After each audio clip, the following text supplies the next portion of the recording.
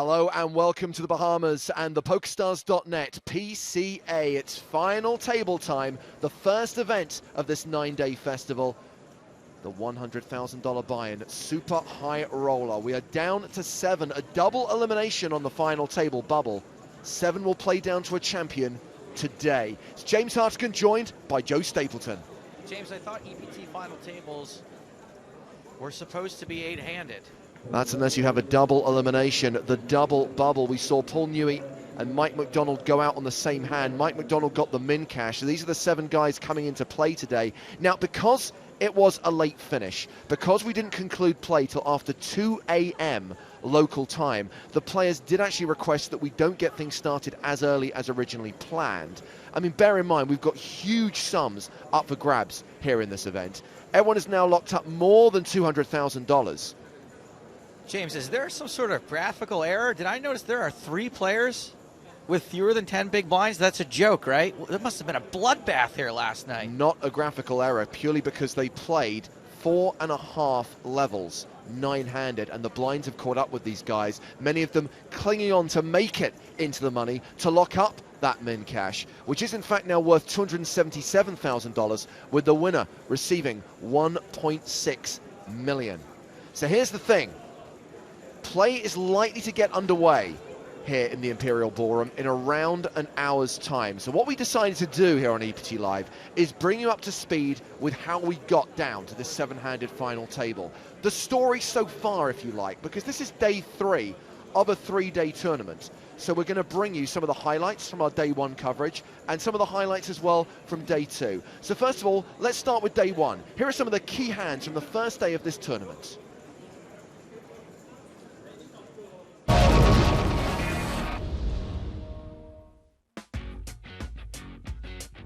Look at this. I told you, it's always Guy and somebody. In this case, it's his fellow Canadian, Timex. Guy's been chipping up nicely. You can see all the black chips in front of Guy's stack right now, which means he's been winning a lot of little pots. He started the hand with just shy of 140,000. He called the pre-flop raise of Mike McDonald. And Mike's going to continue the flop for 8,000. I love that look. I just love that look. I can't help but laugh when he does it. Raise. Loves a raise, this guy. Especially of late. 30,000. You know, Guy, maybe he's had it every time when he's been putting in these raises, and maybe he's working off his image a little bit.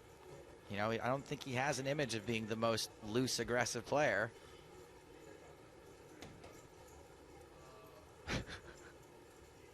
It's almost like Mike has decided how many times he's going to blink per minute.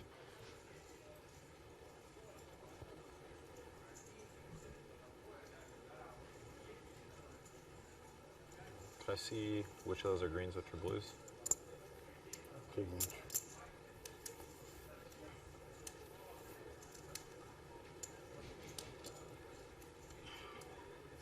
I'm not sure if Mike achieved his objective there.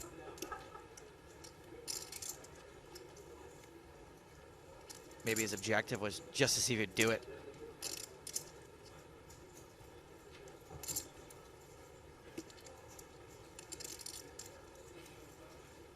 All in. Oops! McDonald shoves and Guy Laliberté snap calls. So I guess he got it this time.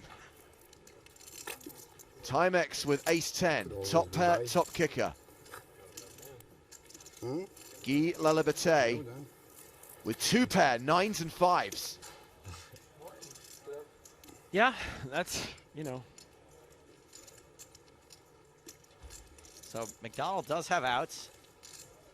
Interesting call pre-flop from the cutoff, 9-5 suited. Yeah, hey man, they were suited. Flops 2 pair, but last time this happened, he got counterfeited on the river. And that's the other way to do it. Here we go again. So Drawing dead.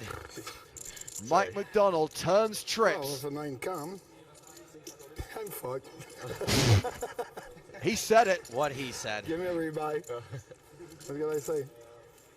The good news is, he can afford it. Yeah. Oh, now man. that's evil. That's just truly evil. The 9 does not help Guy I Laliberté. wanna draw another Both one in players case I with a get full club. house. Mike McDonald's full house significantly better. And Guy Laliberté announces that he will be re-entering. I love this significantly better. What do you mean significantly? The close only counts in horseshoes and hand grenades, buddy. This is like. Being Well, lucky the today. significant difference is that he's just won a huge pot, and the other guy's going to have to dust off another 100,000 US dollars. That's significantly better. He said that 9 No, didn't that's help not Guy. what they Well, told me. it's going to They help him told me spend to bring another out a 100 grand. table. I can't miss a hand if I rebuy. No, it's not a rebuy, it's a re-entry. So you're going to be drawing another seat. You'll get a fresh stack. You won't lose. He you wants won't back lose. in immediately, and maybe that's With sort of. position on Timex. Thank you very much. And I Not a think rebuy, it's a that sort of says a re-entry. lot about why he's playing hands like 9-5 suited. It was very clear that he was trying to do exactly that, just kind of Luck. Good luck. You might flop be good something luck. big and play I don't pretty know. fast and Better either luck. Better luck. It's like, double up the or only get guy out of who here. got But 3 he pair is, of ace here. do you know- will Make- be back. Mike McDonald has raised from the cutoff, made it 7,500. Looks like the action's been folded to Tobias in the big blind. Mike McDonald in there for a raise first, looks like. Rankamai calls. Two players through the flop. King 10 deuce with 2 spades.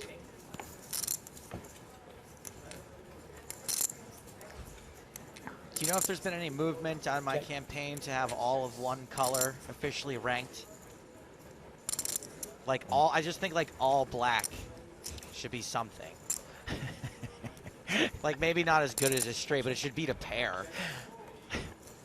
I can confirm that that was rejected without even being Are considered. you serious? Wait, without even being considered? And it has to be considered. They I have wrote to a take it serious. 400-page document. The problem is that you put your name I at had the top over- of it, I so had they over- didn't read the following pages. I had over 19 signatures on that. It said, from the desk of Stapes, and they went, we don't need to read any more of this. Reject. Now, to be fair, most of the 400 pages were blank.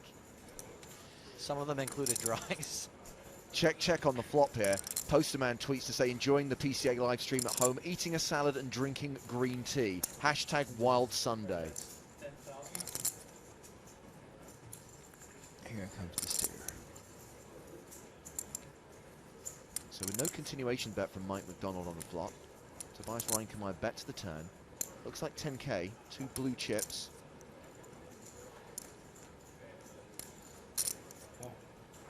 Mike calls. River card. Straight. And with McDonald calling, we go to the river, which is the 3 of hearts.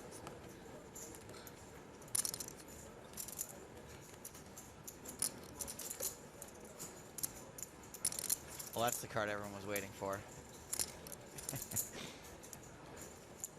That's a game changer.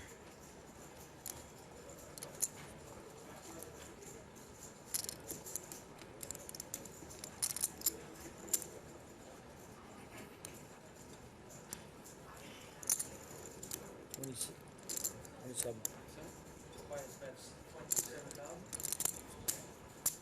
Reinkamai bets 27,000. Quick call for McDonald. Or tens, kings and 10, kings and queens. Yeah, McDonald had queens.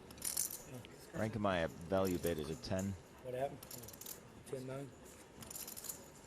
They have to see it on And McDonald called him down. Were you guessing the value bet at the 10, or that you saw the cards? I heard some of Okay. it. The dealer announced the hands. This hand started with a raise from Tobias Reinkamai. Called by Reese and Newey. Newey checks the flop. Reinkamai checks as well, no continuation bet. Ryan Reese makes it 11,000. It's all spades, 8-6-5. Newey has called. And coughed. Action now back on Reinkamai, the man who started this all off pre-flop. How do you do this, James? Like, day in, day out. Heavily medicated. All in. All in. Raise. Tobias re-raises all in. Here we go. Reinkemeier's shove is for around 69k. 60. 23 big blinds. That's 20s. That's 22 right there. I'm sorry if I whine about this during the week, but the lack of all-in triangles is massively tilting. It's one adjustment that needs to be made to the PCA Oh, there's no ASAP. trying. No triangles. Jesus Christ. See, Theo thinks it's bunk as well. It is bunk. 67, Last time you complained about the wrong and you got it swapped. 69,200 total. That's right. There's Yeah. a lot of power this Now guy. there's nobody, like, there's not even a singles triangle. Can we borrow the PokerStars Fat Cat's blimp and get some all-in triangles flown over here by tomorrow? Unfortunately, the blimp is involved in Good a call. And we got a government overthrow in another part of the We world. get to season cards. Well, hang on a second. We've got Paul Newey in this pot as well. Reese is not reshoved. He's just called the 69k. Reese has got, excuse me, Newey's got both guys covered. This is such a tough spot because, He's in. yeah, Michael. and he can look very stupid if he's up against the flush, which he. Wow. So Wow, Newey the reshoves for And Reese has a 309k. king high flush or something like that. Huh? And Reinkemeyer is pretty much drawn deck. You're still alive. All Well, right. that's a bit of a cooler. Yeah, Perfect. you can't really blame Reese for playing that bad. Not a bad spot to be in. You said I mean, I'm getting fresh 250, so 69 out there, right? it's not the worst. Well, Reese probably isn't going to go broke here. I don't think he can. He's not. Newey had the 210s, right? Yeah, Nope, just, Newey has just the nuts. first deal. I'm confused about how the dealer has positioned these cards on the board, Yeah, to be Yeah, honest. but Newey has the nuts. Reese has the king, queen so flush, funny that that's and what you're Reinkemeyer has a pair of fucking tens drawing with a. So, So Newey, yeah, all right. Well, both these I guys didn't are have either of those cards. very likely So going nine of to spades, definitely spades. Ryan Reese. neither nine did of I. spades. No. Reese is gonna have a Let's do this. Anyone Come on. fold little seven of problem spades, getting okay. out of this. Give us the sweat. I take Seven of both. spades, Just For a 4 of spades. In our first song of the year, our first chop pot song at least. yeah, 7 is good. Okay, Let's do 7 of Yeah, spades. you're, I thought we'd go by. But Reinkemeyer looking for Right on the river. a 10 or a board pair here So, for a little bit of hope. sorry, I apologize. You can answer the no. So, Okay. Okay, then Can I leave? Tobias is desperate to reload. You know, sit here. You guys can call me back if I make a straight flush. Snap call. Oh, he's not. No, he There's went an error, all they in. need Paul to deal Newey the went turn all a few in. times. Reese. Reinkemeyer shoves all in. Reese calls. Just call. Newey moves all in, and Reese snap calls Ah. A correct summary of the action. from I'm- Lee Jorgensen. The only thing I mean, I don't know why, but there's no way with the nut flush there with Newey I would have shoved the. Well, yeah, maybe. 10 is auch already. It doesn't really matter if you shove a raise. A good kill. It's a strong move anyway. Well, that'll do it. All Paul right. Newey's nut See you flush guys. holds. Tobias Reinkemeyer will have to reload, So now I'm probably as even will gonna Ryan come to this Reese. table again, right? Yep. World Series of Poker main event champion, the self-proclaimed best flight player in the world, is heading for the exit. What a hand. Good hand, Paul. Look, even the best player in the world can get cold decked. And Paul Newey on his second bullet is up to nearly 520,000. Now, Andre, we actually have a member of our crew I'm in for that, by the way. who frequently gets mistaken for you. Oh, yeah? There's a guy called Harry who works behind the scenes. Bit of a button monkey, basically clipping video. But frequently you walk around legs of the EPT and people go, it's Andre Akari, and then go, oh no, when he looks a little bit closer. But at first glance, he often gets mistaken for you. Do you find yourself walking backstage here and one going, it's Harry, oh no, it's Andre Akari. But it's really hard to find a beautiful guy like me. You know? I don't know why these guys are making this kind of mistake. I think if it weren't for looking like you, Harry would still be a virgin to this day.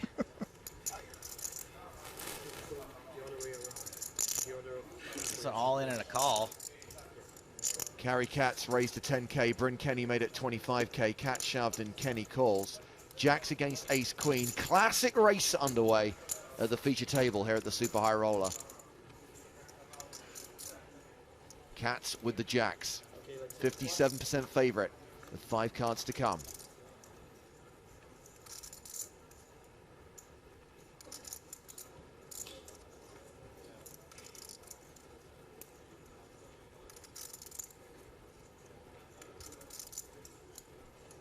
There is a queen on the flop.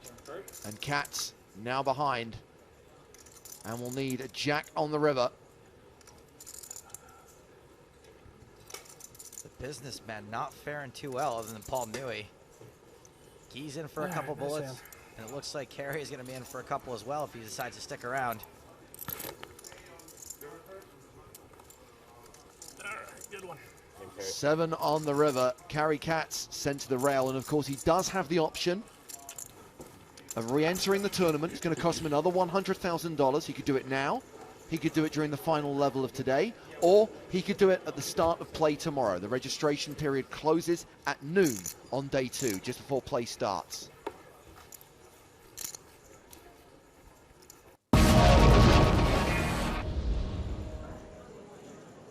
Some of the highlights from day 1 of the Super High Roller event here at the PokerStars.net PCA.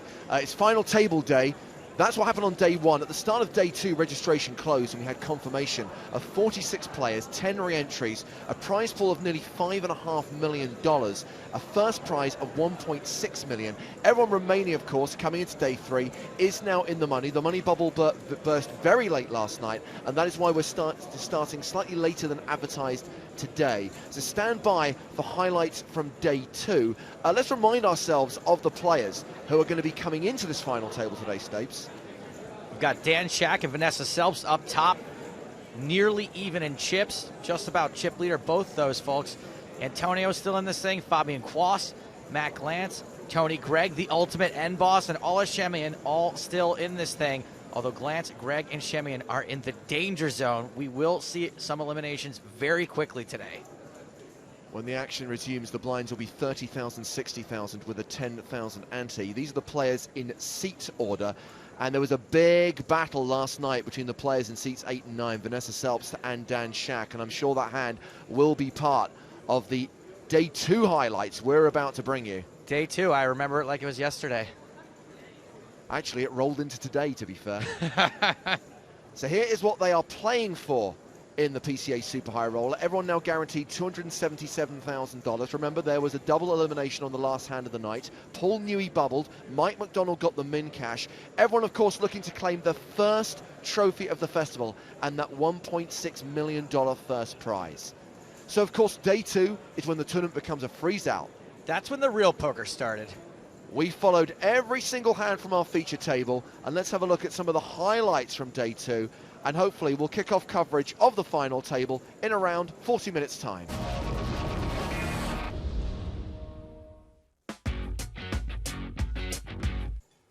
Oh, look in the background, look, on the slides, whee! That's James and Joe right now, just taking some leisure time.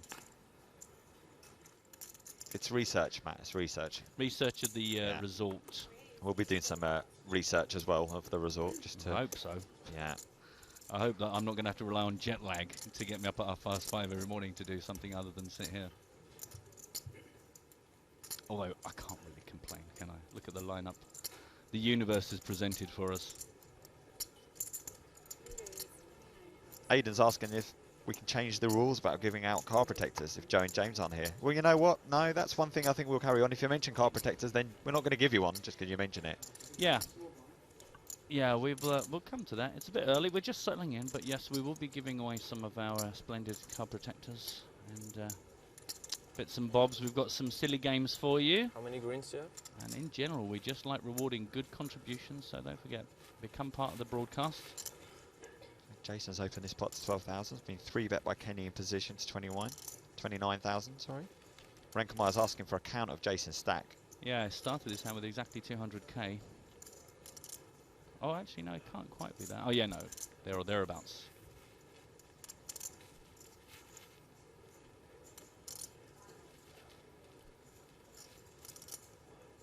Oh, wow. We've just been told, Matt, that we have 10 card decks to give out as well. And these are really, really high quality card decks. Oh, really? Yeah, PCA. Oh, really? Yeah, so okay. Fantastic. Freshly plucked from trees on the Isle of Man. Like, they do grow on trees, these ones, and they're fine quality. 4-bet alert. Wow. Yeah. Oh, apparently they're not PCA branded. They're just PokerStars, Ah. but they are very, very good. Oh, what have you done? What have you done? I got all excited about that. Now this must mean business. Mr. Mercier, who's been pretty quiet, raised it up. Chip leader Bryn Kenny baffed it up to 29, and now Mr. Tobias Rankemeyer. Zoom 66k.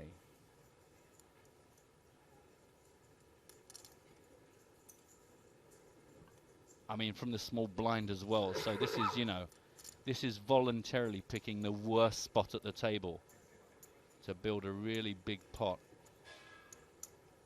Which, of course, to us, you go, oh, must be a good hand. But, of course, the good players know that that's exactly how it looks as well. 5-bet alert. Wow, I don't have a noise for the 5-bet alert. Maybe you... There we go. That is the foghorn of 5-betness. Can we get a new seat in here? Matt's just had a bit of an accident. No, it's all fine. I've got my poker diaper on. On brand, I hope. Always on brand.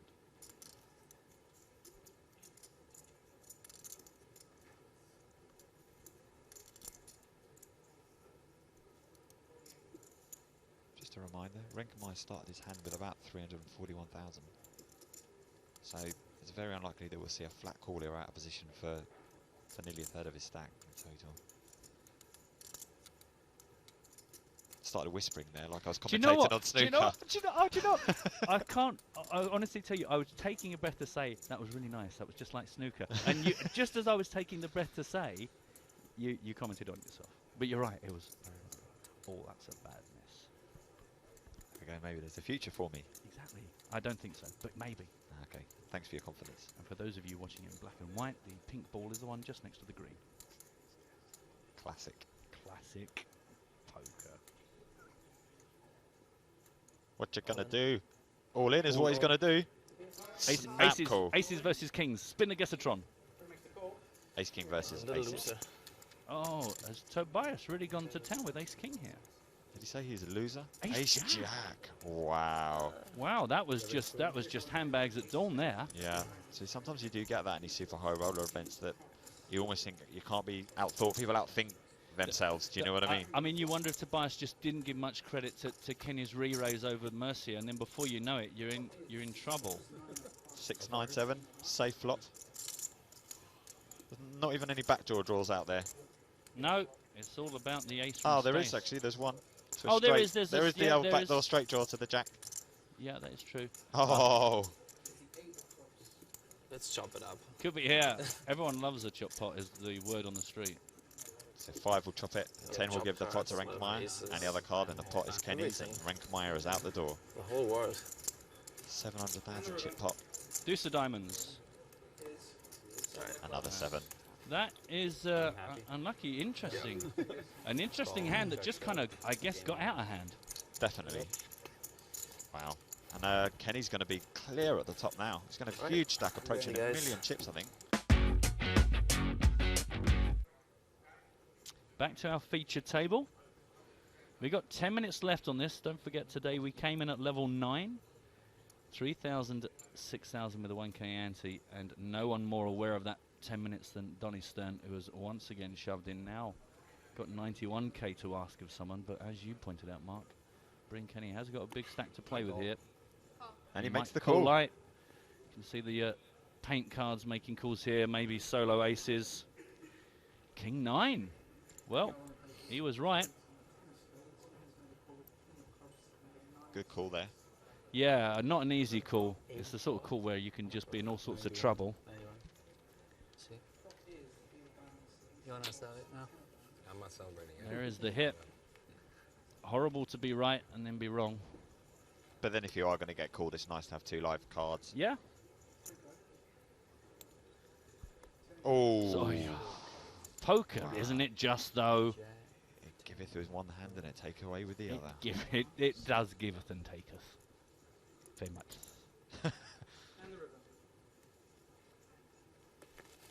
No work for Darnie. More chips for Kenny. Simple. Simples. Simples. Unlucky. He didn't really have too many options. He came in short stacked. He only started the day 98,500. So no real surprise. Oh, is this a slow motion replay? That's tremendous. Wow. Slow motion replay of the river. Wow. Oh, that's a shame. I was quite enjoying that. And Oh, just and there's watch his reaction. Heartbreak. Oh. The disappointment. Players are really moving up through the gears now at our feature table. Started off feeling each other out, then there were a lot of... No, I was halfway through a sentence, but you just come in. You weren't listening to me at all, were you? No, I wasn't. I was halfway My through bad. an announcement. I do apologise. Mark just... Sorry, I thought you'd finished. I thought you said we were getting it later on, and my bad. No, I was just... Carry on. No, it's fine. I was just saying, everyone, 4 hours' time, we got the $1,500 free roll for the PCA live viewers. Let's not fall out so early in the week. Unbelievable. I do apologise to everyone about the rudeness of my colleague. No, that's all right. No, you go for it. I was just trying to talk about some poker, you know, that's all. We've got superstar Jonathan Duhamel opening. Another superstar, Jason Mercier, 3-betting to 36,000. Got a free roll as well. I'm sponsored by the free roll today.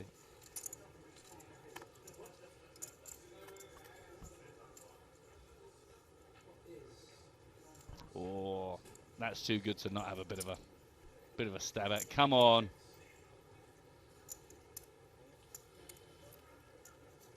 Mercy, very quiet so far today, really.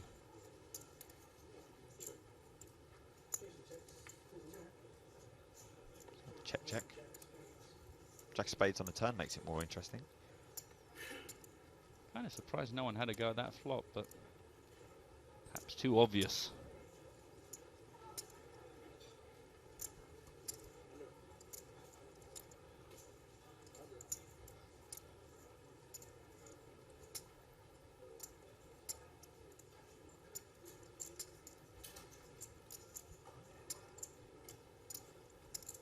Check behind on the flop from Mercier has invited Jonathan to bet this turn card.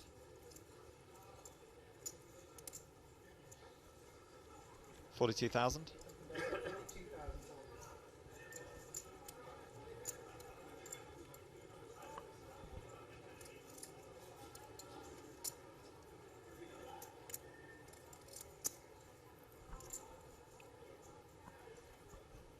What you gonna do, Jason?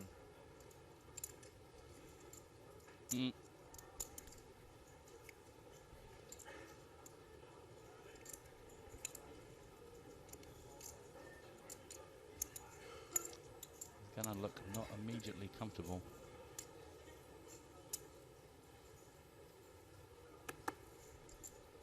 I'm letting him go. Yeah.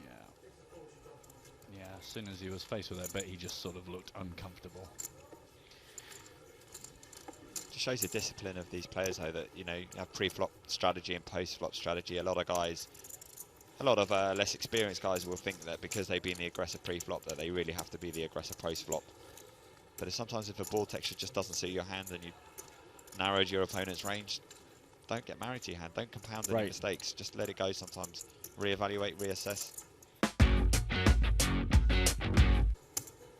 Might find a bit of resistance. Mr. Jason is all in. 138k. Still a few players live in this hand. Just an open shove from the button.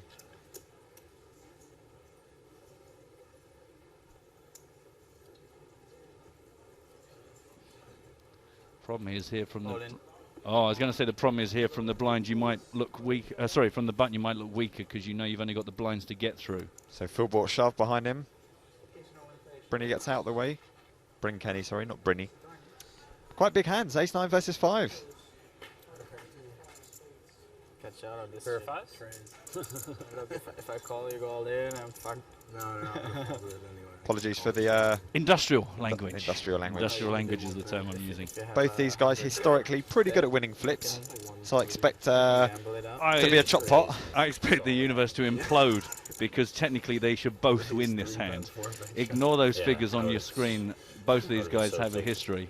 Or you could just roll a 9. It's much better. Jason's obviously got to decide which way he's going to suck out on this. Probably going to make the straight runner. Now the old back door.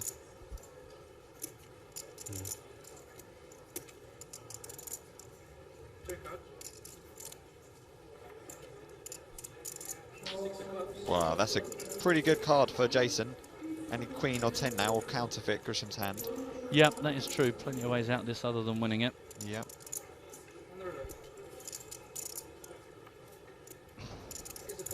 Wow. No good. Good game, Jason. See you, buddy. Good luck, everyone. Jason Mercer, who famously won the first ever high roller on the EPT, $1 million challenge, or the £1 million challenge. I thought you were going to say a million years ago. It feels like that. There was a really big bet from Paul Newey on the turn, but 90,000, almost the pot. I know he's been treated to a shove by Kenny. Sorry for jumping in there. No. That's absolutely fine. That's worth interrupting me for. We already have a set of sevens. It's a set of threes. Come on, Paul. Can't you see that? We can all see that. I mean, he Obvious. may as well have his cards turned over. You got the ace-king, haven't you, Paul? You got the ace-king, and now you've got into a horrible spot. Who knows? Problem is, Paul kind of like, it looks like he's got one of the hands that he's thinking, I can't possibly fold this. And then Bryn shows the bluff and I hate my life. Yeah. But also you just go, well, the problem is the good tricky players, they are allowed to turn up, He calls. hands. Kenny says just a draw, so it Queen seems as 10 if- or something, is it? Yeah. 6-5. Oh, he's on the fly. Okay, right. Gosh, he was just playing well. And an inside straight draw as well. Yeah. Good read though by you, ace king, top two. Come on, give me some credit. But I think kind of Obvious. Newey just sort of told us, didn't he, really? But that's the thing, isn't it? For Newey, it's exactly what you want to have, but you just hate it. And you could see there, he could very easily have talked himself into folding because you suddenly get that paranoid part that goes, oh, you got the sevens, you played the sevens, and now you're just milking me. And now I've improved on the turn, I'm just going to give you all my cards, all my chips. Red face. You kind of don't want to see another spade there and give you something. You're just going to get yourself in trouble.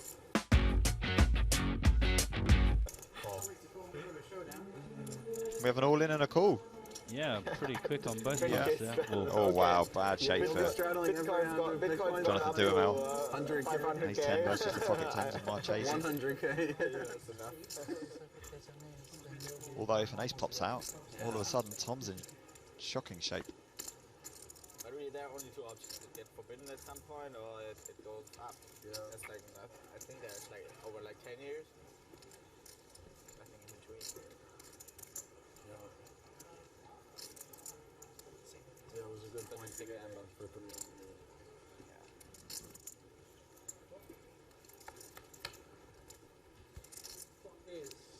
That's a pretty good flop for Jonathan. Yeah. Picks up some equity in terms of the straight draw. Yeah, shy of actually just hitting your card, you think, well, give you a bit of additional breathing space. It's an ace or a king. Well, he's going to be eliminated. Ain't no good. You say goodbye to Jonathan Duhamel. Yeah, we said this is going to be the level where the guys struggling were going to be exiting, and we've already seen Scott and now Jonathan go out. Some of the big names. Not that there aren't really any small names in this particular tournament, but that's exactly the face and the hand gesture we would expect from that exit.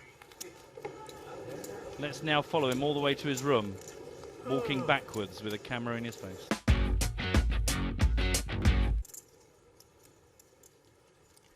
Can't take them back. Oh, that's okay. 225. 4-bet alert mark. That's the alarm for 4 bets. The reason why I wasn't paying much attention is that I think that Ole Shimia may be chip leader again. Oh, superb. Yeah, we'll get that confirmed. Well, how'd you like them bananas, Tim? I haven't seen Quas in that many hands. Has he been playing? Yeah, he's been fairly active. Yeah? Yeah. Okay. He picked off the bluff from Bryn Kenny, do you remember, with the 9s and the 6-7 when he first came? All in, cool. Wow. Does usually have a hand Huge when he pot. is in a hand. Kings and he had the ace. King, maybe. Is it a role reversal this time for Quas? I don't know. He's not happy. No, Oh, queens. it's a classic one. Classic like race underway. Classic race underway, ladies and gentlemen. As the graphic will confirm for us. There's a man somewhere with a button, just one red button with that written on it. Been waiting for the last 3 hours. Underway and then 3 dots. Yeah, it's called an ellipse. 2014 is different. Pardon? 2014 is different. Ooh. Uh-oh. Uh-oh, you've said something, and that's bound to have changed the universe's laws. Yeah, the poker gods are listening, Fabian. Yeah, Careful what you How say. much you have exactly? Around 800. Oops. He's got you covered, buddy. And you? And you? Slightly less than that. You get me covered. Good luck, everyone. Thanks for playing. Another spade would be fun, though, Ten on of the turn. spades, 10 of spades for the ultimate sweat. Yeah, yeah. Just to keep us entertained. Maybe it is I've different. Seen Fabi take some bad beats. Maybe it is different. 10 of spades. The turn. Oh, he's calling that too. Everybody wants it. It might just be a 3 of spades. For TV, come on. They gotta put it up. Oh, close. I felt the 3. You did. Yeah. Did you? Yeah. See, that's how I play poker. I felt just black. guess cards. You felt guess a black cards that 3 are as coming. well. Yeah. Like you kind Told of ya. nearly knew, but didn't. It's spooky. Look at that, Fabian. Cross. Stacks of Huge 19, pot. but I'm trying Could be to. one of probably the biggest pot of the tournament so far. I'm I would back hazard a up. guess. See, but Quas has been playing hands, actual hands. The ace-king that he lost with, Yeah, the pocket 9s nine. that he called, Yeah. and now the queens. So it's a lot of the time people think that guys like that are only like playing so many random 23? hands too, but Yeah. It's very important to be chip leader at this point. Tim's all in. Now you feel even better. I'm pretty sure. Yeah, like But the maybe first you're. 4 hours. does he want to 79,000. play another hand is the question. All in as Oh. well. He's like, I'm not playing any flops Wow. anymore. Yeah. Over Behind to 20 act. BBs, so Still 4 players left behind him as well. I think he might even like. Oh, he has to have a hand there though.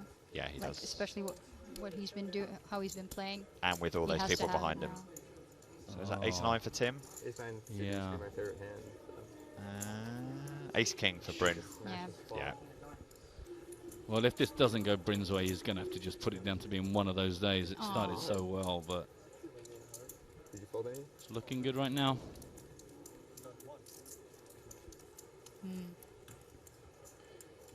He seems like such a nice guy too. Taking a beating. Still want to kick his ass, but you know, but still. Ooh. Oh. It's not as I saw- yeah, it kind I of looked thought more dangerous, didn't it? It looked like another heart. Yeah.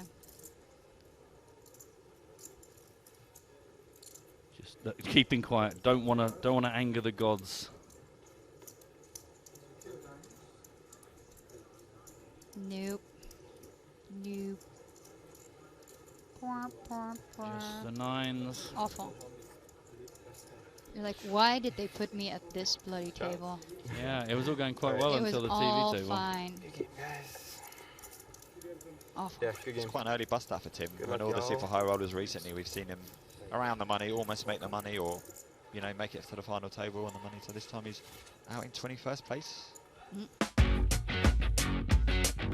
Oh, hold on a sec. Justin I think it's Bonomo's all in. 165. And Tony Gregg's asked for a count. 163.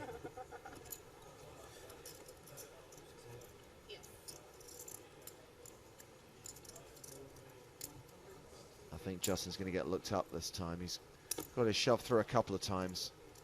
What position is Tony in? Tony's in the cutoff.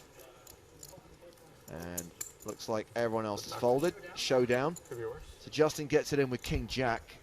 Could be better. Announces it could be worse. Up against Ace Queen, so he has live cards. Yeah. And one live suit. Yeah, unless Spade's not working for him, but 4 diamonds would be okay.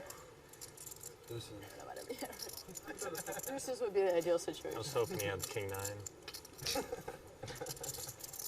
Oh, there's 2 diamonds. Potential flops. There's some fun turn cards. 2 diamonds and no ace. Also important.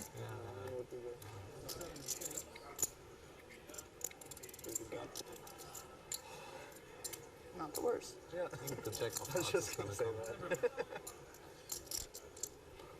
Well, there is the nut flush for Tony Gregg and the elimination of Justin Bonomo. He won the Super High Roller in Monaco at the conclusion of Season 8. No second win for him here at the 2014 PCA. He's out in 15th place. Shemian raises the cutoff. Action on Dan Shack in the big blind.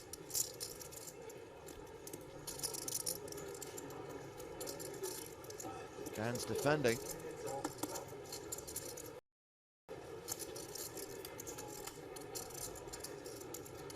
King, Jack, 8 with 2 clubs.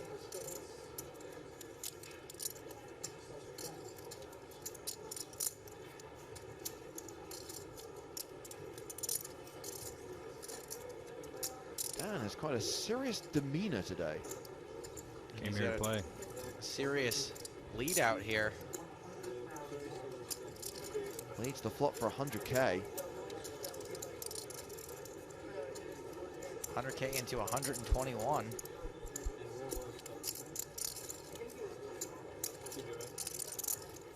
Donnie, if you're ever going to play a hand this way, what kinds of hands would you lead this strong for? Leading in this spot, I don't do too much leading, and mostly it's out of laziness, not because I think it's wrong. But leading in this spot, you generally want to do it with some hands that you're pretty comfortable going with, or pretty comfortable folding if you get raised. That's probably a little bit less so given their stacks. That there was actually quite a bit of room to play. They have they still have 3x pot to play almost, even when he calls. So I think like being somewhat polarized makes some sense. You know, having like 2 pair, really strong draws, or also some weak draws that you want to barrel on certain runouts. So something like 7-9, maybe 10-9.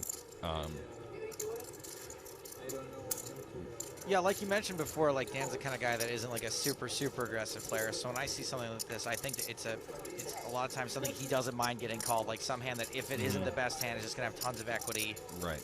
I mean, if I was going to be running like a multi-barrel bluff here on this board, it would be with something like Queen 9 with the Queen of Clubs, or something like that, so that you can do this and just shove the river, and you have a good hand to do it with. And so Dan led the turn for 175K and now shoves the river for 671,000. And Shemian wants a count. Did he have exactly a pot size bet? The pot was 671, and he shoved for 671. He's a finance guy. I mean, that's some planning right there. I know we don't have whole cards here, but I really want to know what he had. Yeah, me too. Phil Gruesome all in for 328,000. Open shoving from the hijack. Folded around to Vanessa in the big blind. 328. I call. And Vanessa calls, putting Phil board at risk. Ace-10 again for Vanessa. Ace-10 of hearts against the pocket 7s of Phil Gruesome. There is a classic race underway at the feature table, with Gruesome at risk and needing that pocket pair to hold. Ace-10 never wins twice in a row, right? Is that how it works? I'm asking you. You're the expert, buddy. It's about 48%. 2 hearts on the flop. About 52%? 56. Oh yeah, it's no 7 hearts. 7's holding for now, but Vanessa with a ton of outs. Low card. Aces, 10s, and hearts all working for her.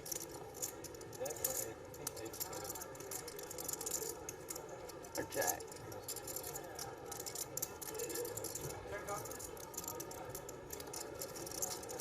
Well, there's a 10 on the turn, and Gruesome's now drawing to a 7.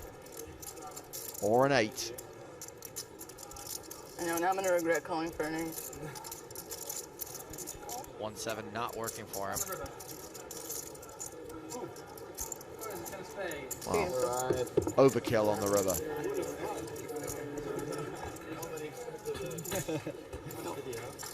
320. Don't feel too bad for Phil Bart. He had a pretty good 2013. And if we are going to accentuate the positive, I believe he only bought into this tournament once. This was Mr. McGlantz min raising. Only got some interest from Vanessa. McGlantz, I thought you were turning him into a Scottish. McGlantz. McGlantz. McGlantz, actually. That Matt could work. McGlantz. But now it's the check post flop.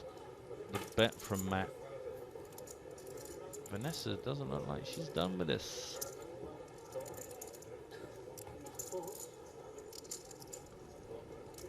Looks like she decided to lead here? Or no, she check No, called. no, Sorry, she check called, yeah. Check called 105k. Yeah, I mean, this is something that's been discussed many times by not only me, but I'm pretty sure other people. But when, you know, people min-raise in tournaments and there's an ante, most good players are going to defend their big blind extremely wide just because they're getting such good direct pot odds pre-flop.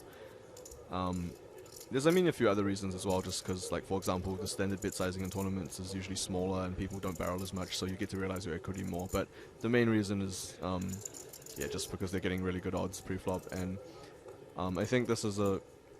I mean, she's going to have such a wide range pre-flop, really, that almost any board can kind of connect with her, but I think this is a board that certainly are going to have a lot of hands that, yeah, she can hit with. And, I mean, it looks like she decides to lead the turn, which is quite interesting. I mean, I think she can have a really wide range. I mean, she can have some, you know, hands with a 5 in it, which decide to lead the turn just basically for pure value. And sometimes some players, like, yeah, Vanessa could be capable of maybe even playing like a semi-bluff like this. Like, they didn't want to check raise the flop, but they decided to maybe kind of delay that, you know, bluff towards the turn. So if she decided to have a hand, perhaps like Jack 10, she could play like this. I mean, I'm not saying it's particularly likely, but it's definitely possible. Do you find that that moves like this are more powerful made on the turn than they would be on the flop? I think it depends on the opponent type. Some people find it harder to play against turn aggression, like so the line she took. But at the same time, the problem with taking that line is you also allow the guy or girl to see the turn kind of for free. Like, they get to, if whatever they bet the flop with, they get to see the turn as well. Whereas if you check raise the flop, then, you know, they have to pay to see the turn if they want to. And also, on this particular turn card, it's one that people don't really believe too much because, you know, I think people realize that she could have some draws, and it's not too easy for her to have very strong hands. I mean, she could definitely have some 5x for sure. I mean, she's probably gonna check call all sorts of 5x on this flop, ace 5, king 5 suited, if she, you know, things like that. Yeah. 6-5, 7-5 are very likely as well. Matt Glantz isn't going to be pushed around. He's made it 490,000 to go.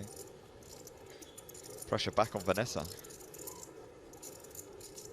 Yeah, it's quite interesting. I think, I mean, you know, they definitely could have some sort of dynamic, but in general, I would say that most people would call most of the continuing range here on the turn.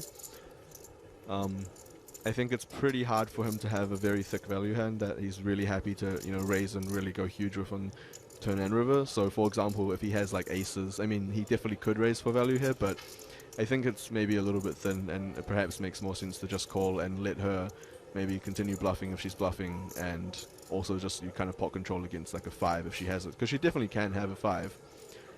She makes the call. Yeah. Wow, this is a huge pot. Yeah, this is easily one of the biggest pots we've seen. I can think of 1, 2, at least 3 players at this table who are inside are deeply going, please get it all in, please get it all in. Yeah. This could very, very easily shift like the, you know, dynamics of who's got the, I guess, power of the table, who wins this pot. And it looks like there's a reasonable chance the pot gets even bigger on the river. Yeah. I mean, 7 of hearts. I was going to say, hands that you very comfortably could raise the turn for value with would perhaps, for example, be like boats. But I think even those, in general, a lot of people just prefer to call the turn, because if you have a boat, it's very hard for her to have a hand that wants to continue. Right. And yeah, You'd be too afraid of like getting rid of an inferior hand on the yeah, and she could be bluffing, and she could continue bluffing, or she could perhaps be semi-bluffing with a hand like Jack 10, and you want her to think she caught up. Check, check. Oh, wow. What a strange an anticlimax. conclusion. Pocket jacks for Vanessa. Wow. Good enough. She tightens her grip. Very interesting. I said that she might get to 4 million by the bubble. Yeah. Almost there. Yeah.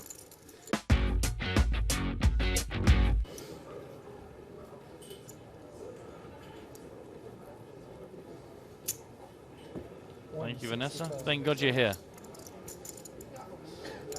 Get this ball rolling. 165k into a 450,000 pot.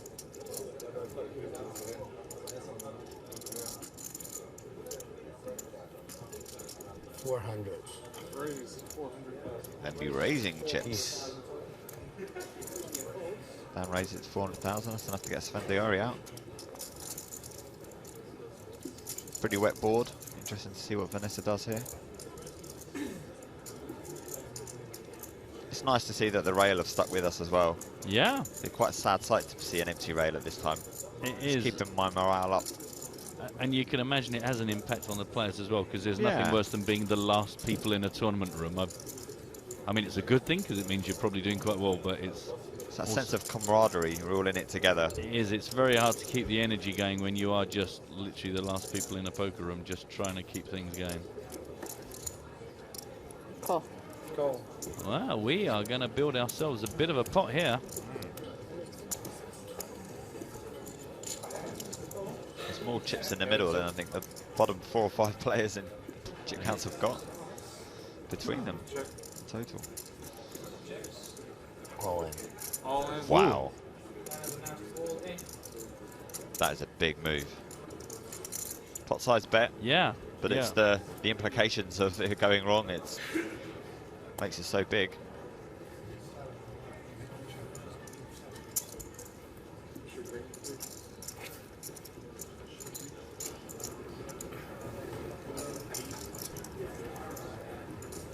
I call. Wow. Oh my word. Huge pot. Most unexpected. 10-9 for Shaq. With the clubs. Great call by Vanessa. Huge move by Dan. Dan Shaq's going to bubble here unless he hits a club or a 10 on the river. Yep. Oder flush draw. What a crazy end of the day this could be. 10. Flush draw and 10. Flush draw and 10. How do you call with that? That's a brave call. Yeah. I mean, Dan is saying, how do you call that? But check behind and take the free card, Dan. Yeah. You know, with all these, it's a 200k, 200,000 bubble. Second pair and a draw. It's just decided to get a bit crazy here. But as you said, Yeah, we'll just go to arbitration. 10 all the clubs. Oh, wow.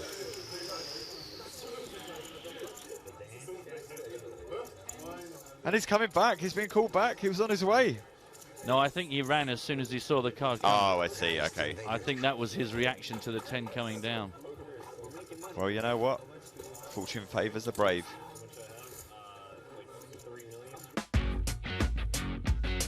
$217,320. Aces with your stack or something like that. Like, maybe not even. Yeah, aces for sure, right? No. Yeah, it's just, you're right, it's just about surviving. Yeah, and you're Mike never McDonald get there first. You're never making anything here. You're never giving yourself a playable stack again, are you? So true. All in for 20,000. He has got 2 antes. The irony is that he didn't look there. You're kidding but me. all You the did it other blind? opportunities when he could have done it blind and really, from an ICM point of view, maybe. 60, yeah. I don't know. With I don't know. fold equity with 1.2 Well, big blinds. Oh, I'm just saying. I can't call these. Gun? Oh, Jesus.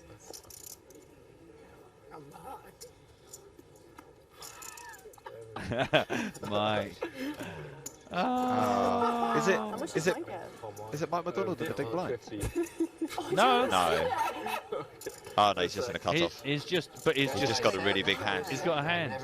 Well, I don't know about a really big hand. If Paul knew, he didn't even look. No, I've That's never so seen sick. this blind when he had 2.5 big blinds. Yeah, I know. It's so nice that Vanessa's forgotten about her own woes through the suffering of others. Yeah. Well, Zuli was on Twitter saying, I feel like the non-short stack players are laughing just so they won't cry. Probably not a long way off the truth. One sec. Yeah. Very good. That's a lot. This is the sickest thing. One sec. I just need to run. I just need to run through the cases. No worries. Really? You get me through the pot. How much? Is that 30 or 10? 30. Dude, I can't believe they shoved 2 stacks of 4 bigs. It's just Obviously. What the fuck? What the frog there he was just saying is hallucinating.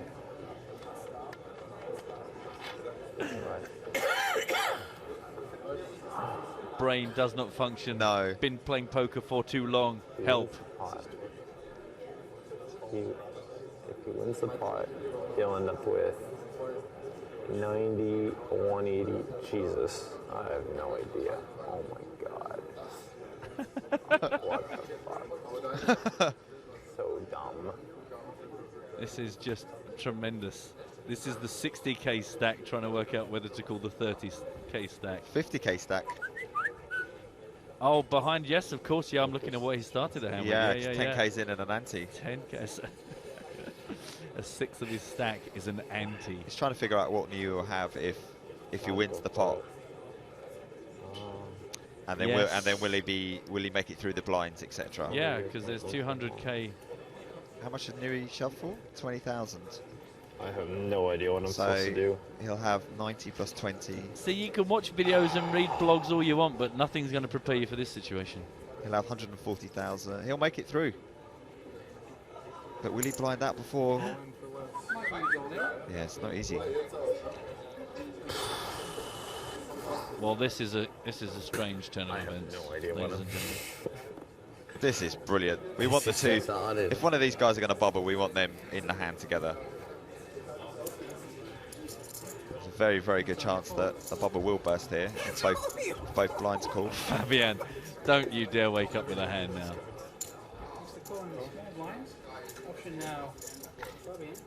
Is there any value in shoving to isolate? Or raising to isolate? Isolate Taking what? this mic off. If this isn't it, then we don't deserve to go home. This hand doesn't do it. Good shout, Vanessa, good shout. Gonna play it out if This would be epic if this is not the hand.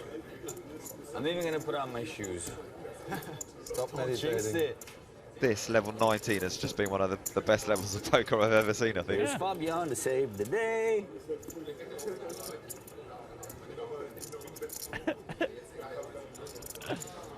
Oh, isn't poker just silly? Really, Fabian? So Two Fabian ISO is and nothing in the pot. coming back at glance now.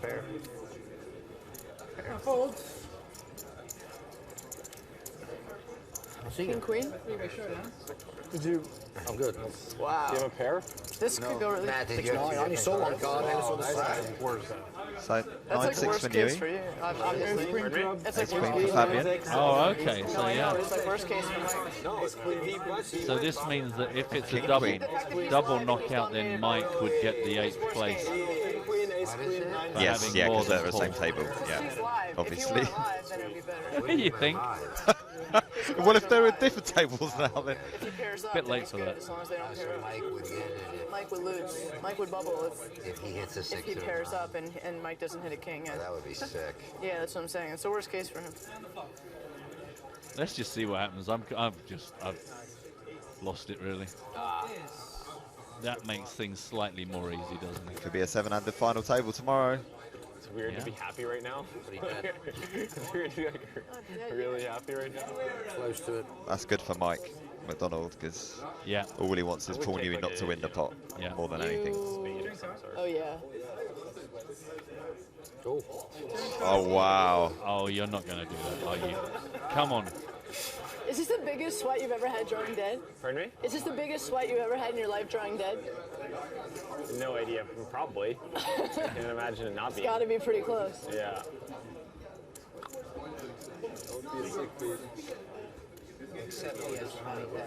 Ace. No, he's not. He would get the money back. Yeah, he would catch if he doesn't hit. If he hits, he doesn't catch. 2 million. Oh. Boys and girls, mums and dads. Poor old Paul Newey bubbles. I know it was a torture. It was a torture. But so we have a double knockout that means that Mike, because he went into that hand with more chips than Paul Newey, does actually pick up 8th spot. $217,320.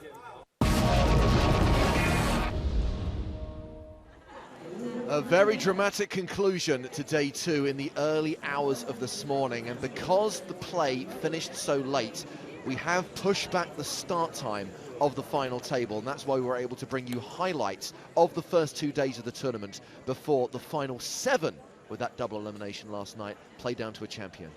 What an exciting bubble that was, and I would say I almost wish that I were here for that, except for the fact that it ended at 3 o'clock in the morning. Indeed. So the 7 remaining players will be taking their seats very shortly, and we'll get action underway with the blinds at 30,000, 60,000 with a 10,000 ante. The important thing to say about the blind level 19 of this tournament, is that we have got 3 players of the 7 remaining who have sub-10 big blind stacks, who clung on for dear life, who scraped into the money late last night, and are now hoping to make something happen, or we can expect them to go broke pretty early today. Something is going to happen. Chips are going to go in the middle. And unfortunately for those 3 players with the sub-10 big blind stacks, doubling up, not really going to help them that much. Joe, what were your thoughts on the big hand between Selbst and Shaq? That was the hand that everyone's talking about. Vanessa amazed that Dan shoves in that spot with so many short stacks, and Dan absolutely incredulous that Vanessa can call there with just 1 pair. Yeah, I think that's another one of those cases of both players having a point, which means neither player really has a point. Dan's move is like just, it takes incredible cojones to be able to make at that point. And I don't think that, like, Vanessa just makes some kind of brilliant soul read or something, because he's just not supposed to be like there, like, ever. And I guess maybe that's what her rationale is in making the call. She also made the call relatively quickly, which surprised me too. You know, at that point of the tournament, you're just not supposed to be risking that many chips with hands like that, with basically turning it a pretty strong hand into a bluff at that point. I mean, he had 2nd pair in the flush draw, and a lot of players are just going to take the free card. Well, the net result of that confrontation is that Dan Shaq actually comes into this final table as the chip leader. Only a slight chip lead, though, over Vanessa Selbst, 62 and 61 big blinds, respectively. Everyone else sub-50. Esfandiari and Quas on around 45 big blinds, and then we've got the 3 short stacks, Glantz, Greg, and Shemian, who will need to get busy early on. Should point out there's only 13 minutes left on the level, and then the blinds are going to go up to 40-80. That will really put the pressure on these guys. I mean, even if we lose these 3 short stacks right away, which never happens, by the way, we never lose all the people you expect we're going to lose right away, but even if that does happen, that's still not going to make things all that deep between the remaining players. So we're going to have to lose probably more than 3 players before there's any real deep play left here as well. So just to clarify on what happened in the last hand of the night with that double elimination, because Paul knew he had fewer chips going in, he bubbled. Mike McDonald got the min cash of around $217,000. So the final 7 have now all locked up more than $277,000. Of course, there are 7-figure scores for the top 2, with the winner receiving more than $1.6 million and the first trophy of this PCA festival. And today is the day when this really does become a festival, Joe, because lots of tables in action today. It's day 1-8 of the main event. Now's when the real poker starts. By the way, those of you looking to play along at home in today's PCA Live free roll, registration is now open. The password for today's free roll is Eugene. Me-Gene. Eugene, as in Eugene Kachalov, the inaugural champion of the PCA Super High Roller. Eugene is the word that will get you into that game, which starts at 5:30 this evening Eastern Time. $1,500 in the prize pool. Good luck to everyone who registers. It's not case sensitive. Just use that password on your screen right now, Eugene, to get yourself into the game on the PokerStars client. And you're right, if you pay attention here in the crowd, you can see all the heroes have come out for day 1A. We've got Adam Levy over there, Olivia Bousquet. Saw Vanessa Russo walking through the crowd a second ago. This is when things are really starting to heat up here at the PCA. And we know that we've got a great table draw on day 1A, featuring Ike Haxton, Liv Baree, and Jake Cody. Might bring you some bonus coverage of that table a bit later on.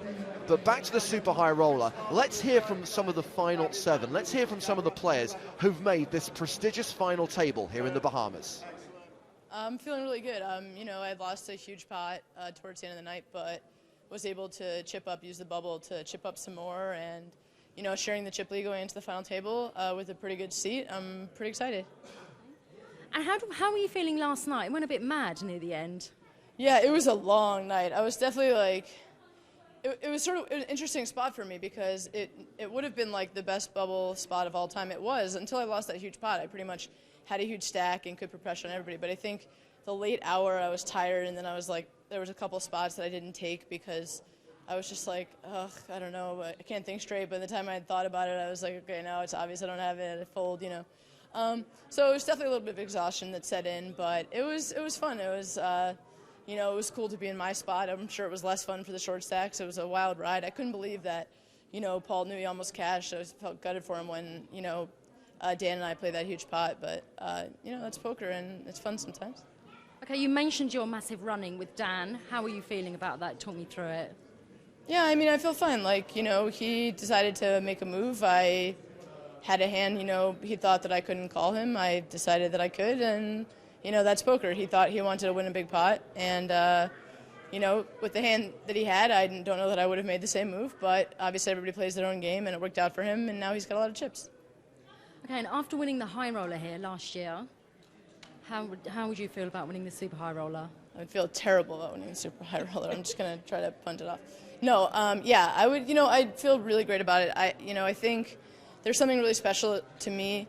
The importance of being a woman in this event really has hit me, only because, you know, with other tournaments, it's like, okay, there's plenty of women that are doing well and everything, but no other woman is really playing these things, so it's one thing to enter and compete, but it's another one to enter and win, and I think that would be kind of a really special victory for me, obviously, but also for kind of women out there that play everywhere.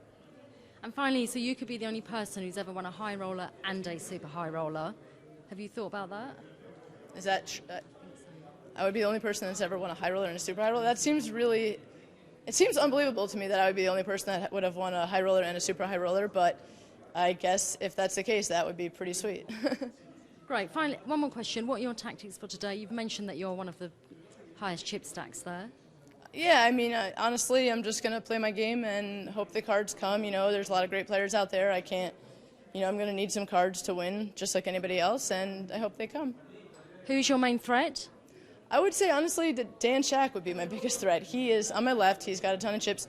He likes to put on pressure with really big raises, and he can be really unpredictable. So, you know, it's very possible that we clash really early on, which, you know, I'd prefer to kind of wait it out until the shorter stacks bust so that we could chip up. But if he wants to play a huge pot with me, I'm certainly never one to shy away from them. So you could definitely see some fireworks there. Yeah, actually I managed to double up a couple of times, so I felt good about that, actually. And how do you feel about today? What's your strategy? No strategy at all, I think. It just feels like a free roll now, and I'm just, yeah, no pressure at all, and yeah, going into it. Which other players do you see as your main threat today? Right now, nobody. Because I'm so short stacked and it doesn't matter for me at all. Like, I don't care. And you're obviously enjoying the tournament. Yeah, good tournament, fun, for sure. Yeah, I mean, you know, I always try to enjoy myself, and especially when you're on the bubble and you have a stack, then you're not really worried about it, and you're enjoying other people's, you know, suffering a little bit. I know it sounds kind of sick, but it's true, because I last year bubbled this event, so I know what it feels like, and so it was kind of like, who was going to bubble between 3 or 4 different guys. So it was one of the most interesting bubbles I've ever seen. I don't think I kept myself calm. I think I went a little mad and crazy, to be honest with you. It was a 14-hour day. It's hard to stay focused, and all the short stacks were doubling up. So I guess patience was a little bit of a problem. So today we're going to try to rectify that.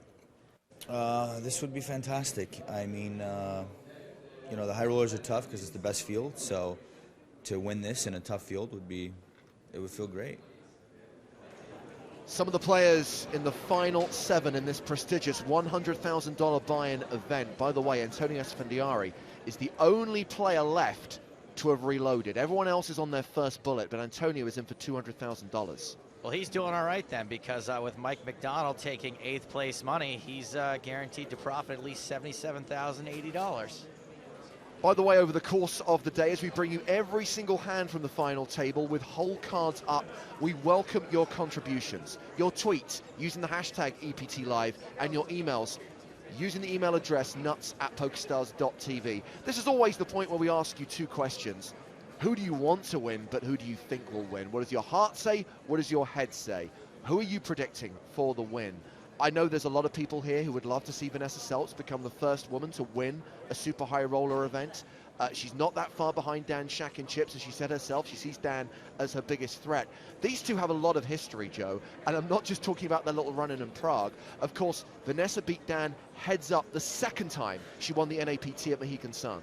Absolutely, and they've tangled in all of these high rollers and super high rollers before.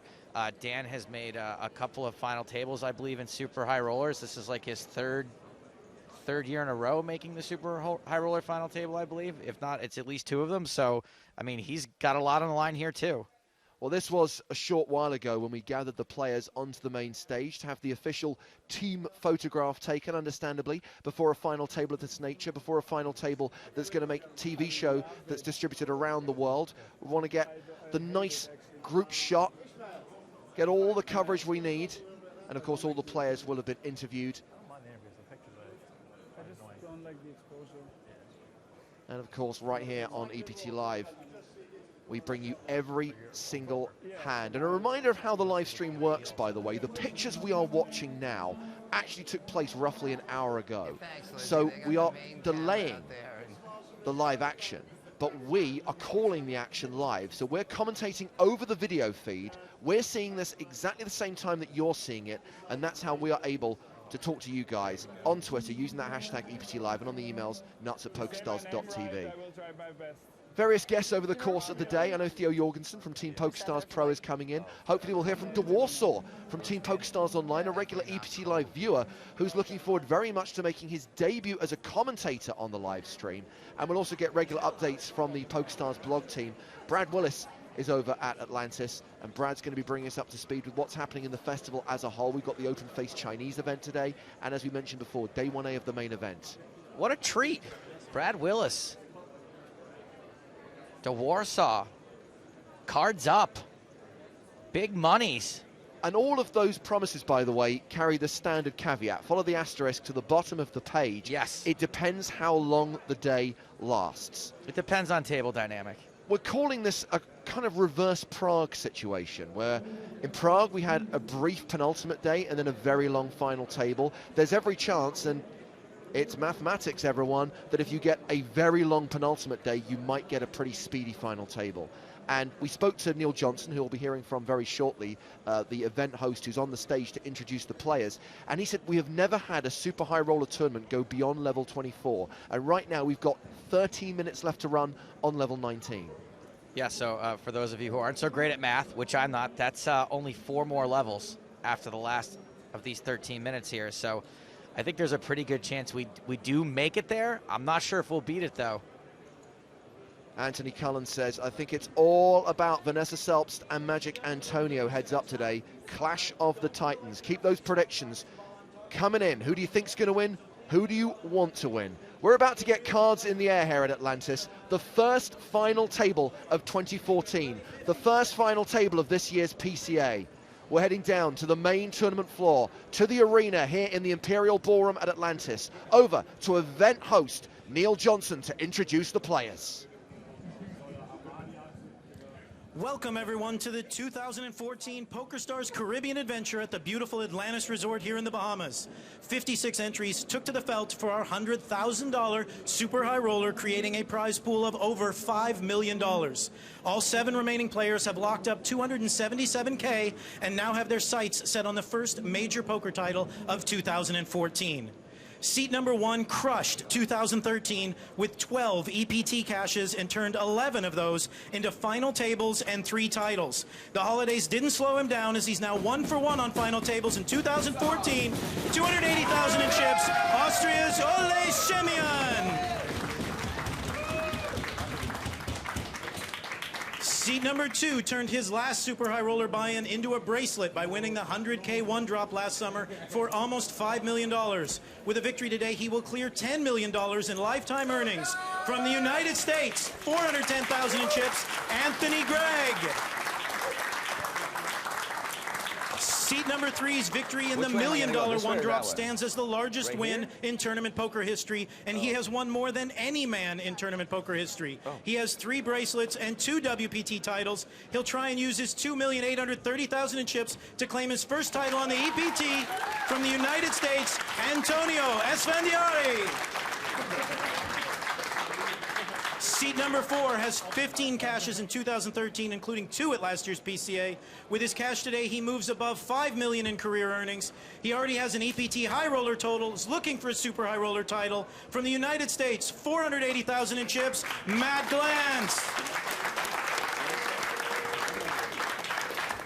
Seat number 5 is from Germany and is sitting at his 3rd Super High Roller final table. This is his 13th cash on the EPT, and he'll be looking to lock up the first trophy of 2014 with $2,650,000 in chips. Fabian Kvass.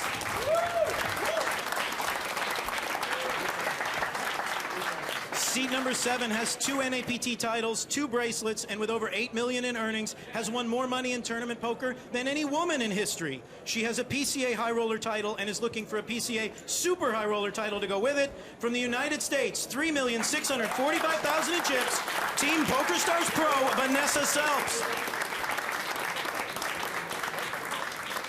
Seat number 8 has an incredible 6 super high roller final tables, including a 2nd place finish here in 2012. A victory today will give him 3 super high roller titles and over $7 million in lifetime earnings. He is our chip leader with $3.7 million in chips. From the United States, Dan Shack.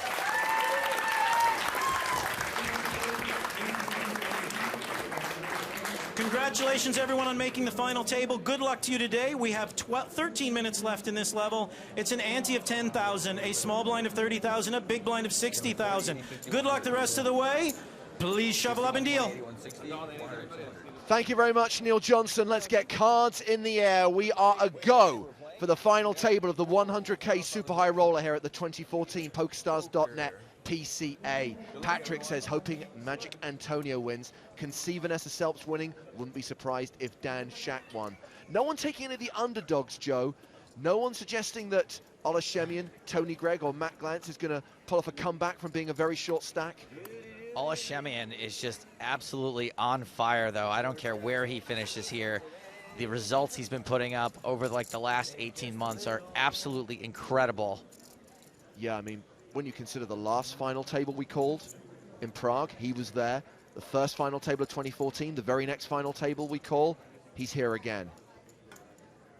Ryan LaPlante says, really want to see either Antonio Esfandiari or Vanessa Selps lock up this win. Antonio's going to get us started on the first hand of the final table. Action folded to him in the cutoff, and he raises to 130,000 with Queen 5 of spades. Vanessa Selps in the big blind. Antonio really choosing to get things started here. This isn't really a legit hand. They are 7-handed, so it's almost short-handed play, but this is still a little loose. And Vanessa defending with a suited 1 gapper. 9-7 of diamonds and a Queen 8-4 flop with 2 clubs. Top pair for Antonio. Not much there for Vanessa to be crazy about.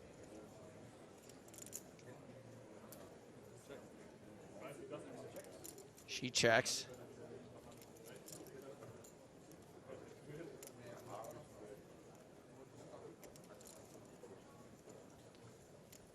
See if Antonio chooses to continue here.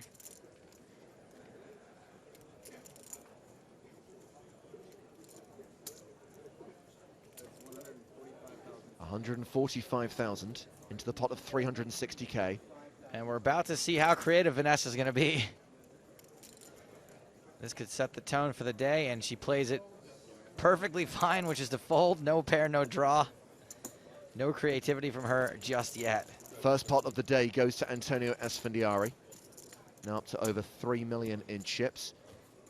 Lindsay says, as a woman who is sick of seeing the massage ladies be the only women at the Super High Roller final tables, I gotta say, go Vanessa Selps.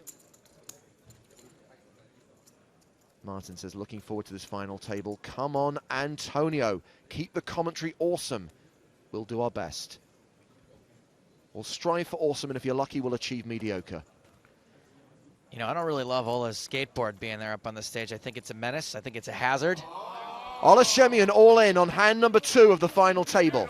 He could be skating out of here very soon. Shoves under the gun with king 4 of diamonds. A lot of players to act behind. Tony Gregg re-shoves with ace-9. Gregg has Shemian covered, just. And someone could still wake up with a bigger hand between these two. Fabian Quast with a decision on the button. 2 10s for Quast. Absolutely no way he doesn't get involved. A call? Just a call. Vanessa in the small blind. Has all 3 players covered, but elects to fold. Dan Shack, chip leader at the table. So naturally, he also has these guys covered. Very easy. He folds as well. So here we go, a 3-way all-in. Quast has the best hand and has both players covered. Shemian looking for a king. Gregg looking for an ace. Shemian would also be happy with diamonds. But Only 3 of them, not however. too many diamonds. Ace-9. I have ace-9. Chris McFadden says, last night I said Tony Gregg was the dark horse, but it'd be a big ask for him to make a comeback. Let's see how this plays out. Yeah. I don't know. It's a good spot. 2 4s. I had 10-4 off. No. Vanessa's claiming to fold a 10 and a 4. It's all right. Yeah, it was a good spot. That was.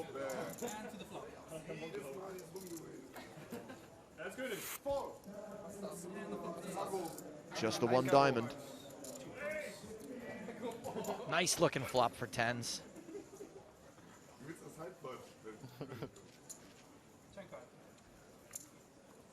Diamond, but it's a full house. Over. Yeah. Ja, Dame ist gut. Queen.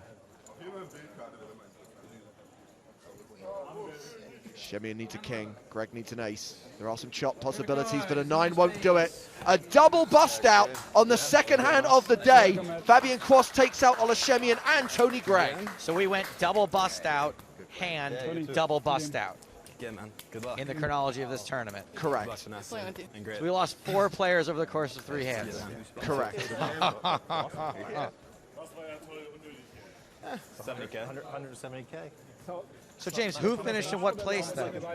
Olashemian had fewer chips, so he's our 7th place finisher. Tony Gregg is officially our 6th place finisher. 7th place good for 277,000. 6th place good for nearly 350,000. 347,720. And just like that, 5 players remain. They had to wait through all that rigmarole Last for. night it was 3 hours for that. Yeah. Wow. Obviously, it makes a big difference when it's Matt Glantz 220 in the ladders up 2 spots. All right, somebody's got to double me up, and then we can all play, guys. What do you have? Matt Glantz is Less than 500. doubled up nearly, laddered up nearly Can't even hurt you. $200,000, about 170K.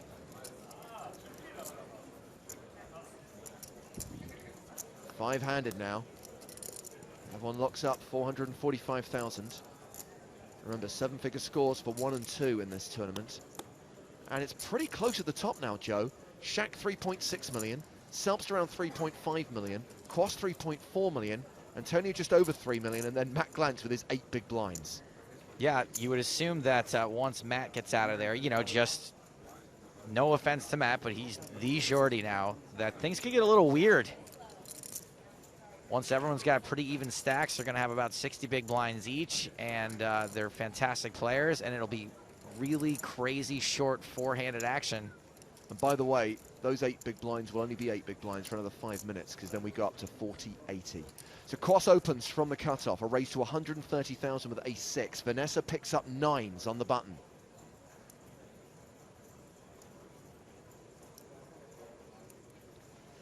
See if she 3-bets or just calls. Looks like a 3-bet. re-raise is to 280,000. Bart says disappointed Shemian didn't skateboard out of the tournament. Health and safety, Bart. Health and safety. Taken out by the crossing guard. Remember to tag your tweets, EPT Live. Emails should go to nuts@pokerstars.tv. Cross folds to the 3-bet. And Vanessa Selps wins the third hand of the day, the first hand of 5-handed play. So if the pattern continues, we'll lose 2 players in the next hand. Easily. We've had a flurry of tweets coming in, by the way, guys. Thanks very much for participating, for being with us.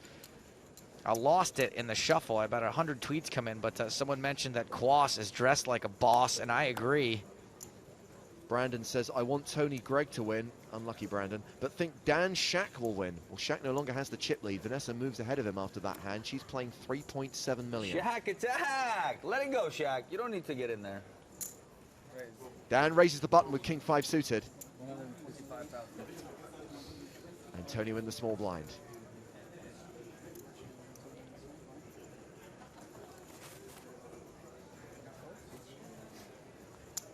He will pass. Matt Glantz folds the big blind. Well played, Dan Shack. Phil Gruesome, watching on the rail. Possibly has a financial interest in the fate of Herr Quas. He could also have a non-financial interest in Antonio's girlfriend, Amal. Whatever, it's fine. It's fine, never mind. I'm not saying that I do, but you could take a guess. Adam says, now that the skateboarding boss is out, I'm behind Antonio. I shouldn't have said that, though, because my favorite / picks never win. And Daz says, wow at Matt Glantz. Fold 2 hands and make an extra $170,000. Yummy.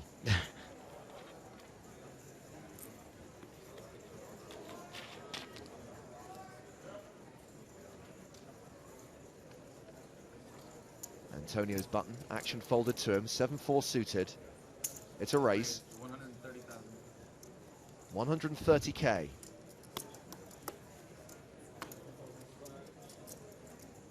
We're expecting Matt Glantz to make a move sooner or later, but this is not the spot for him. He folds the small. Fabian Quas in the big blind. Wonder if he had 7-4 beat. Nemanja says, I'd like to see Antonio, Quas and Vanessa battle for the title. Uh-oh. Looks like Antonio Esfandiari is up against Mission Impossible. Pocket aces.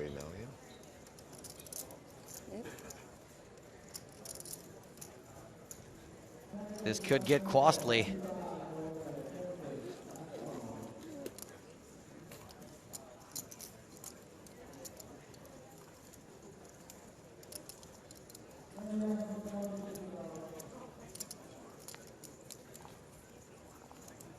Seb makes a good point on Twitter. It's a super high roller. A German obviously has to win. Therefore, Quas wins. Hashtag spoiler alert. Can't argue with that logic. Germans do fare rather well in this format. Germans are just great poker players across the board. The 3-bet have the fancy background here. is to 360,000.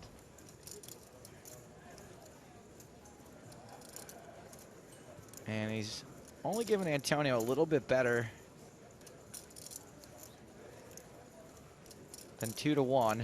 Actually, a lot better. I'm sure he has no problem whatsoever with Antonio calling here.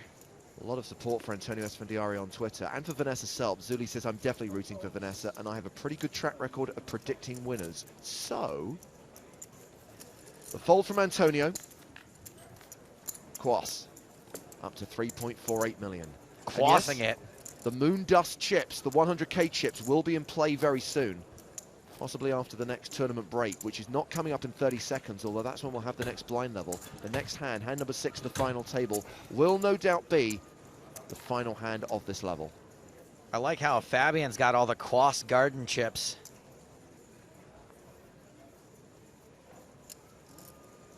I genuinely don't care that you're recycling these because they're so good.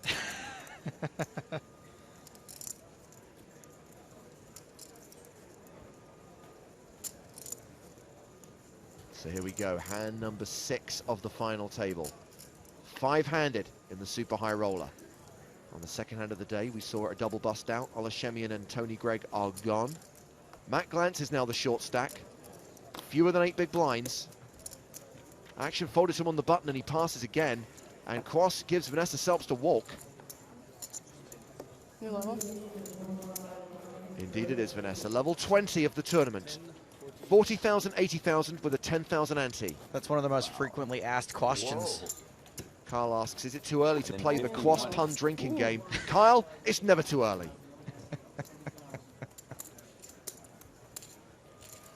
Robert G says, let's go Vanessa Selbst. Hello. Make us proud. Hello. Hello to the chip average being less than 40.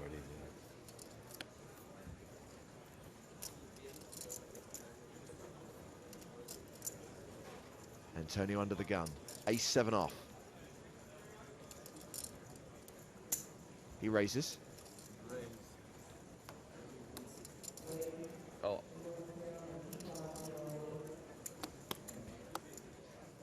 Uh-oh, Matty. What's it gonna be, homie?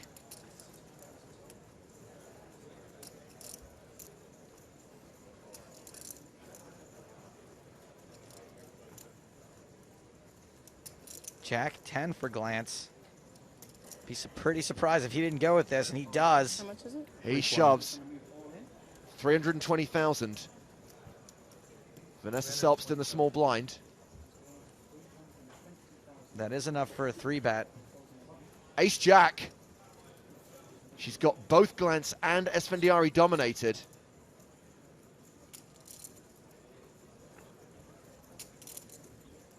Man, she's pretty likely to think she has the best hand here.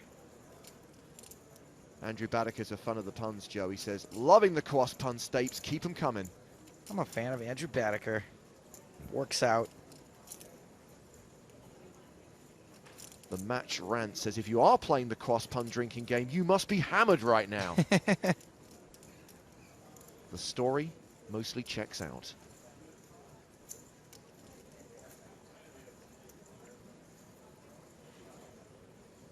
So Glantz's shove, as Joe observed, is a legitimate re-raise, giving Vanessa the potential to 4-bet here.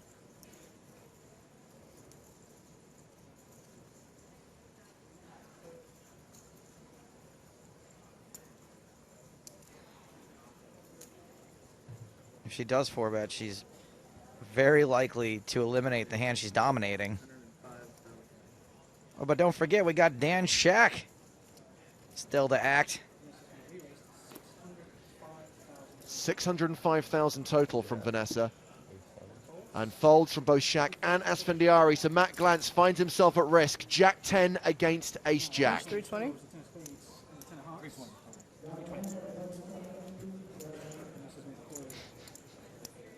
Not a bad spot against your hand.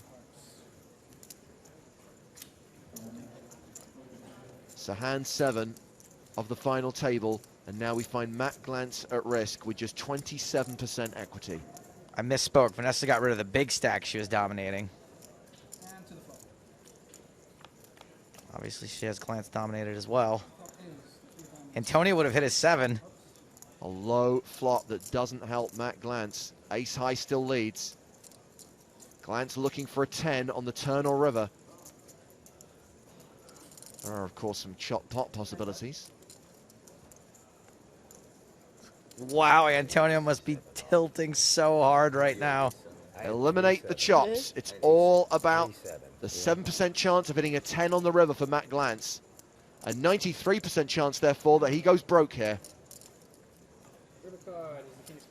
I say broke, but he does walk away with $445,520 for his 5th place finish in this super high roller. And just like that, we are down to the final 4. GG Matt Glantz, and this is his first super high roller, right? Certainly on the EPT/PCA. He did win the EPT London High Roller a couple of years ago in 2009. So that was quick. And Vanessa increases her chip lead up to 4.4 million now.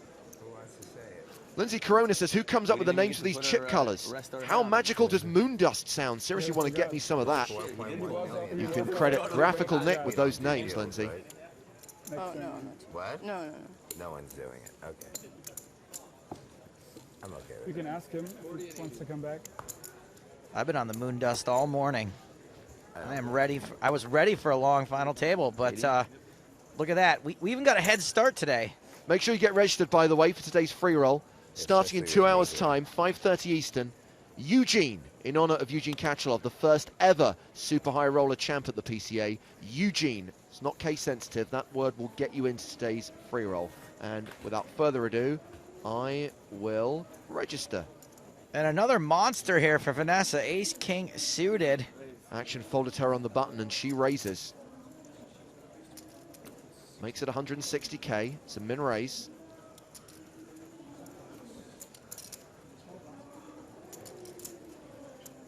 And the action's kind of played itself out such that we haven't really been able to establish a dynamic yet. And maybe now that there's no more legit short stacks, we'll start to see a bit of a dynamic develop.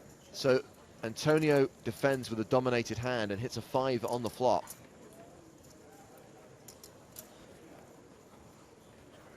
He checks to Vanessa and she checks behind with ace king high. 9 of clubs on the turn. Antonio's still ahead. The third pair. Got enough ice in that drink, Dan?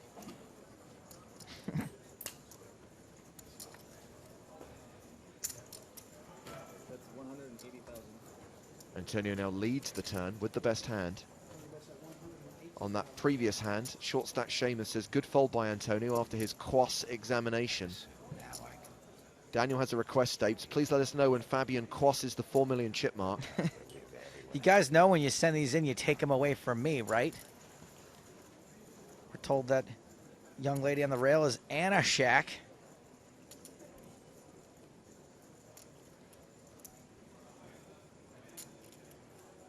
Quick hello to Hans. He says, finally off work. PCA, here I come. Obviously, prime time viewing for those of you in Europe.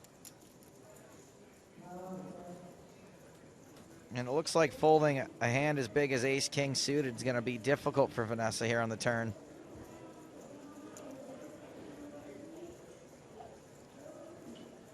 And that stack is more than a call.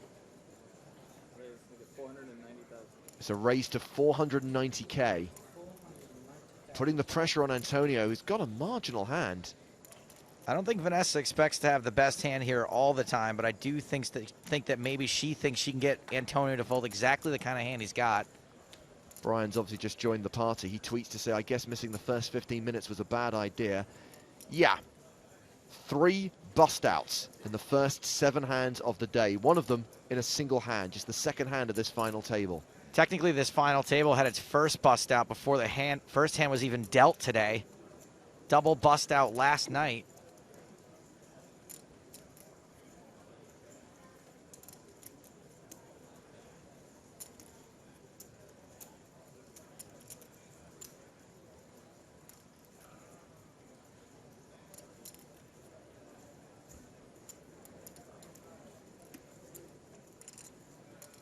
How much is it for me? An additional 310,000, Antonio.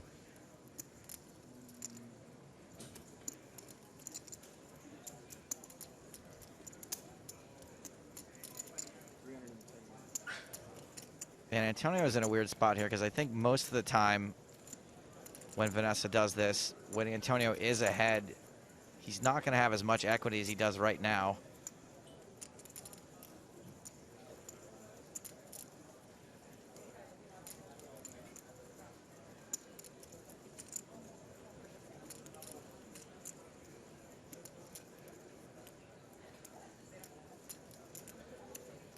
We mentioned earlier on that today is day 1A of the main event. Quite a lot of people asking about when late registration closes on the main event.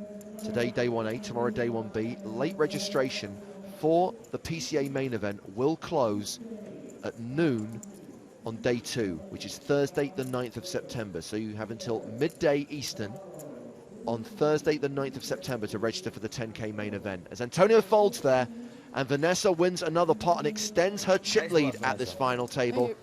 Now up to nearly 4.8 million. And that was just an excellent hand by Vanessa. You know, she knew exactly how to exert the pressure. We do see her get caught in those spots sometimes. But in this particular one, she played aggressively, did what you're supposed to do there, and just put Antonio in a bad spot, and he was forced to let it go. Vanessa on 4.78 million now. Antonio with 2.24 million, now the shortest stack at the table. And you can see why Antonio would take so long to make a decision like that. Vanessa didn't continue the flop. And he knows that she is up to all kinds of chicanery.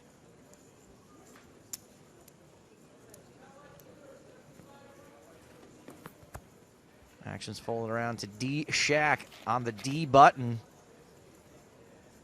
Pocket fins. Makes it 175K.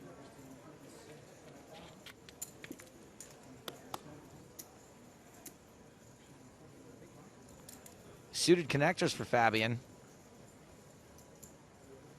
Don't think he's going to fold this very often in the big blind.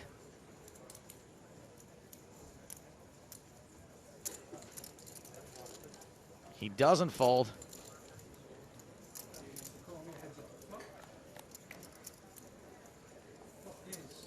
And this here is a flop that Fabian's going to like a lot. Flops a gut shot and a flush draw. Not the best looking board for 2 5s. Fabian checks.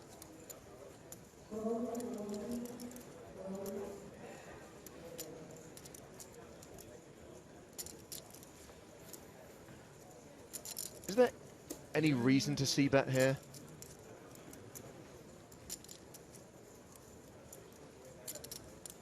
I mean, there's a reason that you hope your opponent just flat out miss and you can win the pot right away. 225,000. In this particular case, we know that's not going to happen. Huge draw for Fabian.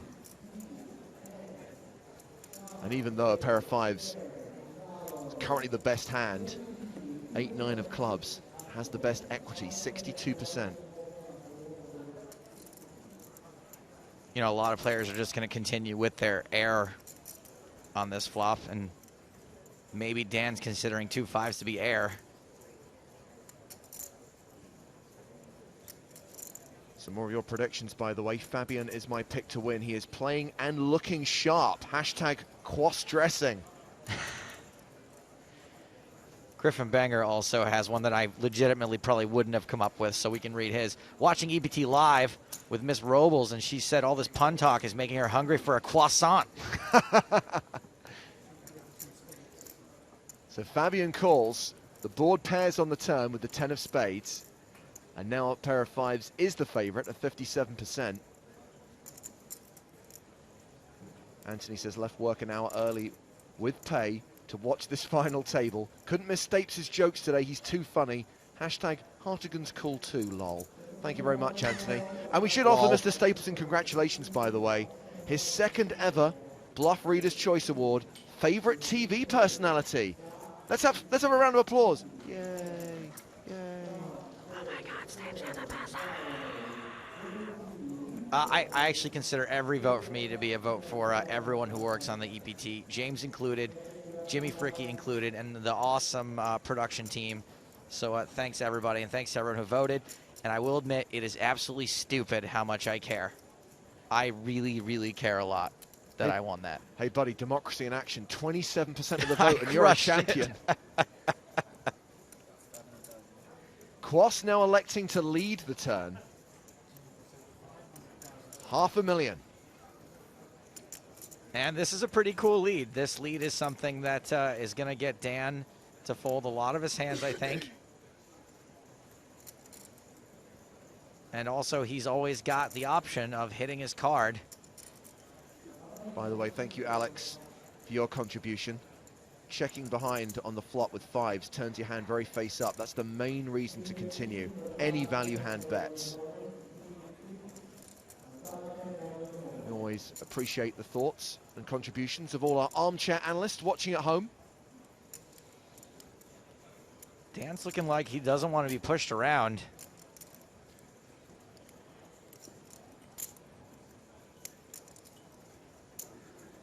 He's counted out the call.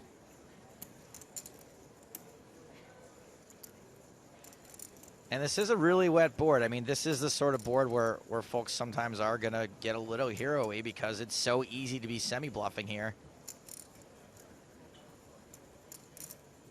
The problem is, you think that you can sort of get indignant here and call, but then you have to hero the river too a lot of the time.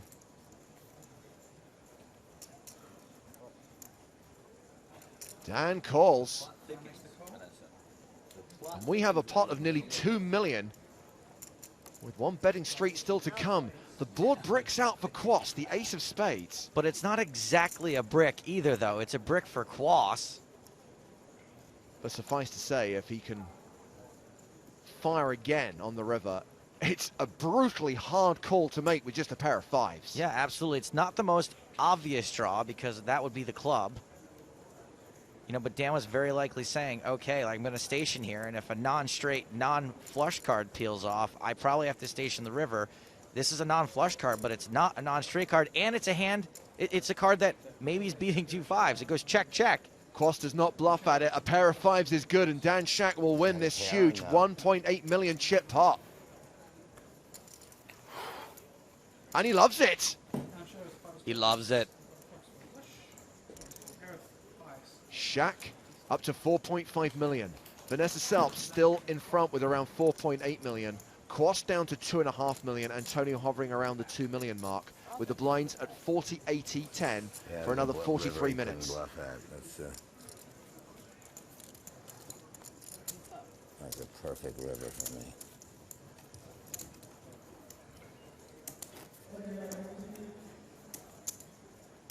Evoke says all these people saying Quas is looking sharp don't realize he is wearing shorts. It is the Bahamas. That's why he's looking sharp. I love a good pair of shorts. Pants. Come on, pants. So the shortest stack at the table is 27 big blinds for Antonio Esfandiari.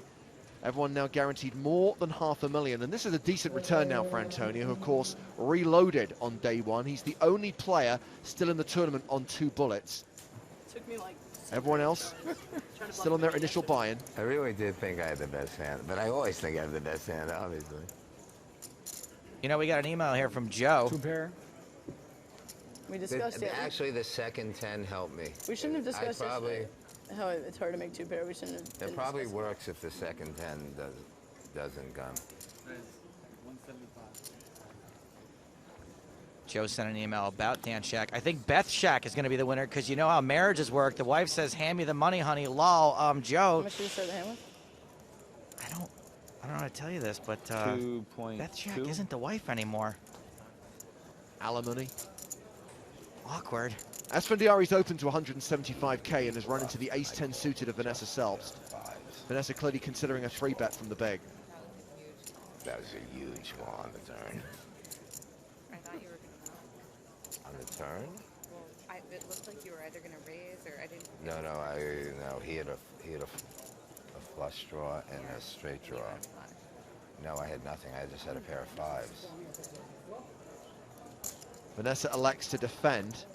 She calls and we go to the flop, which Well. gives Vanessa Broadway. Flop in the joint. Nice.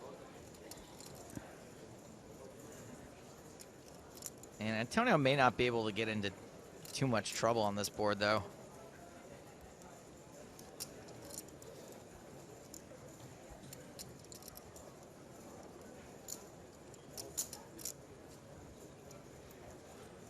Sorry, I wasn't slow rolling, but when you turn your card, No. Obviously, I knew it was beat. I didn't muck him straight down. I was hoping he would just.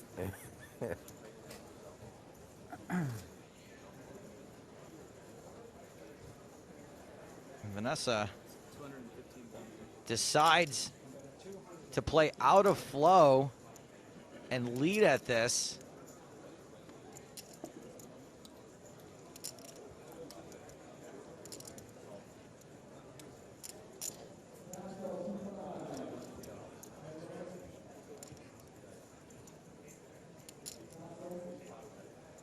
Hoping that she can level Antonio into sticking around and not let him have the opportunity to check back for a free card, but he doesn't go. He doesn't bite. Vanessa moves over 5 million. The first player to hit the 5 million mark in this tournament. Nice hand.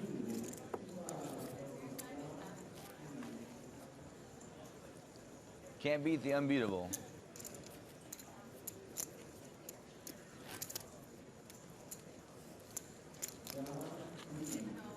Inga says, wow, amazing pace. This final table could be over within the hour. Don't jinx it. Come on now. I like Scott's contribution here. How Fabian's parents did name him Chris is beyond me. Fabian Quas will make you. Jump, jump.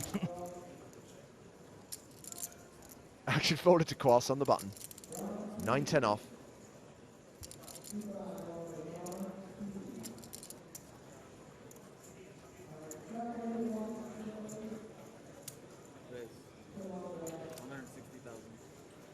Andreas asks, how come a player like Victor Blom didn't play the high roller PCA? Will we see Blom at PCA main event? You know, sometimes, Andreas, duty calls.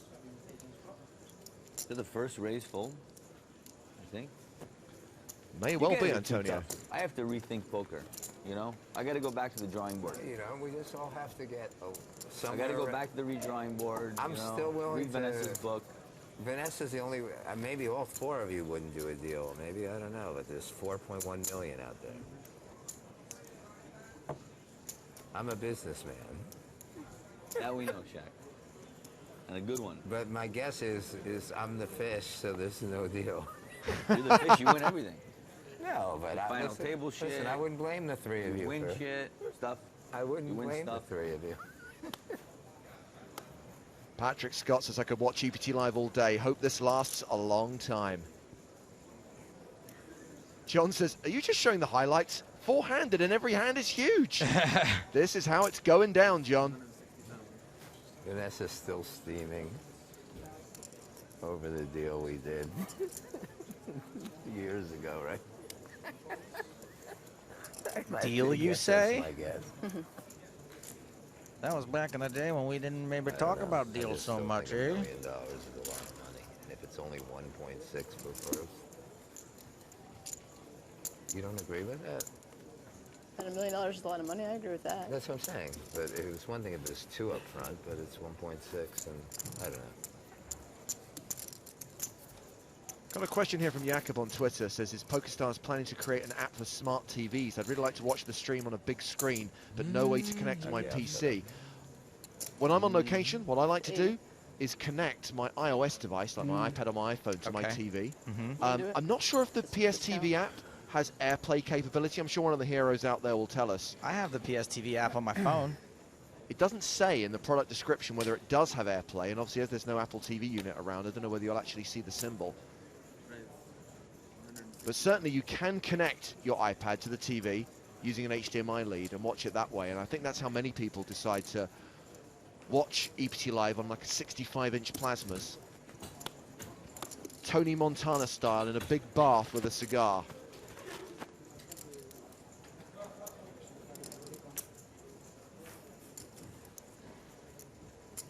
By the way, for those of you who speak German, we've got high roller, super high roller reg, Phil Gruesome, Phil Bort, commenting on the German stream right now alongside Martin Pott. So if you speak German, you might want to check out that German language stream. James, look, I'm watching the stream on my phone, and I'm watching the stream on my screen. Sigh. Vanessa raising under the gun. Fabian Quast defends his big blind. I don't see an option to AirPlay it on my little app here. Quast still with the best hand. Not that he's to know it, though. Queen high. Yeah, but you wouldn't see the symbol unless there was an Apple TV unit that could receive it within Wi-Fi distance.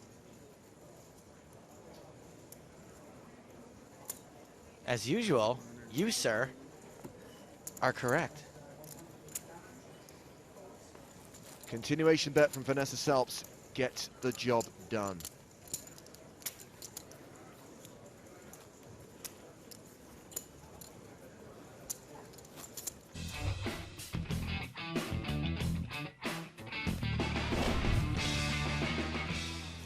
Vanessa shoves. Call. Troinovsky calls. Vlad is in a great spot to double up. Vanessa does have 3 outs, though. 28% equity. A 28% chance of winning the tournament on this hand. It's an ace! That's it, it's over. Vanessa Selps has won. Wow.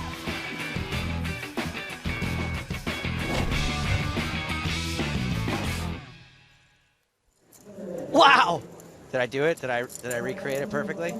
That was the moment. Vanessa Selps took down the 25K high roller at last year's PCA, and here she is, 12 months later, looking to add a super high roller title and trophy to her resume.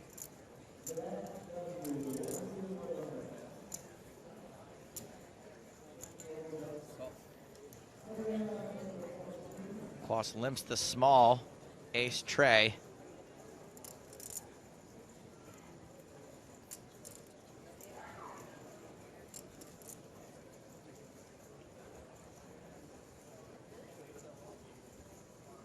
Vanessa with 6s in the big blind. By the way, a few people telling us that the app does indeed have AirPlay, and a lot of people are using AirPlay to watch EPT Live via their Apple TV unit on a big screen. Cool. Thanks, guys, for getting in touch. Thanks for helping out Jakob. Thanks for having us, buddies.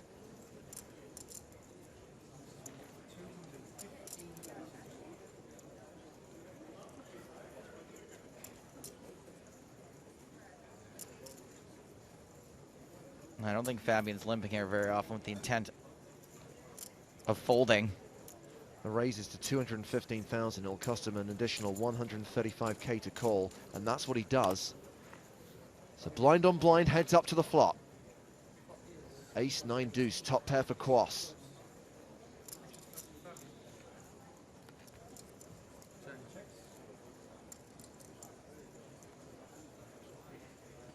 Quas checks. Vanessa checks behind. 10 on the turn.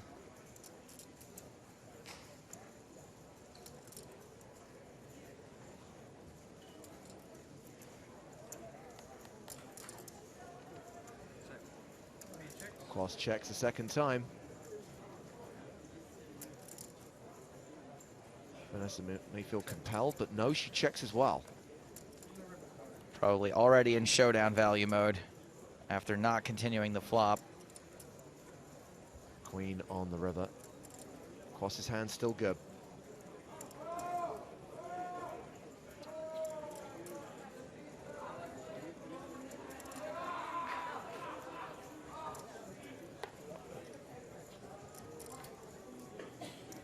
Fabian finally feeling like it's safe to bet top pair.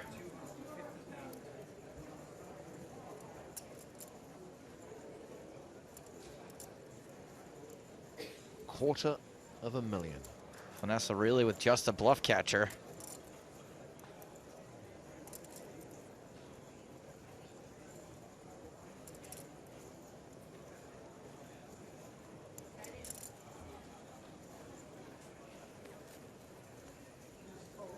And she lets it go. Quas adds 245,000 to his stack, now playing 2.8 million. And just to conclude the conversation about watching EPT Live, watching the PCA live stream on a big TV, don't forget that many smart TVs do have YouTube apps. And of course, we do stream EPT Live via the PokerStars YouTube channel. So that's another way to watch us on the big screen. Let's introduce our first guest of the day. He's the head of blogging for PokerStars, Brad Willis. Great to have you back in the booth. Good to see you again, James. It's probably been, what, about 2 months since we last sat together, I think. Well, the weird thing is it was like several years and then a gap of 2 months. And I prefer the short gap, Brad, because it's always awesome having you I here. prefer the longer. No, congratulations to Brad Willis also. He won an award this week. Named by Gavin Smith as the #1 poker tweeter. I don't even know how that happens. Me neither, but still, congrats. Yeah, I'd like to think it has something to do with the fact that over the years, Gavin has turned himself into a bit of a family man, and I pride myself on my family. But at the same time, I don't know a damn thing about poker. Brad does some awesome writing about poker and other subjects. You can follow him at Brad Willis, and of course follow at PokerStars blog. We'll get into the detail in just a moment, Brad. Let's see how this hand plays out. Antonio's raised under the gun with Jack-8. Fabian Quast decides to call on the button with Ace-4 of diamonds. Vanessa gets out of the way. Dan Shack in the big blind.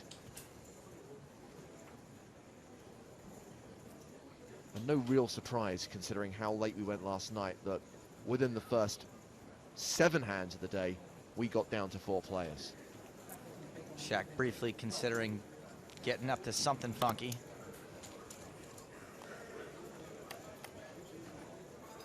So heads up to the flop. 7-6-4. Pair for Quast, gut shot for Esfandiari.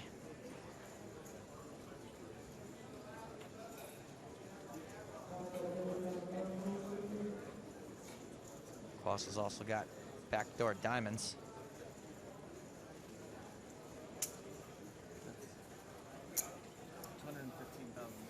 $215,000 is the size of Antonio's continuation bet.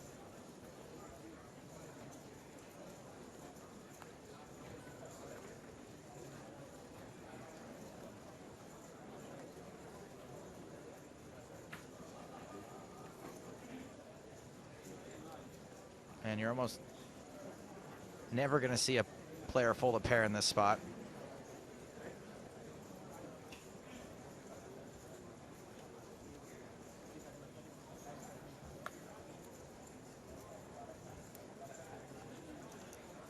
Almost always a just call. And there is the call.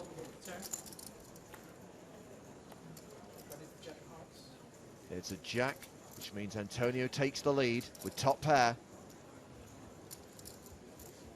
Still has the gut shot to go with it.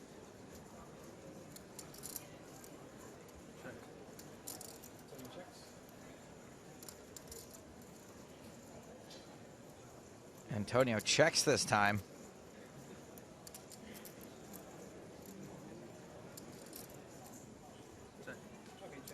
Fabian checks behind. River for free.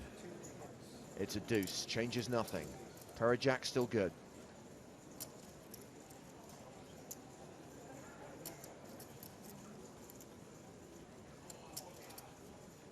Antonio maybe just trying to keep the pot a little small there on the turn.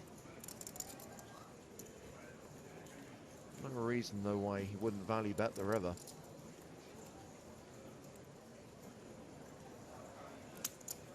And there we go.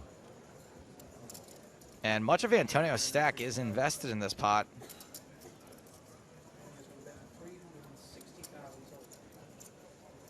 That's 360,000 into a pot of 920,000. Leaving himself just over $1 million behind. Pretty trivial fold for Fabian. Ship it to Antonio. So Brad, you and the guys. Finally. Doing a lot of great work. Been loving the articles that have been coming out so far. We also have to salute the live updates team, who of course have been first spot I won today. covering the first few days of the Super High Roller and now switch their attention to the main event. Yeah, we've got a really good team out there this year. It's, over the years, we've had a lot of different teams, and we've brought just about everybody back we can this year. And we have, the likes of Stephen Bartley and Howard Swains, who everyone knows very well, as well as Rick Dacey, who all cover the EPT for us in Europe. We've also brought in a guy named Keir Mackay, who works with us at PokerStars, as well as our live updates team that's on every other event. We've also got coverage for the Nordic blog from Lena Olofsson from Sweden, and we've got Sergio Prado doing our Brazilian blog this year. A lot of coverage coming out of the Imperial Ballroom. And of course, it's not just about covering the facts of the tournament, it's also about finding the stories within. And was hearing about a guy that Howard was interviewing this morning, a guy from New Zealand who's traveling abroad for the first time, having won his seat in the PCA main event in an $11 qualifier. And it's that kind of story is why we are in this business. That's why we love poker. It's fascinating. I talked to a guy last night, his name's George, who won a 100% free roll, and he's from Winnipeg. And he's come down here by himself and is excited that he said he's picked up a tell on Daniel Negreanu. Let's pick up the action here because we've got two big hands. Vanessa Selps has raised to 160,000. Antonio Esfandiari has 9s in the big blind. He 3-bets to 430,000.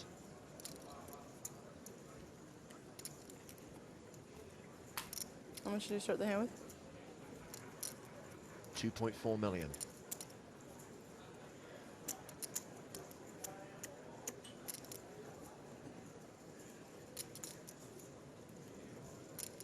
Are we going to see a giant race here? I have 1.9. About 1.9 and a half behind. Behind the 4. So 2.4.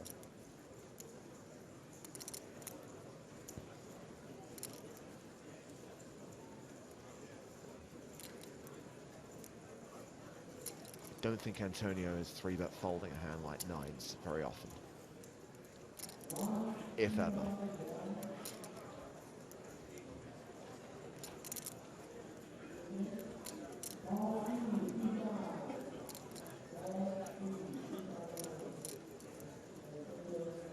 I also don't think Vanessa's folding ace-king. So it kind of seems inevitable where this is going, right?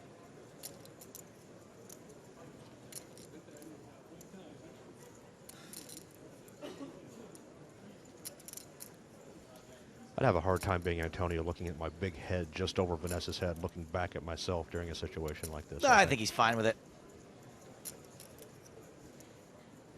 And that's why you're the professional, Joe. His head's getting bigger. Every day. Just kidding, Antonio. Just kidding.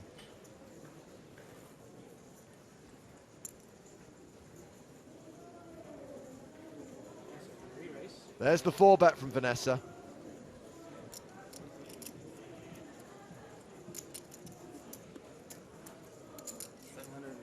$780,000.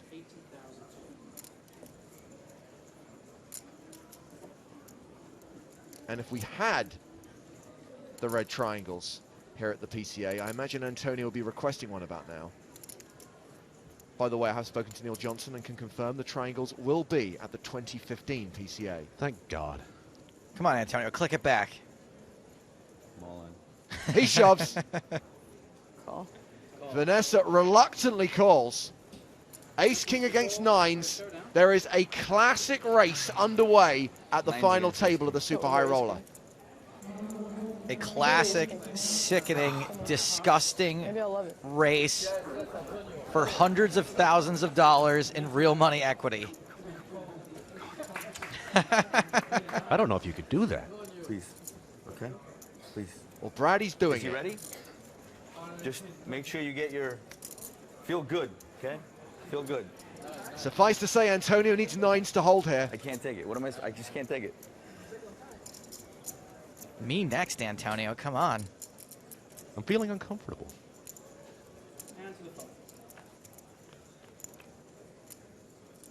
It's a low flop, but it does give Vanessa a wheel draw. Wheel draw, backdoor diamonds, I think. 7. 7 jack. Jack 7.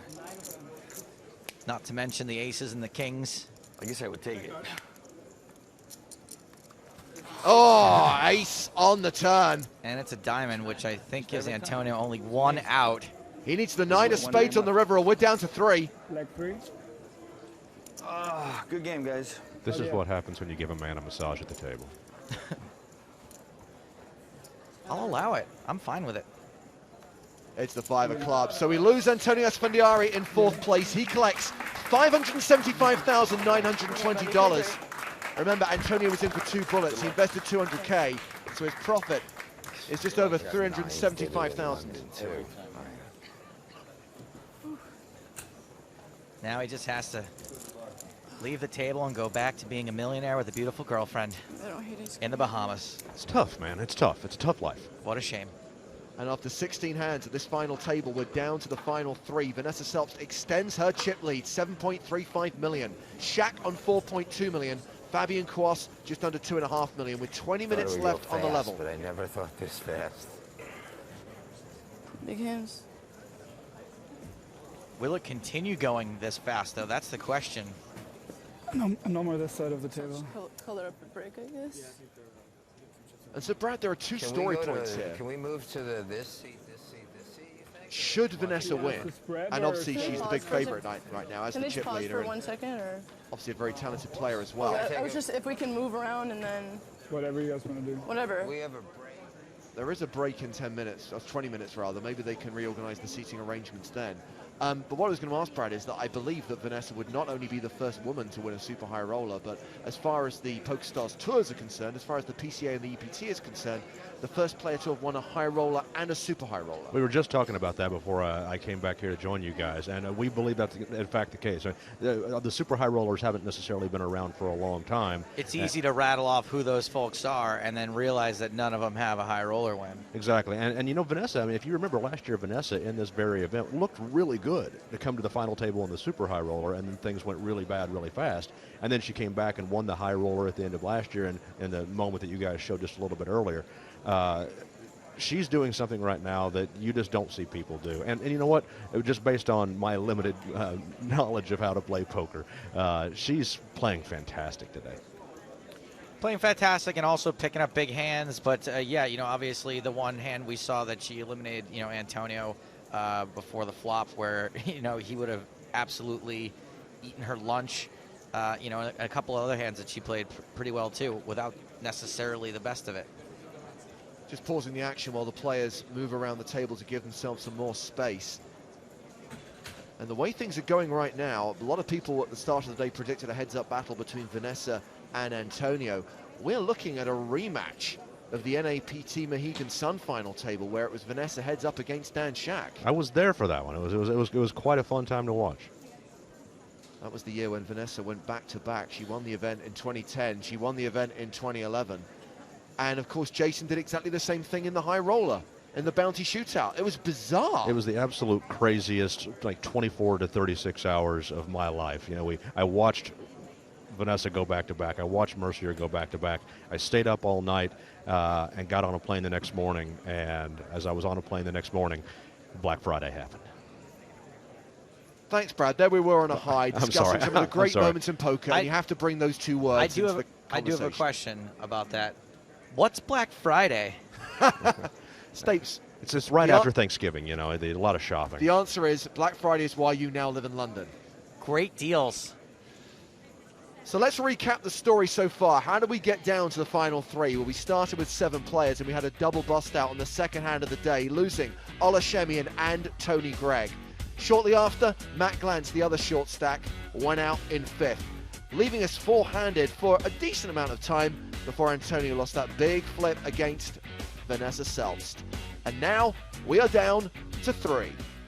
That may have looked like a highlights package. That's almost as fast as it actually happened.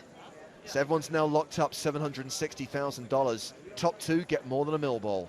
1.178 million for the runner-up, 1.6 million for the winner. The first major trophy, the first major title of 2014, and certainly the first event in the PCA schedule. 39 events in total, Brad. How many of those can you guys legitimately cover in detail? Well, I mean, if you're going to cover every tournament in detail, you're going to have 2 or 3 people per tournament, and we simply just don't have that kind of staff, nor do we necessarily need it, because we're going to cover the big stories, and we're going to get as much information out there as we can.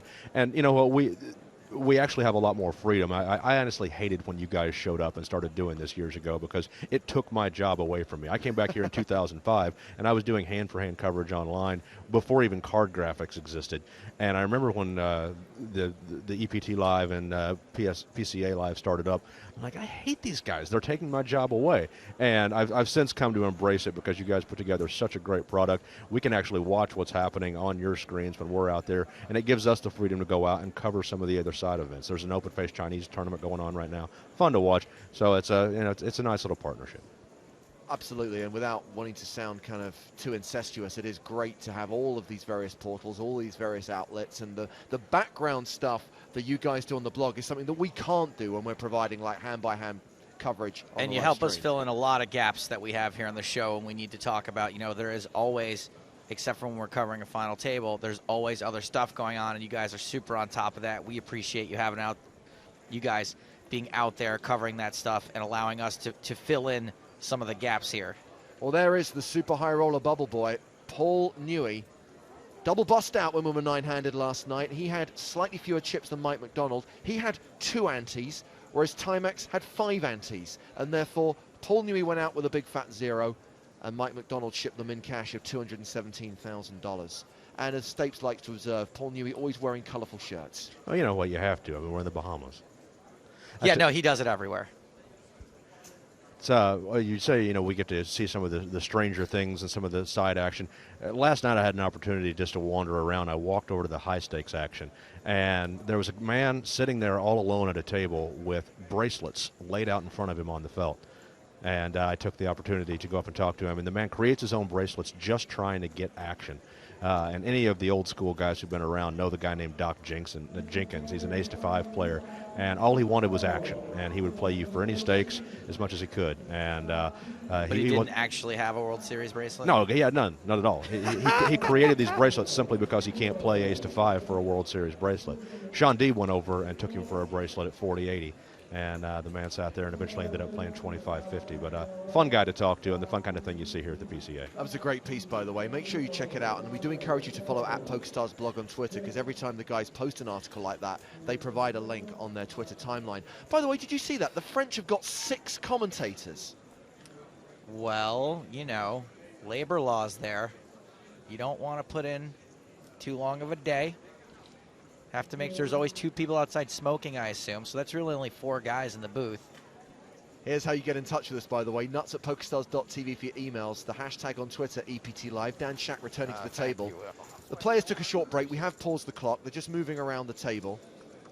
I assume we are still going to take the full break in 19 minutes' time when we come to the end of this level. Did you guys see Jason Alexander at that table there? I still get excited every time I see him. Seinfeld is my all-time favorite show of all time. Did you hear the story of him trying to check in last night? I didn't. I won't. Is that on the blog? It's not on the blog yet. I won't name the person who was responsible. When she was checking him in and checked his passport, she looked down and she said, "Jason Alexander, this says Jay Greenspan." And he looked at her and he says, "No, I'm Jason Alexander." She says, "No, but your passport says Jay Greenspan." And he said, it just leaned over and he said, "Dear, you don't watch much television, do you?" Turns out Jason Alexander's a stage name. I didn't know that, but in fact it is. Free roll password on your screen right now. Eugene, as in Kachalov, is the word you need to get you into tonight's game. $1,500 in the prize pool. Starts at 5:30 Eastern. So that's an hour and 10 minutes from now. Jason Alexander playing on day 1A of the main event. And tomorrow, Jason will be playing in the Shark Cage. Now, this is something we need to talk about a bit later on. This is a new TV show that PokerStars is making. Now, we're not live streaming it because this is very much a studio-based, made-for-TV format.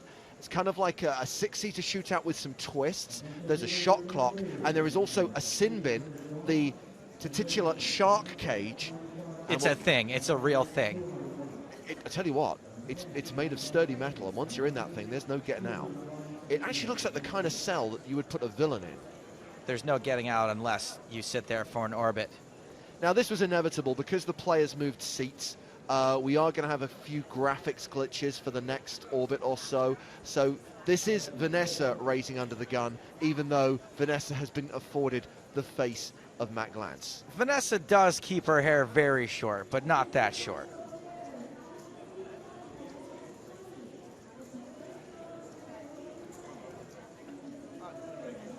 Dan Shack folds the small blind. Fabian Cross in the big blind.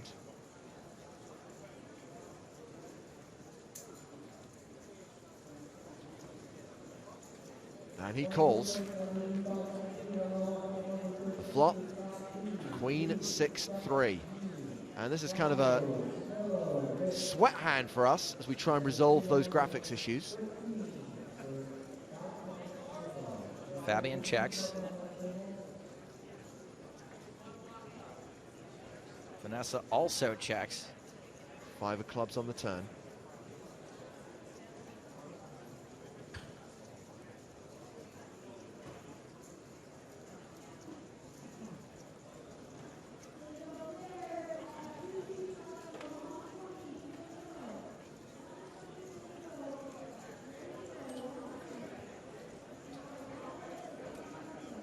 And a reminder of the stack situation now.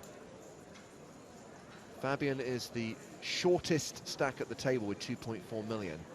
Shaq second on the leaderboard with 4.2 million, and Vanessa leads with 7.3 million. And the Moondust chips, the 100k chips, are now in play. So we've got the Deep Lagoon, 5,000 chips, the Moss Garden 25k chips, and the Moondust 100k chips. You mean Quas Garden?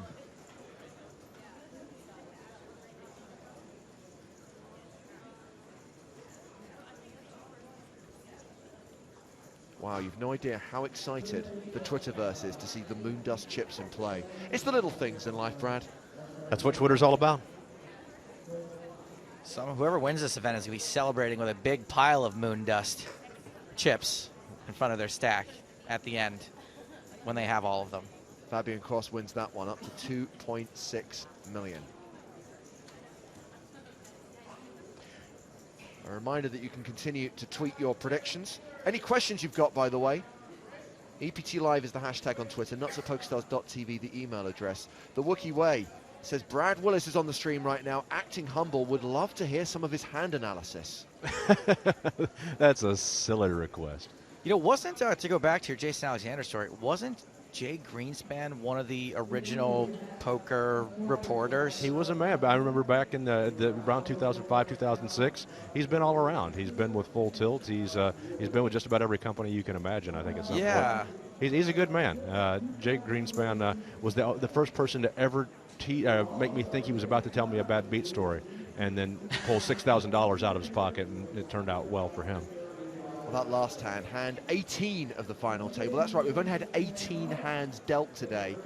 Was a walk for Vanessa Selbst in the big blind.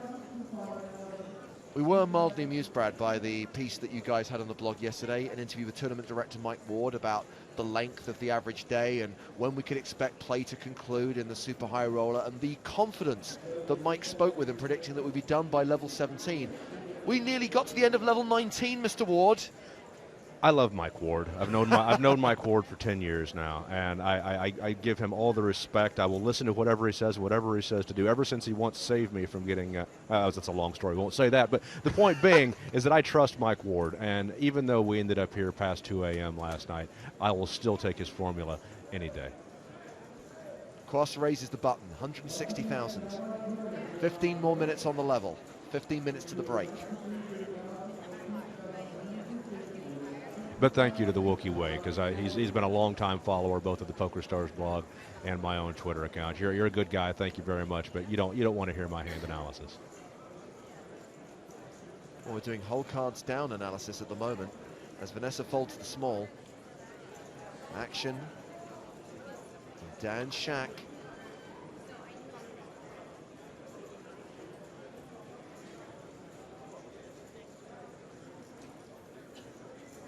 Dan Shaq wants to put Fabian in the hospital.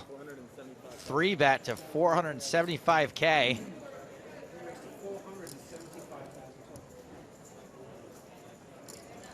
It is the proverbial Shaq attack.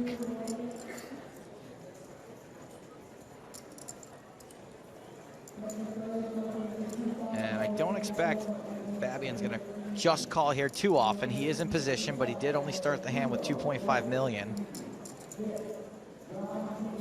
Which means that this call would mean he's invested a quarter of his chips, a fifth of his chips into this pot.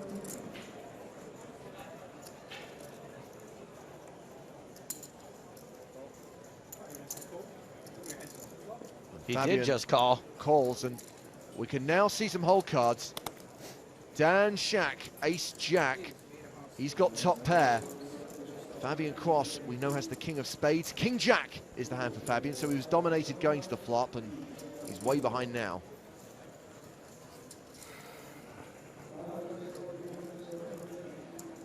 And you can see why Fabian would call in this spot. He's got the hand he doesn't necessarily want to get it all in with. A little too strong to fold in position.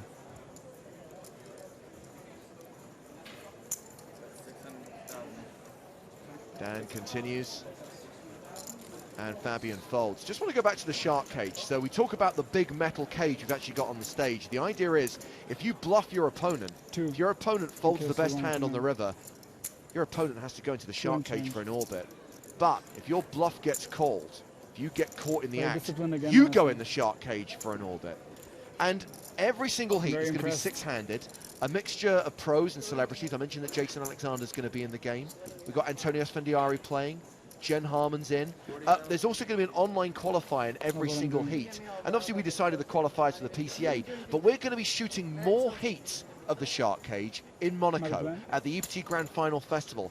And qualifiers will be running on PokerStars between the 3rd and 14th of March, so look out for those. So we're going to need 4 online qualifiers for the heats that we're shooting in Monaco. And then 2 more for the heats we shoot in Barcelona. So you've got 6 chances to make your way on to an official PokerStars.net TV show. Correct. You know what I heard about this show? The first question that I had was, what determines a bluff? And Brad, you are not the only person. And I heard there were others, and you might have heard, I believe there's actually a solution to that problem, right? A solution that was concocted by maybe some people in the room here. To be fair, Ike Haxton was probably the major consultant on defining. Well, yeah, once he agreed with our idea, sure. No, you're talking about, oh, hang on a second. Let's get to the hand here. Dan Shack completes from the small. Fabian Cross checks his option. King for deuce. And with 2 diamonds. Great flop for Shack. A pair in the flush draw. Cross ahead for now with second pair.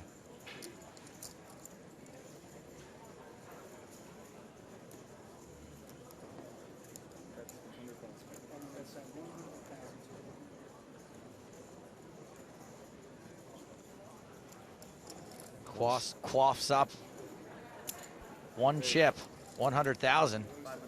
Well, I'll have some more 100,000 chips because it's a check raise from Dan Shack to 500K.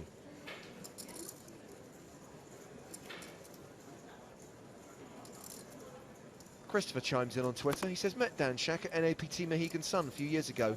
Looks like he's lost weight. Getting rid of the great chips pretty fast. Dan Shack says quaffies for closers.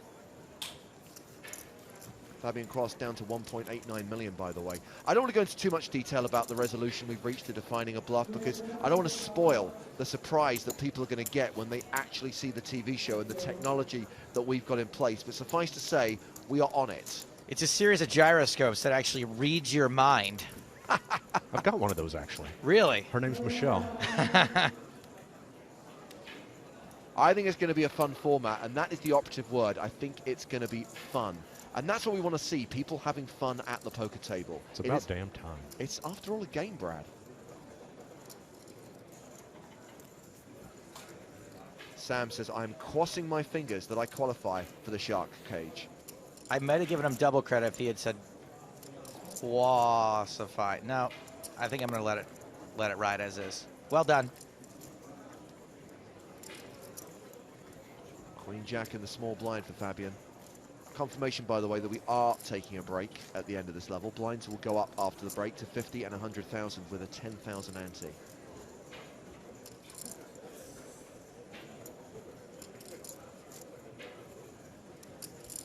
Adam says, I didn't think this Super High Roller final table would dwindle down to 3 this quickly. Still solid poker entertainment, though. I think most of us did suspect it would be pretty quick due to the nature of yesterday being so darn long. Quass limping again, small to big. Last time he did it with a baby ace. This time 2 paint cards.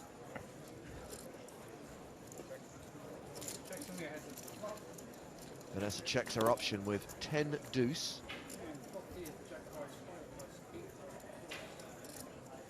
And Fabian Flops top pair. Pretty nice top pair, too.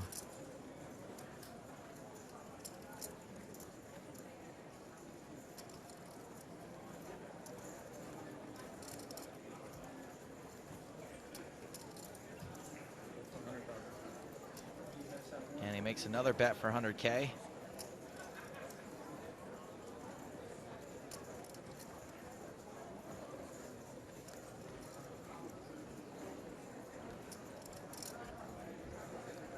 One would think this is a pretty easy fold for Vanessa. Unless she decides to get creative, in inverted commas. Uh-oh. Here we go. Well, now this is a raise, and Vanessa is raising with the worst of it, by far the worst of it, but that doesn't mean that it has to go any further than this. Obviously, Fabian's not folding, so with whatever he does, whether he decides to raise back or just call here, maybe Vanessa just gives up. Fingers crossed for her.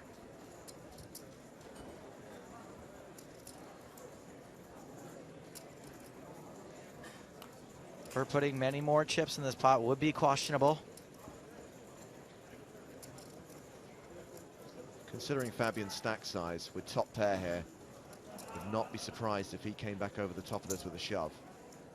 But no, decides to try and extract more value on future streets and just calls. I think when you're facing someone like Vanessa and you know that she is likely to barrel off many, many, many more chips, I like to just call there. Well, 4 of hearts on the turn gives Fabian a queen high flush draw to go with top pair. Vanessa also with a flush draw, but it ain't any good.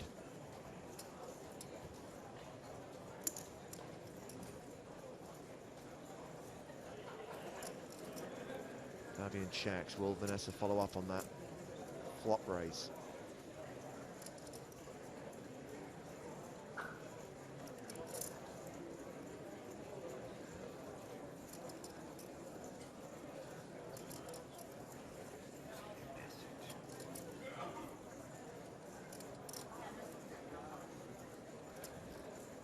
It's 830 in the middle. Fabian the effective stack with 1.89 behind.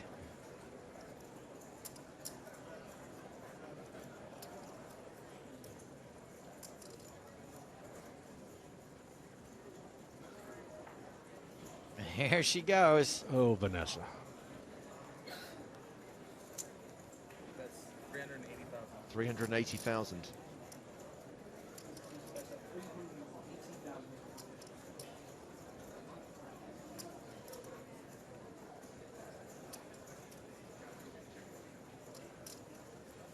Fabian may just call again. There aren't too many terrible cards that could come for him.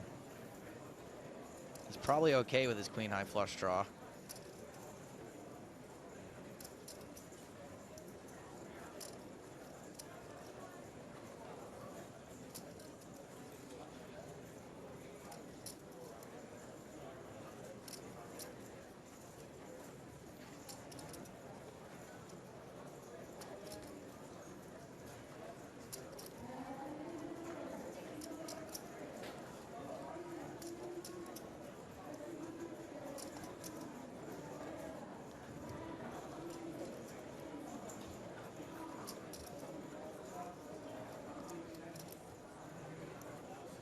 $100, $300.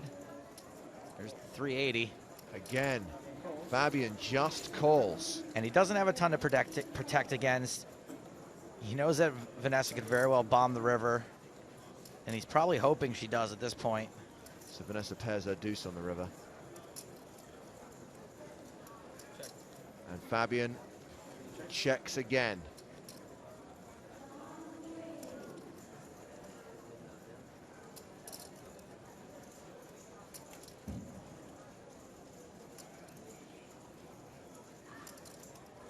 Can't have much behind, right?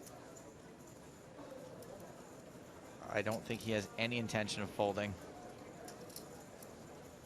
She just looked at his stack and determined that very thing, I think. And there's 1.6 in the middle. He started with 1.9. She gives up. She checks. And top pair. Good for Quas as Vanessa mucks. And he needed that. Up to 2.7 million. Vanessa down to 6.4 million. Still the chip leader. But a big boost to Fabian with the blinds going up in 3 minutes' time. Just want to very quickly handle a couple of shark cage related tweets. Joe Paradise, you are very close. Make the players select via a secret button under the table if they think it's a bluff or a value bet on the river. Joe, have you been listening in on our production meetings? Cliff says, does it run the same as the big game format? In the way in which we're selecting online qualifiers, yes. If you manage to qualify, if you finish in the top 50 of a qualifying heat, you'll be invited to submit a video audition to come on the show. And that's exactly the same as the loose cannons were selected on the big game. And Blake says, where can I watch the Shark Cage? Well, not until the end of the year. Obviously, we're going to air the PCA and EPT TV shows around the world, and then all 10 episodes of the Shark Cage in certain markets. Suffice to say, in the UK, it'll be on Channel 4, and as soon as the shows have aired in the UK, they'll be uploaded to the PokerStars YouTube channel and to PokerStars.tv. So wherever you are in the world, you'll get a chance to watch the Shark Cage from beginning to end. Zuli tweets in to say, I'm trying to send brainwaves through the computer. Do not blow up. Strains eyes. Zuli, if your computer is going to blow up, I think that you should probably just... Step away. Yeah. Step away. Get a new one or something. Must be a PC. Look at this. Dan Shack flops huge here. Quas with a gut shot. Quas raised the button. Shack defended his big blind. Shack checks his trips.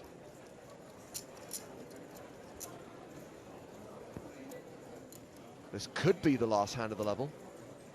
Clock ticking down to 1 minute 45.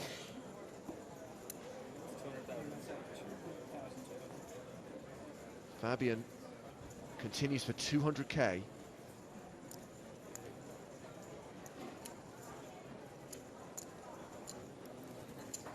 You know, James, it is awards season. Dan Shack doing his best. Looking for that best actor nod. Double checks his cards, then raises. 600,000.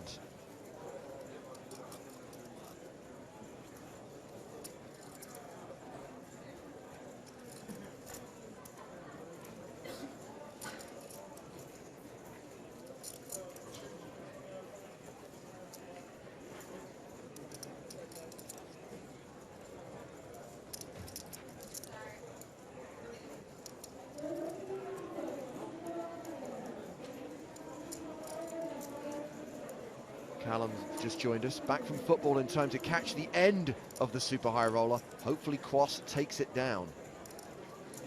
Just to see if Fabian proceeds with this hand. As you said, Joe, he does have that gut shot, and he is calling the check raise. How much you playing, Fabian? Deuce of clubs on the turn. 1.9. How much? 1.9. 1.9. I'm all in. Shack shoves on Quas. And Fabian is forced to fold, bringing us to the end of that level. Selp still the chip leader, with three-handed action continuing in 15 minutes' time. Selps with 6.3 million, Dan Shack with 5.7 million, Fabian Quas with 1.92 million. A great opportunity for us to thank Brad Willis, PokerStars head of blogging, for dropping by. Thanks to all the work you guys do, and we look forward to hearing from you and the rest of your team during the week, Brad. Thanks for having me in, guys. So when we come back from the break, the blinds will be up to 5,100 with a 10K ante. Action resuming in 14 minutes' time here at the PCA Super High Roller.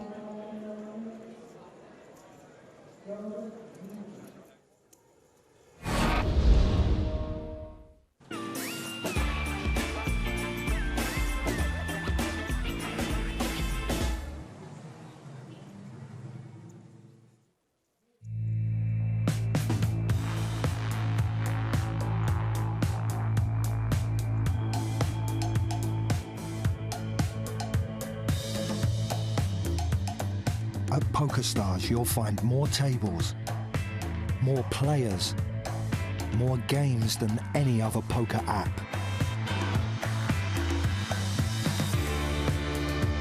We are mobile. We are poker.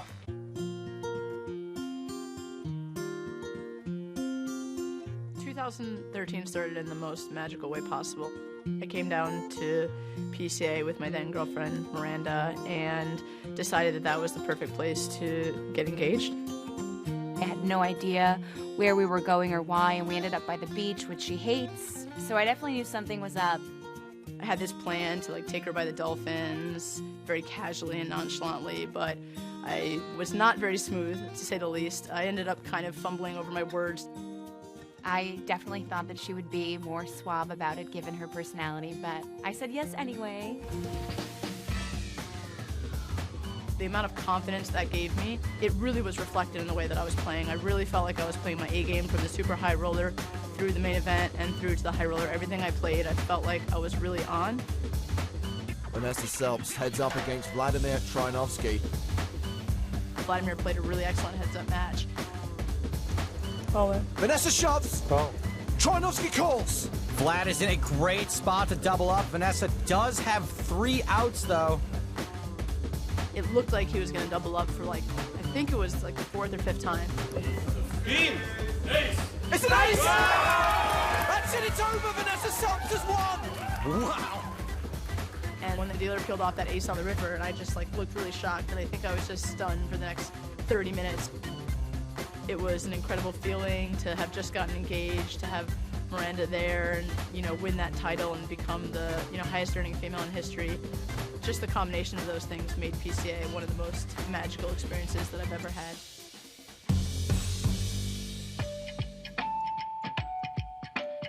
We got married at the end of August on a rooftop overlooking the Williamsburg Bridge and the Manhattan skyline. We had someone that did a reading about gay marriage, just to kind of remind everyone that it wasn't your typical wedding. And after that, I don't know, it was just a really awesome party. It surpassed my expectations. By far, it was the best day, of my life. It was perfect. Being in PCA was a surreal experience for me last year, being engaged, and so it's really great to be back here exactly a year later, married now. Excited to see what the series brings for Vanessa. I can honestly say that in the last month or two that I've been pretty consistently playing my A game, and I'm just excited to keep up the momentum and come into PCA with a bang.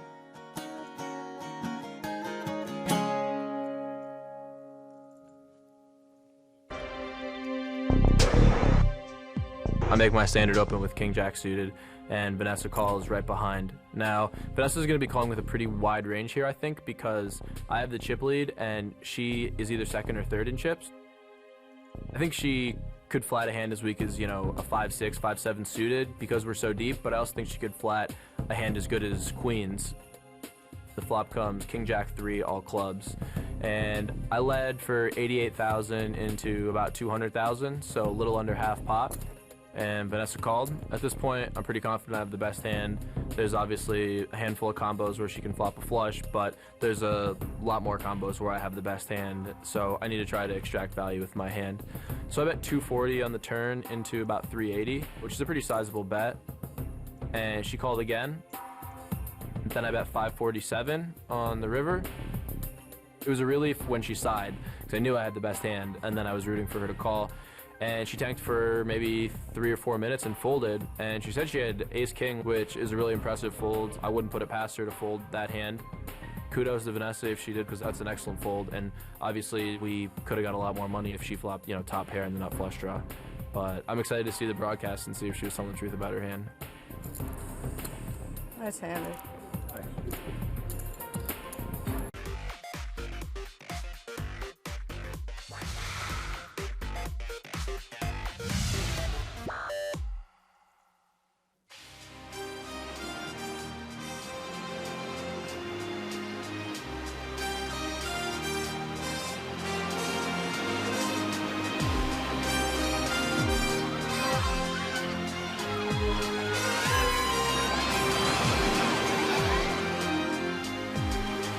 Hello, I'm James Haskin. Welcome to the PokerStars Daily Roundup from the Bahamas. So, the 2014 PCA is underway.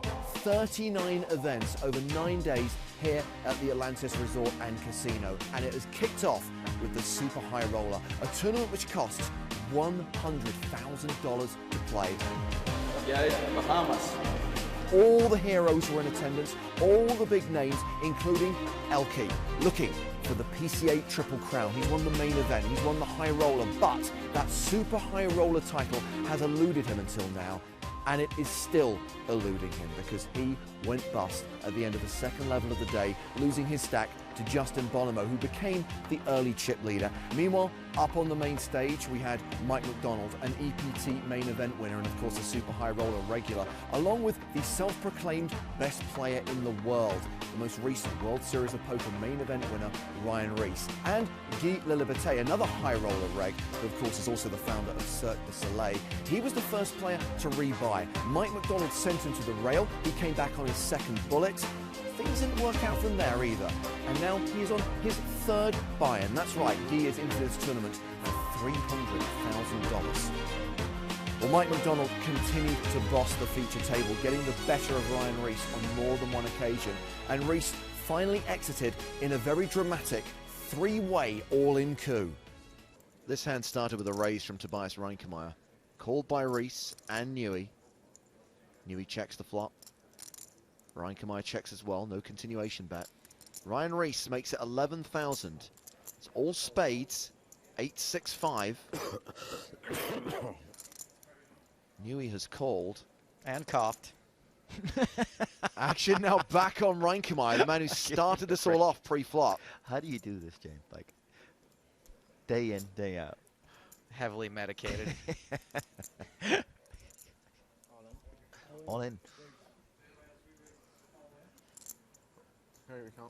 Reinkemeyer's shove is for around 69k. 23 big blinds. That's 22 right there. I'm sorry if I whine about this during the week, but the lack of all-in triangles is massively tilting. It's one adjustment that needs to be made to the PCA there's ASAP. no triangle. No triangles. Jesus Christ. See, Theo thinks it's bunk as well. It is bunk. Last time you complained about the wrong and you got it swapped. That's right. Yeah. There's a lot of power, this now guy. there's nobody, like, there's not even a single triangle. Can we borrow the PokerStars Fat Cat's blimp and get some all-in triangles flown over here by tomorrow? Unfortunately, the blimp is involved in a and we got a government overthrow in another part of the world. We get to see some cards. Well, hang on a second. We've got Paul Newey in this pot as well. Reese is not reshelved. He's just called the 69k. This is such a tough spot because... He's in. Yeah. And he can look very stupid if he's up against the flush, which he... Wow. So wow, Newey reshoves for 309k. Has a king high flush or something like that. Huh? And Reinkemeyer is pretty much drawing deck. All right. All right. Well, both these guys are very likely to go broke. Definitely Ryan Reese. Reese is going to have a little problem getting out of this. 7 of spades, 4 of spades. In our first song of the year. Our first chop pot song, at least. Well, that'll do it. A good card. Double knockout. Paul Newey's nut flush holds. Tobias Reinkemeyer will have to reload, as will Ryan Reese. The World Series of Poker main event champion, the self-proclaimed best player in the world, is heading for the exit. What a hand. Meanwhile, out in the field, Antonio Asfendiari was sent to the rail by Dan Shack. Igor Kurganov went broke shortly afterwards, but he was able to buy back in. Towards the end of the day, the eliminations came thick and fast. Kerry Katz went broke. Daniel Negreanu went broke. Both players came back in, but Daniel Negreanu on his second bullet lasted a whole 19 minutes. Chances are we will see Daniel at the start of day 2. Remember, the registration period doesn't close until noon for start of play on day 2. We might also see John Juanda. He inquired about the rules on re-entering the tournament. As things stand right now, 45 unique players with 9 re-entries, but that number is set to rise. Of course, tomorrow we can expect final confirmation of the prize pool and the payouts. Coming into day 2, the chip leader is Martin Finger, the most recent EPT Super High Roller champion. Second in chips, Max Altegot, who won the Super High Roller in Monaco at the end of Season 9. Our live coverage will start at noon Eastern Time, Monday the 6th of January. Make sure you watch the live stream on the PokerStars YouTube channel, and of course you can follow the whole PCA festival on the PokerStarsblog.com. Follow the guys on Twitter as well, at PokerStarsBlog. I'll catch you soon.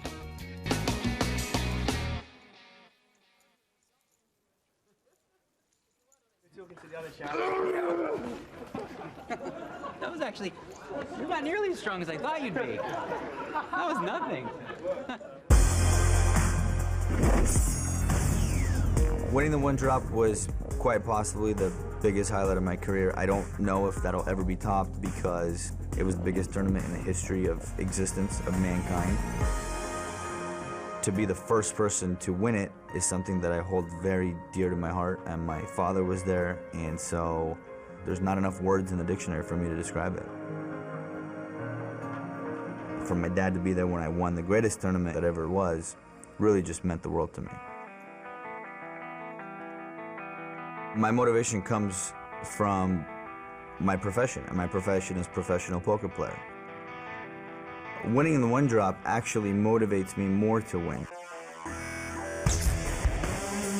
I'm really even more hungry to win, just to kind of hurt all the other poker players.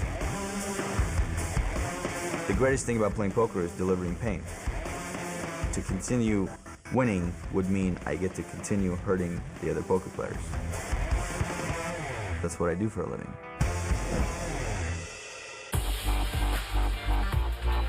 I would say like the first time I came here, and we came with a lot of friends. I mean, I played the main event and that's it. For the rest, we just partied every single night. My greatest memory is just like the friends that have been able to come here and the friendships that have matured and grown while we've been in this place. Every night, it's like me, Jason, Dan O'Brien, Dylan Legrand, Vivek, Scott Seaver, just hanging out, talking. That never happens the rest of the year. I have lots of good memories, but I remember like made a bet on the pillow fight. Yeah, and I got beat up whole, but it was still a really fun night. My best memory here is one night about 5 years ago. We were out dancing, having some drinks, and we saw all the little internet wizards in this little area where they always hang out. And so we stopped off and we got involved in some betting, racing around and whatnot, some crazy nonsense. And so it was just fantastic because it was just went, worked, bet, won, went to bed. It was pure, it was direct.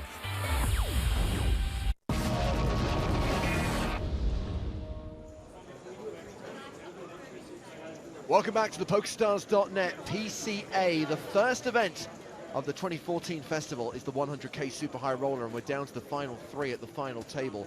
Vanessa Selps leads with a 64 big blind stack. Fabian Quas is the low man with sub 20 big blind stack. We're now playing 50, 100 with a 10k ante, and these are the sums of money still in play. Everyone has locked up more than 760,000.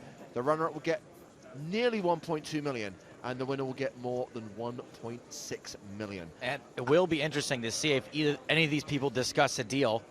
It is $500,000 difference between first and second, which is a lot, but they've both already locked up $1 million.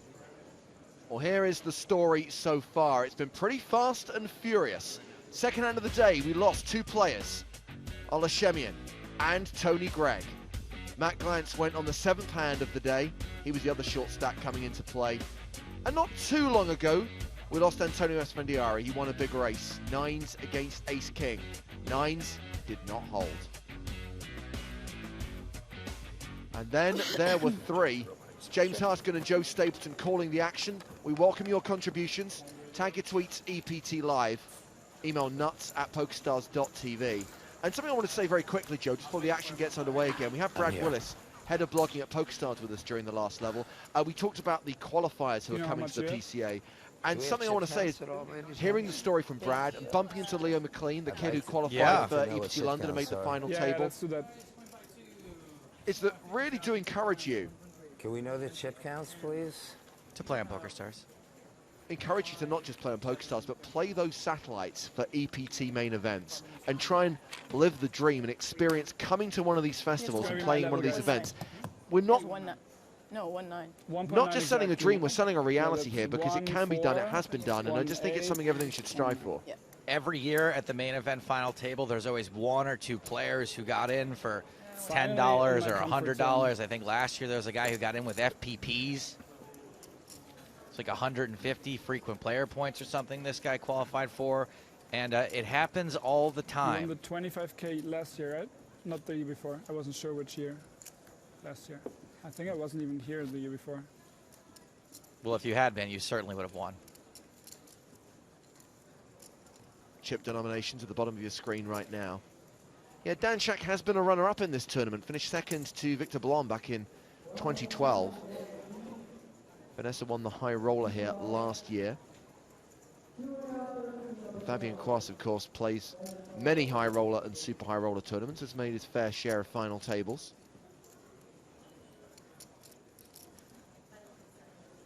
Button fold from Vanessa. Jack 10 for Dan Shak in the small blind. You gotta remember the chip denominations. The numbers are written on them, Dan. Those are Moon Dust and Moss Garden. Raise and a fold. I'm gonna throw.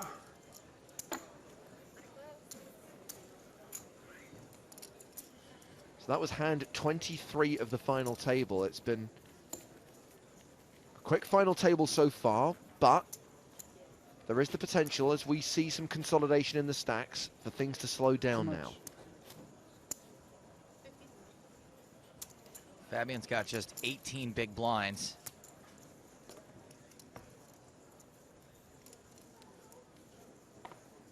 He can't slow down for too long.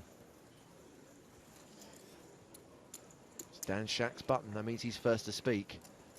Glorious aerial view of the Atlantis Resort and Casino in the background there.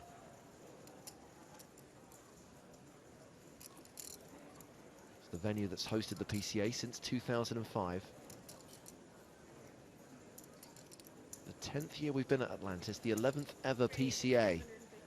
So at deuces, Dan Shak raises the button, makes it 250,000. Ace Jack for Quas in the small blind. I think Fabian's going to 3-bet here most of the time. He shoves. Vanessa Selps folds the big. Action back on Shak. No, I got a pair. That's the good news. Not a pair, the pair. You know what the bad news is. About 1.8? 1.7 something, yeah. Just under 1.8. You want to count? What? No. You want an exact count? It's between 1.7 and 1.8. I don't really feel like doubling you up with deuces. Would have been a race. Yeah, I kind of figured that. I don't do well on those. You don't? No, Who I know I'm does? supposed to call, but... Is there anyone out there who's just like, I am great at races. Like, I will take a race any day. I run unbelievably well in races. No, Just in everyone case thinks you they're had, bad at like, races. the 4s or 5s. No, I'm folding those. Right. Fabian still the short stack. I also don't want to race, in case you have the ace-king. I've seen too many, like, counterfeited small pairs in this tournament. Yeah, who got As well. grossly counterfeited yesterday? Wow. I'm really not supposed to fold there. Wow.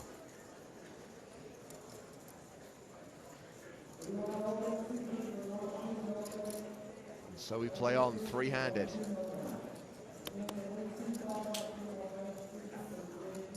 Those of you asking for the free roll password, by the way, Eugene is the word that gets you into tonight's free roll. Eugene. Only 7,000 seats left in the free roll. It starts in half an hour's time. Eugene will get you into the free roll with a $1,500 prize pool.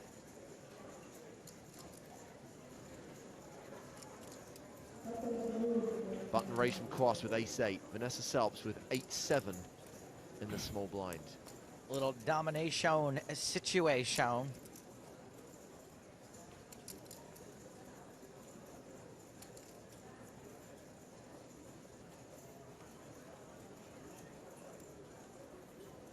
In response to your comment about races, Andrew says Usain Bolt wins quite a few races. Lol. Lol.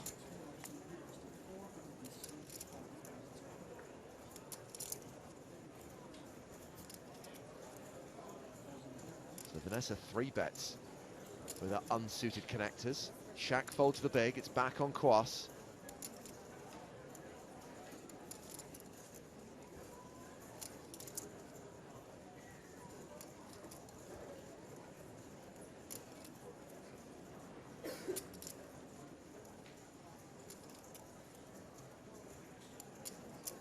Fabi knows Vanessa's capable of free betting light here, as she is fairly light right now.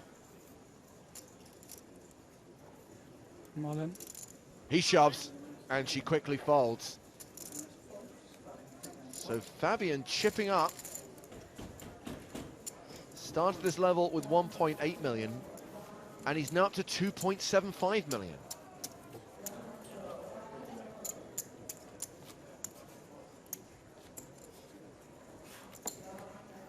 Mike McDonald tweeting right now. New idea to reward speed. Keep small denominations in play and have a clock tracking time. Each second you use, you put 0.05 antes into the pot. I do love a Timex. I really do. This sounds like a good idea in theory, but in execution, I can only imagine how much more time this method would waste. And, Mike, you're not exactly the fastest player. To be fair, and like you, I follow Mike on Twitter, and a lot of his tweets ooze sarcasm, so I wonder how serious a suggestion that was. I'm willing to give him that. Maybe I just got leveled. From the brain of Timex. Dan Shack now with a real pair. 3s in the small blind. Action's been folded to him.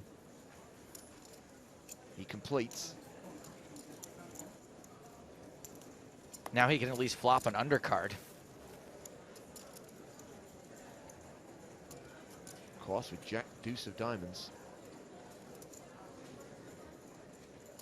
James, speaking of sarcasm, Ben wants to know, what's the buy-in for the free roll?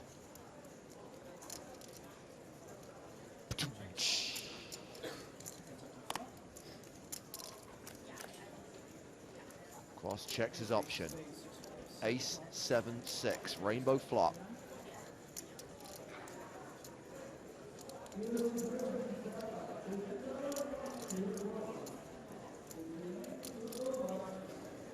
The buy-in for this tournament at the opposite end of the spectrum, $100,000. The 3 remaining players, by the way, only entered once. This tournament does have unlimited re-entries. We had a few players who reloaded. So Quas taking the lead here on the turn, pairing his jack. But all of these guys in for a single entry. Talking about the players who reloaded, Daniel Negreanu was in for 3 buy-ins. That's 300,000 and no cash. Guy Liberté was the other player who invested $300,000 in this tournament. Shaq didn't raise when he was ahead. He didn't bet when he was ahead. Now he's betting when he's smashed. Min bets.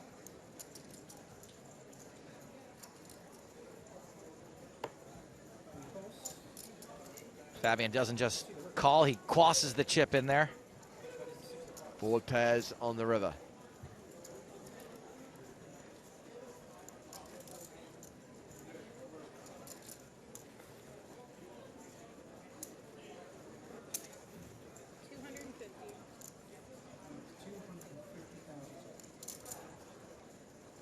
Shaq bets again, 250K. I really don't see Fabian folding here.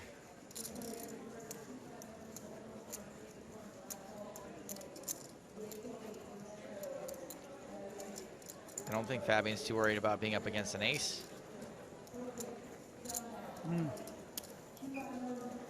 possible Dan could have a 6 in his hand.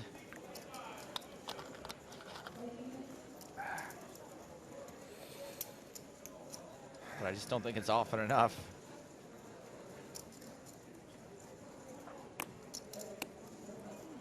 I guess Fabian's probably worried that he's not beating too many value bets.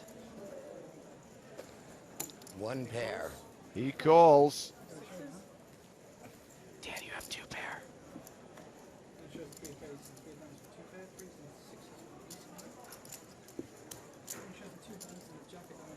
Well, Quas getting off to a great start in this level.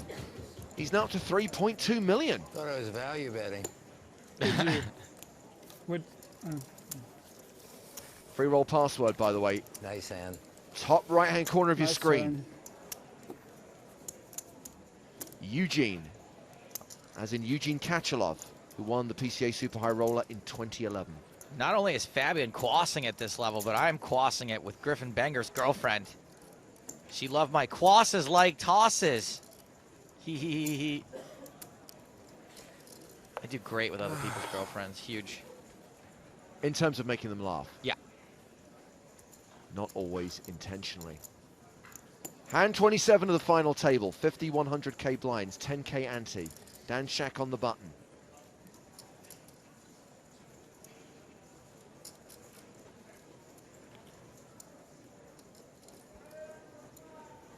Jack 7 of diamonds. He raises to 200,000.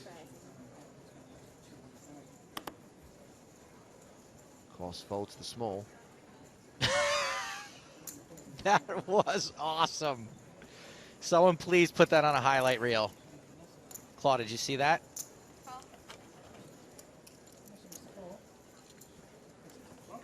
He kind of gave like the Shooter McGavin like double finger point after he folded. It was very slick. I need to see it on the highlights reel because I missed it, darn it. Vanessa defends with 6-5 and pairs a 6 on the flop. She checks to Shaq. Shaq who checks behind. Ace of spades on the turn. Peter points out on Twitter that Dan Shack's voice is just so perfect. Yeah.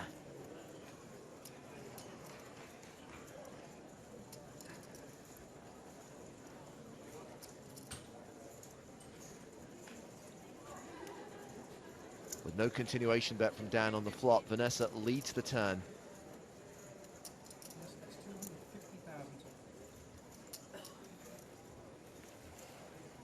Bobby Rooney says, I like Shaq's play overall, but betting threes on the river is criminal. What does he put Quas on there? Deuces? King high?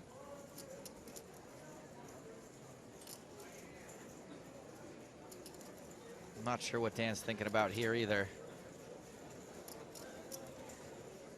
I'm a little worried when Vanessa checks that flop and then leaves the turn. Yeah, there you go. By the way, fewer than 5,000 seats now available in the PCA Live free roll. It starts in 22 minutes. And Eugene is the word that gets you in to the free roll. Those of you keep asking how it's spelled, it's on your screen. Look and you shall receive info. Top right-hand corner.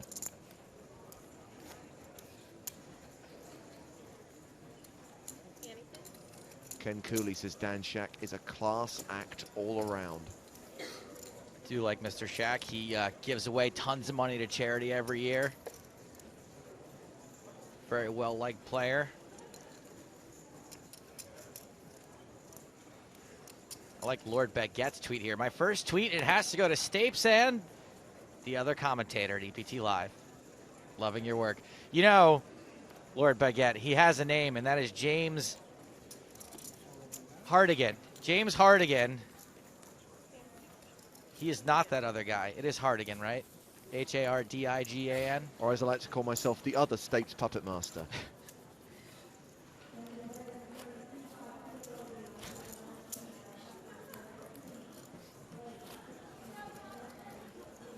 Miles asks, where will Daniel Negreanu have to finish in the main event to break even from the super high roller?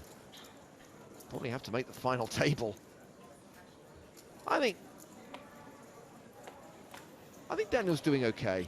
Apparently last year was quite good for him. In fact, the last decade, and by decade I mean 2004 to 2013, apparently that old classic.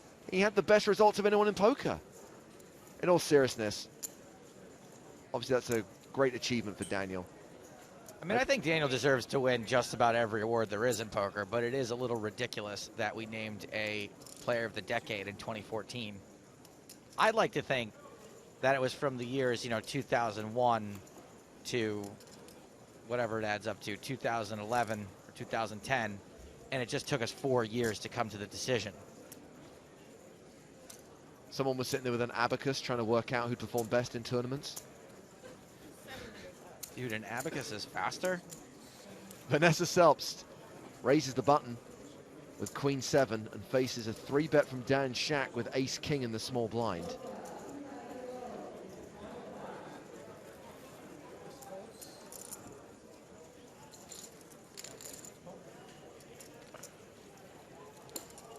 And achieves a fold.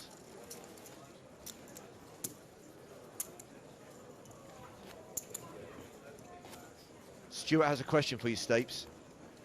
Remember, tag your tweets, EPC Live. Stuart asks, what is your favorite funny poker name, as there are some good names out there? I think I got to go with a former PCA winner, Purya Nazari. More like Richya Nazari. A guy who has not been seen since lifting that trophy back here in 2009. It's true, we don't know where he is. Purya, if you're out there, fire us off a tweet. By the way, Scott says, I'm assuming people from the USA can't play the free roll. I want to make sure. I'm afraid, Scott, you are correct, because there are real money prizes in the free roll. There's a $1,500 prize pool. American players can't play. But we do encourage you to check out the PokerStars.net Facebook game. Maybe Lee Jones will join us later today for an edition of Lee's Lowdown. And Lee will give you all the info you need about that.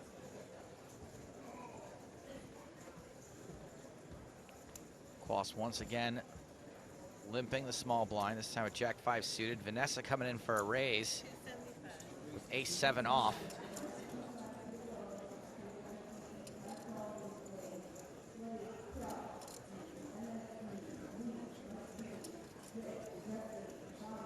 You know, Pratush, why don't you keep your logic to yourself? Yeah, Pratush Badiga actually makes a good point on Twitter. Making 2004 to 2013 a decade is pretty reasonable in poker, since that's post-moneymaker boom, when the game changed completely. You know, whatever. Pratush, way to spell it out for us. Andrew Badiker punishing me. Backs up that argument. Punishing me. The only real argument is that the boom basically started in 03-04.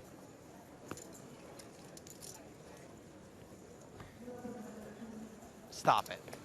Everyone just stop it. I want everyone to follow what I say unquestioningly. Oh my God, I can't believe I got that word out.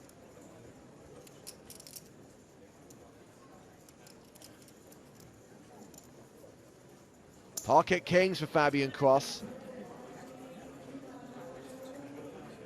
I think he just said the table was torturing him. Now might be his turn. He raises the button and may have a customer in Vanessa Selbst, who's got 8-10 suited. Oh yeah, 8-10 suited. This is pretty much the top of Vanessa's range.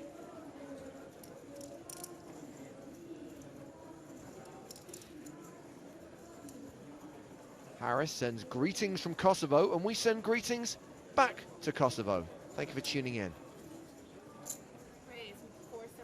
We appreciate anyone in Europe watching this to the end. Appreciate it's getting late and it is a school night. So the 3-bet from Vanessa is to 475,000. Shaq folds the big blind, back on Fabian. He started the hand with 2.9 million. And this is interesting. Does he put in another bet, or does he just flat here and let Vanessa barrel off like she did before?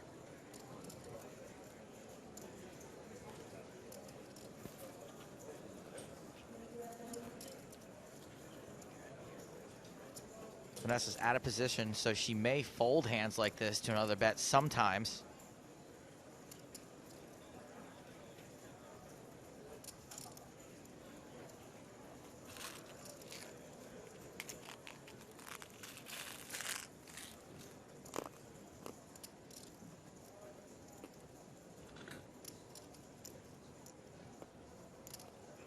Looks like he is going for the 4-bet.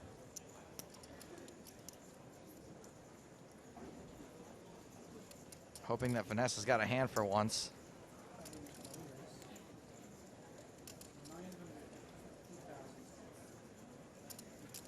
$950,000. And maybe it's a safe bet against Vanessa because sometimes she's going to have a hand and sometimes she's just not going to want to give up the non-hand that she has.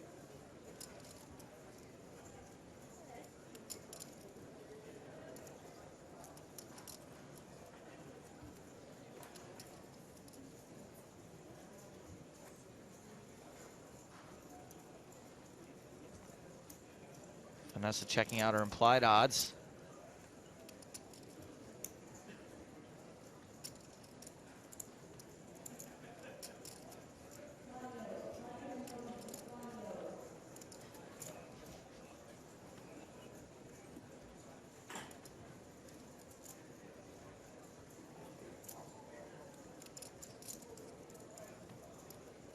Ferranda asks, I have a question. How can you beat kings when it's played by a German? Answer, you can't.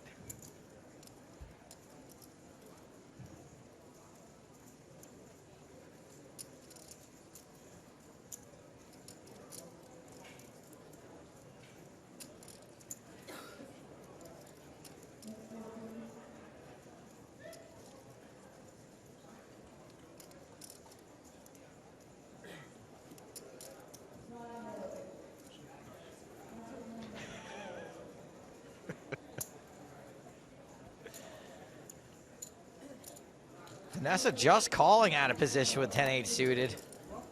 Wow. Ruh-roh. Griffin Benger's had an epiphany, by the way. King's Quass. He announces with exuberance. Queen 7-5, only one heart on board. Vanessa checks.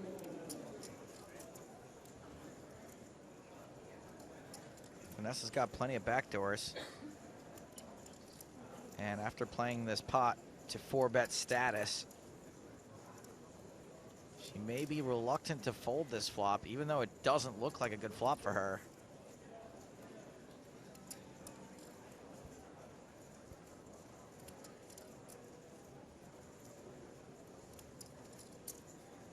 And Quass with only a pot-sized bet behind.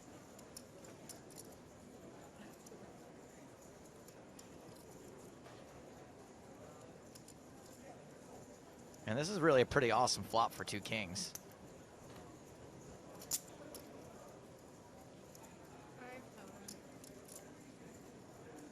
Quass bets a quarter of this pot, 500K, and a quarter of his stack.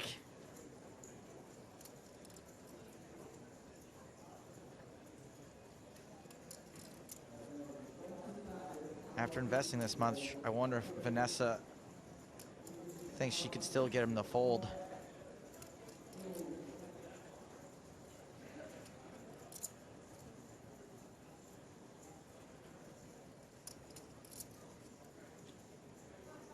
Francesca urges on Twitter, fold, Vanessa, fold.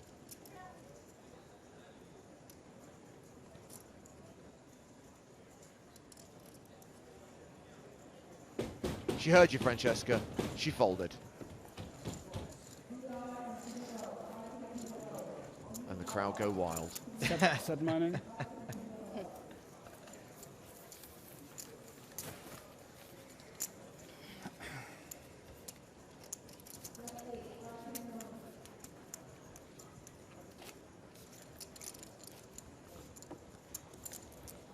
Blaine writes in to say, from Jason Somerville's point of view, Vanessa has a 3 straight flush and 2 overs to second pair. So guess what? She's not folding.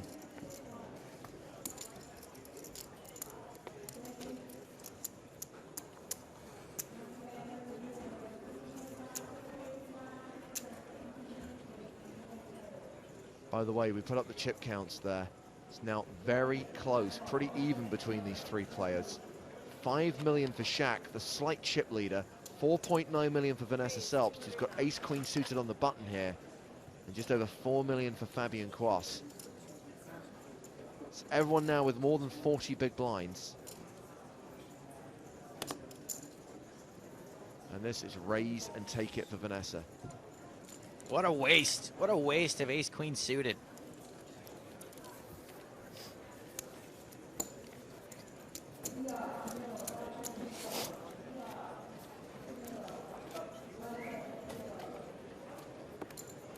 I have a question, but would either of you two object to what, in a few minutes, like if I took like a 1-minute bathroom break, if I ran?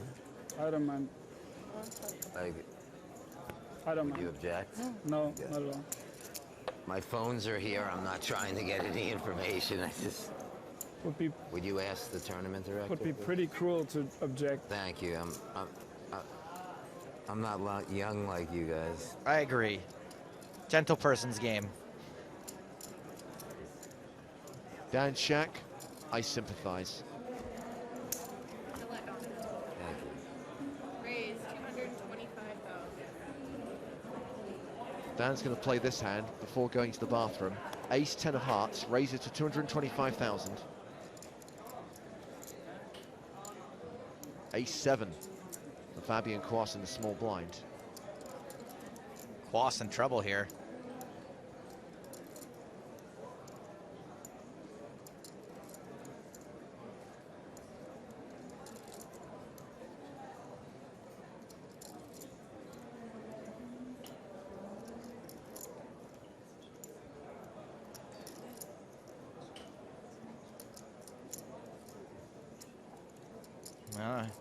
He's getting set up for a major Quass.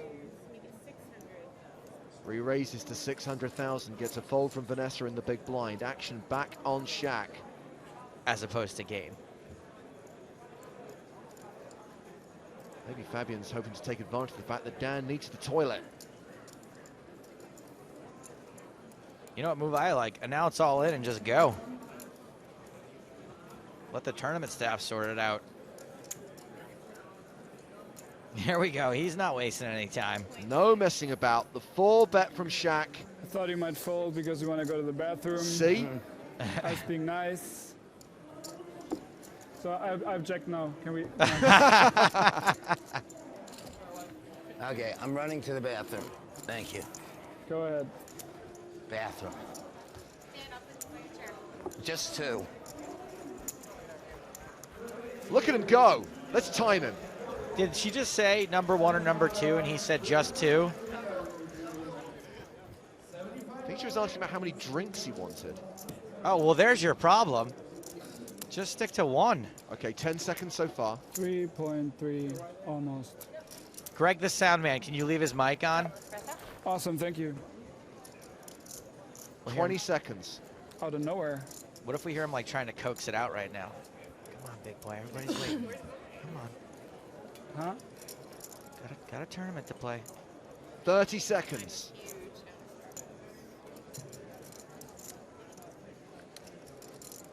It's not that hot anymore. Either. There are Dan's No, 2 it's drinks. It's very good. I really appreciate it. Wow. If you're getting through those 2 at a I was time, telling Dan in the break that I you'd would be really going like to the double toilet a lot. espresso, and he's like, let me just text my assistant. She's gonna get you one. Dan Shack has now been gone for 60 seconds. Look, I could have won that pot. Against me? The tournament clock has been paused, by the way. Fabian does want to give anything away, but cannot tell you. no, Vanessa, you could not have won that pot. Do you have your railroads in the live stream? Yeah, she's no, she's just watching up here. How long is the 1 hour. delay? 1 hour? Whenever I need to say an S and a TH after each other, or like the other way around, it's very hard for me to do. It's a thing S and Germans TH. don't learn. Like what? Like, What's the? I don't know, Something a like word that ends with S and Yeah, then like the what's next the- word starts with TH, yeah. Gross thing. I don't know, like, it's just, don't have it in me. 2 But apparently minutes. it's a German thing because the other guys cannot do it either. Dan Shack said he'd be 2 minutes. He's now been 2 minutes and 5 seconds. Run, Shack, run!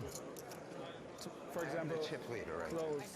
He is coming back with and I know how to play his this. wife. when I get down to this point.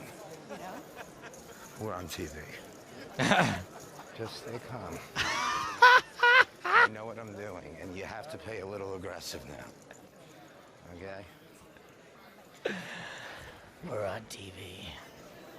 And that voice you hear in the background, or rather that laugh you hear in the background, by the way, is Theo Thank you very Jorgensen from much. Team PokerStars Pro. It was the break, so I almost had to cut a line. Thank you. That was beautiful. Thank you for the espresso, Dan. You're welcome.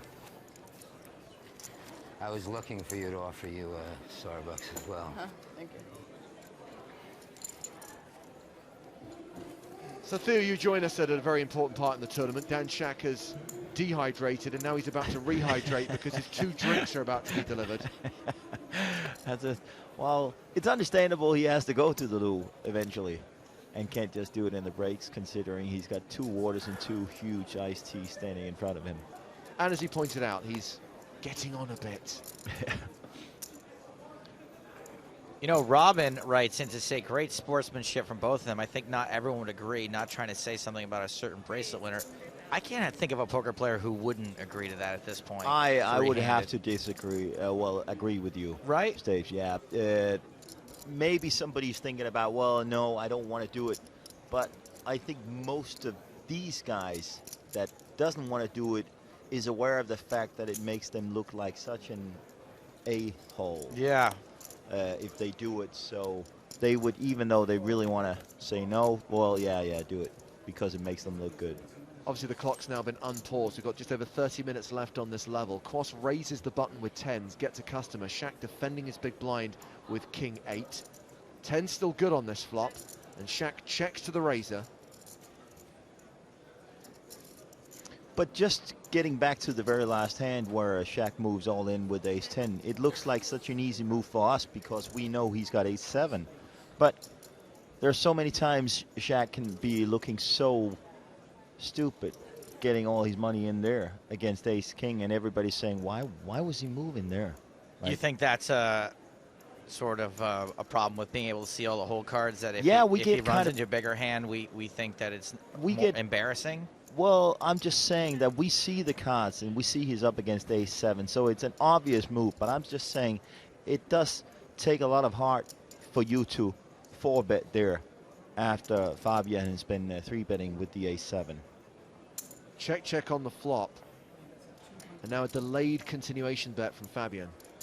Because if we would have known that Fabian had ace-king there, we wouldn't have said, well, yeah, that's an E. Well, we would have said, what is he doing? What is he doing with the ace-10? Why is he 4-betting? Dan folds to the delayed c-bet. And Quas continues to chip up 3.5 million. Dan Shack, as he announced, is the chip leader with 5.5 million. Vanessa Selps playing 4.9 million. But I'm convinced, like, in this spot here, when we're down to 3 players and you see 3 of the world's best players playing a 3-handed, it gets very educational and very good to watch, especially the fact that we have the cards to see as well for everybody that's watching out there, because normally most of the people that's watching this live stream is not normally playing 3-handed. They're playing 9-handed. It's rare you get down to 3-handed, and now you get to see how loose these guys actually do play 3-handed. Yeah, it's a great educational tool to be able to see these guys play, especially with the cards up. By the way, if you've got a question for Theo Jorgensen, tag your tweets EPT Live. We're also inviting questions right now for Daniel Negreanu, because we're going to be doing an EPT Live Q&A with Daniel a bit later in the week. If there's something you'd like to ask D-Nex, Finally. nuts at PokerStars.tv. I was waiting for my first walk all the time.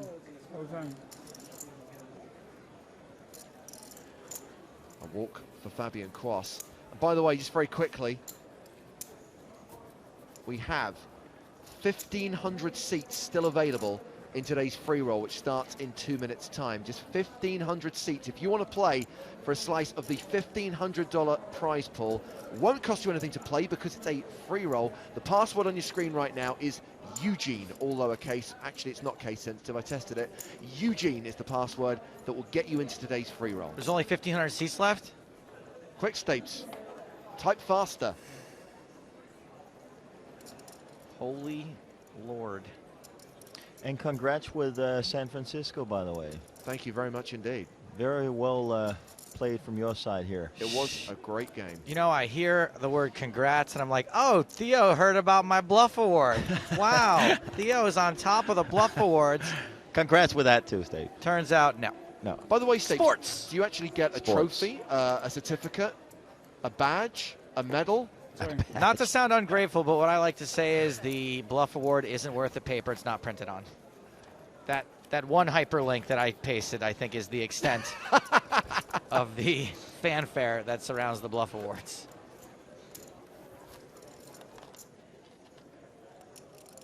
Password Eugene. So what are we back with the prize money here?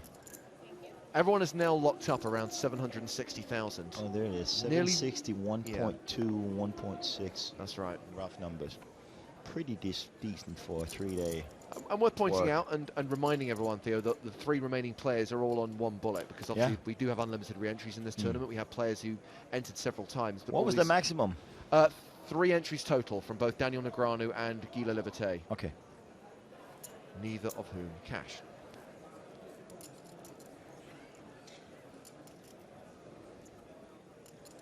Selbsty limping with ace tray. Shaq checks his king high.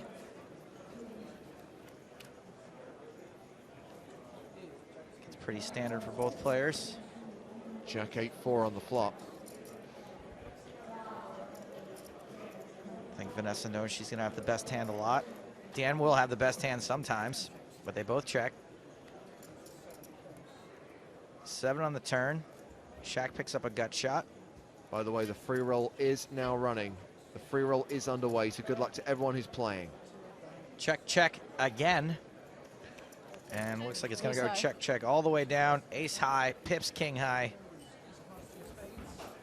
Ship the teeny tiny pot to Vanessa. Yay. Sneaky limp. Paulius has a question. Glad it, and I was a sneaky check behind. Oh yeah, king 10, king 10 or something. No, I had a king. Paulius wants to know, Theo, what is the best way to work on your poker game nowadays? One of the best ways is, well, if you ask me. Exercise, diet. Yeah, no. Do not consider yourself being the greatest player on earth. Would be a good idea. Always be very critical about your own game and be aware of the fact that you are not the best one and you can easily learn something every day. I think that's important. We still know you have it in you, Vanessa. Looking at guys like these and try to find out what they're doing that you might not be doing. That's a pretty decent start hand. No kidding. One of the best. See, when Quas looks down in a queen, let's say he looks down, he's hoping for another queen and he doesn't know he's going to go. He's really hoping for no other queen. Yeah. They both were. They both were? Turn them up. This card and there. Really? Turn either one up. Nice. Oh, he shows the bluff. Lay down ace 10. What? Yeah. Quick hello to Harkins, who's watching the EPC live stream at PokerStars from Norway tonight and still hoping for Vanessa Selbst to win. Remember, she won the high roller last year. She's looking to win the super high roller this year. I would say in this lineup, folding the button is going to happen more than average.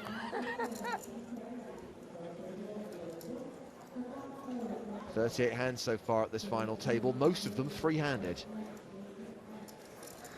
Of course do it, you can do it. Of course now I'm going to Yeah, you're under raise pressure. It. No. See?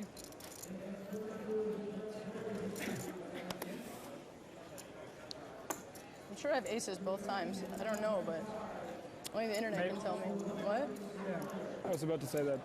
You can find out what you have. A walk for Vanessa in the big blind. How many chips everyone has? Because I really don't know. Approximately. 1.7, 2.1. Before I go ahead and just bluff all in and think someone has 2 million. 2.7, 3, 1. 3, 3, 75. And you guys still don't want to... Still no? I'm good, thanks. I mean, I would agree to an even chop if you guys want to do that. No? It's cute. Is it? How much is that? I don't think it's that outrageous that he asked for an even chop. Batman's got 3.3. The other two have got 5.1 and 5.4. Like 1 point. I mean, obviously. I know maybe everyone, want a all the little math more, people but are going bananas that I said that, but no, we each have the same. short-handed. She's not going to. Fortunes change hands. See, in a situation I have like the that, momentum on my especially with side. these three guys, they're convinced they're all the Maybe best it'll of last those. 15 Sure. minutes. You My have to stack be the plus enter. momentum equals your stack, so we can just chop it. This might has potential to You're going to get a no from here for sure. to go a little. Maybe not.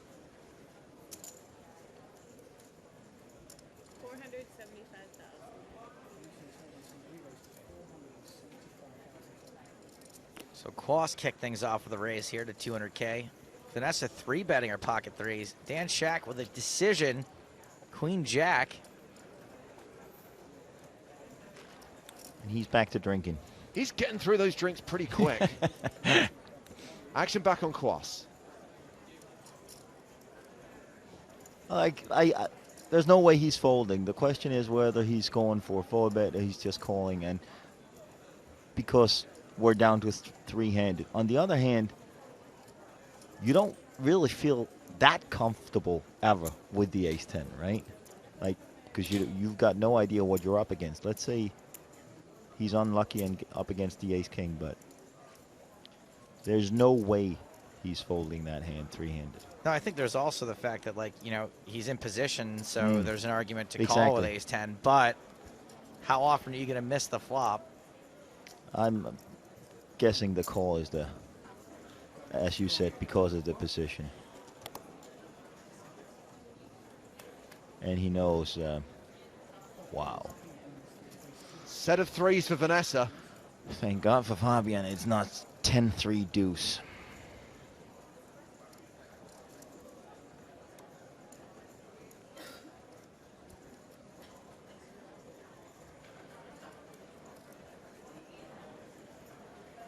Vanessa with the pre-flop betting lead and with the best hand by far.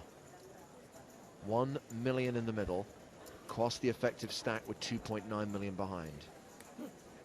And if you remember the last time she flopped really huge, which was the Broadway nut straight, she led the flop. I'm wondering if she's considering doing the same thing again. Well, I would think so, because it's let's say I was playing with her. It's so obvious she's going to lead with that hand because she potentially could have ace king too, and I would get very suspicious if she didn't lead. After being the pre-flop Exactly. pre-flop aggressor, sure. In this case, it makes a lot more sense because it is a continuation bet.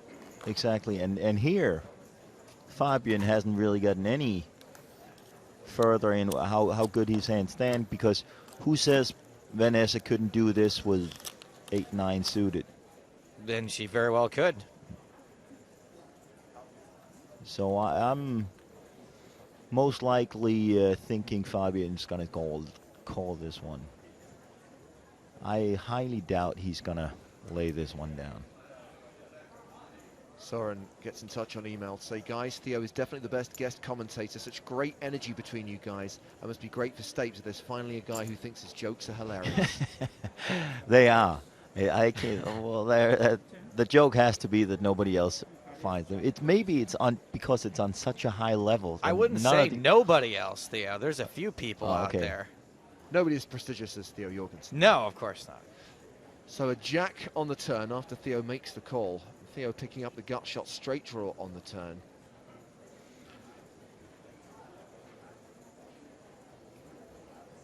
Soren also had a question which we'll get to after this hand's played out. If she leads out again, he's going to be able to lay it down, because it's a pretty strong call, because Fabian could have told us a story that he's got king jack, king queen, king 10, and so when he calls there on the flop and she leads again on the turn, he can feel so much more confident that his hand is not the best if she leads again on there. now here. On the other hand, if she checks to go for a check raise, he's going to check behind, so she's basically just giving him free card to hit the inside straight. Yeah, I think that she's going to keep betting here most of the time. I think she would do that with a lot of her hands that aren't this good, so she would do it here also. And also, you know, it's really important. A lot of people like to slow play their sets, but you have to build a pot. Exactly. And some less experienced than Vanessa might think, okay, well, this is such a, on a rainbow flop with deuce 3 king, I might check because I'm afraid to lose the guy. But it doesn't make any sense that she's not c-betting there if she was bluffing. And that's what makes experienced players like Fabian getting very suspicious. Here I'm expecting him to lay it down because his call on the flop on the dry board there on the is such a strong call. Yeah. But on the other hand, it's like it's definitely not the worst thing he's ever done if he calls. Well, against someone like Vanessa, he could sometimes have the best Still, hand with ace-10 obviously, high. yes. Like we could be sitting here and saying, well, it's such an easy call for him with ace-10, and when we were looking down in Vanessa's 9-8 suited. So Vanessa barreling for 740,000. Remember, Fabian's playing 2.5 million. Because even now, when I expect Fabian to lay it down, he's not going to feel. He's going to be very curious about this hand, whether he got bluffed out or not, when he sees it. And obviously, he'll have access to that information in an hour's time. I do think this may be one of those situations, though, where there are better spots. There is, but on the other hand, you can't keep on letting Vanessa bluff you out. And if he's confident this has a shot, he could be calling here and then laying it down on the river. Fabian calls the 740,000. Like, I know this looks a little stupid when we can see the cards, but seriously, Vanessa could, in a three-handed game, have pretty much the worst of it still. 6 on the river, cross with just ace high.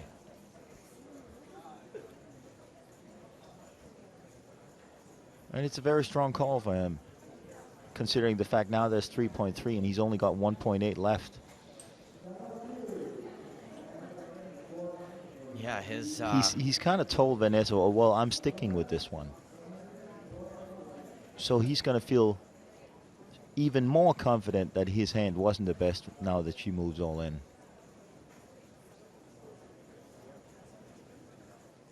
All in. And that's exactly what she does.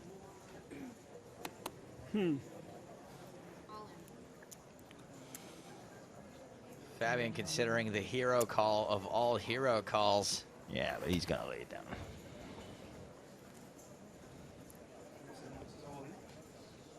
Maybe he'll give Vanessa a second, see if she gives anything away physically. Also because it's such a strong call he does on the flop and the turn that he's going to convince himself that she hasn't beat. Vanessa's rail, including her wife Miranda, Maria Ho, Tiffany Michelle. Scott R just gets in touch on Twitter to say just caught up thanks to the replay function and saw Dan's toilet break. Great action and good to hear Theo's analysis as always. Remember, we've got Theo Jorgensen from Team PokerStars Pro with us in the booth. Pretty quick all in. Tiger tweets EPT Live. Now he's doing a classic me. Like he's trying to find somewhere to justify a call here. Like I'm always trying to find, well, it's really tough, I think, to make such a huge call on the turn and then fold the river. yeah, but you're doing it because it's such a strong call on the turn. So Fabian, I'm convinced Fabian's saying, okay, I'm doing that, and if she shoves on the river, I can lay it down and still sleep at night. And I'm convinced I'm beat. Well, Vader Nader on Twitter says, why would he call the turn to fold the river? He's trying to be a hero, but there are bluffs that he can't beat. There's no bluffs he can't beat. Like Vanessa is going to slow down with ace queen, which is the second lowest hand. There's no way she's betting and bluffing here. A rail applaud, but they would have loved a hero call from Fabian Quast there. He would have been out the tournament. As things stand, Vanessa reclaims the chip lead. I'm just getting back to the point that it looks bad because we can see the cards. Right. And we're all thinking, why is he doing that on the turn? Why can't he lay down? Because we can see the set. But let's say we wouldn't have a clue what she has there. I could easily see myself calling there with ace-10 again because, well, first of all, it's a very strong call he does with only 1.8 left. And I do think that Vanessa's going to shove the river when she's bluffing also. Not all the time? No, not there. Not because it's like 3.3 with Fabian having that left. And she could be up against a set. She could like be. No, I don't. I don't. You don't think she's going to bluff when she's bluffing? She's not going to bluff. She's not going to. She might bluff first and second bullet, but she's not going to bluff there with him only having 1.8 left and 3.3 behind. Well, Theo, I started to get to the second part of Soren's email to nuts yeah. at PokerStars.tv, and he actually asked, how would you approach three-handed play with a stack like Quast's? The irony being that after that hand, Fabian has significantly less now, just 18 big blinds, and up against these two big stacks, 68 and 54 big blinds respectively. What are you looking for? Just a good reshove spot? Something like that. I can't see that Fabian has done anything wrong in that hand. Yeah, he could have laid it down on the turn, but Vanessa is definitely capable of shooting 2 bullets, and he wanted to make sure that she was not bluffing. But now, with the blinds here as 5,100, and you got what does he have? 1.8. Yeah, started the hand with 1.8. It's a very. He still has some plays left.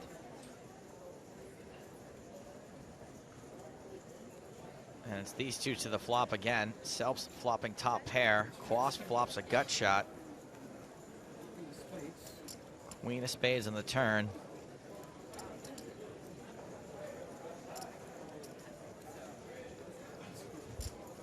By the way, Stapes, the poker claw has not let you down. Shoot 'em a Quast has just been tweeted. Make sure you follow the hashtag EPT Live Twitter stream, and you'll see that wonderful little piece of animation. I will ship that out to my followers as well. Thank you, Claw.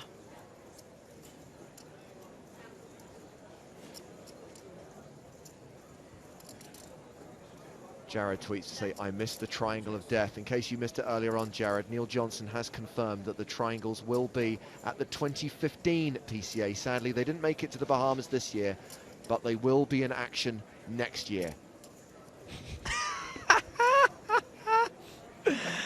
I love this. Thank you, Claw. Oh, that's beautiful.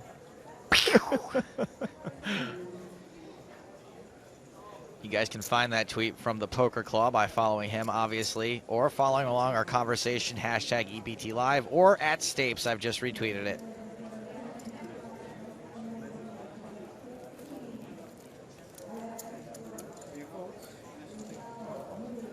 Vanessa takes down that pot. Okay, Theo. I've got, I need some help here. I need a 5-letter word for a German high roller who's deep in this tournament. 5-letter word. 5-letter word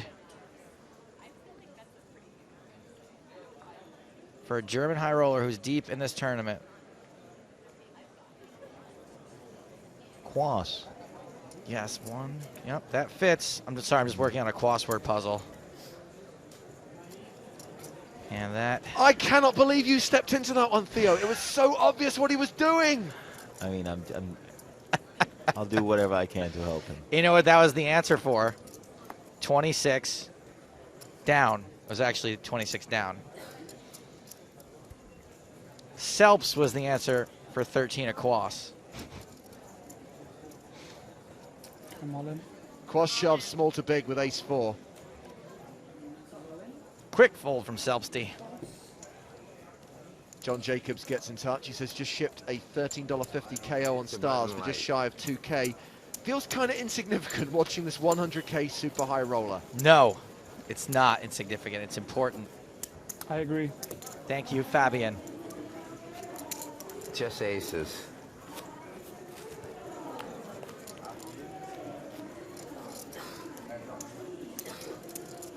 What are you unhappy about? Nothing? Yes, Vanessa's been very quiet. Very quiet is the word I would use. By the way, she's now playing more than 7 million. Determined not to let go of the chip lead again.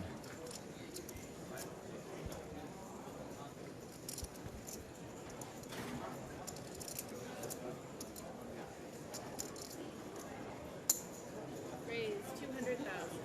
Button raised from cross with 8-5 suited.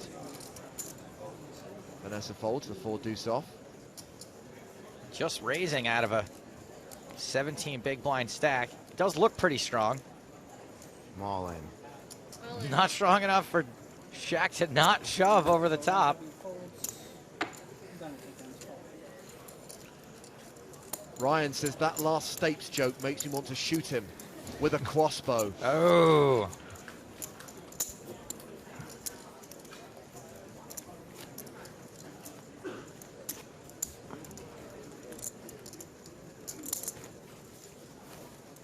Hand 44 of the final table. Incoming. With 6 minutes left on the level. Actually, just shy of 7 minutes. Can you pass me water, please? James, what's your favorite Irish poker player, German high roller gangster movie?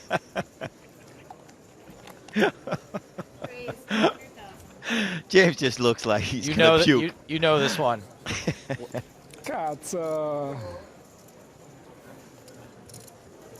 It's Miller's crossing, isn't it? James, you nailed it. Ace-3 for Vanessa, raising the button.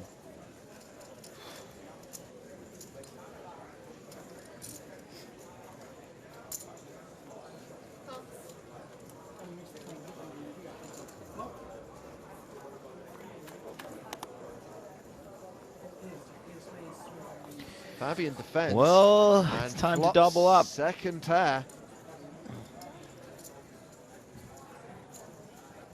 Vanessa with bottom pair.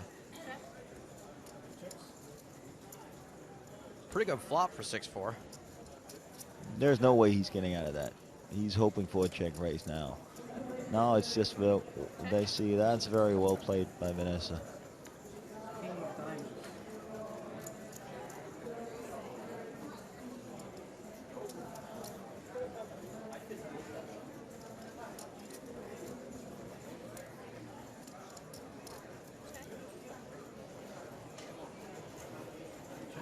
Card on the turn neither player can really like.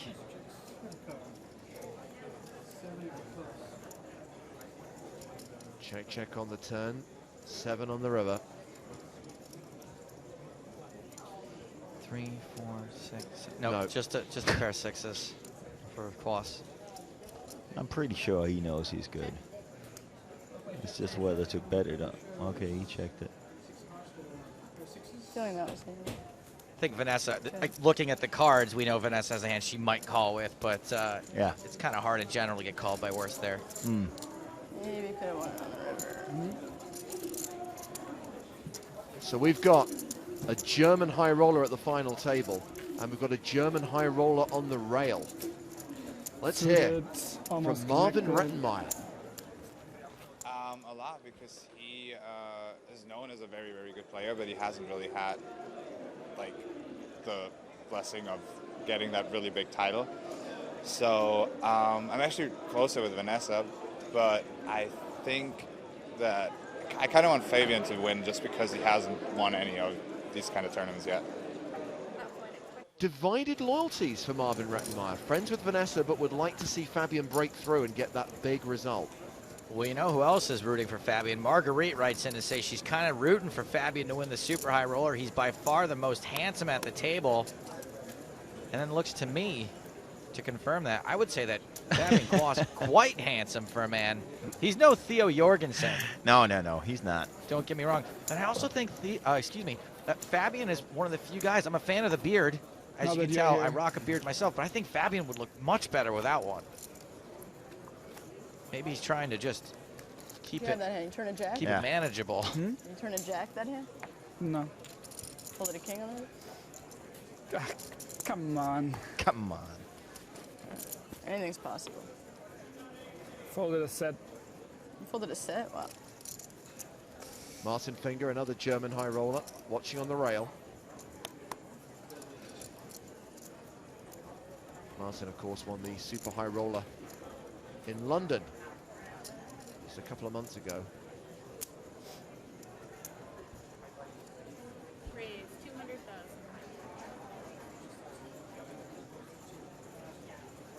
Ace King for Fabian. Ace King for Vanessa. Both of them are convinced they have the nuts. Please note that Fabian does have 2 flush draws. Vanessa only has 1.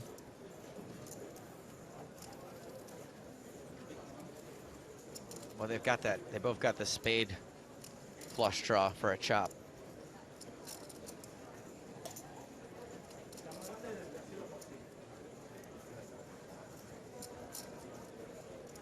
Now we're just wasting time.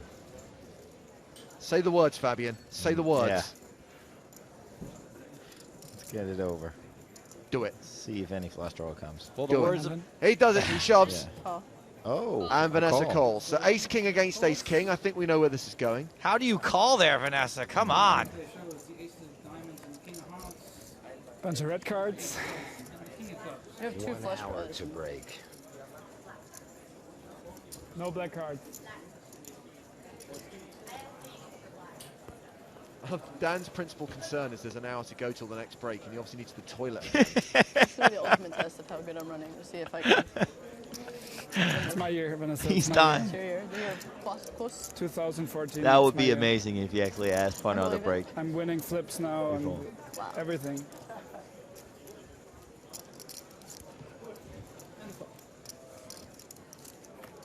So here we go. Vanessa flops a king. Not a As single does club. Fabian. Wow. Vanessa turns the king. With Top trips. trips. What a waste. How good So, does that feel when you just both players turn with the around same that hand. like that? This is going to be a chop Too pot. bad And I didn't Theo, have ace you know what queen. they say. Everyone loves a chop Yeah, pot. give me ace queen. What? Yeah. This I It's like, say. give me ace queen, yeah. Jay Rosenkrantz has tweeted to say one of these You would dudes only call it commenting ice on the cream. high roller right You now would is only hurting call it my ice cream. brain. Go Vanessa. You're not that reckless. You know what? Yeah. I want the money back that I invested in Bet Raise Fold. I want it all back. You can have your poster and your mouse pad and your t-shirt. They're hurting my brain, So Jay excited. Rosenkrantz. I know, me too.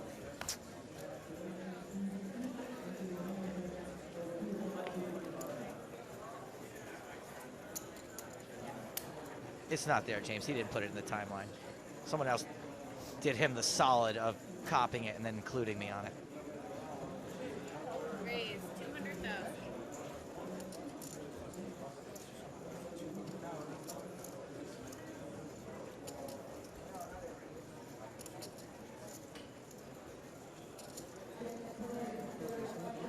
Lord Baguette says Fabian doing things his own way, his own status quos. And on that bombshell, Here we go again. I'm going to the bathroom. Well, the money's going in now. You want to check that one out. No, looks like Quast just defends. 1.5.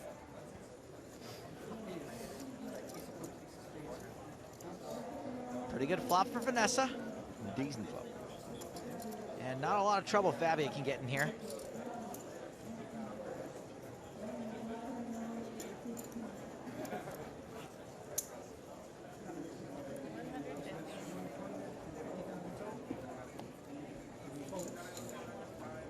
And this just goes check, bet, fold. I knew that. Two nines in the You're mug? not betting there when the 2 9s in the mug? Easy. 2 nines, I only call 3 and then just muck it. No big deal. Dan, you're not playing anymore? Dan, believe it or not. you're not playing anymore? What? Are you not playing anymore? You've I been have to go to the folding for a bathroom while again, now. and I'm begging for one of you to say you have to go. Dan, nobody else is housing the Trent days. I mean, so if you beg, from I'm Starbucks. not begging. I'm not there yet. If but you ask, I'm begging in about 20 minutes. Okay. 20,000 ante, 6120. Finally, the blinds go up.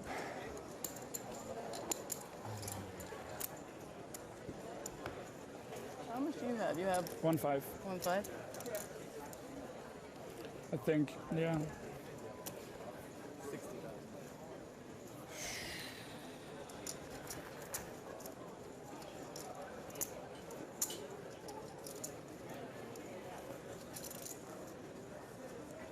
I feel like I have it this time. Did you say that yesterday at some point and you really had it? Or was that another player? I don't remember.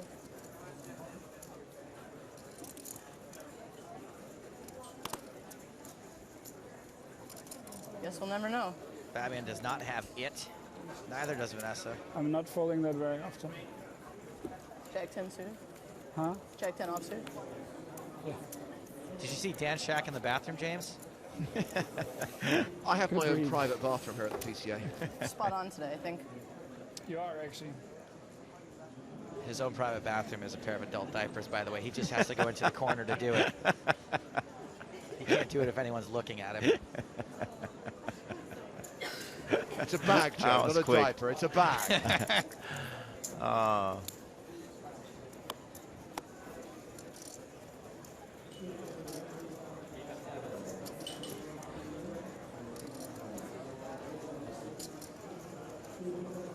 Theo's going to stay with us for one more hand.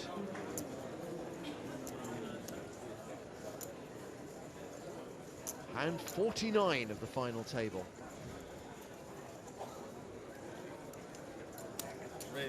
Fabian raising the button with ace-jack. Raising out of a 14 big blind stack. Less than that. Didn't realize the blinds had gone up. 61-20 with a 20k ante. Mike's weighed in to say that Fabian has quasitive EV. Cazzo. I know you're enjoying the jokes, Theo, but I'm afraid your time is up and you have to leave us. No. Yeah. But Theo, we wish you best of luck in the shark cage. Thank you. And as always, it was a pleasure being here. I will see you guys later. Oh, 120. Thank you very much, Theo Jorgensen from Team PokerStars Pro. And remember, the Shark Cage is here in the Bahamas. It'll be in Monaco. A brand new TV series, and we're searching for more qualifiers for that TV show. The next round of qualifying heats to run in early March, from the 3rd to the 14th of March. So look out for them in the PokerStars tournament lobby. A $1 million free roll, people. I'm going to try to qualify. You don't think I'll get in? No, I think And it's gone again. pun was The great chip. horrific. You could just pay with greens instead. No. You're much more intimidated if I leave my greens stacked.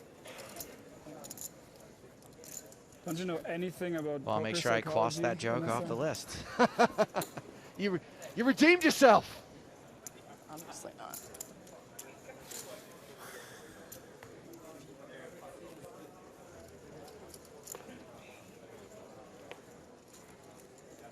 I didn't recognize Basebaldy chiming in with a cross-dressing joke. Unfortunately, Rico, that one's been sent already.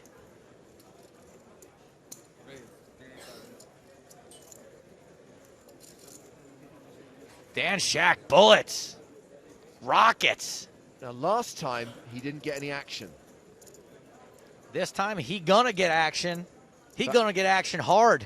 Cross with King Jack.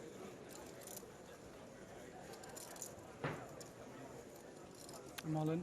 And just over 10 big blinds, shoves.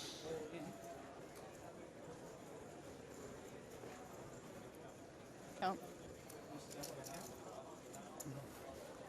Looks like Vanessa Selfs may get caught in the crossfire here. 1-4-50 here.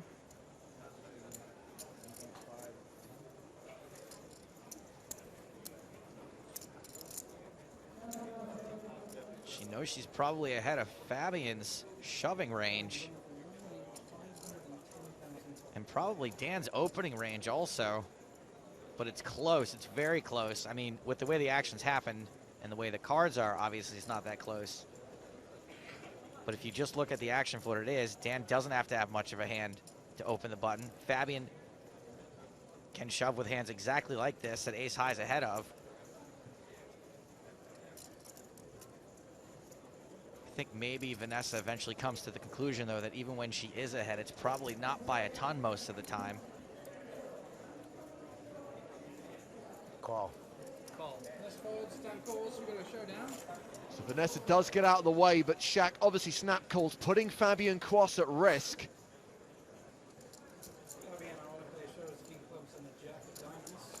Fabian, classic, huge underdog. 14% equity. Good luck. Maybe. Queen 9-3, all diamonds. Okay. Specific.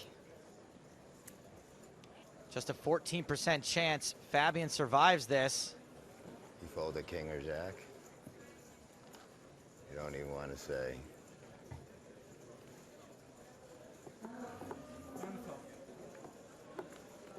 Well, we know that Vanessa folded an ace.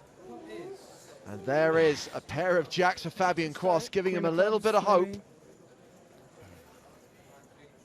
That 14% went up to 19%. That's no good. Oh, didn't see that. And that's with only 2 cards to come. Well, queen of something. Nobody ever just asks for the card they want. How about a jack? Or a king. That's the queen of something. That's the queen of something. Cross with 6 outs. The case ace, any jack or any 9 for the straight. What Never a easy, sick huh? sweat. Never easy.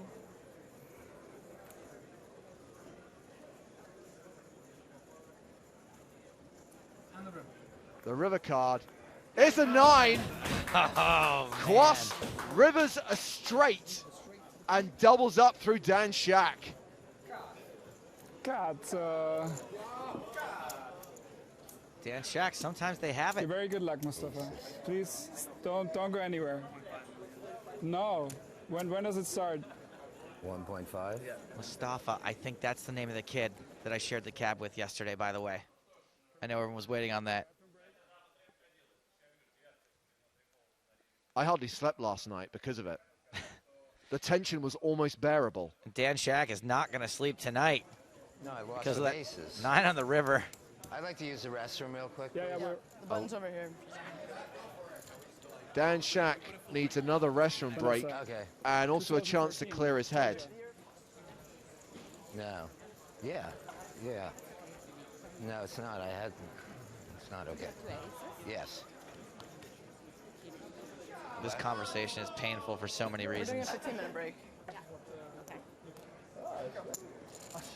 Igor Kurganov celebrating with Fabian Cross after that all-important double-up. König Bube gegen Aces Pizza Berlin. Du bist schwer behindert auf jeden Fall. Spielst du heute Main? Spielst du heute Main? Spielst du heute Main? Spielst du heute Main? Wie geht das? Well, it seems that the players are taking an impromptu break. Obviously, we know that Dan Shack needed to use the facilities here at the Atlantis Resort. But it seems that the players have agreed a 15-minute break. This wasn't scheduled, but we're going to follow them and take a 15-minute break of our own. Here's how things stand right now. Still three-handed. Fabian Cross doubling up to a 27 big blind stack. Dan Shack now down to 32 bigs. Vanessa leads with 58 big blinds. And we've still got about 50 minutes left to play on this level. 60,000, 120,000 with a 20,000 ante. But we are going to step away for 15 minutes no matter what happens, this is not shaping up to be the deepest heads-up match either. Good point, well made, and something to look forward to, as well as obviously more great poker here on EPT Live, as well as seeing who wins these sums of money. We will have De Warsaw from Team PokerStars Online with us in the booth. De Warsaw making his debut on EPT Live. He's a long-time watcher, long-time fan of the stream, and obviously a great poker mind for us to have in the booth. So he'll be providing analysis when we come back from the break and play down from 3 to a champion. Selpst leads, Shaq in second, Quas currently in third. Join us in 13 minutes time for more action from the Super High Roller event here at the PokerStars.net PCA.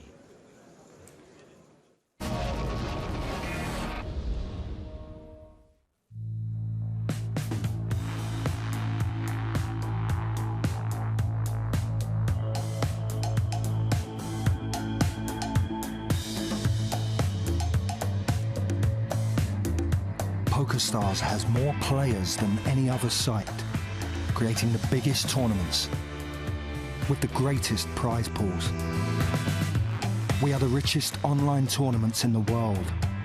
We are poker.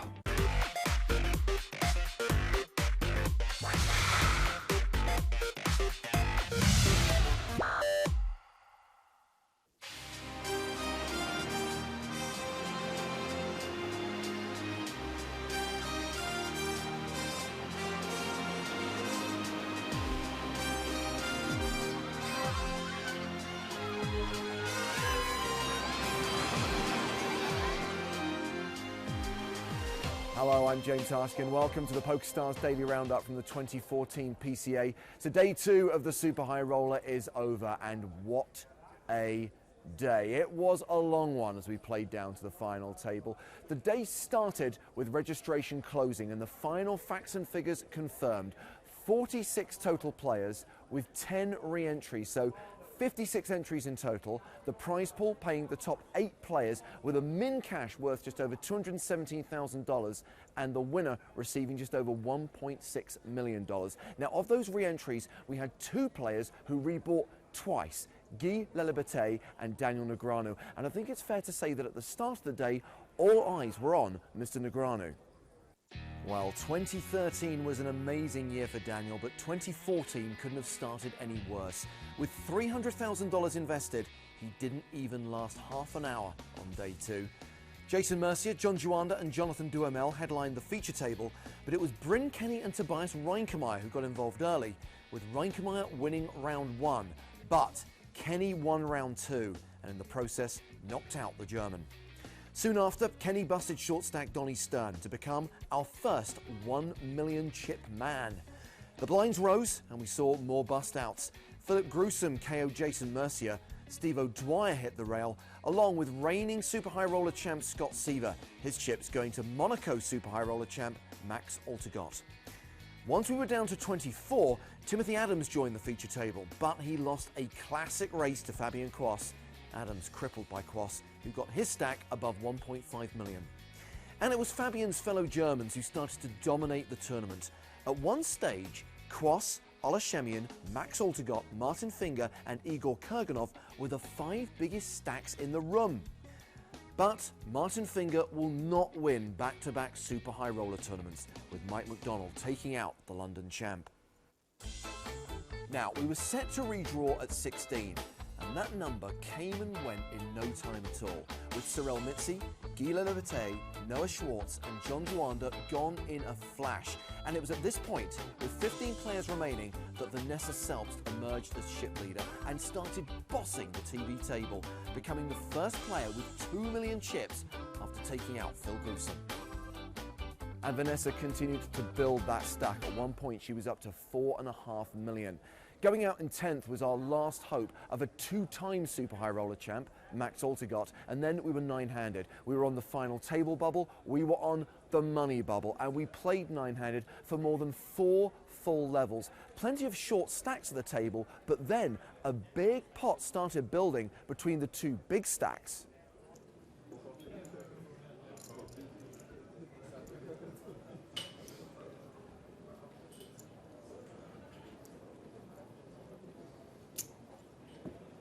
Thank you, Vanessa. Thank God you're here. Get this ball rolling. 165k into a 450,000 pot.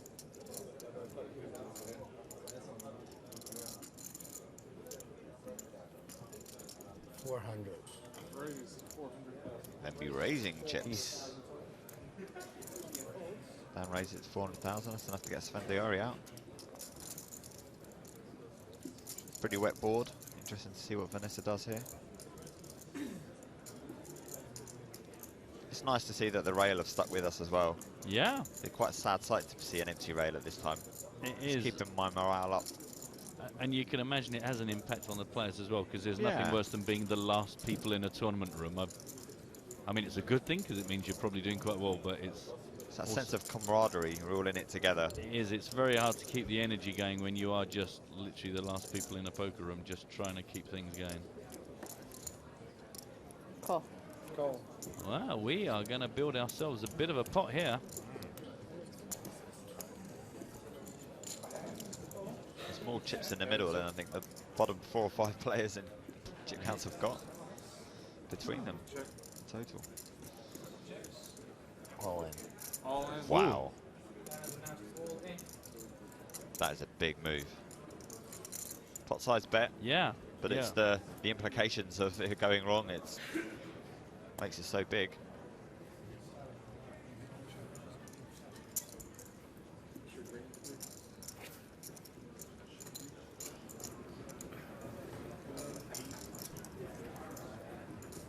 I call.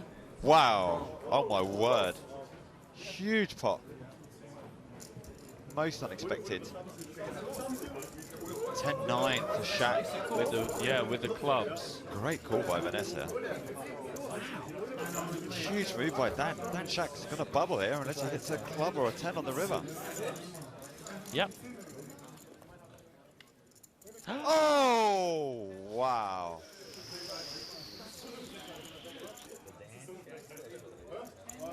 And he's coming back. He's been called back. He was on his way. No, I think he ran as soon as he saw the card come. Oh, I see. Okay. I think that was his reaction to the 10 coming down. Well, you know what? Fortune favours the brave.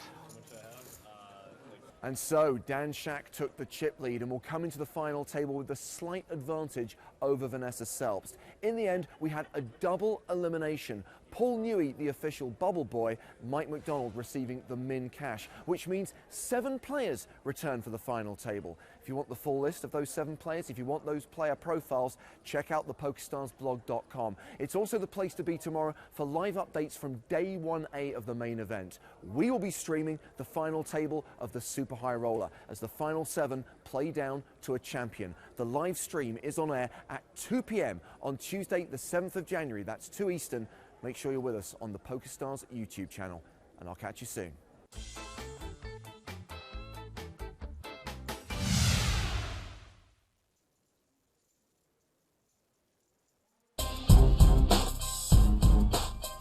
My favorite PCA memory is obviously winning the Super High Roller 2 years ago. And that tournament kind of kicked off a huge year for me. And actually a huge PCA because I actually ended up going really deep in the main event as well that year. So yeah, it was just an insane PCA for me.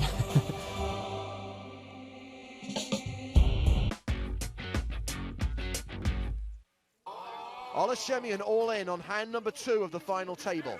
He could be skating out of here very soon. Shoves under the gun with King 4 of diamonds. A lot of players to act behind. Tony Gregg reshoves with ace-9. Greg has Shemian covered, just. Someone could still wake up with a bigger hand between these two. Fabian Quast with a decision on the button. 2 10s for Quast. Absolutely no way he doesn't get involved. Cool. Just a call. Vanessa in the small blind. Has all 3 players covered, but elects to fold. Dan Shaq, chip leader at the table. So naturally, he also has these guys covered. Very, very easy. He folds as well. So here we go, a three-way all-in. Quas has the best hand and has both players covered. Shemian looking for a king, Greg looking for an ace. Shemian would also be happy with diamonds. But Only three of them, not however. too many diamonds. Ace-9. I have ace-9. Chris McFadden says, last night I said Tony Gregg was the dark horse, but it'd be a big ask for him to make a comeback. Let's see how this plays out. Yeah. I don't know. It's a good spot. 2 fours. I had 10-4 off. No. Vanessa's claiming to fold a 10 and a 4. It's all right. Yeah, it was a good spot. That was...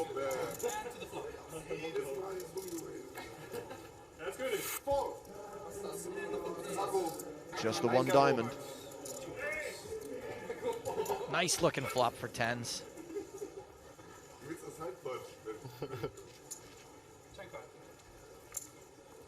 Diamond, but it's a full house. Over. Yeah. Ja, Dame ist gut. Queen. Shemian needs a king, Greg needs an ace. There are some chop possibilities, but a 9 won't do it. A double bust out on the second hand of the day. Fabian Quas takes out Ola Shemian and Tony Gregg. So we went double bust out, hand, double bust out. Again, man. Good luck. In the chronology of this tournament. Correct. So we lost 4 players over the course of 3 hands. Correct.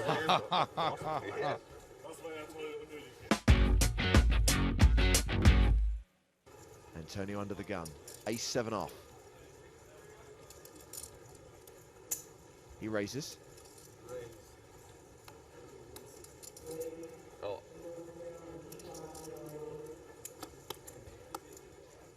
Uh-oh, Matty. What's it gonna be, homie?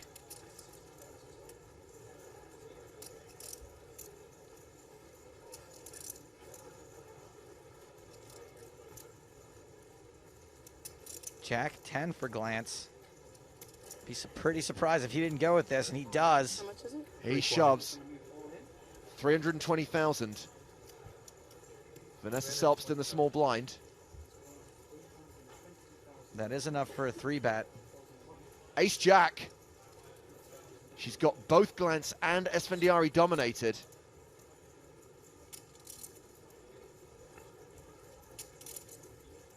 Man, she's pretty likely to think she has the best hand here. Andrew Badicker's a fan of the puns, Joe. He says, loving the Quas pun stapes, keep them coming. I'm a fan of Andrew Badiker. Works out. The match rant says, if you are playing the Quas pun drinking game, you must be hammered right now. The story mostly checks out.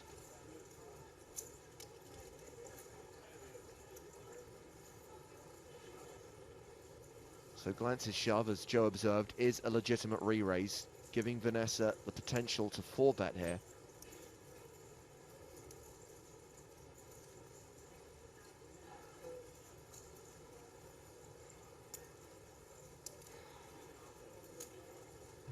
If she does 4-bet, she's very likely to eliminate the hand she's dominating.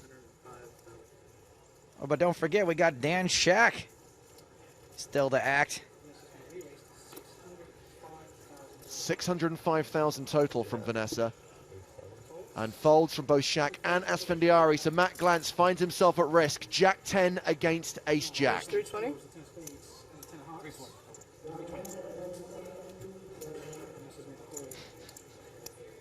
Not a bad spot against your hand. So hand 7 of the final table. And now we find Matt Glance at risk with just 27% equity. I misspoke. Vanessa got rid of the big stack she was dominating. Obviously, she has Glance dominated as well. Antonio would have hit a 7. A low flop that doesn't help Matt Glance. Ace high still leads. Glance looking for a 10 on the turn or river. There are, of course, some chop pot possibilities. Wow, Antonio must be tilting so hard right now. Eliminate the chops. It's all about the 7% chance of hitting a 10 on the river for Matt Glantz. A 93% chance, therefore, that he goes broke here. I say broke, but he does walk away with $445,520 for his 5th place finish in this super high roller. And just like that, we are down to the final 4. GG Matt Glantz, and this is his first super high roller, right? Certainly on the EPT/PCA.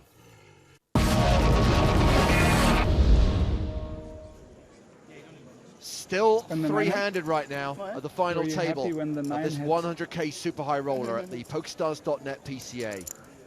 Dan Shack joining Fabian Quass and Vanessa Selps on the main stage as we play down to a champion. Pretty big ace. Pretty big ace, yeah. Yeah, it's reasonable to think about it, for sure. Are you going to Australia? Did I ask you already? You're not I'm going? not sure if you asked me, but I'm not, yeah. So nice. Yeah. In Australia. Officially off tilt. Good. Off tilt? Off tilt. Okay, that's good. Good to have you back. So that was it. I wonder what he was doing during that 15-minute break that got him untilted. He did walk out of here with his wife. That was an unprompted, unscheduled 15-minute break the players are returning from. We've still got 50 minutes of level 22. Blinds currently 60,120,000 with a 20,000 ante. It's Joe Stapleton and James Hartigan, and as promised, we're joined by a member of Team PokerStars Online. Welcome to EPT Live, De Warsaw. Hello guys, it's a real pleasure to be here. Yeah, nice to have you here. You're usually sweating us pretty hard from wherever you're at, which is, I think, is usually Thailand, right? Usually, if we mean last 6 months, but before that, of course, in Poland. Big supporter here, De Warsaw. What is the journey like to the PCA from Thailand? I want to say that's a long one. Yes, that's a long one. The first option I was looking for was 7 hours to Qatar, then 7 hours to London, then 7 hours to Miami, and then 1 hour to Bahamas. But I think that would be too much to take at one time, so I decided to split my journey into a few more days. And I just flew from Phuket to Bangkok, spent 1 day, then flew to Los Angeles, spent one day, and then spent a few days in Miami, and then came here. Do you think that helped? Yes, although they lost my luggage on the way from Miami. Yeah, not an uncommon story, unfortunately. So first hand back from that break. Hand 52 of the final table. Quass raises under the gun. Shack defends his big blind. Check, check on the flop. Quass with the best hand right now, despite being dominated pre. Paired is 4. Shack drawing to the 7-card straight.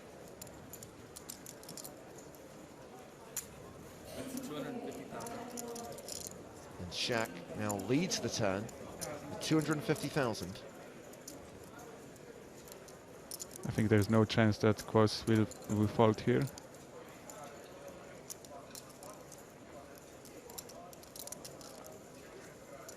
Unless Shack has 8 in the hand. He must be good, and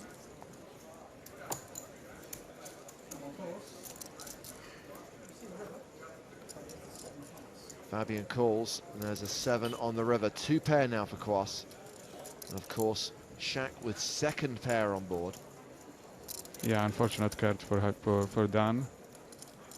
But I wonder if he bets if he's gonna be raised by Quass or just called. But I think That's 325,000. it's a small bet. I think Quass will raise eventually.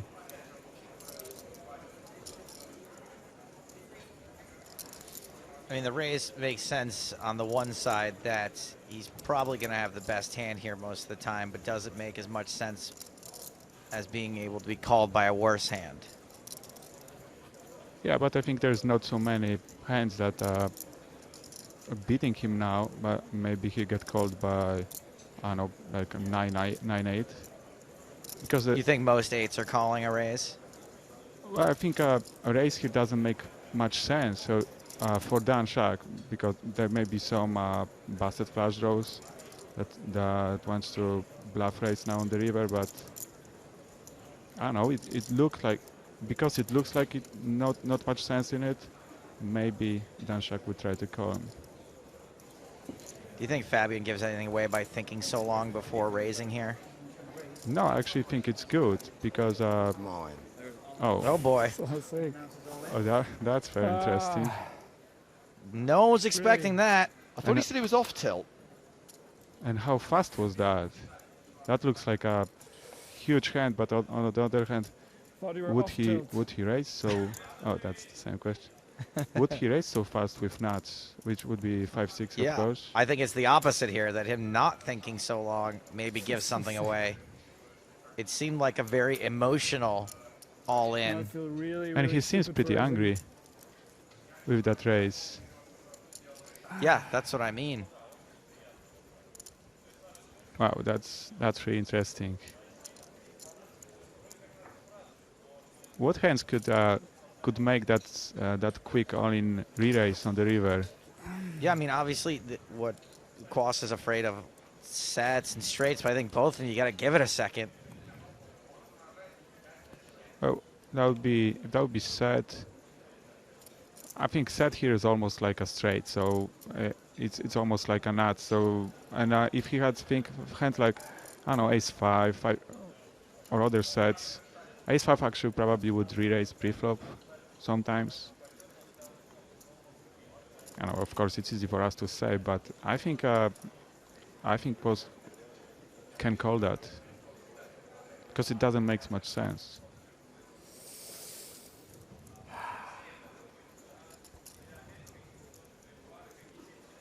But of course, this guy plays at such a high level. Wouldn't you bet bigger with 5-6 on the river? Yeah, that's a good question. That was like 250 on the turn and 325 on the river.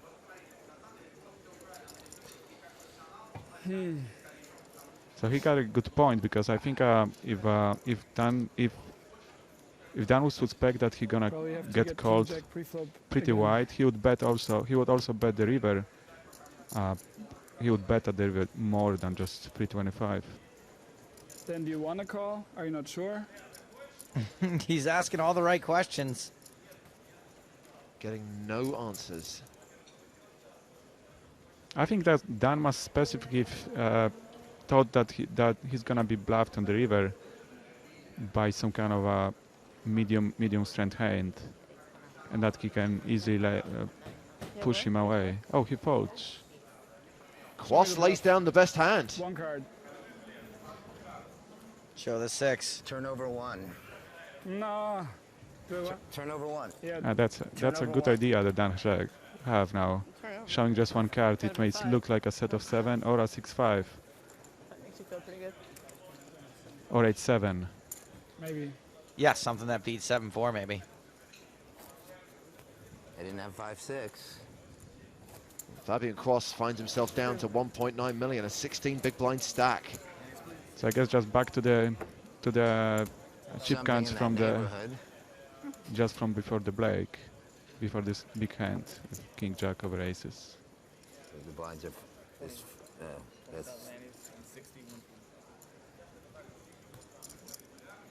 By the way, earlier on we were talking about the Shark Cage, the new TV show, the heats that are shooting here at the PCA. The lineup is now confirmed for tomorrow, as well as the 2 online qualifiers. The 10 players who will be competing tomorrow are Jason Alexander, Lex Veldhuis, Tony Dunst, Phil Luck, Jen Harmon, Theo Jorgensen, Faraz Jaka, Jennifer Tilley, Phil Gruesome, and Scotty Wynn. Cool. Love the lineup. Great lineup. Should be 2 really good shows. You know, Dwarsaw isn't playing in the Shark Cage, but he's participating in another little fun thing going on here at the PCA. You're playing around with the heads up for rolls.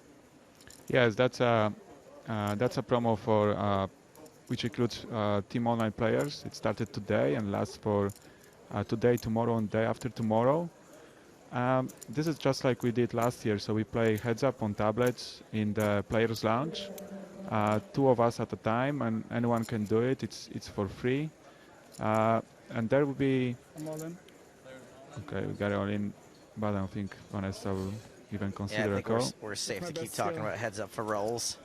Yeah, so anyone can come and play us on tablets.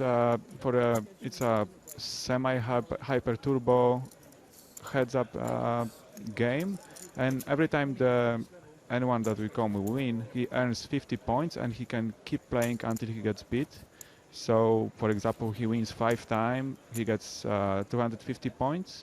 Then he can play the other player, which is also on the session, team only player. The sessions are at 12:15 and then 8:15 p.m. And there's a daily leaderboard, and there are actually very nice prizes in real dollars.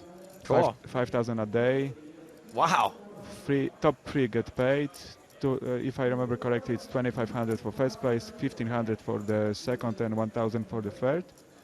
And also, if there will be 100 players during the first day and the second day, then on the third day, which I play, the prize pool will be doubled. So it's gonna be 10,000 the first day. Really? So real money to be given away if you're here at the PCA. This is open to anyone. Open to anyone. This yes. is in the Players Lounge. Exactly.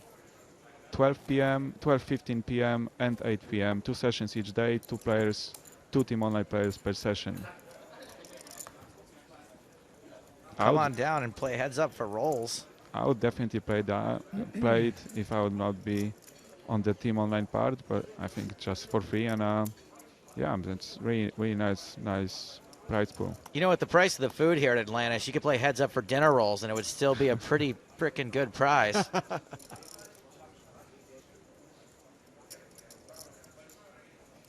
lot of love for Dan Shack's move.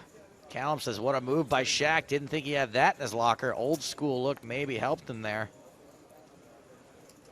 I wonder if that would be considered a good move if he get called. Yeah, but give him credit.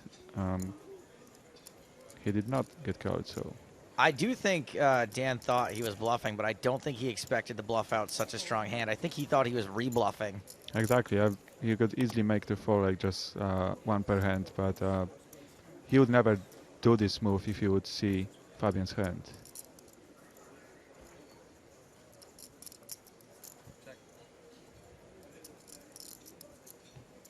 Get some of your questions for DeWarsaw after this hand. Apologies, by the way, that we've lost graphics for the time being. It was an under-the-gun raise from Fabian Kos, a button raise from Kos, rather. Shack defending his big blind. Check on the flop. King on the turn.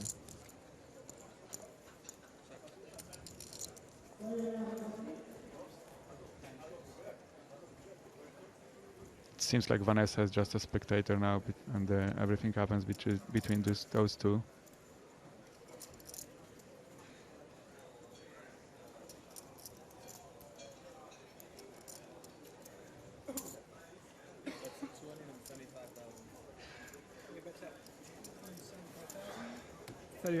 Thought you had a 4 again.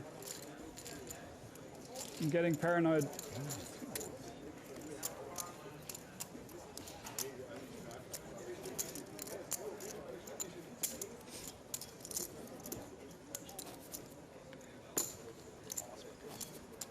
Quas bangs this pot.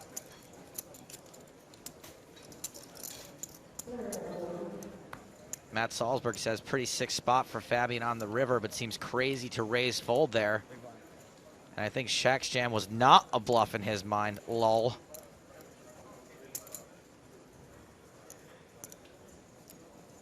In this case, he must put Fabian on, I don't know, busted flush draw or some kind of busted straight draw, or just 2 high cards. I did say we'd get some questions for you. This one from Adam. Do you think 4-table zoom or multi-tabling short-handed is better for improving my game?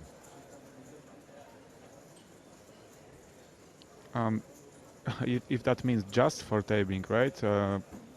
Because I think 4-table zoom is still equivalent to, I don't know, 15 tables of regular tables. So it's not so easy to play that many tables if someone is not used to. So I would think it depends on. Depends on your current scores. If it's results, if you if you're doing well, then you can always add like 1 or 2 tables and see how it goes. Sure. I think the best thing is to start just play 1, 2 tables over a nice sample and see what scores you get. And if your scores are pretty nice, then you can add some tables and get more from the VIP program. Are you have a bankroll challenge right now too that you've been doing?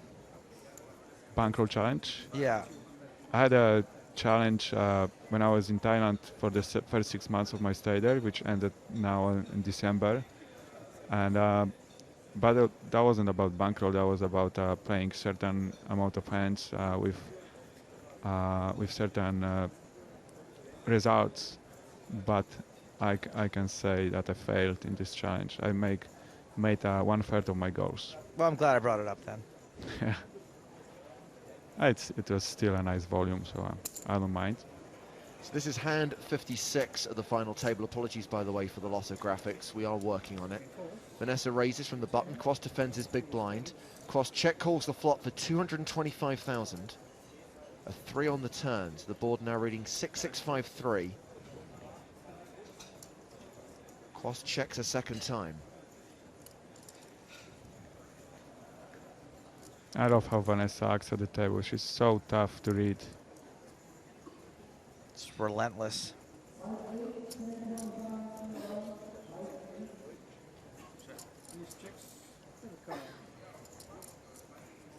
Board now double paired. 66335.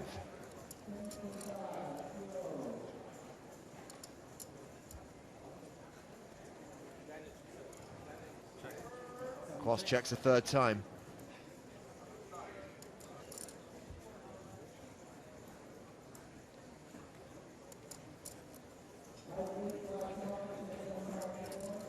Is Vanessa going to check this to showdown?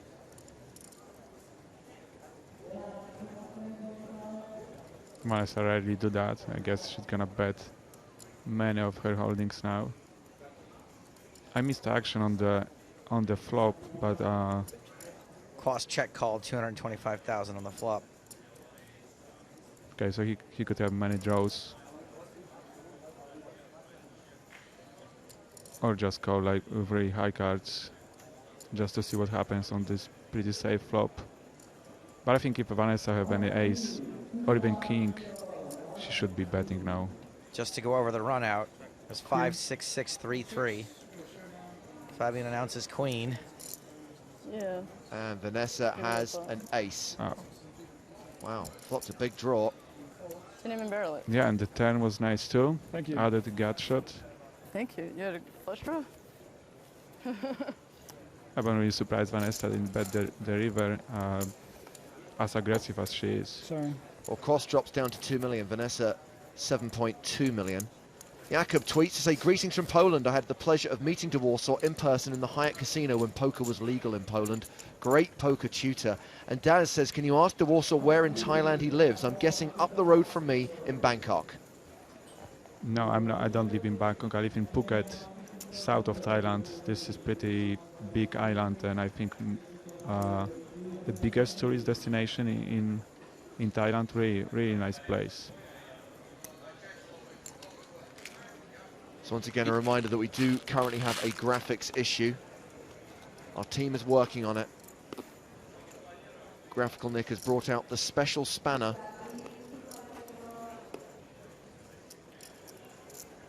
You should open a bar there. Call it Phuket Jacks.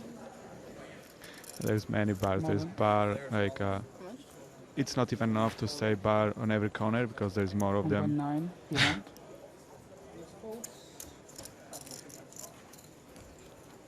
Cross open, shoving that from the small blind. Gets a fold from Vanessa. Sure. We've now dealt 57 hands at the final They're just not very table. sticky in general, but all right, thank you. And the vast majority of those hands have been three-handed. Lost 4 players pretty quickly today. Reminder, Olashemian out in 7th. Tony Gregg eliminated on the same hand, out in 6th. Then Matt Glantz in 5th and Antonio Esfandiari in 4th.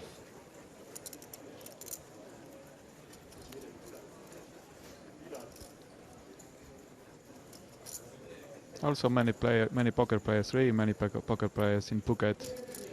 I think I've been meeting really many of them. Just even didn't know that they're poker players, but I heard and I can read on some forums and Facebook groups that there is really big poker community. Well, you got to get involved. You got to get social out there. Yeah, it would be nice. I think it's a just perfect place for poker players. Nice weather all around the world. Really good and very cheap food. That's it. What else you ask for? Only the hours, especially for MTT players, would be really tough. That's exactly 12 hours different from EST. So yeah, that would be an issue. The Sunday Million, for example, starts at 2:30 in the morning. Oh. Well, nothing happens in those first two levels anyway. So Shaq flops a pair of sixes. Top pair for Fabian Quos. And Fabian is relatively close, short now, so if for some reason Dan assumes that his hand is good enough here, it might be all-in situation.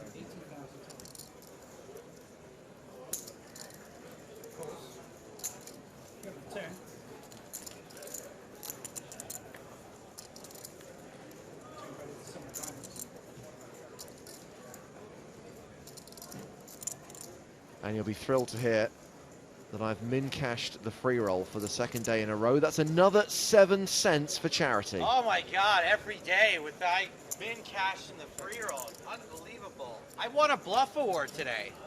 A bluffy. Hard again. Geez, for one, can I have that? Can I just have one day? The irony is, my min-cash in the free roll is worth more than your reward. It's a check on the turn. That's a nice check by Fabian. I think, well, unfortunate river card too, but the check on the turn was really nice because if Dan is check calling with anything, which he should on this kind of flop, then I would bet, he would almost always bet the river and Fabian can easily call. But the river card is really unfortunate. Kills some action. Yucky river. By the way, you will have noticed, of course, we've got our graphics back. Nick took the special spanner and whacked the mainframe with it, and here we are. 10's good. A very safe place from Fabian. Maybe he just don't wanna bet again into Dan Shaq when he was check raised. No, that was the bluff raised on the river in this 7-4 hand. To Warsaw, Jed's written in with a question for you. Can you say what is the best time to visit Thailand? My guess is probably like noon or maybe around sunset. Guess if I bet the river. Yeah, that would be the nice time. Although there is the sun sets pretty quickly over there. About 6:30. I didn't and it doesn't change all around the world. That's one unfortunate thing. I might call. Well, there you go. Thailand, but if you're gonna visit Thailand, visit at 6:30. Yeah, that would be nice. The sunsets are really nice. But seriously, now it's the peak time in Thailand. December, January, that's the best 2 months to visit. Maybe also we can extend that for November and February. But in European summer over there, I guess it would be pretty rainy. But overall, we came there in July, and even though it should be like really rainy time, it wasn't that bad. It's really nice weather over there, all around the world. Still paradise. All around the year. Jojo Mojo with a quash choke that's actually thrilled me here, James. If everyone folds the Fabian in the big blind, is it a quash walk? Me likey, don't make that face. That's pretty good. We haven't gotten that one yet. Dan says, as a straight man, I'd like to point out how beautiful Fabian Quos is. As we get a family pot on the final table, hand 59 sees Vanessa limp the button. Shaq call out of the small blind and Quos check his option. Ace 7-5. Shaq with top pair. Dan will probably earn an extra bet here. Vanessa, of course, oh, she's not betting. She's too good.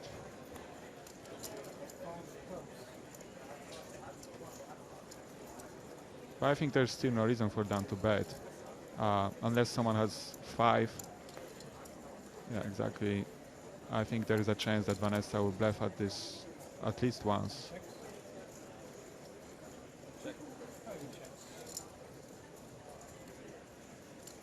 Scott R gets back in touch to say, Stapes, congratulations on the bluff award. Now double whammy it with a PCA free roll min cash tomorrow. Hashtag big brag. All right, I'll do it.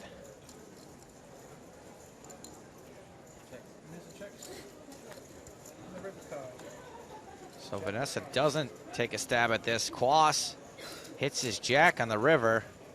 So it seems like Dan may get paid not by Vanessa, but by Fabienne.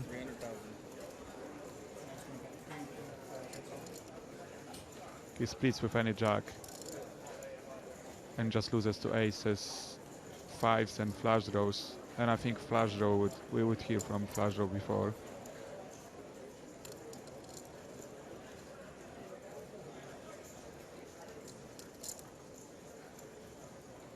And as it seems like no one has ace, then I think Fabian may think it's much more probable that Dan bets jack and not ace. Fabian calls. Dan shows the ace at showdown. And Fabian works his way up. And then comes a pot like that, and he's back down again to 2.1 million. Yeah, but that was really nice, patient play by Dan. And of course, little luck that the river hits jack. Let's hear from the lady who is railing Dan Shack, his wife, Anna. Tournament, obviously, and he would be so happy, and especially that he's for the third time here, making final table, being at the final table. So obviously for him, it feels very special. This place brings him luck, obviously. And I think he would be very, very happy, obviously. And it's not really about the money; it's more about this feeling of achievement for him. So I'm sure he would be very happy. But he's already there. He's already very, very happy. He's there, because he told me that these are the best players in the world, actually. And obviously he's not a professional player as well. So for him being in this with those players down there, it's actually something very special, I would say. That was amazing. I agree, Anna. There is no doubt in my mind he is very, very happy. Lindsay Corona has a question on Twitter. I wonder what Quas thinks of all these puns. Does he know? Can someone please ask him? We do know, because Joe bumped into him yesterday. He seemed to be not irritated by it, is probably the best I could say. Mildly ambivalent. Not a fan, but not a hater. Yeah. Justin has a question for De Warsaw. He says, with this ridiculous January, are you going to play EPT Deauville, Aussie Millions, or grind the T-Coupe? Well, when I get back from PCA, which should be like in mid-January, I'm gonna get back to my usual grind, so cash game, Zoom. And because of being in Thailand, I didn't play any live events for the last 6 months, and I think I will not play any until I get back to Poland, and I will be back in April. Now it seems like I will play Estrellas and EPT in Barcelona, but I'm not so sure yet. But it seems this way. It's a long way for me to play live events. Well, we've got De Warsaw with us in the booth. De Reflexer on Twitter says, you guys really loving the stream, but I have school tomorrow. Come on, Quas, ship it. Not sure there's going to be a swift conclusion to this thing as we go three-way to the flop one more time. Quas's turn to limp the button. Quas getting involved here with just 17 big blinds. A 10-4-3 flop with 2 diamonds. And it's interesting because that he chose to limp on the button with almost the same hand that Vanessa did before. But I'm sure if he would raise, Vanessa would re-raise him with ace-5. But it didn't happen, so we have very similar situation to the last hand. Dan Shack just folds a pair. Yeah, and Fabian didn't even think about doing something here. He got the cheap flop he was looking for, didn't hit it. Which brings us to hand 62 of the final table. Quas playing 1.9 million. They're cheering the loudest for the smallest pots. Yeah. And blinds going up in 22 minutes time.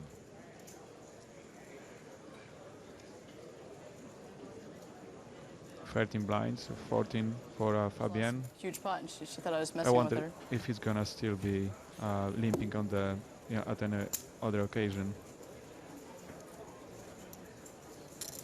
Christian wants to know, do we know where he can get the best quesadilla here at the PCA?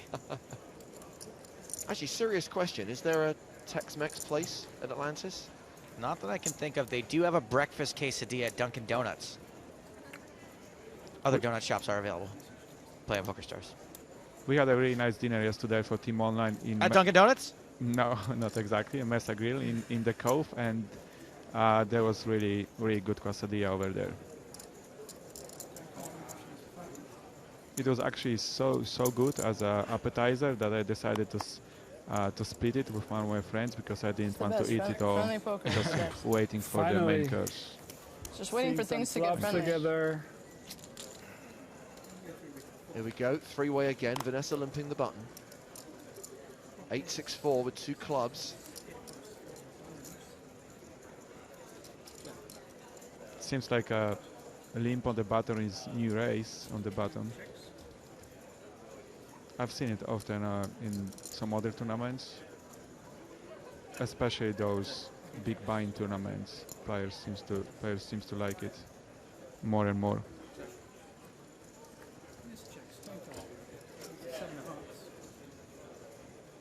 Selps turns an open-ender. Nice card on the turn.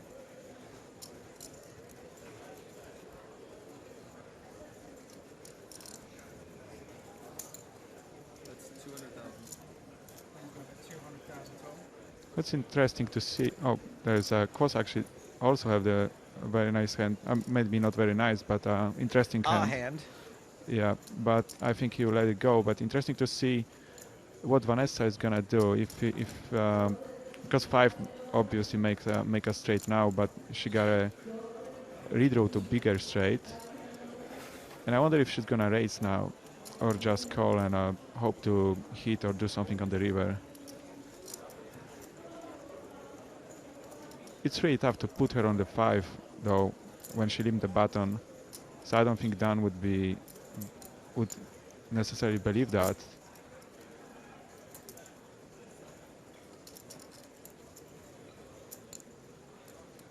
So it's mostly interesting from this point of view. What's her plan with limping on the button of hand like this? She checked the second time. She checked on the flop when she missed. Yeah, now she just. So I think she just choose to play safe and see what happens, and doesn't necessarily use too much chips to do that. 6 on the river, 2 pair for Shack. Nada for Selpst. I think it would be the best way for Dan to get money of this. It would be to check call, because what he's gonna do if he's gonna check if he will be bet raised here. Really tough to call any raise, even if he doesn't believe in the pair. Vanessa doesn't bite. I thought you had a 9 and you were just. I was calling. Dan is good. You had a 9 in your hand. Thanks. Dan Shack back up to 5.3 million. Vanessa on see a 10. 6.9 million. Well, if he's telling the truth, it seems like he's playing in the zone, and this 7-6 hand looks much better for me now. By the way, Mike Johnson from the 2+2 PokerCast gets in touch. Congratulations, Mike, on your bluff award, by the way. By the way, they changed the category this year to exclude us, Stapes. Mike says, I noticed the live stream offers French and Belgian French commentating. What's the difference? Very simple, Mike. The French stream is hosted by French people. The Belgian French stream is hosted by Belgians. It's a nice way of putting it. Is there also a French-Canadian team? I think we should add that, actually.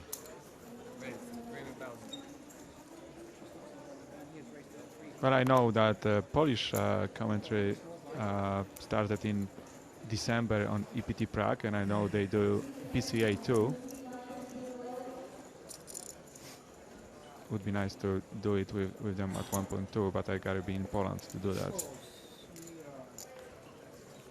Shack's button raise called by Vanessa with Queen 9 in the big blind. What about Cajun French? Vanessa has position. Domination. Situation. She likes to bet with continuation. I think it's a good spot for her to check raise with a gut shot. And of course, well, these cards usually hit someone that calls the raise, not that raise in first place. But it seems for a few hands now that she's trying to play smaller pots. I think she can safely assume that she's the best at the table. So no need for her to play really big pots until she knows there is reason for that. Or until she feels like playing a really huge pot for no reason. Yeah, that can happen too. I was really impressed by her play from yesterday with the ace-jack hand against, I guess that was Dan Shack's flush draw with the 9 of clubs. It seems like she knew from the start what happens in this hand, and just believe what she was trusting in. She's run all right today, we'll say, but also I think that she's known just where she is in just about every hand she's played. It's been I want to say, other than the blow up, which hasn't happened, it's been very standard Vanessa Selbst fare. And when I say standard, I just mean incredible poker skills. She's really amazing. I think it's no coincidence that she's there again. But I think now Vanessa will have to bet. It's different Queen 9 than the last time when she just decided to give up. This time she's representing either a 10, a 7, or 6. But yeah, I think Dan will call. Yeah. Queen high. Unfortunate from Vanessa, because many times Dan will have something like King Jack here. We have no choice. But he also plays really well today. And as far as right after I said she's known exactly where she's at every hand. Thanks a lot, Selbsty. Dan Shack reclaims the chip lead at this three-handed final table. Just shy of 6.5 million, 54 bigs. Vanessa dips below 50 bigs. And Fabian Quass, the low man at the table, with 14 big blinds. 14 more minutes on level 22. By the way, we're going to roll right into the next level, because remember they took that unprompted, unscheduled 15-minute break. So we're going to roll straight into level 23, and at the end of that level, so in about an hour and 14 minutes from now, they'll probably take a dinner break, unless we go heads up before then, because normally they take a break to set up for heads up. And if you're just joining us, please get involved, get in the conversation, tweet at us, use the hashtag EPTLive. We are following along your conversation. We love reading your tweets on the air. If you have any questions for DeWarsaw in here, ship them. What about this suggestion on Twitter from Jack Phelps, Joe? We should have separate English streams. Hashtag USA, USA, USA. I kind of feel like if that were the case, I probably wouldn't have a job, because we need Liquid UK, Liquid UK, Liquid UK.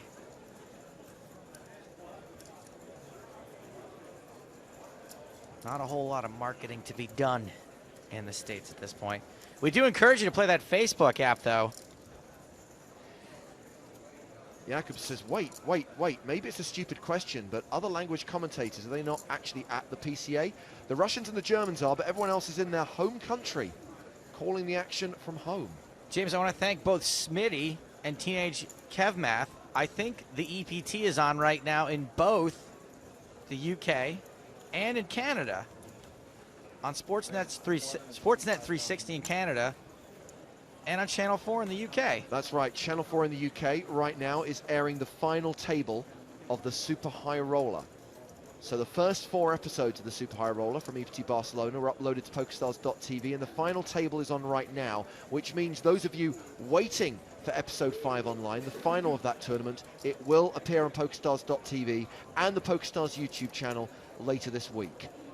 Hand 64 of this final table, Quass limps the button, Selbst raises out of the small, 425,000. Shack thinking of doing something funky with ace-10. I think it's actually would not be so funky. It's so many hands Vanessa would raise from on the small blind. I think that would be different situation if that would be That was such a nip Steaming, fold. huh? done, That was After a losing nip a pot. fold. done rising Nip fast. fold? I think Nip Vanessa fold. would repop Ace face 10. nine? What? Ace Nicht 9? mehr so viel. One tick better. Ace 10? 1,5. It was either. Cruisen, What? cruisen. Oh. I'm such a nit. Folded ace jack. Ace 10. It's a good fold. I think also Vanessa's God, raise was They're calling pretty me a big. nit on TV Maybe. right now. Yeah, I know. The Can you Germans please are skip here. the tournament? Do you have greens? The Yeah, Germans you are can here. see it. Alter greens. got Especially Kurganov, since It's Rankenmeyer. either raise or folds. I think it's obvious who they support, right? Nit. Nit patrol. Thank you. Dan, you folded the worst hand. Reminder, you can play PokerStars on Facebook now. Facebook app is available. Make sure, by the way, you go to the PokerStars.net Facebook game rather than the PokerStars.net Facebook page if you want to compete against other players from around the world.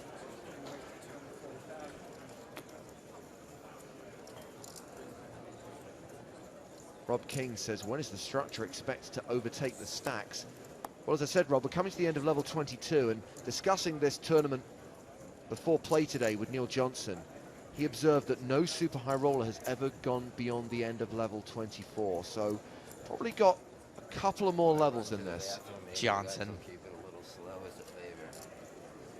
Well, if the heads up will be between Vanessa and Dan, and it seems like this for now, if Dan comes back in time, then I think it could take some time. For some reason, they decided to play small pots today. That is not a graceful run. Selps button raise called by Cross in the big blind.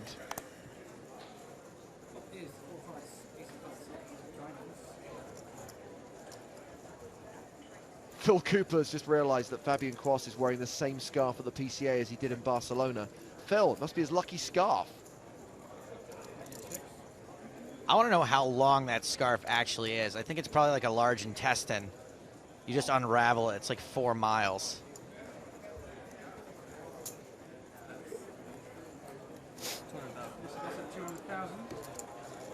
Dan ran to the bathroom. Seabed takes it for the Vanessa. I actually don't own a scarf for like, I don't know, 5-6 years now. I don't even have it at home. Buddy, what are you doing? You can't be living your life all crazy by the seat of your pants not owning a scarf. Are you crazy? Right after the ace-5, you just tripled it off. And there was like an ace-jack, 5 flop, 6 of hearts, brings the third flush card, and river something, and you ship it again. Stop it. You're playing more than I do. Yeah. I mean, you got me. Someone tell him to come back. Someone, yeah. Has Timothy Adams been assimilated by the German high rollers? They're like, look, kid, you can play. You're a looker. We're thinking about bringing you on board. Thank you. Wie chips hast du? They changed dealers? Thank you, guys. I really can't make this up. The dealer's like, no, still me. Thank you, guys. Yeah. Someone want to tell me what happened that hand? I called and check folded the flop. Thank you very much. Oh, and they have to tell him what happened, huh? Jeez. Diva. Ja, ja. Vielen Dank, Tobias. Well, my heart's pumping, so you won't be able to tell at all based on that. Badernator says, really nice of the Germans to come out to support Vanessa. That too. And Dan says, having Stapes whisper, Dan, you folded the worst hand, in my ear at the same time I folded a hand whilst playing. Online cash is weird.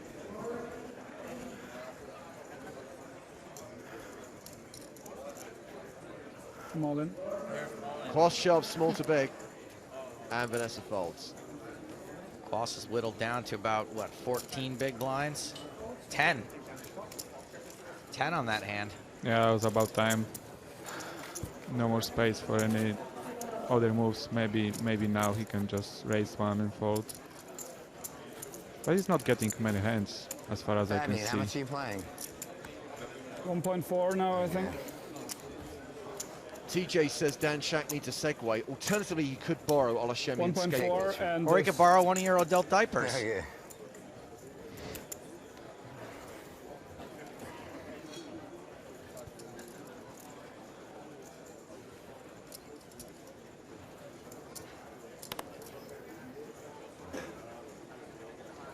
And 67.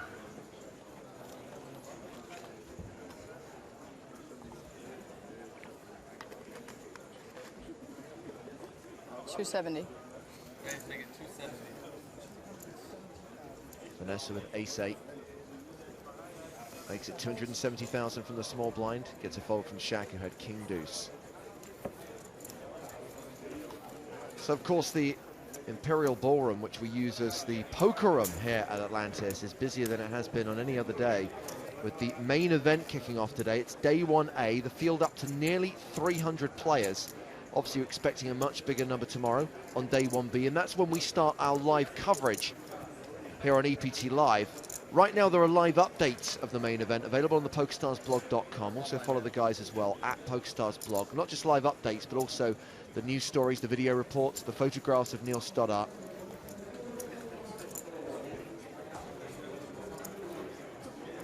Got a question here for DeWarsaw from Gibraltar.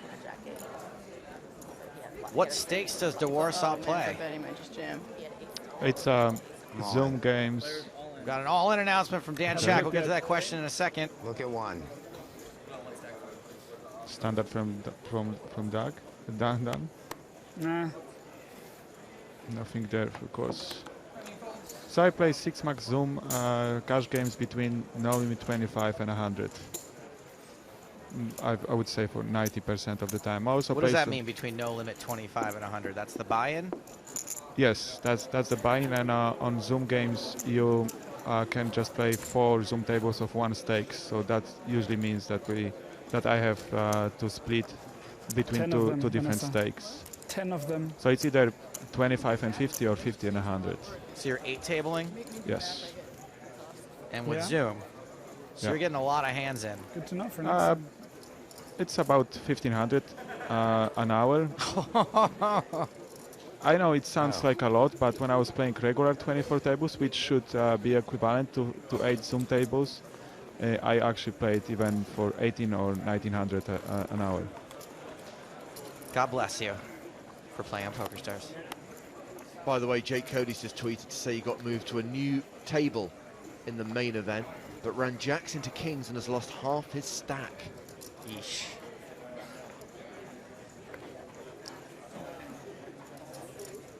Make sure you're with us tomorrow, by the way, for live coverage of the main event. We're going to switch our focus to that tournament and stream it from day 1B right through to the final Usually table. when you look for and think, then you shove. And so I Yeah, looked. usually I shove there as well. Yeah, and then I look. I don't usually look unless. Had a bad feeling about that one. Vanessa I gets like a walk. it. Field player. Yeah. Live pro. Fabian decides I'm very not good to at shove it though. I had 10-7. 5-3. So I would have folded.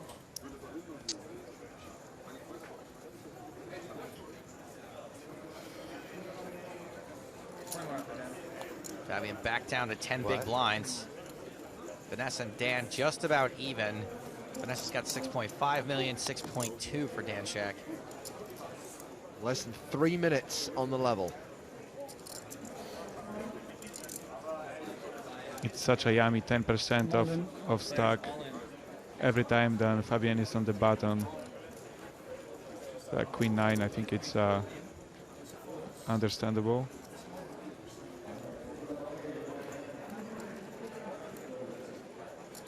And I think it's really borderline decision for Dan now with king high suited. I think that would be like Almost 7 blinds. 1.2. That would be easy decision to call. On 10 blinds, well, it seems really borderline. But I didn't think. I don't think Dan is a player who would call here really light. I mean, king 9 and up is a pretty easy decision, right? Those are all calls. Yeah, here he just plays just calling with a king. Also supported a little bit with being suited. And I think he knows it beats the range of Fabian on the button, but still usually he's not better than, I don't know, maybe 60%, maybe 55. So I don't know if he wants to double Fabian up. Right, because Fabian's obviously shoving all of his kings as well, and Dan's not doing very well against most of those. I just don't run well in these, even if I'm ahead. How many poker players says that?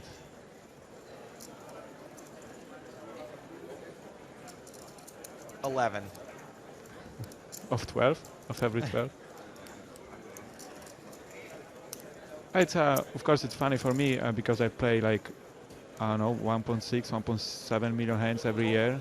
So I know exactly how statistic works, and I can really check into the large sample that, you know, I expect to win 50% of my races. But players, especially in tournaments like this, they tend to believe that they run really bad. Queen X too. That's exactly what he shoved with, Dan. Nice read again. Can you back it up by sticking your chips in the middle, though? If you're shoving King X, I'm probably dominated. Well, the problem is he doesn't do really well, even against hands like, I don't know, 8-7 or something like this. Well, I think that's what he's really saying. Now, he says I don't do great in these situations, even when I'm ahead, but I think what he means to say is what you just said, like, even if I'm a favorite, I'm not a huge favorite. He probably wanted me to call. Probably, yeah. He would prefer to know next hand or this hand? that he's like, I don't know, 70% favorite. That would be nice. Richard wants to know, how many VPPs did you get last year? Leo McLean on the rail.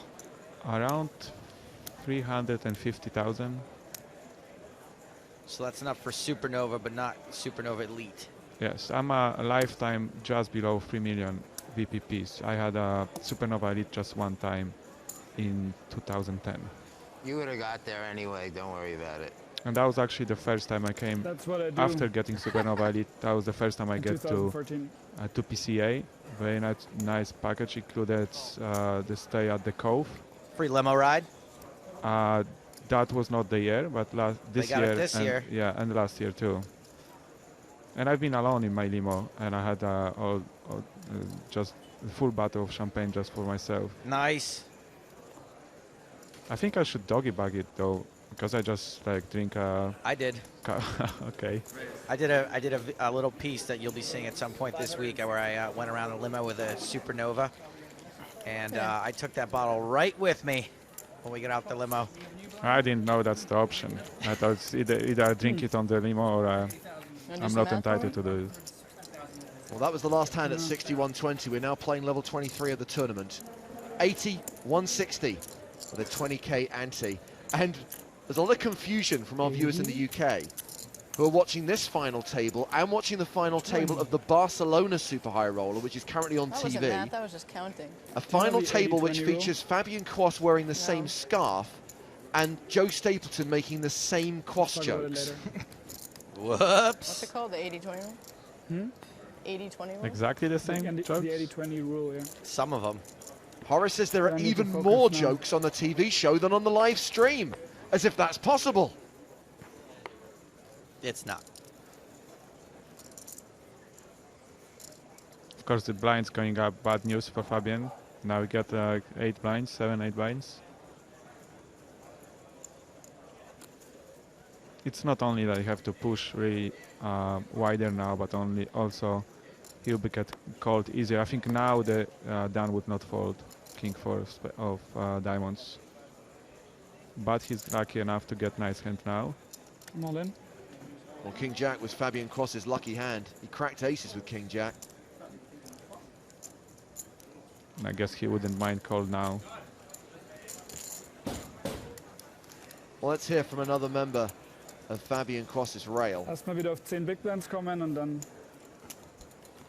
Max Altegott, a former Super High Roller champ, is railing his fellow countryman. Fabian's feeling really great. He's really happy to be top 3, and he says no matter what happens, he's going to be happy with every result, but obviously he's hoping to get a good run here and win the tournament.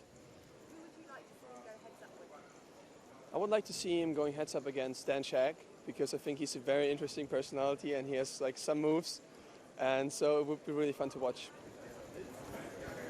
I'd like to see him go up against Dan Shaq because maybe he's a little easier heads up than Vanessa Selbst. Not a ton, I'm saying. I think that's exactly what he meant. But I guess it would also be interesting to see him play against Vanessa if he got more chips. And why not try to play against the best? But Dan, no disrespect to Dan, he's playing really well today. Top 2 for Vanessa. Nada for Shaq. She just limped in the small blind pre-flop.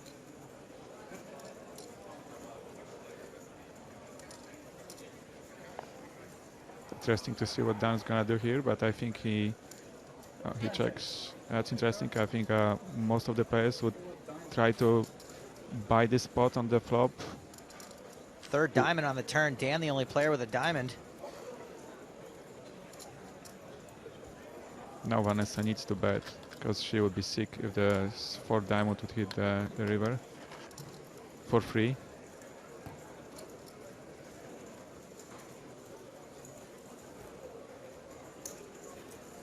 And we'll see if Dan thinks that 8 of diamonds is enough to stick around. He's too good.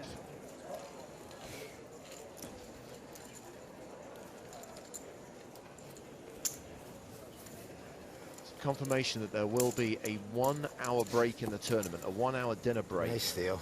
Either Thank you, sir. at the end of this level, in 55 minutes time, You say that no matter what I say. when we get heads up, That's if that true. happens before the end of the level. I get no information from that. Right now, Fabian Quast is doing a good job of surviving. Selbst with a slight chip lead over Shaq, pretty even. Eli says, looks like Vanessa Selbst and Dan Shaq were fated to play heads up again. 8-9 suited for Vanessa on the button. Because Vanessa must raise Whatever double the big blind is. with this 320? this hand now, because she got Dan on her left, really and have she to do would the love math to for play you. big hand with lying. him, Ever double the... having position. But also I wasn't lying. there is a short stack on the big blind, and I don't think she can call. She can call. Queen Jack for Quast. Yeah, it's gonna be all in, and I think fold. Time to make like UPS and ship it.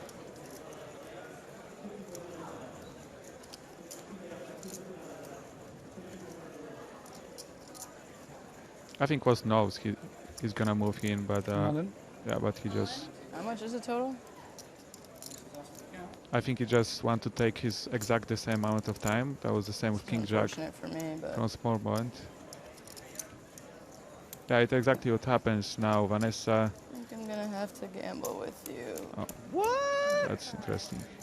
I think she would should assume that she's too good to make a call like this and risk. She knows she's behind. Minutes fewer than 10 bigs, and she does make the call. Hi-ya! Vanessa Selbst calls and puts Fabian Quast at risk. With 9 high. I thought you were bluffing. With 9-7. I thought you were bluffing. Well, he gets it in good, but he's only a 60% favorite.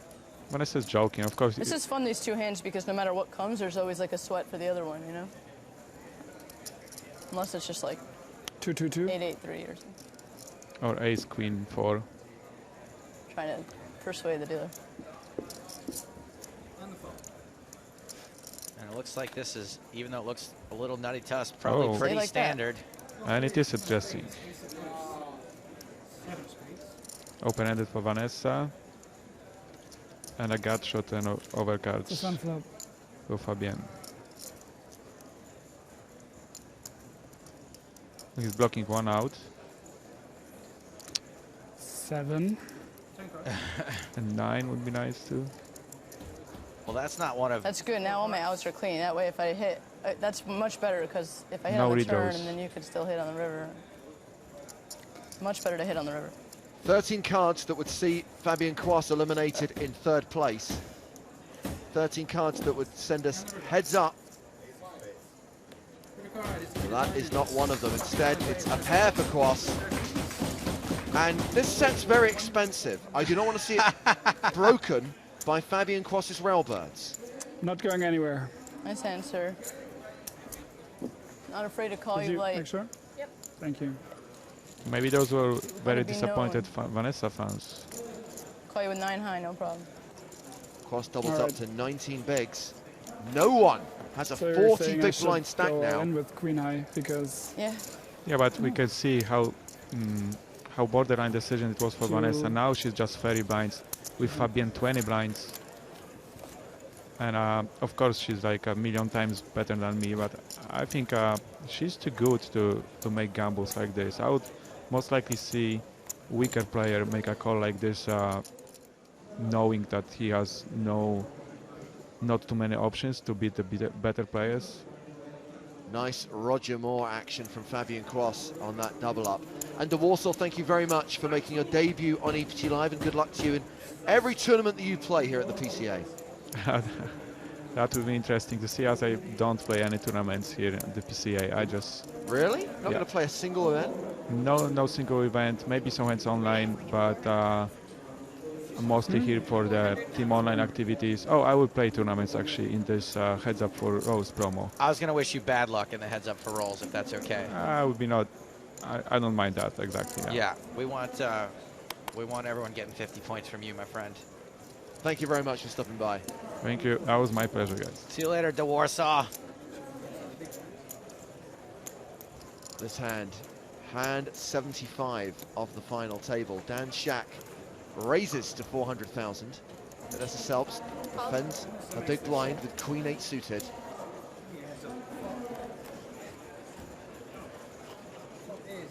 Queen high flop. Shack flops a gut shot. Backdoor clubs. Vanessa with top pair.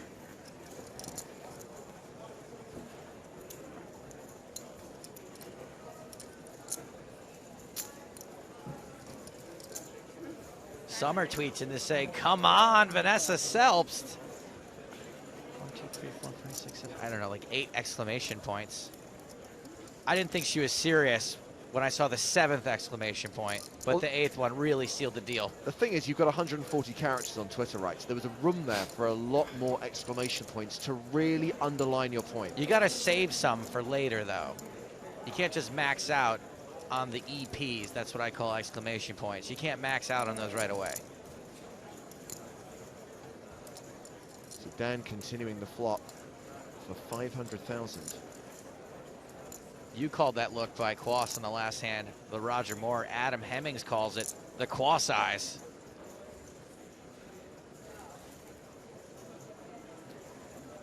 Ryan LaPlante says Selbst's raise call with 9-8 suited seemed pretty standard to me.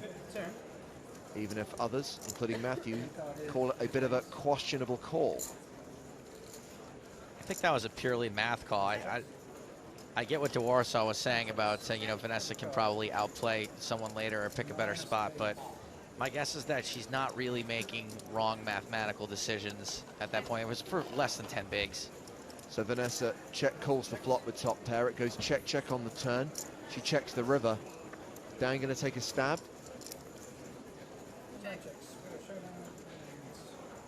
This shows queen finds an 8 hearts, 2 pair, queens and 9s, so it's a kicker, and No, he checks behind. Got one. Yeah, you got one, Vanessa. Adrian says, I'm rooting for you, Vanessa Selbst, to play heads up against Dan Shack and win. And Hakon only slept 2 hours last night because of the super high roller.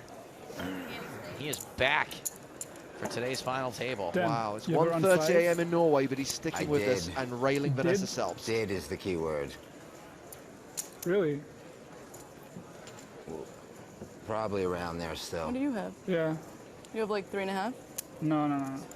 Under 3.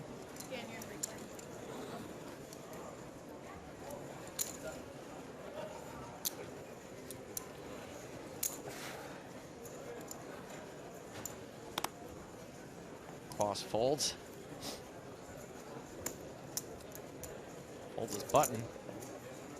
Over to Vanessa. Pocket nines.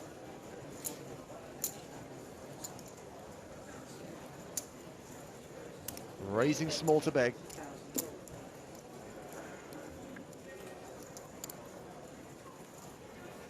Will we have a confrontation?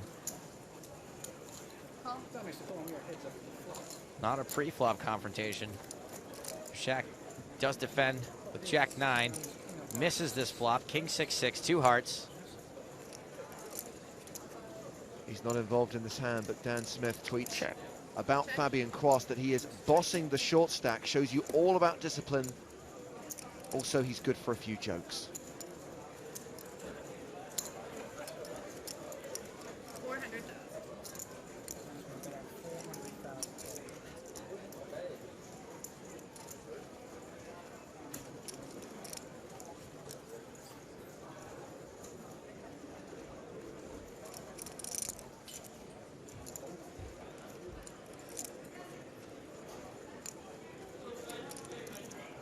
Shaq has decided to lead out at this. Out of flow.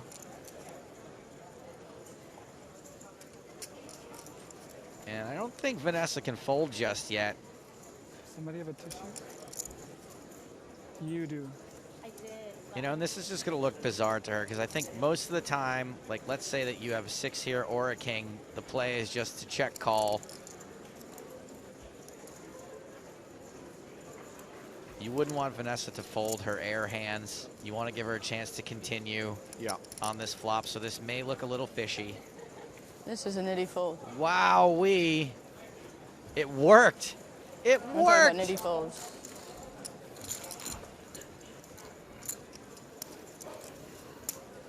James, I would like to handle Suitsard's question here. We invite you guys to ask your questions if you're new to the game, if you're new to poker. Last 2 hands. We Fried like brain. I don't want to talk over Fabian. We like Daniel.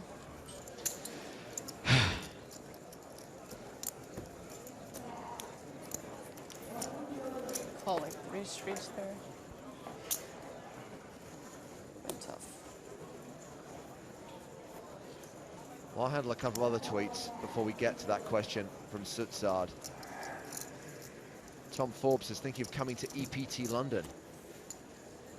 Assuming you mean season 11 EPT London, Tom, which is going to be in October of this year.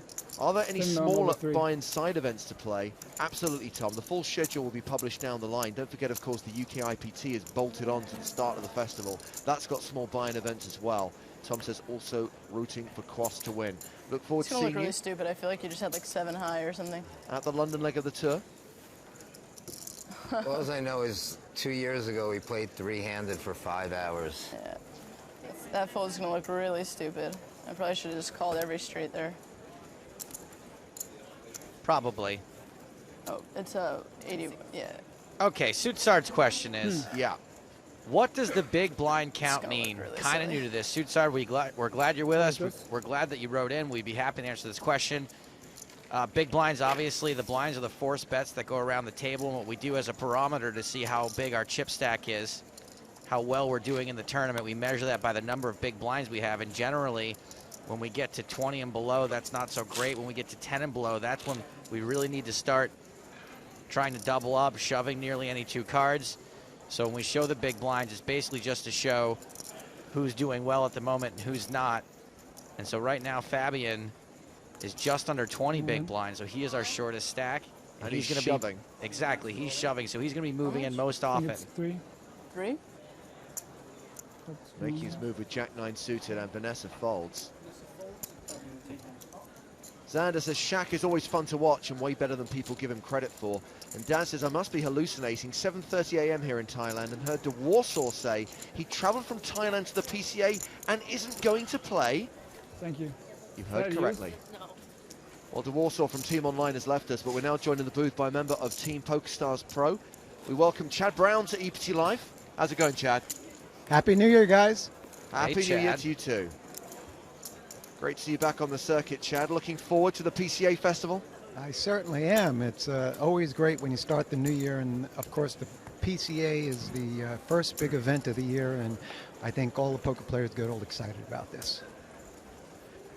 Chad, I got an unrelated poker question. Where did you get that Yankee hat? Because I asked for that specific one for Christmas, and my parents, idiots, got me the regular, like, official in-game hat. Right. And I even sent them a picture on Google, morons, of which one to get.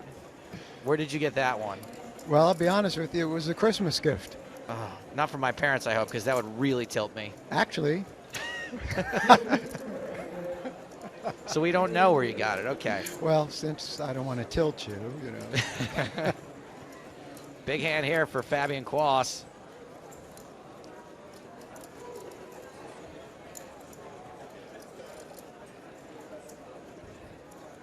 Min raising the button with tens. Vanessa, king 5 suited in the small.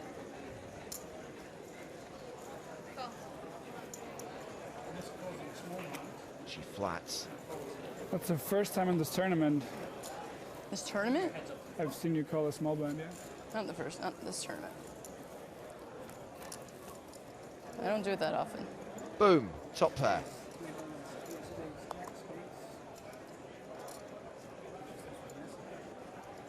How does she play it, OOP?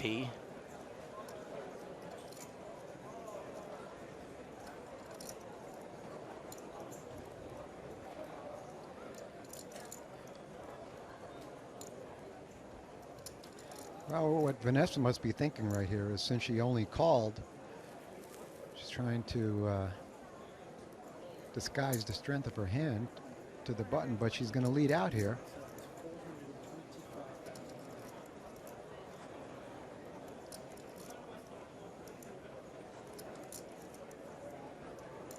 She leads for 425,000.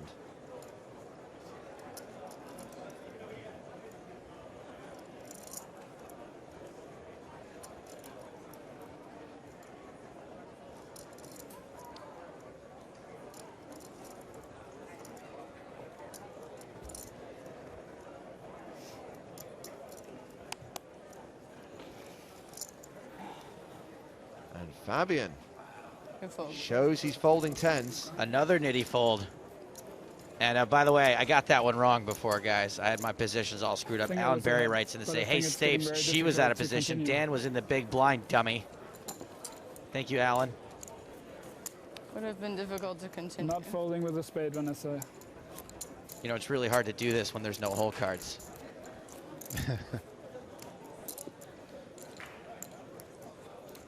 One of these days I'm going to make the flush that I'm representing. I don't know what you were representing there, but I'm representing a board that hits my small blind call range. But why wouldn't... No, let's not talk strategy. Why wouldn't I check? I don't know. I don't do anything that makes sense. Have you not noticed this playing with me the whole time? That's your secret. What? That's your secret. How about ace-jack you were suited? Very creative. Thank you. That can mean both things, you know? Yeah. How much do you have? 2.5 here, 2.6, 2.7, and change.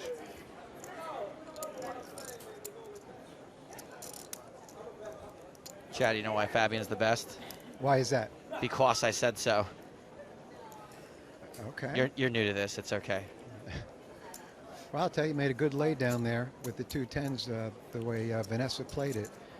Normally she does, if she's going to come in with a king 5 suited in the small blind 3-handed, normally she will 3-bet there. So it was a little tricky play, and then she led out. And like Fabian just said, why would you lead out if you had top pair of kings? And that's, Vanessa was trying to trick him, but it didn't work out. So Vanessa limps the button with ace-jack suited. Dan Shack raising from the small blind makes it $500,000. Fabian's out.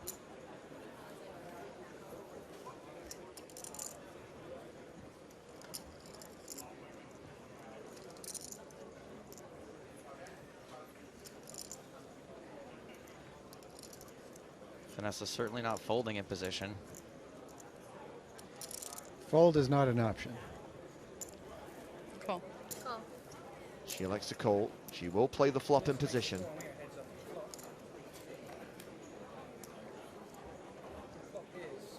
And 6 is still good. Big whiff for ace jack.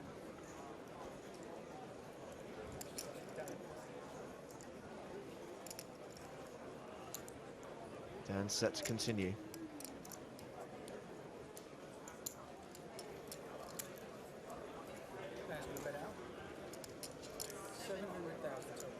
Out of 700,000 into the pot of 1.2 million.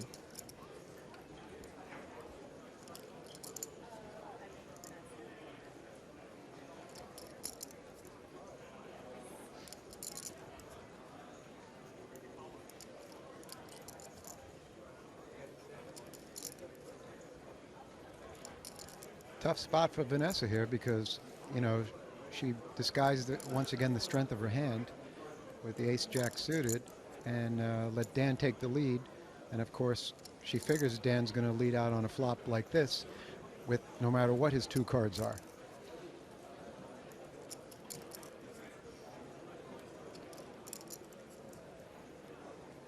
She makes a good lay down. Probably very tempting for her to peel there. Very close between Selps and Shaq. Dan, the current chip leader, with 5.9 million. Vanessa on around 5.4 million. Fabian Quast bringing up the rear with his 17 big blind stack, 2.7 million. You know, let's take a second to catch up with Chad Brown here. Chad, we're in the first week of 2014. How was your 2013? 2013 wasn't anything spectacular. Is that overselling it or underselling it? No. It's actually right on the mark. Right on the mark. Just not spectacular. Well, I guess it could have been worse then. It could have been worse. It could have been worse. And how are things looking this year, the first week, now that it's under your belt? Oh, I'm excited. I'm really excited. Looking, you know, I think everyone comes into 2014. I mean, look, we see Vanessa Selps at the final table here. Looks like a video replay from the PCA. Sure, yeah, last year's high roller. And, you know, it's sort of like the first events at the PCA in New Year, sort of everyone feels is like a barometer of how your year is going to go. And then, of course, if it fails at the PCA, you say, it's just the beginning of the year. It can be whatever you want it to be. Exactly. But everyone, you know, says this is going to be my year, and so many events here at the PCA that, you know, if you get knocked out of the main event, you got a few other tournaments to jump into, and you're just feeling good about that this is going to be your year. And how about Dan Shack? I mean, Dan Shack's been, you know, playing some good poker lately. Shaq raises the button. Gets a call from Vanessa Selps with ace-10. And look at that. Look at this. Vanessa flop best, but Dan Shaq turns the straight.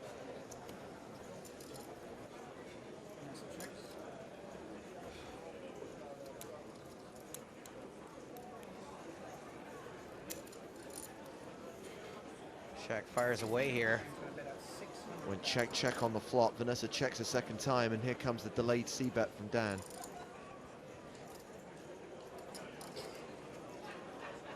How much trouble can Vanessa get into? The payoff wizard tweets, rooting for Dan Shaq to win, watching from Imperial College London's library while revising statistical thermodynamics. Sounds like fun.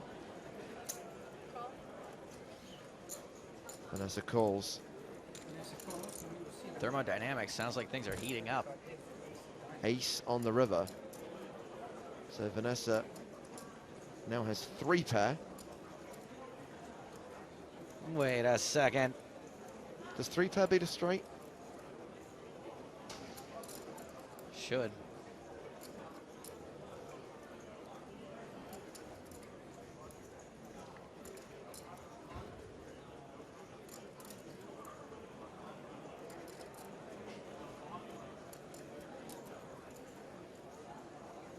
Vanessa first to act here, deciding whether or not to value bet, but not really. Call. 1.2 snap call. 1.2 and a call.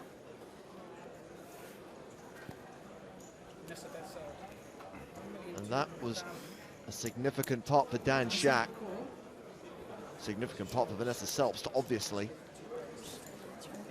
Shack extending his chip lead over Vanessa. He now has 8.1 million. Vanessa down to 3.2 million. Not that far ahead of Fabian Quast with 2.6 million. By the way, Ben Foxwell has a question. Care to explain why Vanessa is limping with hands as strong as ace-jack suited on the button, king-queen suited in the small blind, etc.? Any thoughts on that, Chad? Well, I just got here, but, you know, normally, you know, she's been evaluating and setting up traps for her opponents. So by doing this, obviously, I'm just speculating here since I just got here that she thought that maybe like Dan or Fabian would take her player's weakness. And actually, when she let out with top pair kings, she thought Fabian would actually probably call with the 2-10s in that spot because of the way that she played it. But Fabian, you know, just made a better play and laid down, made the right laydown. Seems like she's kind of trying to do 350. Just mix things up a little bit, balance, as they say.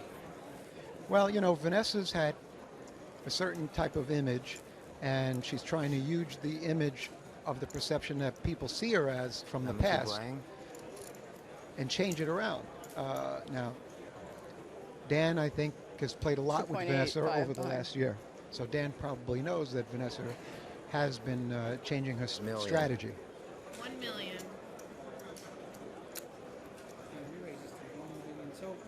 Jay Shack says Shack crashing, hope he wins. Vanessa Selbst moves all in and Dan Shack calls. And Vanessa Selbst finds herself at risk. But she has the best hand. She's got Dan dominated.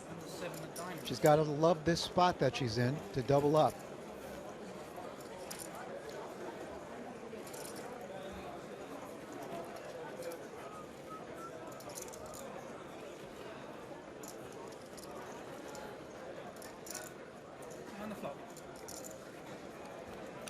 This would see Vanessa retake the chip lead.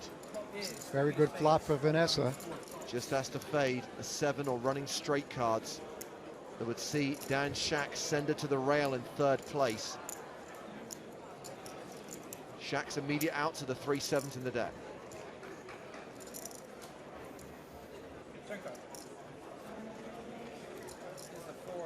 That takes away running straight outs for Dan. So still just a 7. 3 cards for Vanessa to fade, and then she gets that double up.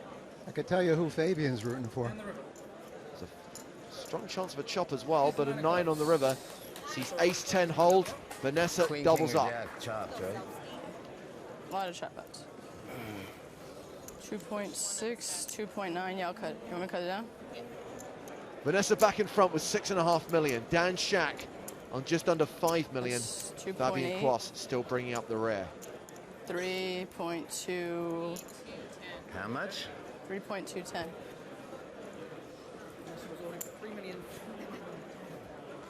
But as things stand, it's getting pretty shallow here, Chad. The biggest stack at this final table is 40 big blinds.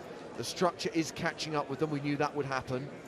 And it would be very surprising if history's taught us anything. It's that in these super high roller tournaments, we don't usually get beyond level 24, which is the next level of the tournament, which will come after the dinner break.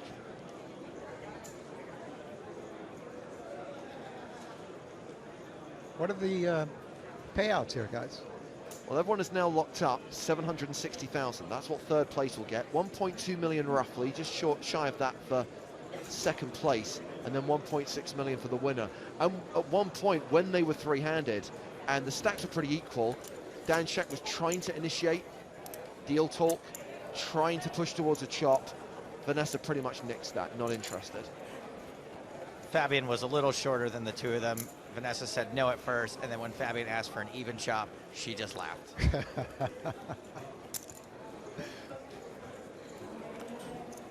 Francesca says, not a good idea to belt out a yes at nearly 1 a.m. But thank God that ace-10 held. Fabian? I get your account in a second, okay? Francesca's not regularly yelling yes at 1 a.m. in her apartment. Poor kid.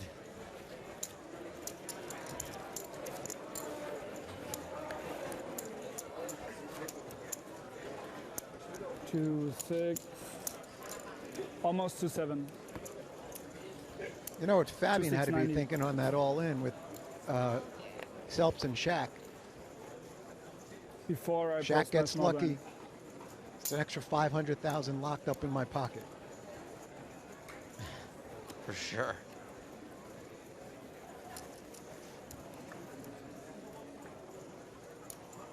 Shaq folds Jack 9 on the button. Crossing the small blind.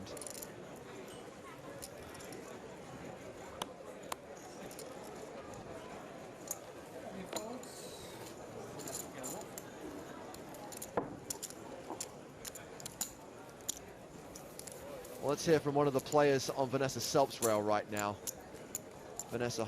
Maria Ho rather, is watching.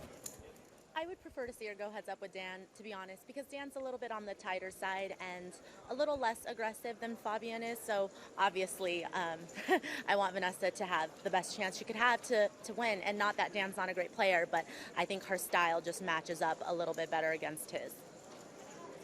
Plus a Vanessa's heads up play, I mean, I'll put it this way. I would never want to go heads up against Vanessa Selps. So, you know, she's always very aggressive, but very calculated. And I think she's always said the best part of her game, and I agree, is, you know, adjusting to game flow, which is so important in heads up because, you know, it's hard to make a hand heads up. And so it's so much about being able to analyze, you know, what your opponent's thinking and, you know, kind of adjusting to, if you have the momentum, to put more pressure on your opponent and, you know, to kind of know when to shift the gears, basically. Plus a heads-up match between Vanessa and Dan Shaq, I think, is going to be an absolute grudge match. They've been heads up before in this type of situation. They got involved in a few hands in Prague together. I think that it should be a really interesting matchup. Well, obviously both of them have been playing some really good poker to be in those positions. Certainly no one's been playing bad poker, that's for sure.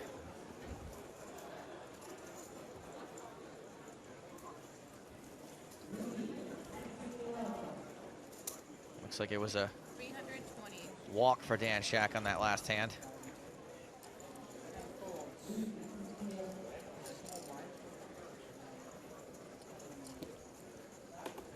Shaq's folded here, and it looks like it's going to be a walk for Might be the first time Vanessa. that's happened today. Claims it's her first walk of the day.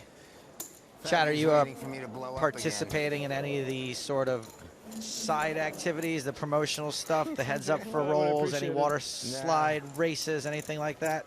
Seems reasonable. Well, Q&As? my day one starts tomorrow, so hopefully I won't have the free Get to time 8 to million participate. and payback. But yeah, I'll be, you know, playing some side events if I get busted, and you know, taking advantage of the beauty of Paradise Island in the Bahamas. You still playing all the games these days? Yeah, yeah.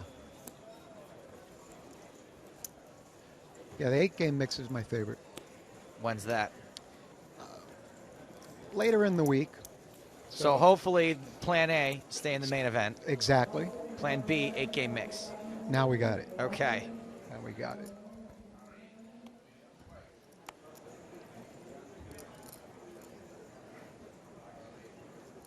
Fabian with a very decent hand in the small blind. Shoves it. 2.3 and this. That's the same hand he had 5 rounds That ago scared you, huh? on the button. Jack 9 of Couldn't do it. hearts. Didn't have the 9 high.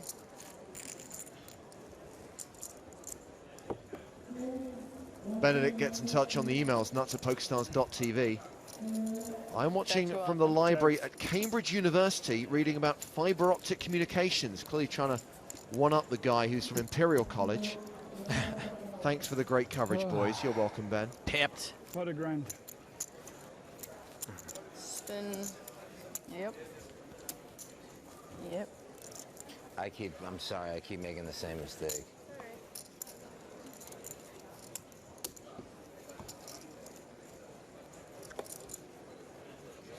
Errol writes in to say, Vanessa talks about playing tighter short-handed at final tables because of ICM consideration. Pay jumps are massive. Could be another reason why she's playing slightly smaller pots.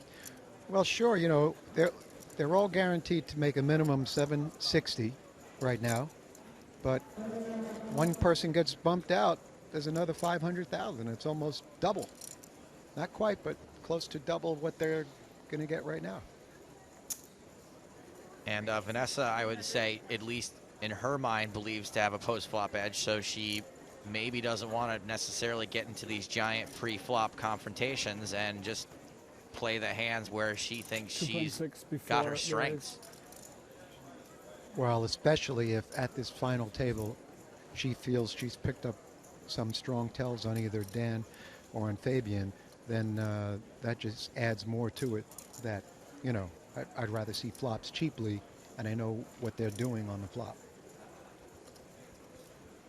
She certainly played that way against Dan. Against Fabian, she did try to take him out with 9-8 suited for around 9 big blind shove.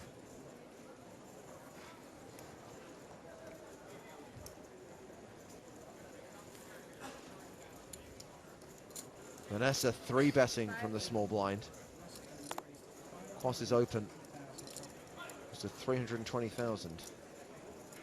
We do still have Dan to act. Vanessa's made it 580K. But I don't know how often Fabian's going to be raised folding. Shaq folds king 10.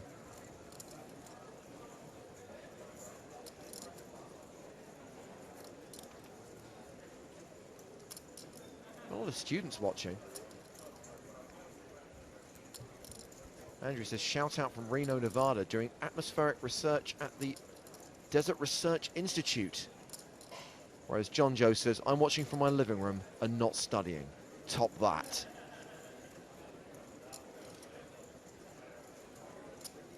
I'm all in. Quas shoves.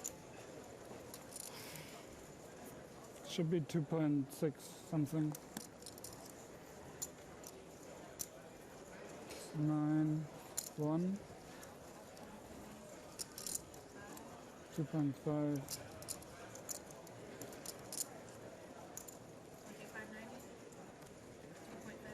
Thank you.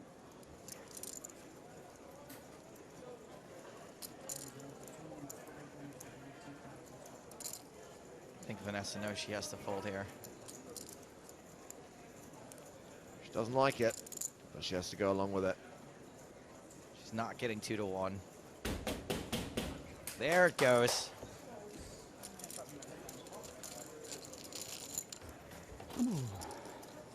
Scruffy writes in to say, why is everyone underestimating Dan Shack? He seems to constantly make it deep in these tournaments. I don't think anyone's specifically underestimating him or taking shots at his game. I think that when you ask a friend of Vanessa who they would rather see her heads up with, they're going to say Dan Shack, because I think that her style probably where they are. is just a better counterpunch to Dan's style. Do we? All right. Well, you know, it's like if you take boxing as an analogy. You know, Muhammad Ali, who is considered, you know, the best heavyweight of all time, he always had problems with Ken Norton.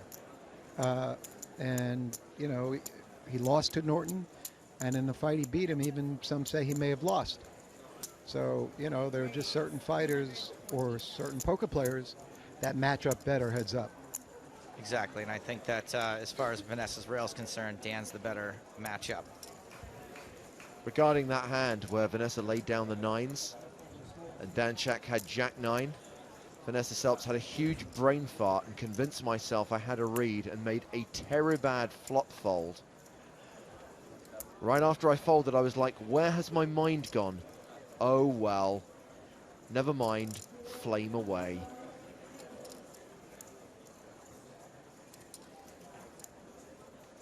Vanessa picking up ace-king on the button. Queen Jack for Fabian Quas in the big blind. Here we go.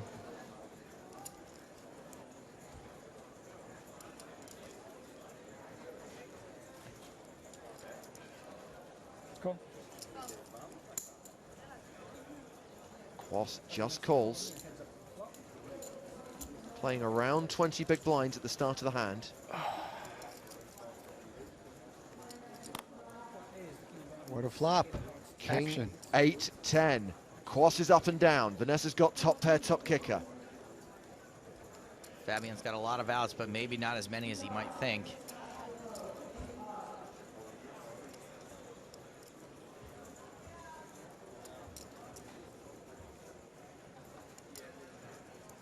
He is first to act.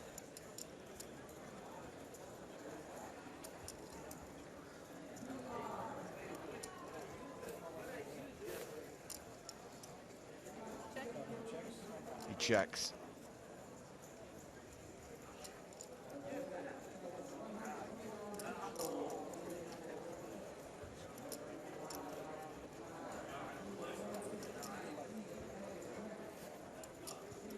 Well, we know he's not folding.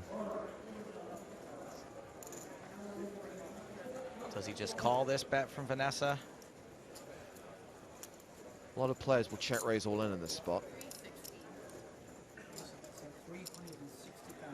And you can see why. Often you're going to get a fold, win the pot right here. If not, you're never drawing dead.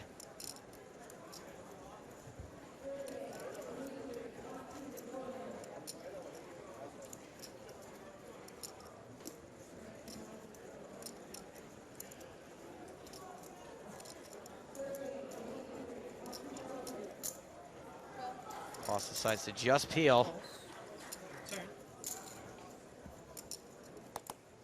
Ooh. Ace on the turn. Quas now with Broadway. Selps with top two.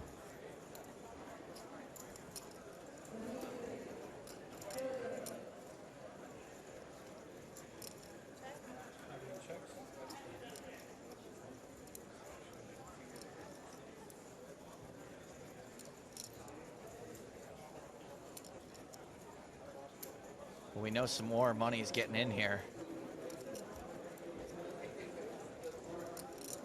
Just how much is it going to be? I think it's all of it here. By the way, the fact that any of these three players may be tweeting right now gives nothing away, because remember, the dinner break is coming up in 15 minutes. Hour-long dinner break.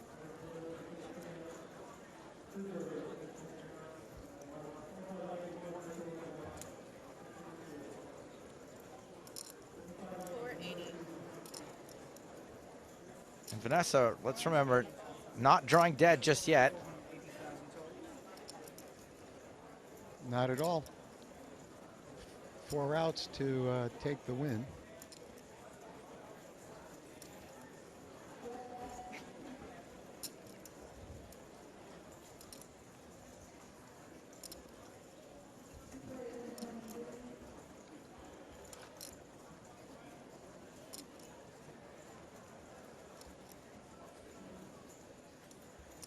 James tweets to say this hand is gross. I am literally screaming at work.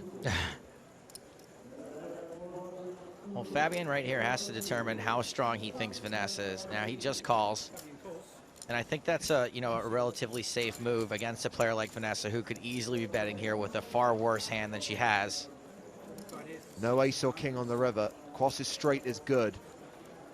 2.46 million in the middle, and he's got 2.2 million behind.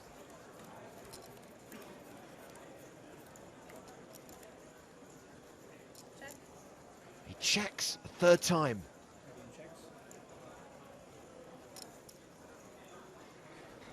And I think what he's doing is giving Vanessa one last chance to bluff at this. Vanessa not bluffing, though.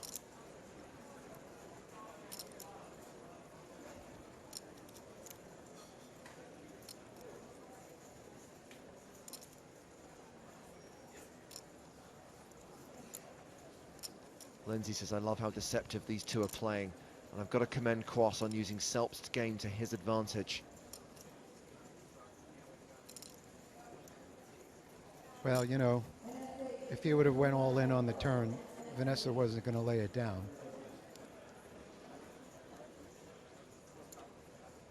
And of course, Vanessa's not checking behind. Top 2 pair. No chance. So few hands out there that are beating her. She thinks she's got the nuts, and she just analyzed how much she thinks she could get him to pay off with a king. 980,000. Well, Quas does have the nuts.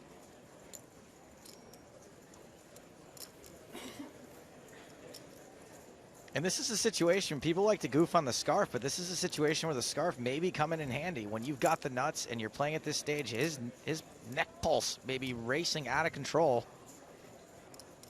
But look at that face, very calm exterior. Modern.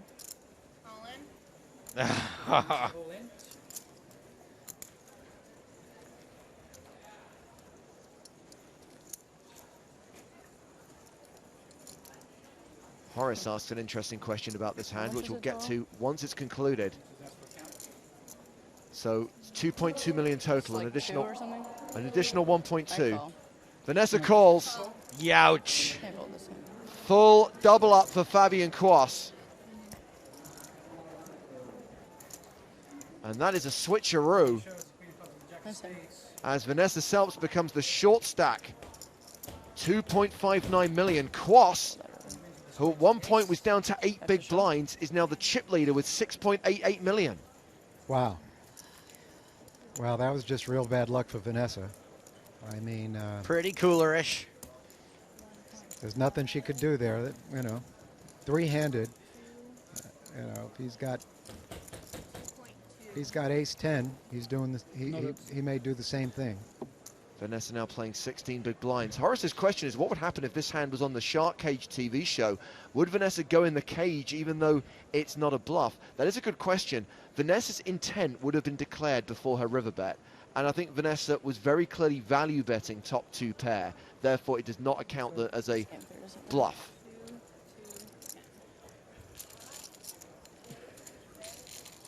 Remember, we're filming the first 2 heats of the Shark Cage tomorrow. We announced the lineup earlier on. Some great players, some great names taking part in the first 2 heats. If you want to take part in this TV show, more qualifiers running online in March. From the 3rd of March to the 14th of March, we'll be shooting 4 heats at the EPT Grand Final Festival in Monaco. E. Jackson says that third check was beautiful by Quas, and nice Euro scarf defense by the announcers. Johanna says just a sick, cooler 3-handed. Stuff happens, but substitute the word stuff for a word that I'm not allowed to read on air. Jason writes in to I say. guess the even chop is Let's see what Dan has to say. You had your chance to take it then. Jason's email actually touches on that. Last year's Super High Roller, remember last year when Seaver and Sands couldn't agree on a split with an 800K difference, and then the 10s versus the 9s suck out? Just sick. I'm tuning in while studying economics at Hillsdale College in sub-0 degree temperature Michigan. It's -4 Fahrenheit, -20 Celsius. -20 Celsius, that is brutal. 2.4-ish, plus that, 2.5.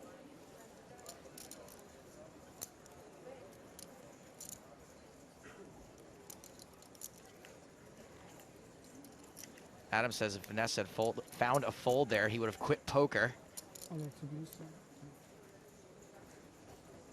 I'm all in. Quas shoves on Vanessa. And she folds.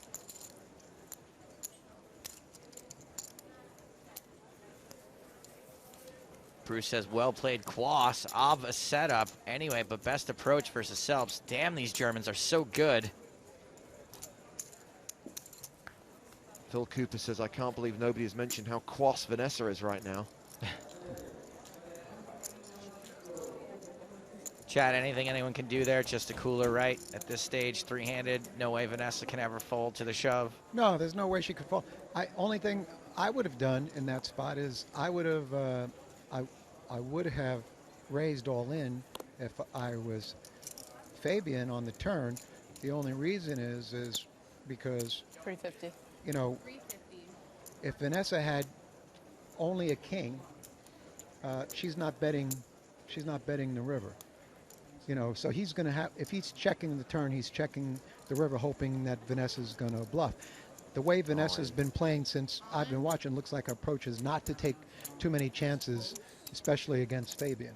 So you're saying Fabian even got extra lucky that Vanessa was so strong? Right. I don't think that Vanessa would have three-barrel bluffed there, because the way Fabian's been playing, you know, he showed her that he laid down tens. You know, he flat called on that flop. An ace comes. Either he had a straight draw or he had a pair on the flop when the ace comes. So, you know, you're hoping that Vanessa hit an ace and you raise all in, and that she's got to pay you off. Vanessa now getting pushed around by Cross and Shaq. In position, it's a different story. She's now shoving. King Neener. Dan Shaq in the small. Can I get a count, please? He wants a count. I don't think that I'm folding. All right. He's got the computer hand, Queen 7. Cool That story, was bro. Shaq had Queen 7. Oh, Shaq had it. What does he have? We haven't seen his cards yet. Said he doesn't think he's folding. He's got a weak ace. Call. We're about to see it because the cards are going on their back. Vanessa tables the King 9, the Ace 4 for Fabian Cross. So Vanessa's live. But she ain't feeling good about it. Shaq ran pretty good in this tournament. Yeah, I ran too good earlier. Like, let's see the 5 cards. I don't have a good feeling.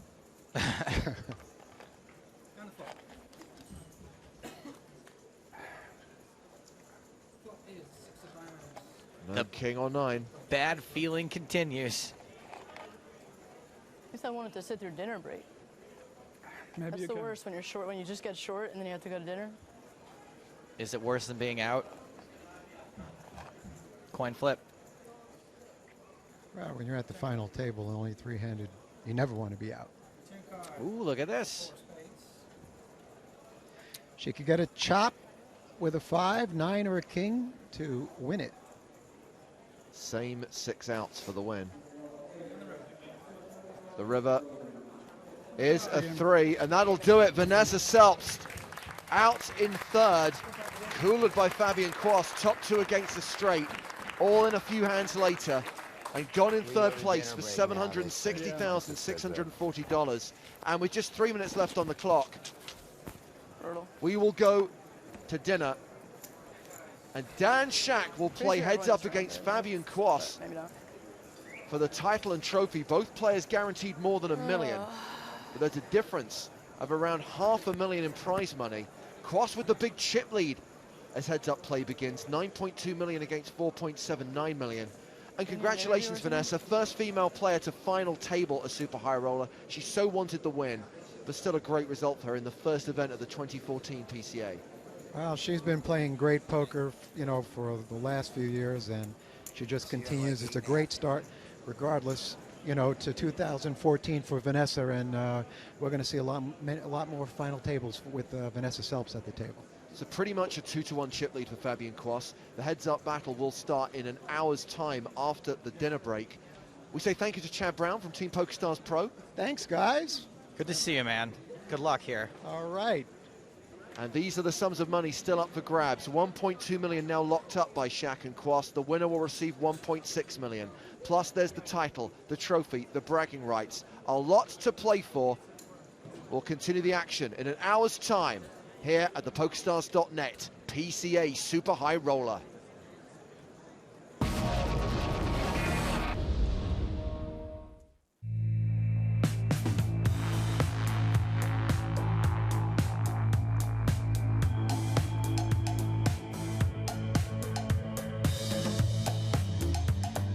At PokerStars, you'll find more tables, more players, more games than any other poker app.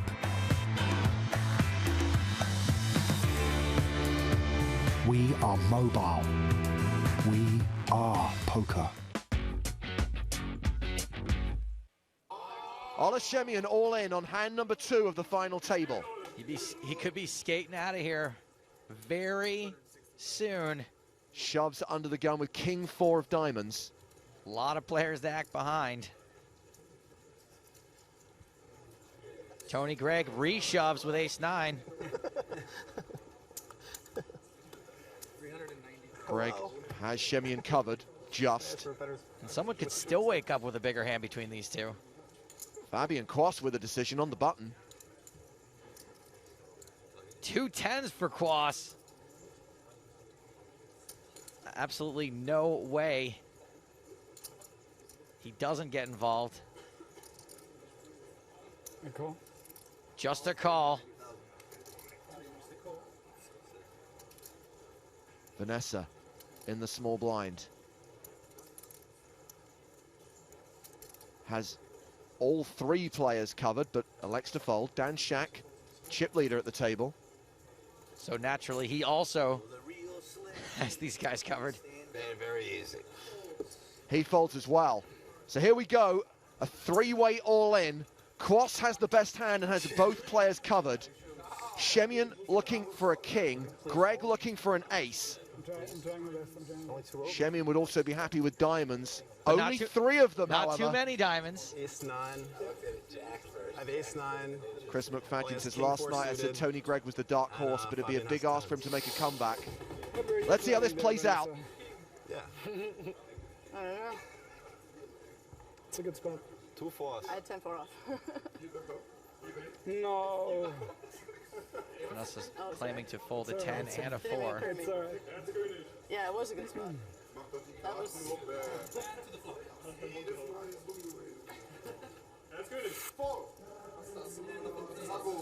Just the 1 diamond. Nice looking flop for 10s.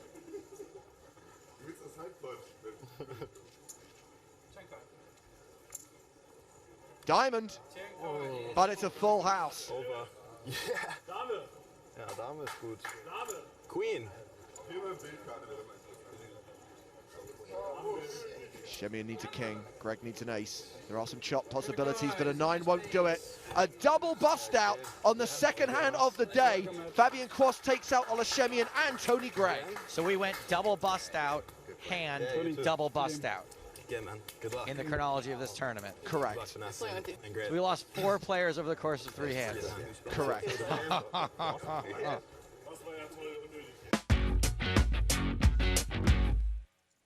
Antonio under the gun. Ace-7 off. He raises. Oh.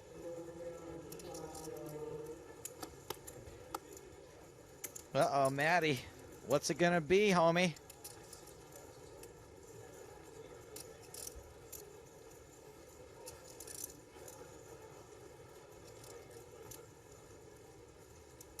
Jack 10 for Glance. Be pretty surprised if he didn't go with this, and he does. How much is it? He shoves. 320,000. Vanessa Selbst in the small blind. That is enough for a 3-bet. Ace-Jack. She's got both Glance and Esfandiari dominated.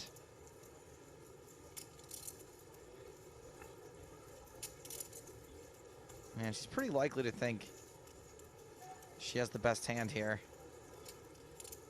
Andrew Badicker's a fan of the puns, Joe. He says, loving the Quast pun stapes, keep them coming. I'm a fan of Andrew Badiker. Works out.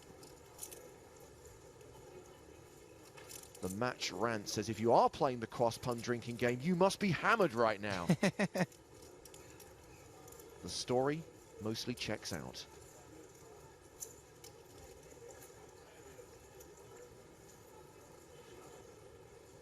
So Glance's shove, as Joe observed, is a legitimate re-raise, giving Vanessa the potential to 4-bet here.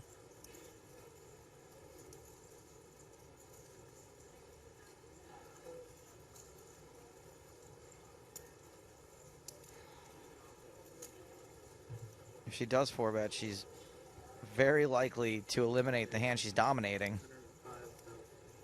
Oh, but don't forget, we got Dan Shack still to act. 605,000 total from Vanessa. And folds from both Shaq and Asfandiari. So Matt Glantz finds himself at risk. Jack 10 against Ace Jack. 320?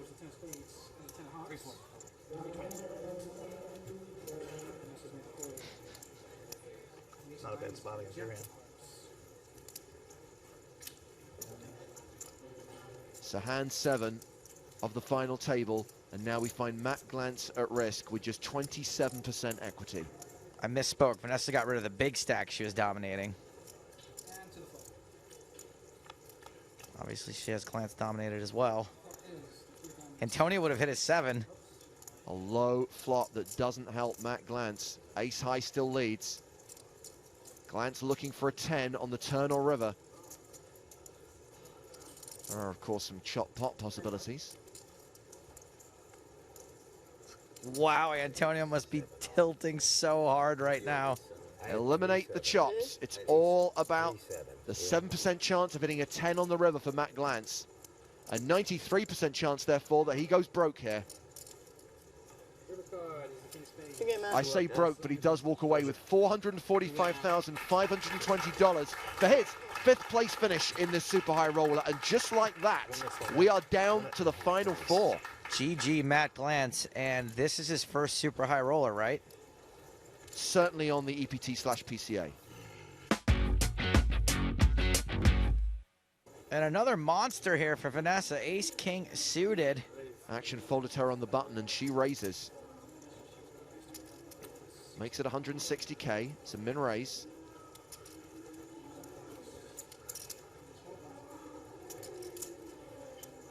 And the action's kind of played itself out such that we haven't really been able to establish a dynamic yet. And maybe now that there's no more legit short stacks, we'll start to see a bit of a dynamic develop. So Antonio defends with a dominated hand and hits a 5 on the flop.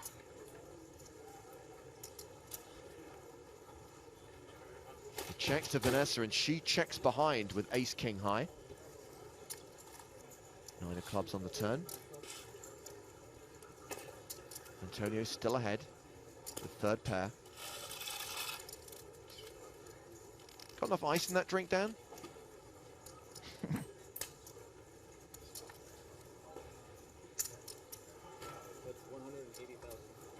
Antonio now leads the turn with the best hand. On that previous hand, short stack Seamus says good fold by Antonio after his quass examination. Daniel has a request states. Please let us know when Fabian quasses the 4 million chip mark. You guys know when you send these in, you take them away from me, right? We're told that young lady on the rail is Anna Shack.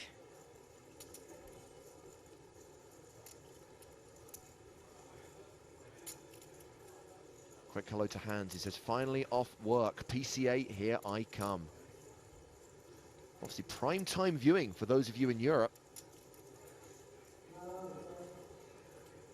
And it looks like folding a hand as big as Ace King suited is going to be difficult for Vanessa here on the turn.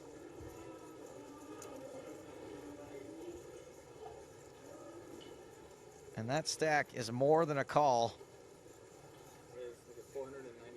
It's a raise to 490K. Putting the pressure on Antonio, who's got a marginal hand. I don't think Vanessa expects to have the best hand here all the time, but I do think that maybe she thinks she can get Antonio to fold exactly the kind of hand he's got.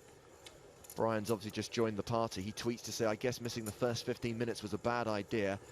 Yeah. 3 bust outs in the first 7 hands of the day. One of them in a single hand, just the second hand of this final table. Technically, this final table had its first bust out before the first hand was even dealt today. Double bust out last night.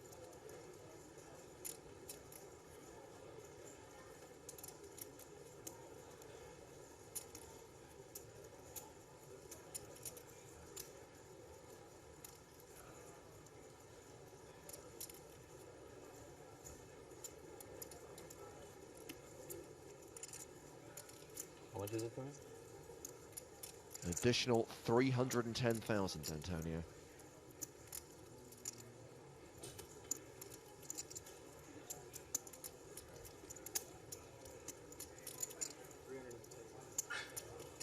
And Antonio's in a weird spot here because I think most of the time when Vanessa does this, when Antonio is ahead, he's not going to have as much equity as he does right now.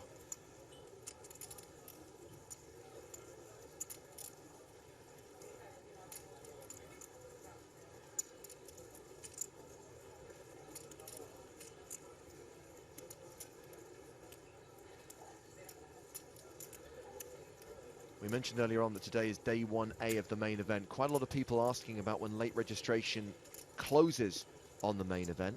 Today, day 1A, tomorrow, day 1B. Late registration for the PCA main event will close at noon on day 2, which is Thursday, the 9th of September. So you have until midday Eastern on Thursday, the 9th of September to register for the 10K main event. As Antonio folds there, and Vanessa wins another pot and extends her chip lead at this final table. Now up to nearly 4.8 million.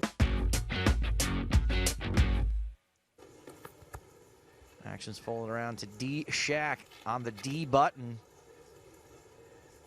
Pocket fins. Makes it 175K.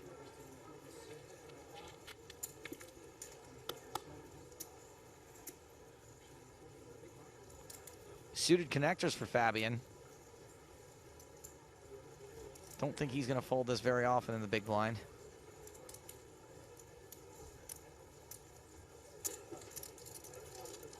He doesn't fold.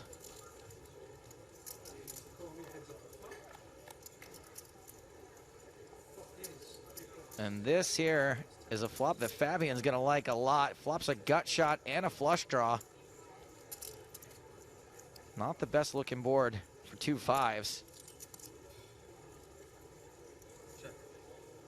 Fabian checks.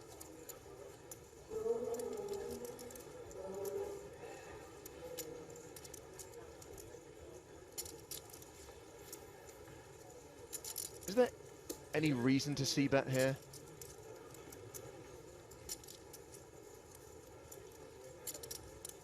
I mean, there's a reason that you hope your opponent just flat out miss and you can win the pot right away. 225,000. In this particular case, we know that's not going to happen.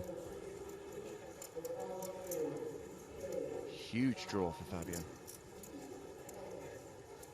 And even though a pair of 5s is currently the best hand, 8-9 of clubs, has the best equity, 62%.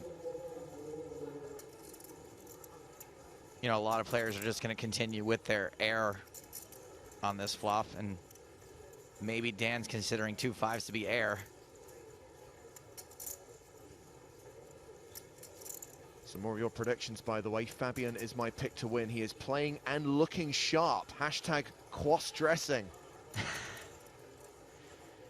Griffin Banger also has one that I legitimately probably wouldn't have come up with, so we can read his. Watching EPT live with Miss Robles, and she said all this pun talk is making her hungry for a croissant.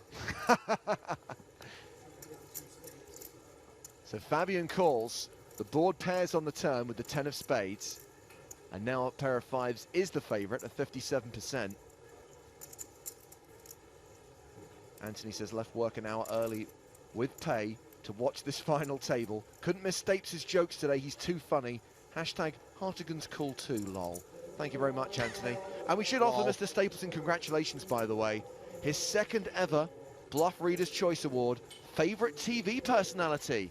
Let's have a round of applause. Yay, yay. Oh my God, Stapes has a best.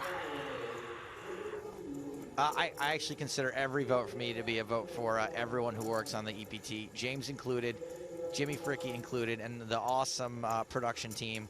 So thanks everybody, and thanks to everyone who voted. And I will admit, it is absolutely stupid how much I care. I really, really care a lot that I won that. Hey buddy, democracy in action, 27% of the vote, and you're a champion. Quas now electing to lead the turn. $500,000. And this is a pretty cool lead. This lead is something that is going to get Dan to fold a lot of his hands, I think. And also, he's always got the option of hitting his card. By the way, thank you, Alex, for your contribution. checking behind on the flop with fives turns your hand very face up. That's the main reason to continue any value hand bets. We always appreciate the thoughts and contributions of all our armchair analysts watching at home. Dan's looking like he doesn't want to be pushed around.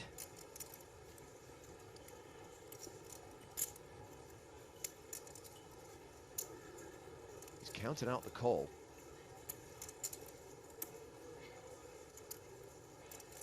And this is a really wet board. I mean, this is the sort of board where folks sometimes are going to get a little hero-y because it's so easy to be semi-bluffing here. The problem is, you think that you can sort of get indignant here and call, but then you have to hero the river too a lot of the time.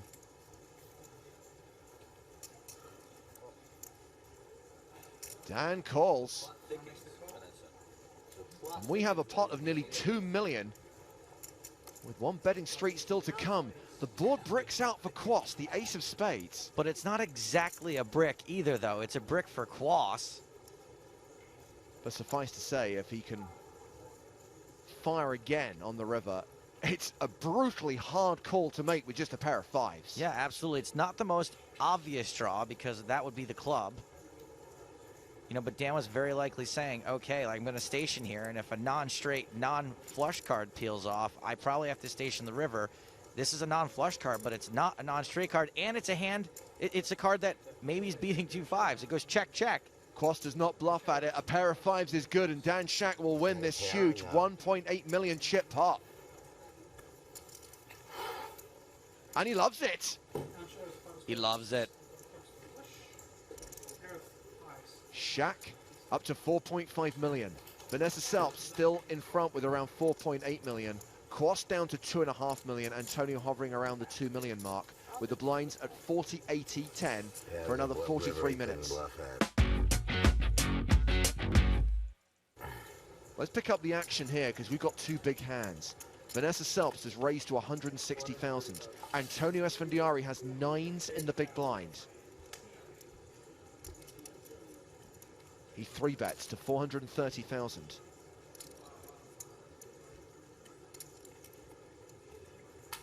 How much did you start the hand with? 2.4 million.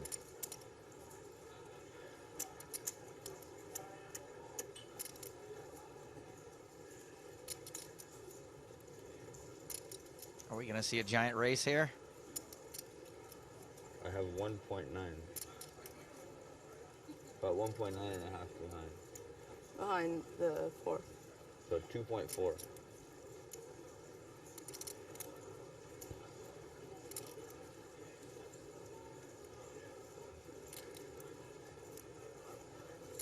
Don't think Antonio is 3-bet folding a hand like 9s very often. If ever.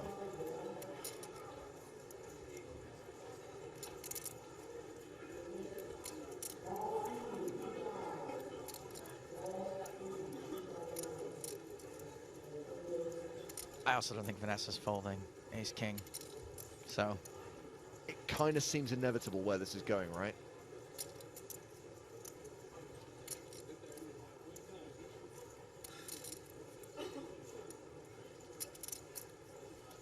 I'd have a hard time being Antonio looking at my big head just over Vanessa's head, looking back at myself during a situation like this. No, I think he's fine with it. And that's why you're the professional, Joe. His head's getting bigger. Every day. Just kidding, Antonio. Just kidding.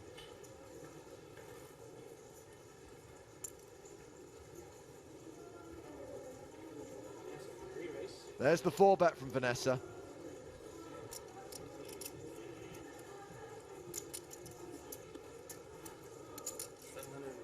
$780,000.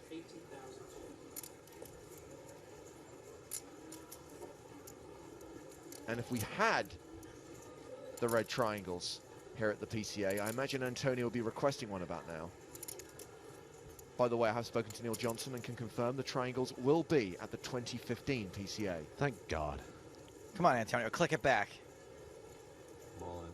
He shoves. Vanessa reluctantly calls.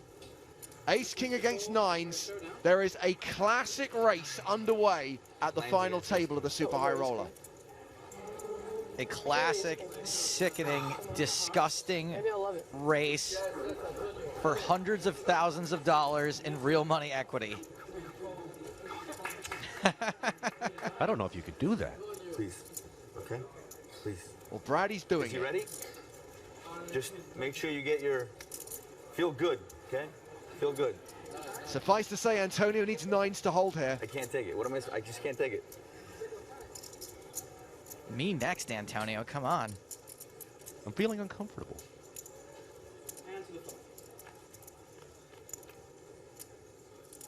It's a low flop, but it does give Vanessa a wheel draw. Wheel draw, backdoor diamonds, I think. 7. 7 jack. Jack 7. Not to mention the aces and the kings. I guess I would take it. Oh, ace on the turn. And it's a diamond, which I think gives Antonio only one out. He needs the 9 of spades on the river, or we're down to 3. Leg 3. Ah, good game, guys. This is what happens when you give a man a massage at the table. I'll allow it. I'm fine with it. It's the 5 of clubs. So we lose Antonio Esfandiari in 4th place. He collects $575,920. Remember, Antonio was in for 2 bullets. He invested 200K, so his profit is just over 375,000. Now he just has to leave the table and go back to being a millionaire with a beautiful girlfriend in the Bahamas. It's tough, man. It's tough. It's a tough life. What a shame. And after 16 hands at this final table, we're down to the final 3. Vanessa Selbst extends her chip lead, 7.35 million. Pocket kings for Fabian Cross. I think he just said the table was torturing him. Now might be his turn. He raises the button and may have a customer in Vanessa Selbst who's got 8-10 suited. Oh yeah, 8-10 suited. This is pretty much the top of Vanessa's range.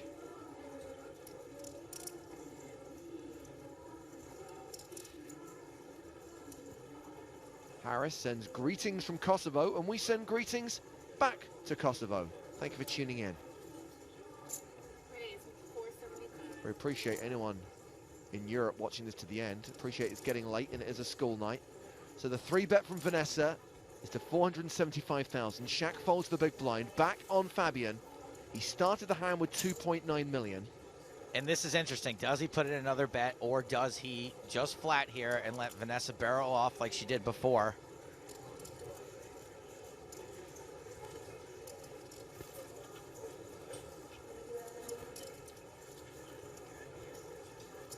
Vanessa's out of position, so she may fold hands like this to another bet sometimes.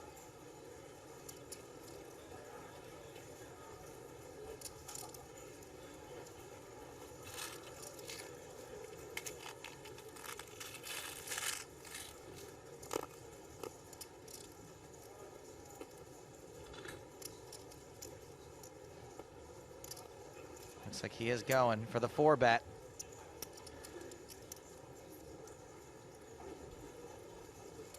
Hoping that Vanessa's got a hand for once.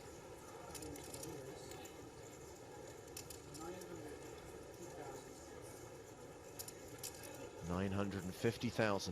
And maybe it's a safe bet against Vanessa, because sometimes she's going to have a hand and sometimes she's just not going to want to give up the non-hand that she has.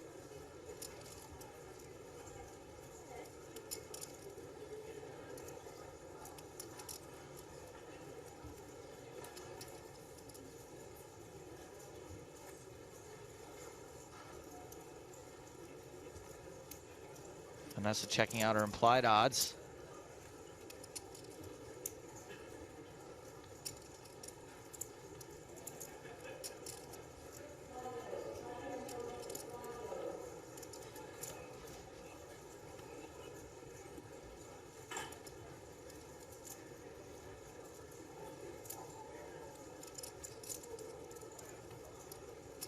Ferrand asks, I have a question. How can you beat kings when it's played by a German? Answer, you can't.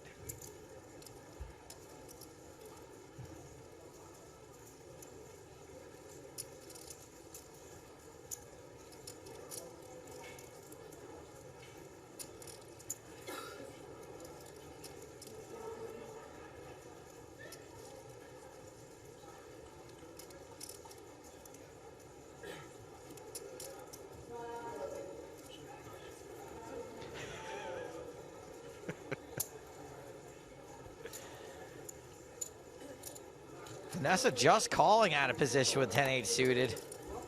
Wow. Rut-row. Griffin Benger's had an epiphany, by the way. King's Quass. He announces with exuberance.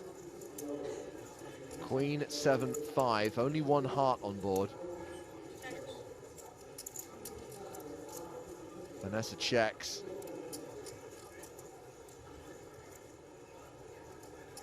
Vanessa's got plenty of backdoors. And after playing this pot to 4-bet status, she may be reluctant to fold this flop, even though it doesn't look like a good flop for her.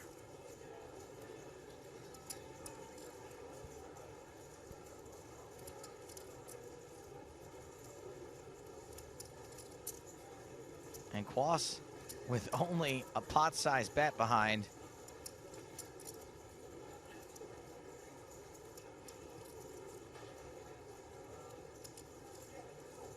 and this is really a pretty awesome flop for two kings.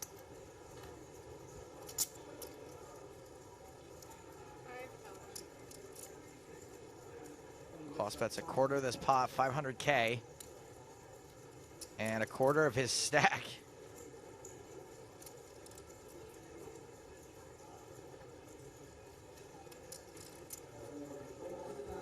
After investing this much, I wonder if Vanessa thinks she could still get him to fold.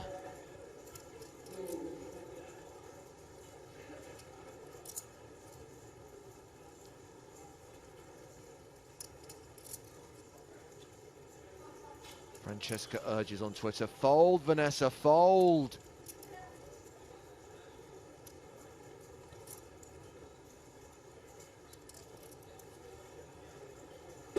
She heard you, Francesca. She folded. And the crowd go wild. Set mining.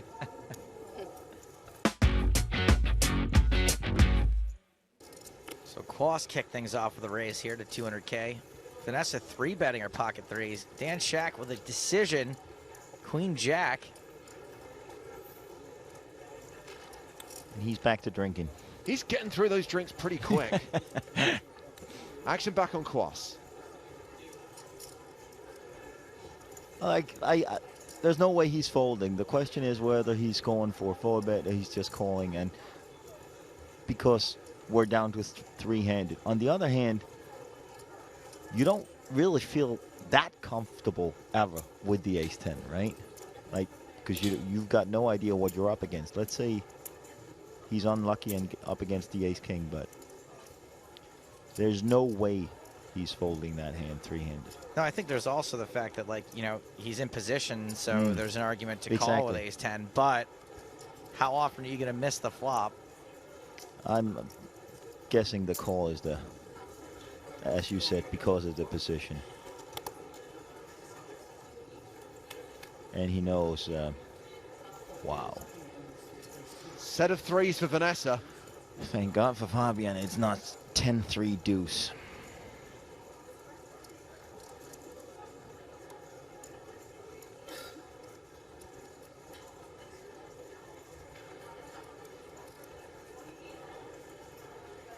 Vanessa with the pre-flop betting lead and with the best hand by far.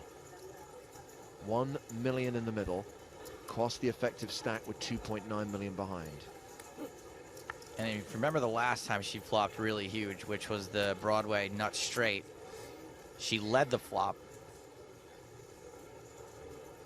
I'm wondering if she's considering doing the same thing again. Well, I would think so, because let's say I was playing with her, it's so obvious she's going to lead with that hand because she potentially could have ace king too, and I would get very suspicious if she didn't lead. After being the pre-flop, last Exactly. pre-flop aggressor, sure. In this case, it makes a lot more sense because it is a continuation bet.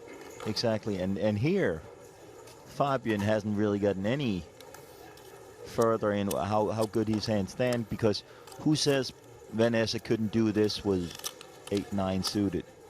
Then she very well could. So I'm most likely thinking Fabian's gonna call this one. I highly doubt he's gonna lay this one down. Soren gets in touch on email to say, guys, Theo is definitely the best guest commentator. Such great energy between you guys. It must be great for Stapes. There's finally a guy who thinks his jokes are hilarious. They are. I can't. Well, the joke has to be that nobody else finds them. Maybe it's on because it's on such a high level. I wouldn't say nobody else, Theo. There's a few people out there. Nobody as prestigious as Theo Jorgensen. No, of course not. So a jack on the turn after Theo makes the call. Theo picking up the gut shot straight draw on the turn.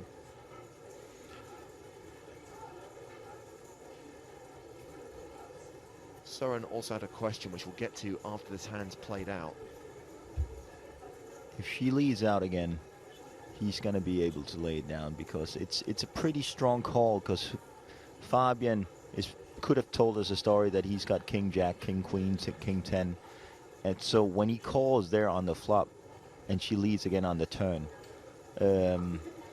he can feel so much more confident that his hand is not the best if she leads again on there. Now here. On the other hand, if she checks to go for a check raise, he's going to check behind, so she's basically just giving him a free card to hit the inside straight. Yeah, I think that she's going to keep betting here most of the time. I think she would do that with a lot of her hands that aren't this good, so she would do it here also. And also, you know, it's really important. A lot of people like to slow play their sets, but you have to build a pot. Exactly. And some less experienced than Vanessa might think, okay, well, this is on a rainbow flop with deuce 3 king. I might check because I'm afraid to lose the guy, but it doesn't make any sense that she's not c-betting there if she was bluffing, and that's what makes experienced players like Fabian getting very suspicious. Here I'm expecting him to lay it down because his call on the flop on the dry board there is such a strong call. Yeah. But on the other hand, it's definitely not the worst thing he's ever done if he calls. Well, against someone like Vanessa, he could sometimes have the best Still, hand with ace 10 obviously, high. yes. Like, we could be sitting here and saying, well, it's such an easy call for him with ace 10, and when we were looking down in Vanessa's 9-8 suited. So Vanessa barreling for 740,000. Remember, Fabian's playing 2.5 million. Because even now, when I expect Fabian to lay it down, he's not going to feel. He's going to be very curious about this hand, whether he got bluffed out or not, when he sees it. And obviously, I'll have access to that information in an hour's time. I do think this may be one of those situations, though, where there are better spots. There is, but on the other hand, you can't keep on letting Vanessa bluff you out. And if he's confident this has a shot, he could be calling here and then laying it down on the river. Fabian calls the 740,000. Like, I know this looks a little stupid when we can see the cards, but seriously, Vanessa could, in a three-handed game, have pretty much the worst of it still. 6 on the river, cross with just ace high.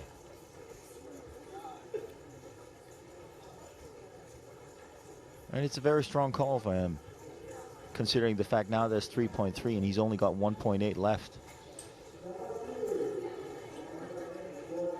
Yeah, his... He's kind of told Vanessa, oh, well, I'm sticking with this one. So he's going to feel even more confident that his hand wasn't the best now that she moves all in.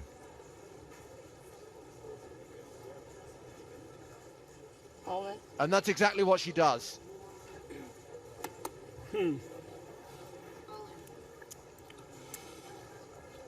Fabian considering the hero call of all hero calls. Yeah, but he's going to lay it down.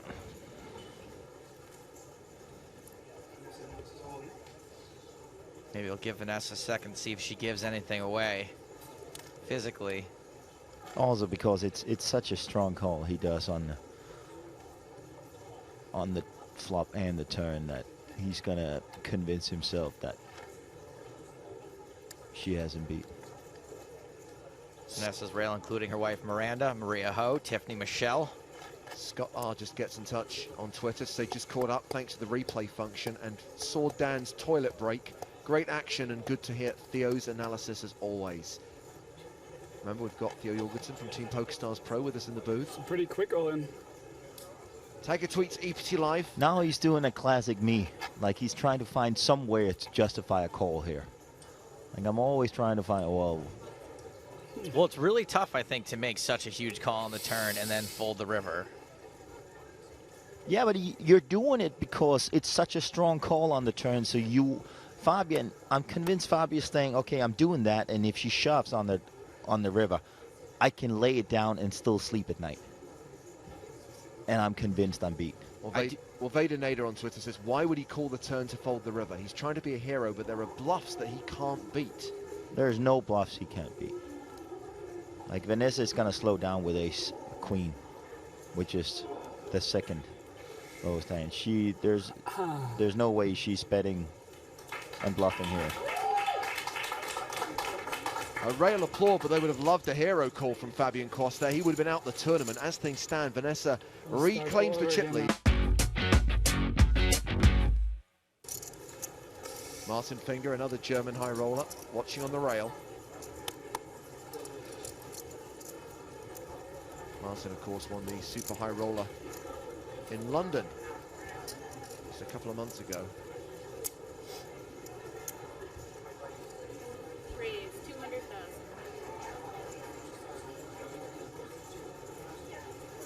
Ace King for Fabian.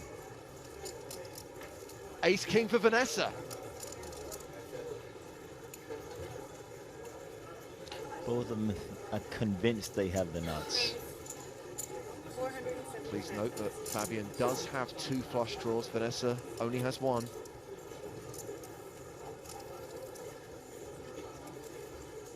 Well, they've got that. They both got the spade flush draw for a chop.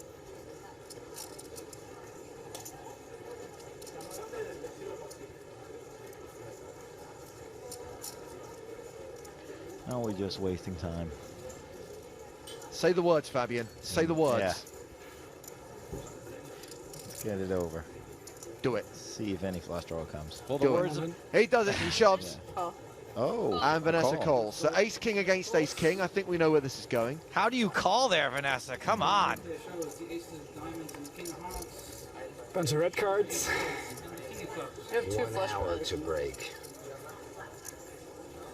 No black cards. Dan's principal concern is there's an hour to go till the next break, and he obviously needs the toilet. This is the ultimate test of how good I'm running. To see if I can. It's my year, Vanessa. He's done. It's your year. The year plus. 2014. That it's would my be year. amazing if you actually asked for another break. I'm winning flips now and everything.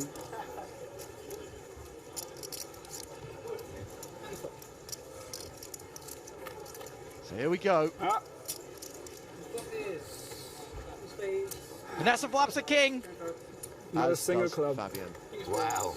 Vanessa turns the king. With trips. Trips. What a waste.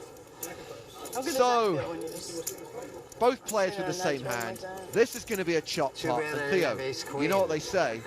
Everyone loves a chop putt. Give me ace queen. Dan Shack, bullets. Rockets. Now, last time, he didn't get any action. This time, he gonna get action. He gonna get action hard. Quast with King Jack.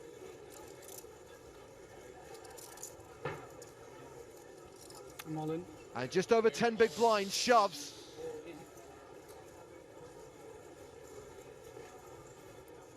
Count. Looks like Vanessa Selps may get caught in the crossfire here. 1-4-50 here.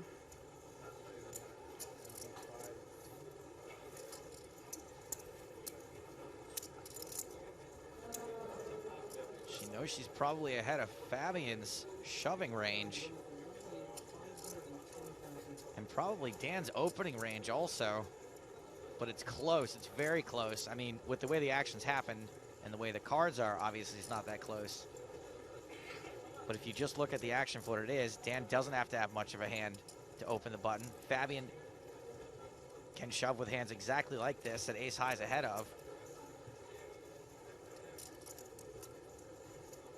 I think maybe Vanessa eventually comes to the conclusion, though, that even when she is ahead, it's probably not by a ton most of the time. Call. Call. This folds, Dan calls, we got a showdown. So Vanessa does get out of the way, but Shaq obviously snap calls, putting Fabian Cross at risk.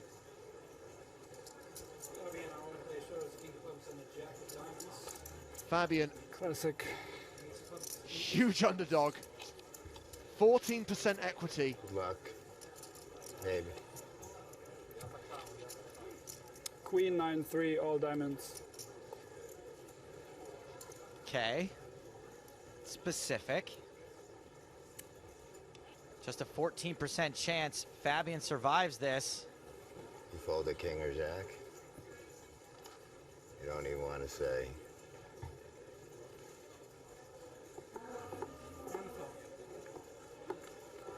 We know that Vanessa folded an ace. And there is a pair of jacks for Fabian Cross, giving him a little bit of hope. That 14% went up to 19%. No good. Oh, didn't see that. And that's with only 2 cards to come. Well, queen of something. Nobody ever just asks for the card they want. How about a jack? Or a king. That's the queen of something. That's the queen of something.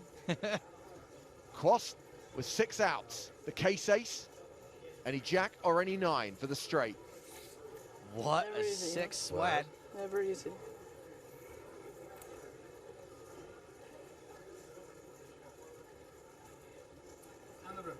The river card is a 9. Oh, Cross rivers a straight and doubles up through Dan Shaq. God, Dan Shaq, sometimes they have you're it. very good luck, Mustafa. Please don't go anywhere. No. When does it start? 1.5? Yeah. Mustafa, I think that's the name of the kid that I shared the cab with yesterday, by the way. I know everyone was waiting on that. I hardly slept last night because of it. The tension was almost bearable. Dan Shaq is not going to sleep tonight. No, I lost Because with of that. ace.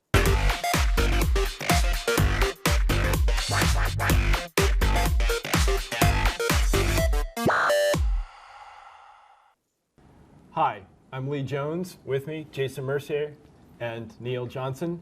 We're here to talk about mixed games today. And gentlemen, I know that basically a lot of these festivals, we feel like we're just watching a whole lot of No Limit Hold'em. But Jason, I know that you really dig playing mixed games. That is, we'll call it pretty much anything that isn't No Limit Hold'em. And the first thing I want to talk about is, do you think they're more fun?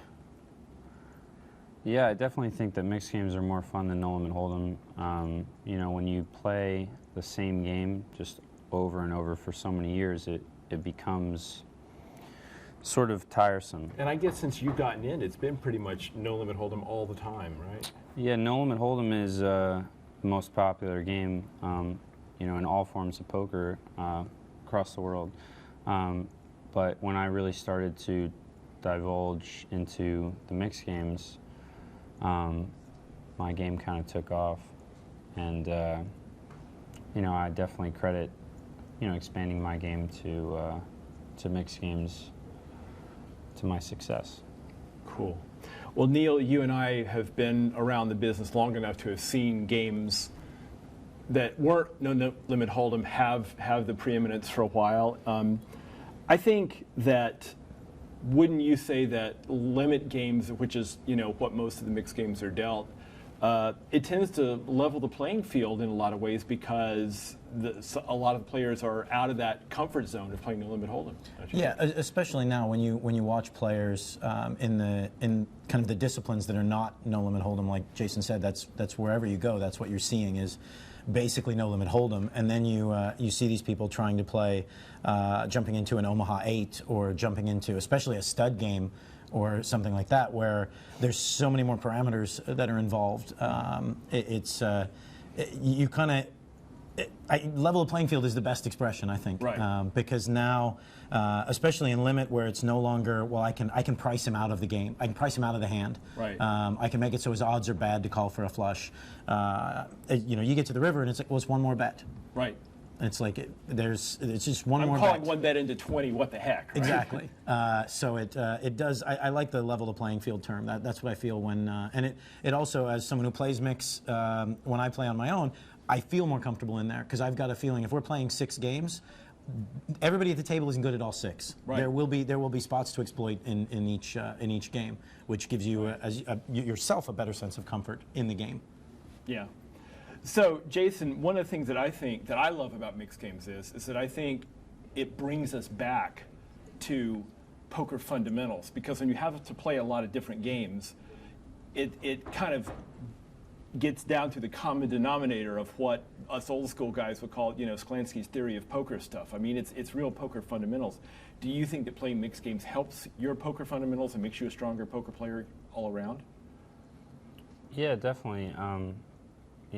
Like I said before, when I started playing the other games, I mean, I could kind of see things a little differently at the no limit hold'em table.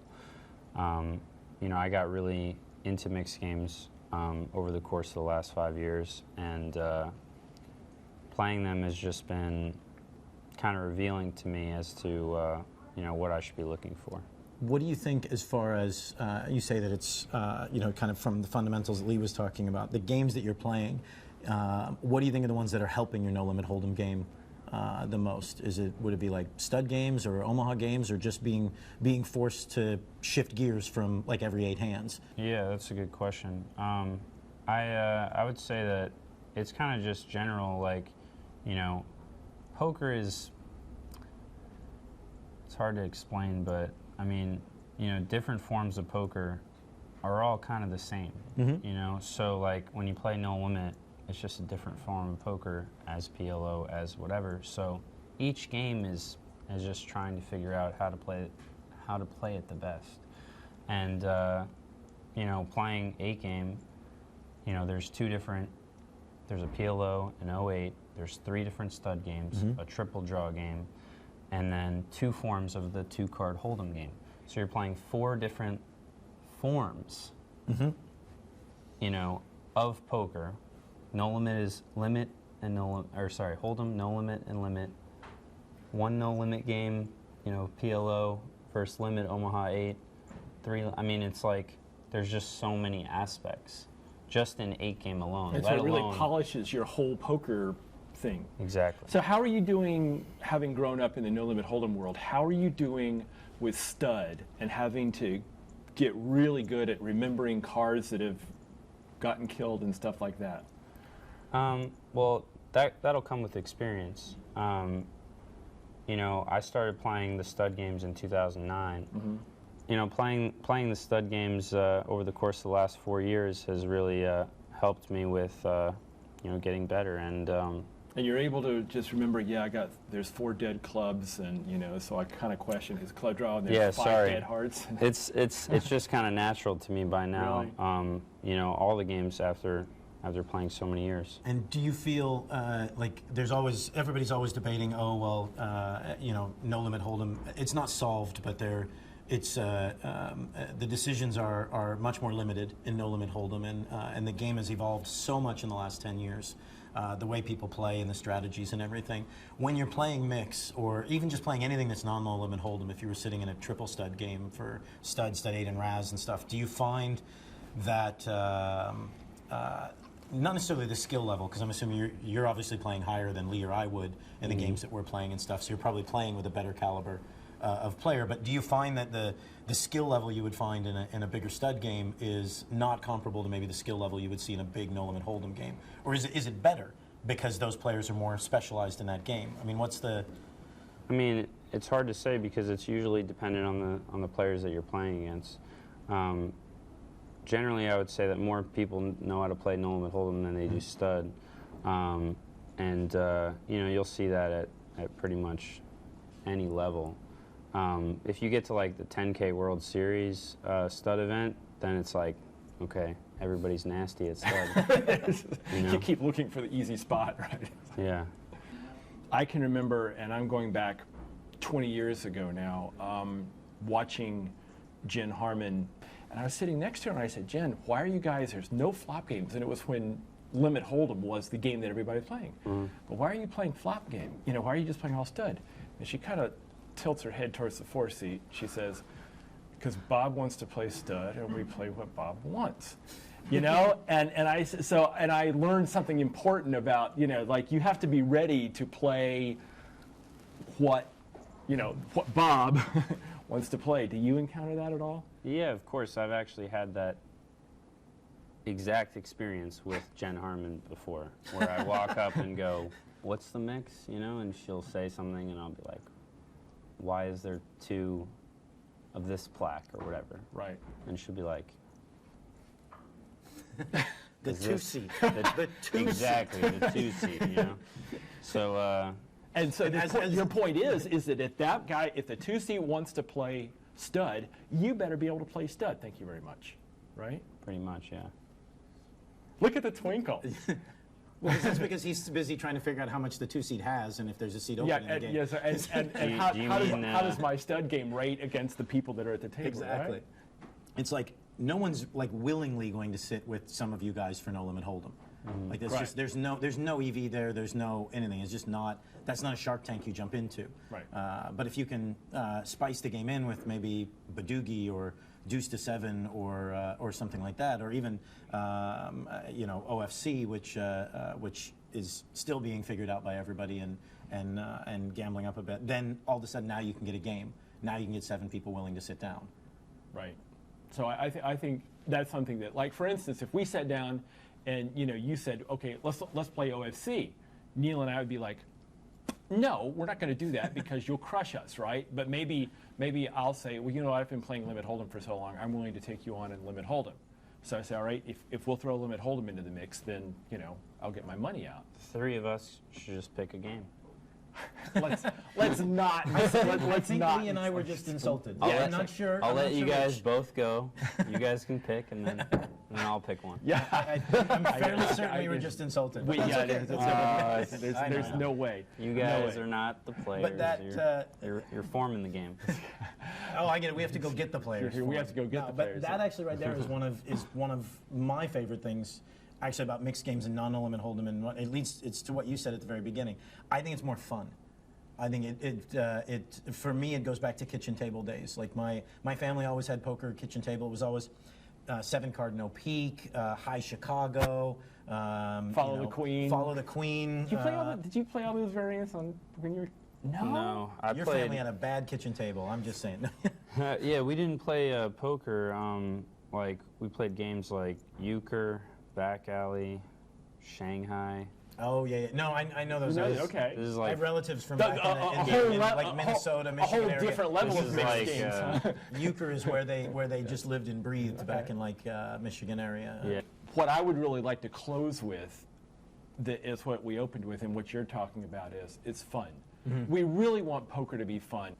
I really feel like it's bringing fun back. Do you think that it's more fun playing the mixed games? I mean, do you see people having more fun? I mean, there was a point where I didn't even want to play no limit hold'em. A couple of years ago, you know, I was just playing the biggest no limit tournaments, but yeah, playing mixed games is like, you know, I was able to do it for 40 hours straight because of how much I loved it so much. And do you think the other players that you see at the table are you guys having? Do you think the table is having more fun in mixed games? Would you say? I think it's almost the same. You know, it's just. It's a form of poker. It was more fun to me, you know, because Because it was mixed up, right? I mean, there's different flavors. Yeah, because I'm so passionate about poker. Do you think there's a way, because you know, we hear all the time, and obviously on Stars, all these games exist. We have all these different varieties for people to try and play, and on the EPTs, we've been doing our best to insert these things at lower buy-ins, like 100, 200 turbos, to try and get in some draw or some stud or some things like that. Do you think that there will kind of always be a place, because you always hear, oh, well, limit hold'em's dying, or you never play PLH, PLO anymore because pot limit hold'em is just, everybody hates it, so you have to play NLH, PLO. Sure. Do you think like these games actually, they still have a future? There's a way to get, I mean, they're never going to draw, you know, 1,200 people like we had in Barcelona for the main, but, well, okay, maybe never say never. Never say never. But, poker is a game that's always evolving.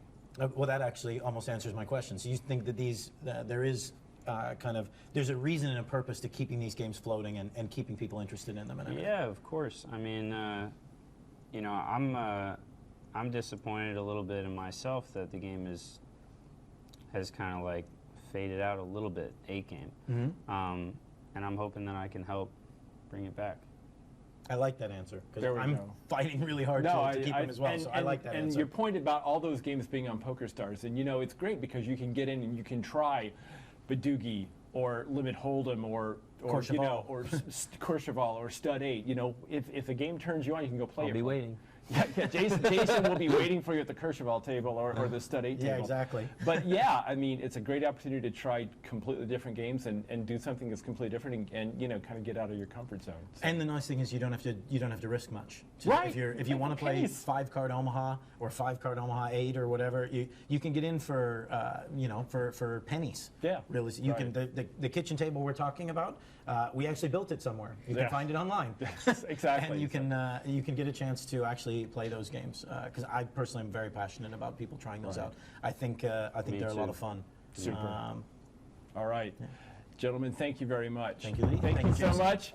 That's Neil Johnson. That's Jason Mercier. I'm Lee Jones. Thanks.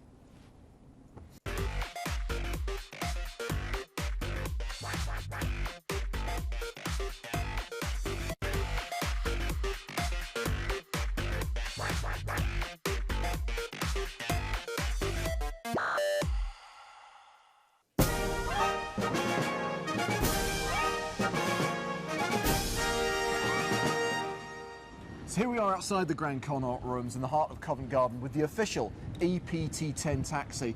This is part of what we call the player experience, Joe. It's something funky for the players to do when they're not actually at the tables. Yeah, I'm glad that I found out that this is not an actual working cab, because the other night I stumbled out of the casino drunk, sat in it for about 15 minutes, realized it didn't go anywhere, and then walked back to my hotel anyway, which is only like 3 feet from here.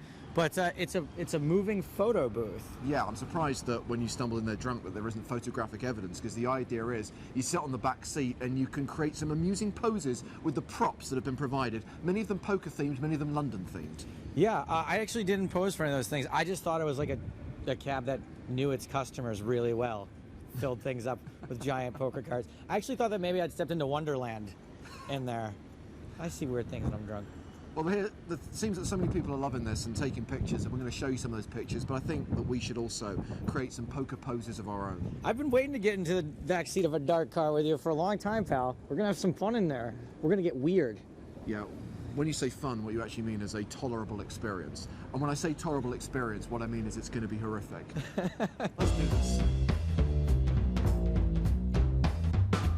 So how does it work? You take the pictures from in... So yeah, we're going to do 4 pictures in the back. You get 7 seconds to change between each picture. I'm going to count you down as much fun as possible. And let's see if we can create some memories. Can I just pull out one thing here? Okay, right. James, we get to do 4 different positions. Okay. I've always wanted to try different positions. This is for you guys. This is President Obama, right? It's not Phil Ivey. That's why I just... What has President Obama got to do with either London or poker? And more importantly than that is, how many people have put this on their faces? Okay, let's do this then. Jump in, guys. Take a seat. Okay, there's a cargo container waiting down by the docks. Just take him there. It's booked for Shanghai, okay? I really need this promotion. I'll unplug it all first. It might take a few minutes. I cancel the boat. It's ridiculous. Oh yeah, like you look kind of normal. You're in a suit with a visor and... I don't know how many mouths this has been in, but that's never really stopped me before.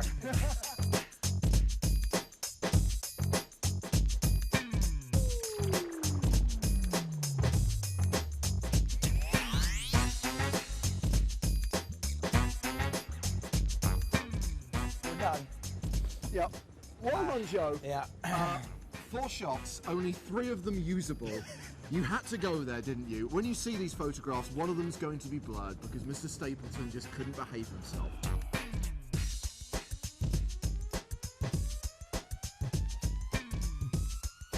Here's a chance to see 3/4 of our photos and see some of the other player photos from the UPT-10 taxi booth. Not only am I going to be fired, I probably won't be allowed back into America.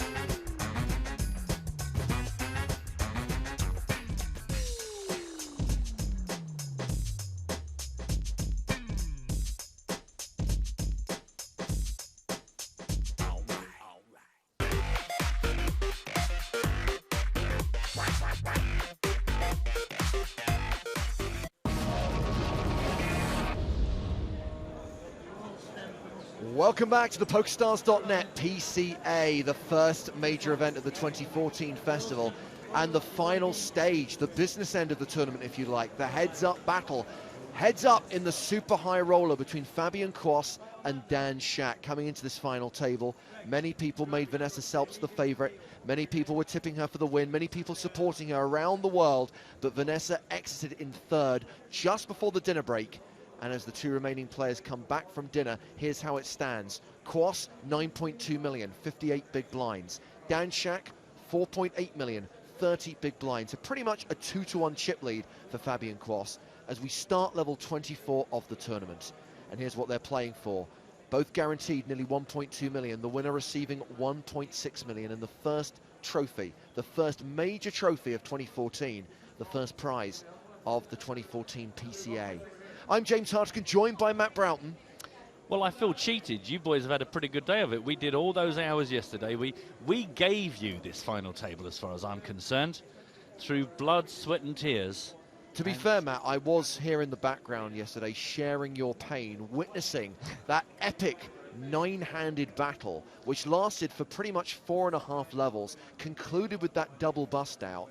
And it was, you know, it made sense, didn't it, that as it went so slow yesterday, that there'd be some quick eliminations today, especially with 3 players out of the 7 who came in today playing fewer than 10 big blinds each. Yeah, I must admit, that was quite remarkable. Anybody that was with us for those final stages of yesterday, it was one of those where you were thinking, it can't possibly go on. And then it did. And then you thought, no, it can't possibly go on. And it did. And actually, it kind of did that thing where sometimes an awful situation goes on for so long that it actually becomes a brilliant situation. And I think by the end of it, people went from being desperate for it to be over to actually thinking, this has been pretty impressive as far as a bubble play goes. But we've missed out. I've missed out. I feel like I've missed out on most of the day's play, but good to at least pick up 2 of the players that were very impressive for most of yesterday.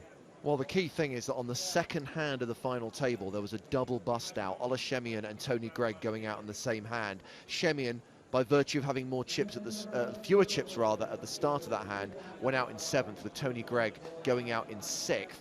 The other short stack coming in was Matt Glantz, and he only lasted a few more hands. He then went out in 5th place. Antonio Esfandiari going out in 4th. We played 3-handed for quite a while. 92 hands have been dealt at the final table so far, and I reckon more than half of those hands were 3-handed.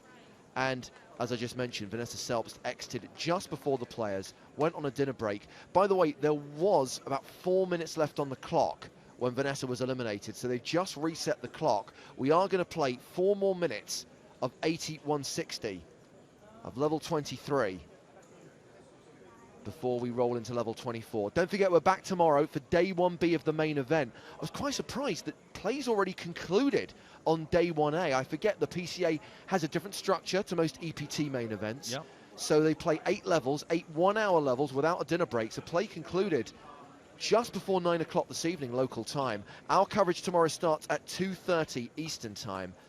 And once again, we'll be taking your emails, your tweets. We're still taking them now, by the way. Do get in touch, nuts@pokerstars.tv. You can also tag your tweets EPT Live.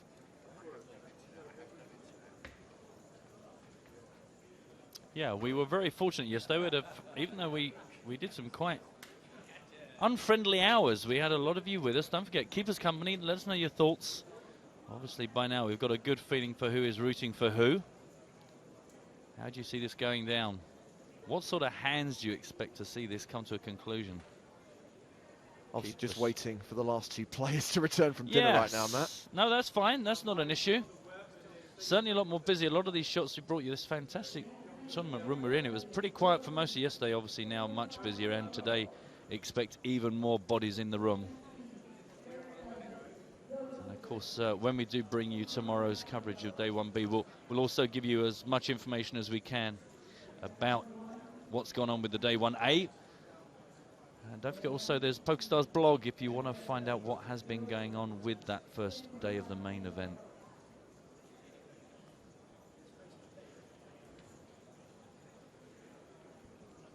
And there is the URL on your screen right now, PokerStarsblog.com, @PokerStarsblog on Twitter.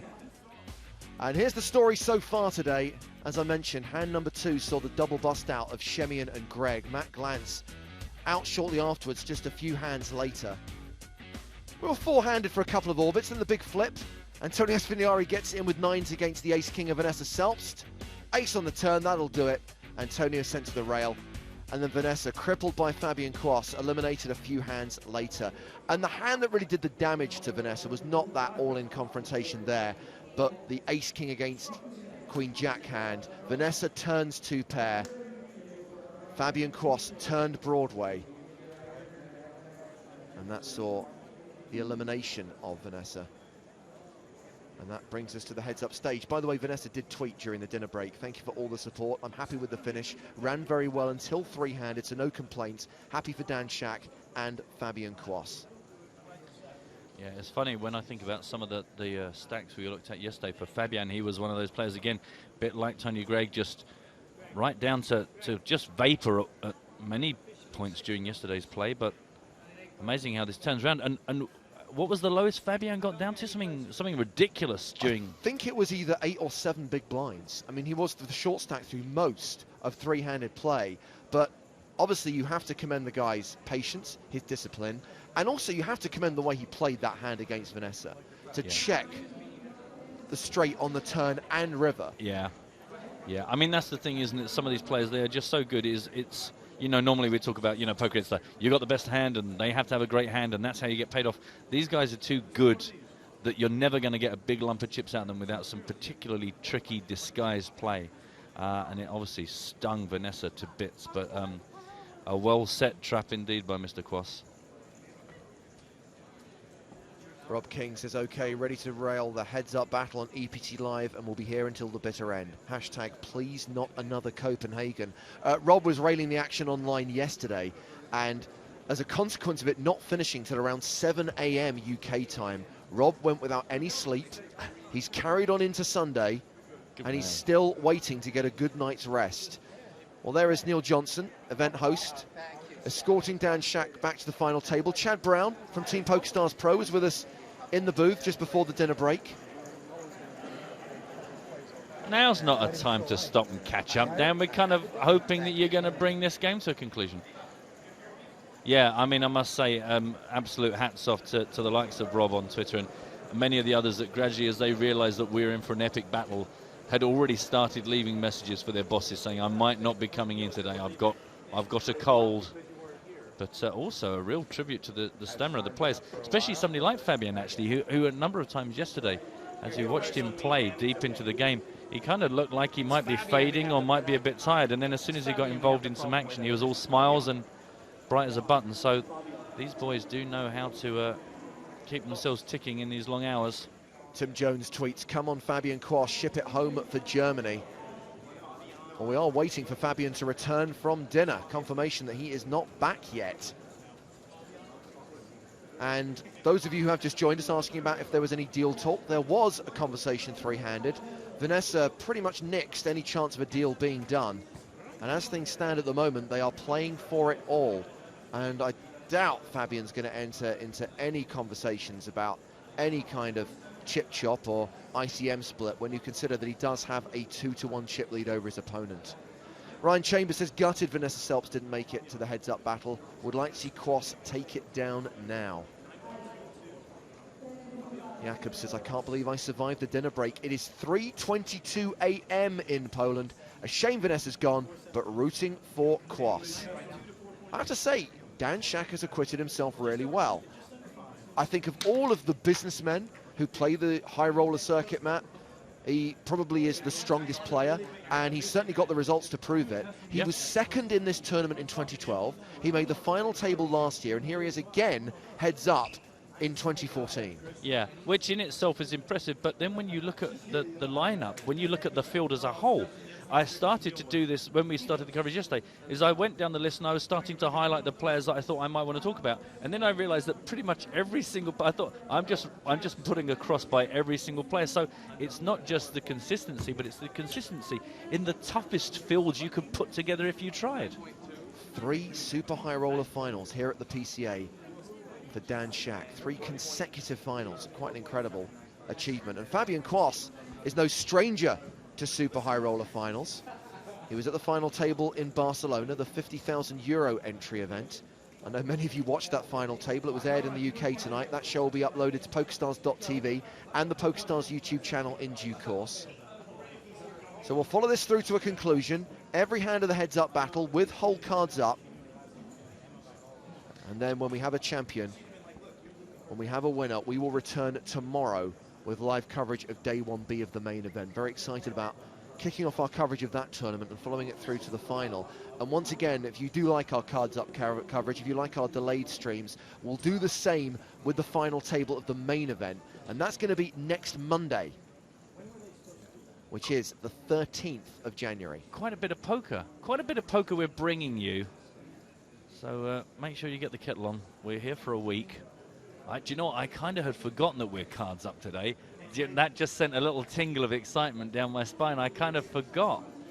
You boys have it easy, don't you? Where have you put the Guessatron away? It's a different kind of skill. The Guessatron, by the way, is in the repair workshop. Oh, really? Yeah. Well, it did a long stint last night. You made the mistake of leaving it in front of Stapes. You just started clicking random buttons like a primate, and it all went wrong. You just can't trust him with anything. I'll tell you who I also saw a bit along was Mr. Paul Newey, who, again, hats off to. That was a long day yesterday. He showed the most hanging on for dear life patience I've seen in my life, and very upset that he didn't get anything for his troubles. By the way, I see Paul Newey tweeted that even though he bubbled, he said he had great fun in the super high roller, so that's nice to see. Well, as you can observe, Fabian Kwas has not returned from dinner. So it looks like we're not going to start the heads-up battle just yet. So we're going to take a short break. We're going to take 5.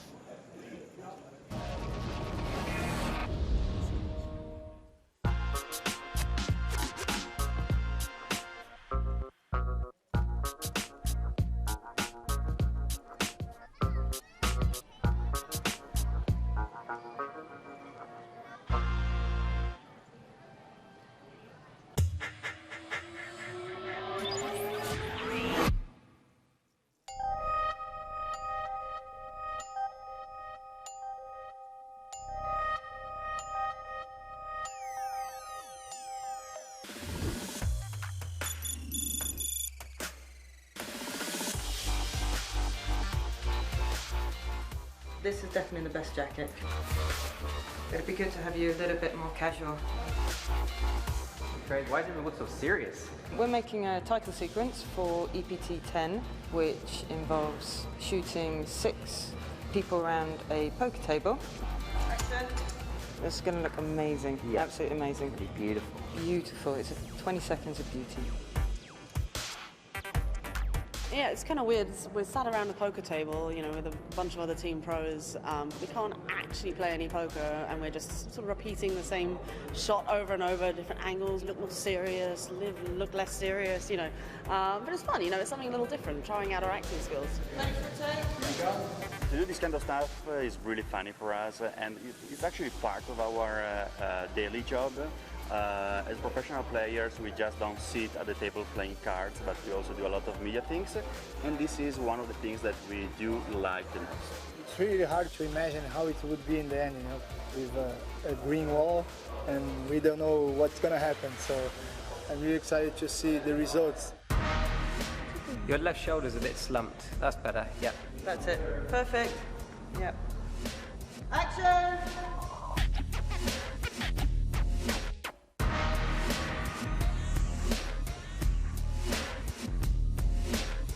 Working out a bit of static.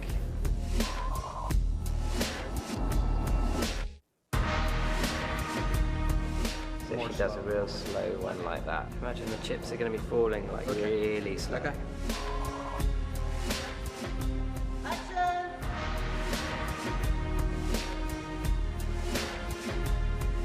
Well, you know, the EPT, when it first started out, not a lot of people knew what to make of it, you know, but now you look at it, it's 10 seasons strong, and it literally is. It has become the most successful tour in the whole world.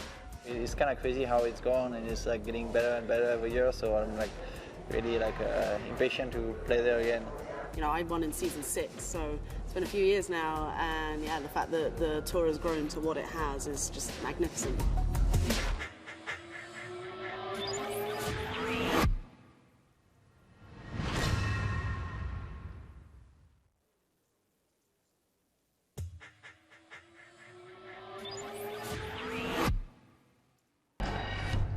This is the stage. This is the ring where 8 elite contenders will compete for one of the most prestigious titles in poker.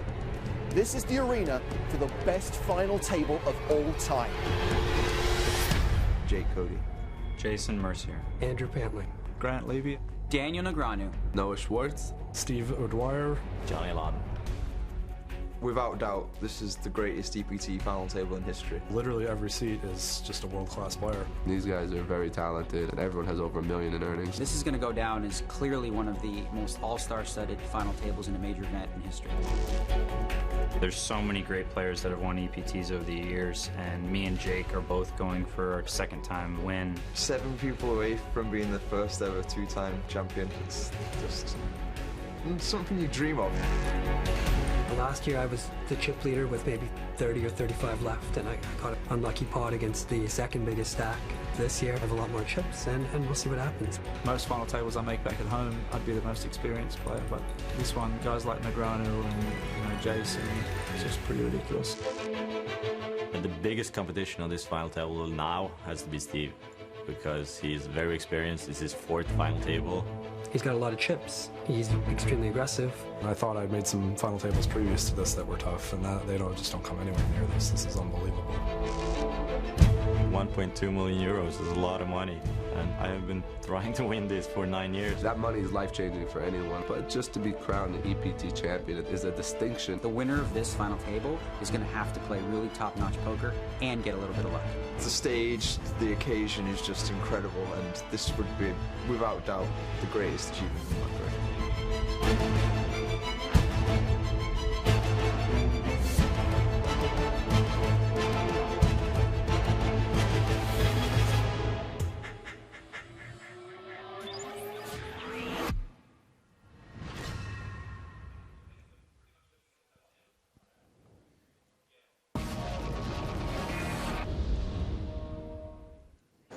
That show is indeed available to watch on the PokerStars YouTube channel and on PokerStars.tv. So here comes Fabian Quass back from the dinner break. The reason for the delay, Matt? Apparently Fabian was meditating. Yeah, I'm much the same before a final table. I think I might be unable to meditate with this much excitement coursing through my veins, but he is a far calmer man than I. And now Fabian's back. Dan's there. We can get restarted, right? Well, you say that. Maybe not. It's never that simple. There's always something. Once the players have retaken their seats. Neil Johnson will introduce the players, and oh, you've got to be kidding me. Where are you going? Dan, no! Dan, you had all that time to go to the bathroom. Dan! Fabian finally gets back from dinner, and now you're off. Dan! He's gone. He's not coming back. Well, so Fabian, he raises, he takes this one down. No, he doesn't. He's just going to have to rearrange them bad boys. Considering how long Dan had to do anything else that Dan might have had in his schedule to do. So just to recap where we are at. Dinner? Tobias Reinkemeyer obviously didn't use the hour-long dinner break to eat. He's brought his meal to the table, railing his buddy Fabian Quass, one of the German high rollers, with more than just a friendly interest in the results of this tournament. For sure. Fabian Quass has the chip lead, 9.2 million plays, 4.79 million, with 4 minutes left on level 23. Blinds 81.60 with a 20k ante. Blinds about to go up to 100,000, 200,000 with a 30,000 ante. As they play. You play at the World Series? You go out the World Series? For the title. As Ola Shemian now has a shaved head. What's going on here? The world's gone crazy. It is the final table of the 100k super high roller. Dan Shack is back. Shack is back. Back again. Come on, Dan. And don't forget, everybody, keep us busy, keep us company. Hashtag EPT Live, nuts at PokerStars.tv. You know how to get in touch with us. Share your thoughts with us. Anything from today you want to reflect on. Anything about the game to come that you might want to throw at us. Scott R says, still up and with you in the UK until the end. Go Dan Shack. Nice. Seems like a nice dude and does a lot of good for charity. Water somewhere. I think Phil took it. I think you can have it. I think it's still sealed. You can have it. But I would like 1, 2. 1, 2. Phil, can you give me my water? Thank you. Got to stay hydrated. You've got to meditate, and you've got to stay hydrated. Switch from German to English, German, English all the time.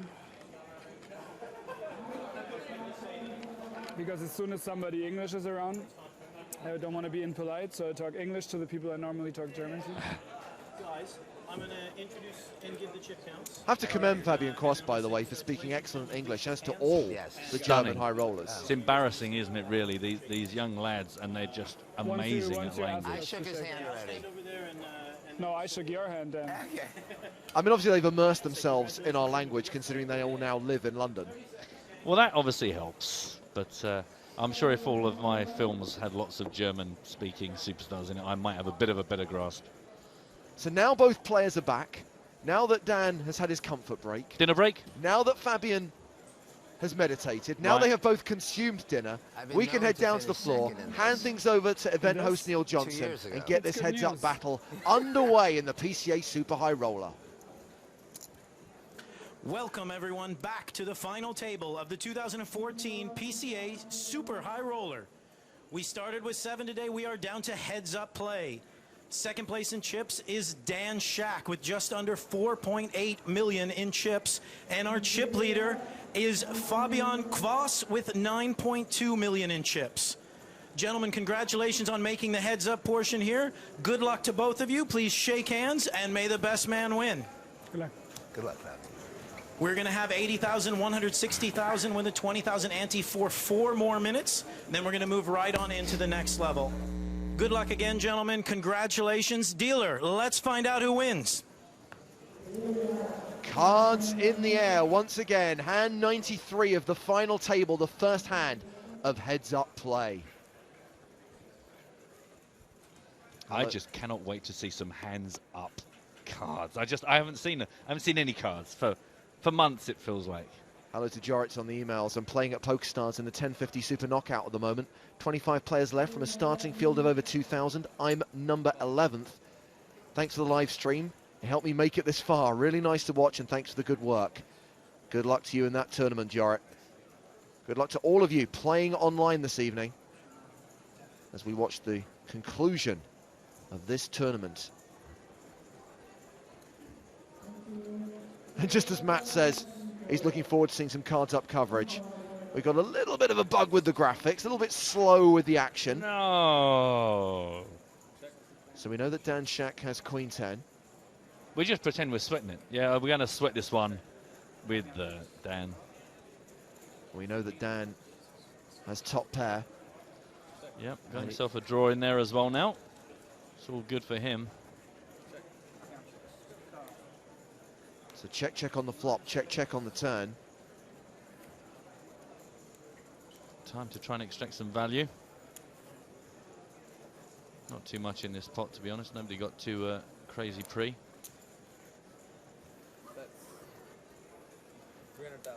Dan betting 300,000 on the river. Into a pot of 360,000.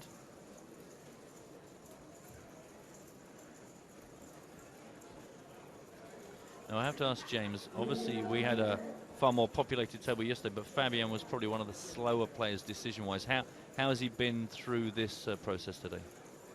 I don't think he's been excessively slow. I think the play at the table has been fine when you consider the amount of money on the line, when you consider the magnitude of the decisions they're making.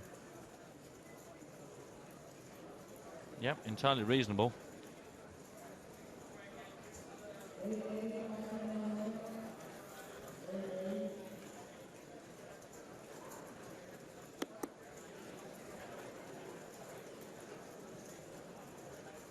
Fabian deciding what to do in response to Dan's river lead. Fabian folds and Dan wins the first pot in this heads-up battle. First blood. Peter tweets to say, I'm Polish, living in the Netherlands, watching the stream in English, but still cheering for the German guy. The world's gone crazy. We are all children of the world, Peter. There's nothing crazy about it at all.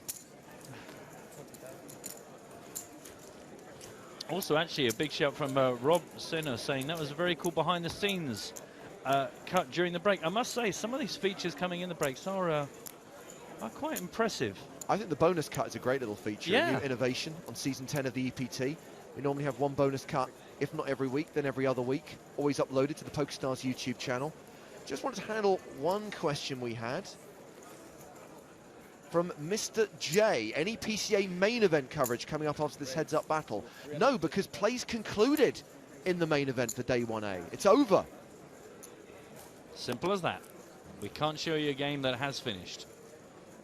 Just mentioned it when we came back from the break that the PCA main event has a slightly faster structure than EPT main events. 1 hour levels on the Day 1, so they're done. Yep. And it'll be the same pattern tomorrow. Obviously, complete parity between Day 1A, 1B. The only difference being obviously that we have the live stream of Day 1B. Well, that, of course, is the advantage. So Shaq raises his button, Quas defends. Ace-3 against 5 deuce. And ace-high still good for now. Quas with a gut shot. No further action, going to get a free turn here. 10 of clubs. Ace-high now 4-1 favourite.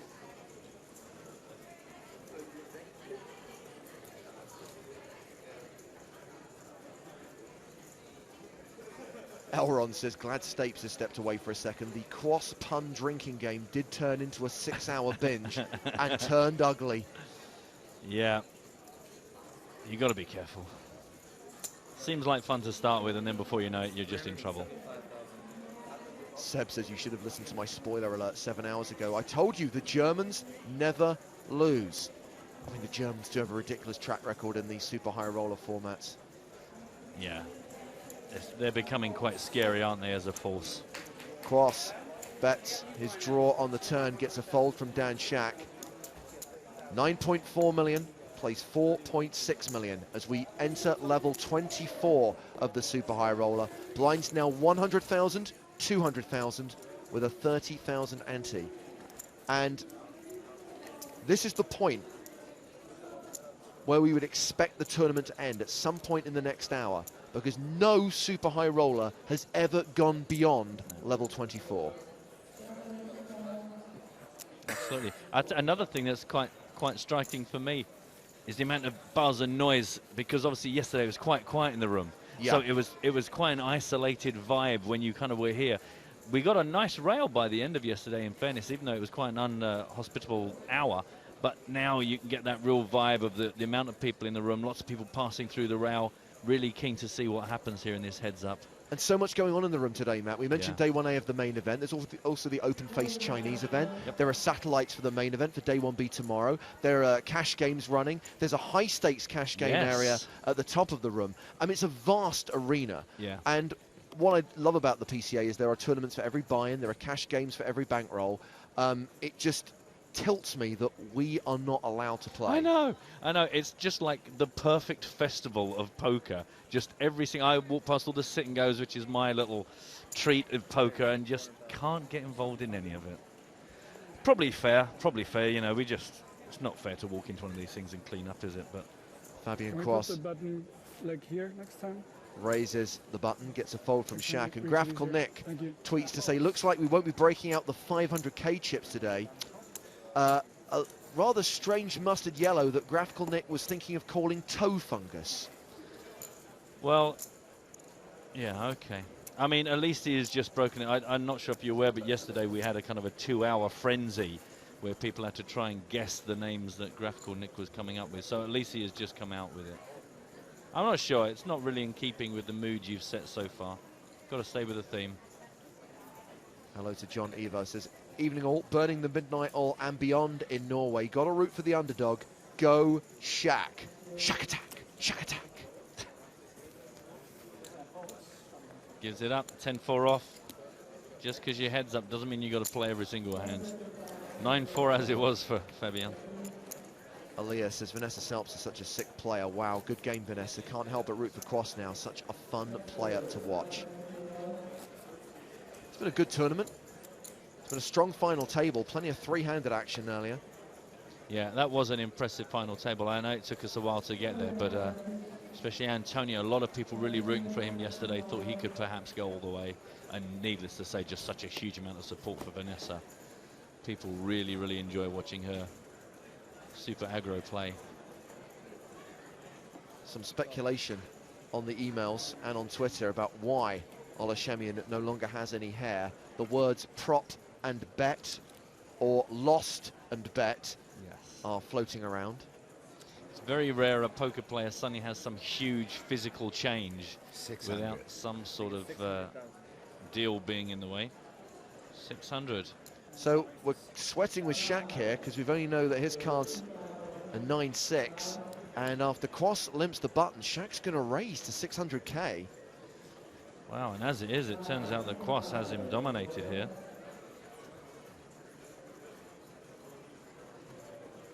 With potential position.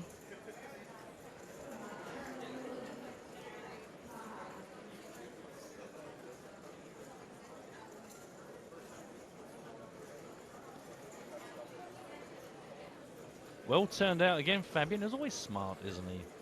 Always looks the part. Wow, decides not going to get involved with this one. Joe raised an interesting point earlier on. I know those are words I don't often say. I was going to say, Joe who? Who came in as a guest? Someone? Which is that, as well as looking mighty fine in these scarves, also a very useful tool for disguising necktails. Yes, absolutely. That's the thing, is we might just think he's a stylish chap, but if he took it off, maybe he's got like a kind of a microphone lead thick cable of vein that just bangs away. Morse code tells you what cards he's holding. I got a funny feeling nothing moves on Fabian that he doesn't want to. He looks pretty cool and in control. So if you missed the day 1 and day 2 coverage of this tournament, these are the last 2 players from a field of 46. Unlimited re-entries in this tournament, so 56 total entries, which means there were 10 rebuys. 2 of those rebuys came from Daniel Negreanu. That's right, he invested 300,000 in this tournament. 2 rebuys from Guy Liberté, the Cirque du Soleil founder. Neither of these guys rebought. They're both in for 100 grand. Yeah, and that was the point we had when we were watching Paul Newey, who'd also reloaded yesterday. So even if he'd managed to just squeeze that min cash, he actually was down to make about 17 grand profit. Sadly, his patience was not rewarded, but he had a good time. He seemed quite bubbly about it today. Caught him chatting in the lobby. Nothing much here other than a rep, but no one seems to want to fire at this so far. 460,000 in the pot.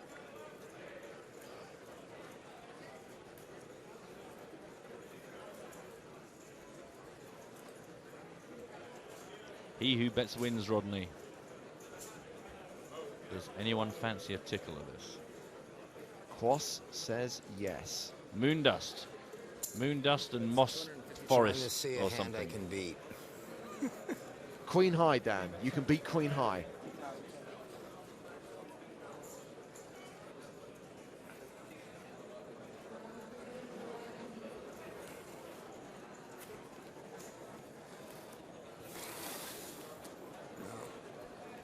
don't think I can beat it. Ah, yeah. Never know. Oh, very small, very beat slight. 3-4. Near applause there You from had the realm. 3-4? I could beat 3-4. Oh, you could beat 3-4? Didn't have 3-4. And queen 3 I could beat. There's a couple hands I could beat. I could beat like 3 or 4 hands. And queen 4 was one of them, Dan. Leo Rorks is so cool to work all day, come home and then rewind the day's events. Sad to see Vanessa go. Caught up on the action, go Shaq. And that is a cool function. Remember, if you do come late to the party, you can always rewind. This is assuming you're watching on the desktop player. Yeah. And watching your own time. The DVR functionality of the live stream on PokerStars.tv. Which we were utilising yesterday to deal with people constantly asking for the password. We say, we've given it out, rewind it, go find the last time we gave you the password, leave us alone. It worked very well. It's very impressive.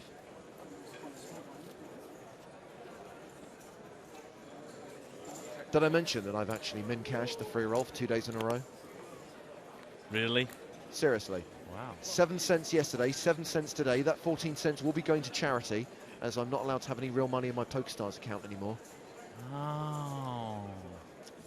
I'm amazed you're allowed to play. I got special permission. Oh, good. I was going to say. Providing that I don't keep the money.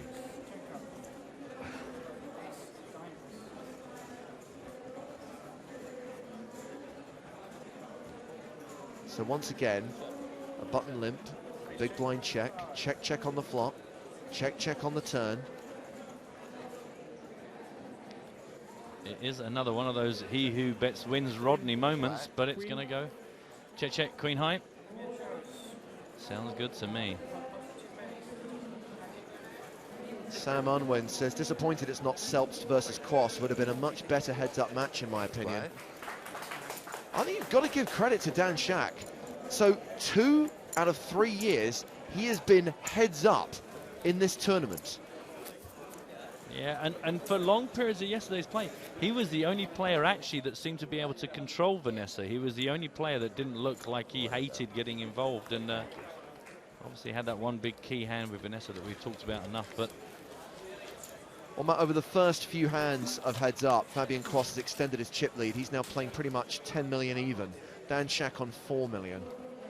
50 big blinds versus 20 big blinds. yeah, and apart from that one hand that Dan came in for 600, no one really looks like they want to make too many of these pots very expensive. I guess maybe that's going to be Fabian's approach to this. Lots and lots of little pots, small ball play, keep it under control. Andrea says, just watched Victor Blom versus Shaq, heads up from the 2012 PCA Super High Roller. What a repeat situation for Shaq.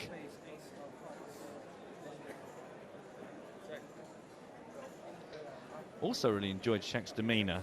He kind of very consistently ticking over, nothing moody, nothing quiet, nothing over the top. Just seems to kind of just enjoy his spot here. Quas in a commanding position here. Top pair and a wheel draw. Backdoor diamonds also working for him. Shaq with not much. But he's the one betting, 250,000. Yeah, I can't imagine that once Shaq starts to meet some resistance from Fabian that he's going to put too much more in this. Fabian calls. Queen on the turn, doesn't change anything.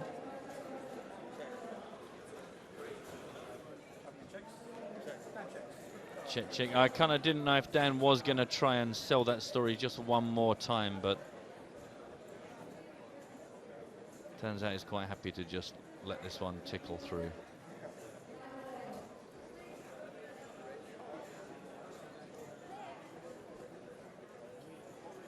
$960,000 in the pot. Just to remind you, we're in level 24 here, so we're 100,000, 200,000, 30k antes. Kwas bets the river. Dan Shak folds. Chalk up another one for Kwas, and he has now crossed the 10 million mark. 10,5 million for Fabian, 3,5 million for Dan Shak. Also wenn du willst, und die Jungs da drüben railen mich schon die ganze Zeit, also die sollen auch, die Jungs da drüben railen mich schon den ganzen Tag, das sind Deutsche, wenn ihr für die auch Drinks mitbestellen wollt. Wenn jemand kommt, ich sag's nur. Yeah, totally understood all of that, and I couldn't agree more. It's a very key point he's raised. Eugene Kachalov made it through day 1A of the main event, chatting to Neil Johnson on the floor of the Imperial Ballroom here at Atlantis. By the way, tomorrow we're streaming day 1B of the main event. As far as the main stage is concerned, this poker arena, if you like, we will be shooting the new TV show, The Shark Cage. Just to confirm the 2 heats that are taking place tomorrow. Remember, no webcast of this.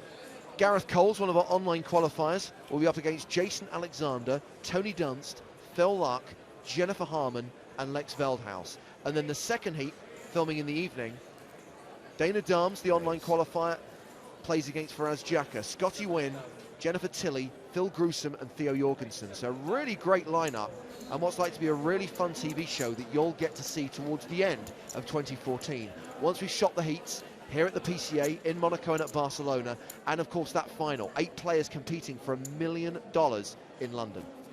Yeah, pretty excited to see that come together. Should be quite a lot of fun for both players and observers. Cocktail waitress. In that last hand, it was quite simple stuff. Fabian tried to limp into that. Dan bumped it up to 700,000. And just to try and turn the tide of Fabian winning every single hand, took one down. Andre Williams says, I can't believe there aren't more Dan Shak supporters out there. Do people not realise how consistent he is? Josh Knight says, did they make a deal? Just curious. No deal. They're playing for it all. A difference of around $500,000. Better part of 1.2 million for second place, 1.6 million for the winner. So actually around 400,000. That'll do for me. I am quite happy, and I'll go on record. I'm happy with either second or first place here. I think greed's a horrible thing. You don't get that nice shiny trophy, Matt, if you're the runner-up. But, you know, I've got an enormous Toblerone at home from Christmas waiting for me when I get out of here. I mean, you know, to be in paradise is one thing, but to be where the Toblerone is. If you're in paradise, shouldn't you be eating a Bounty bar? I haven't seen one. I thought they would be everywhere, to be honest. I thought that my room would be full of them. It's a dreadful disappointment. Kwas calls on the button. Shak checks. It goes check, check on the flop. Shak checks the turn.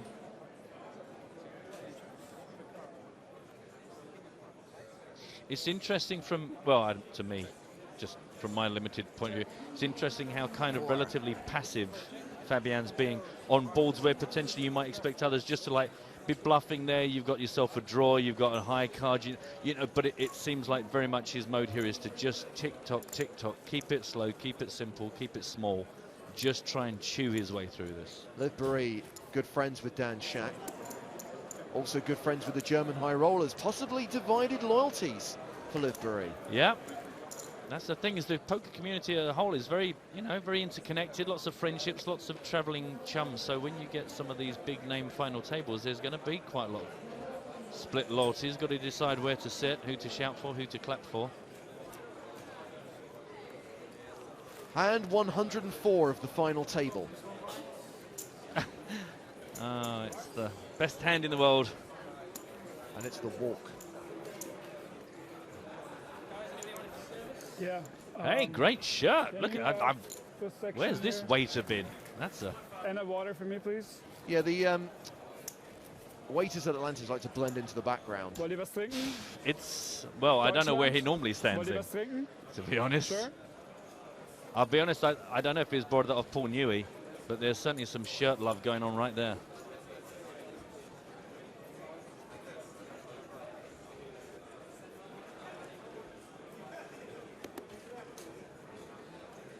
The thing I also like about Paul Newey, wherever he is, he always looks like the most comfortable tourist. He's always got his flip-flop sandals on, some sort of shorts, some lovely little kind of pattern shirt on. It's like, I don't care where I am, doesn't matter what city, doesn't matter what the temperature is, I'm on holiday by the pool. Shak re-raises. Cross opened by just calling. Just called. Yeah, just Shaq called. raises to 700,000. I forget that it has been Fabian's MO to just limp the button. Yeah. But the Queen 9 suited on the button, just way too good to not get involved to this. So we finally do have a meaningful pot pre-flop, 1.4.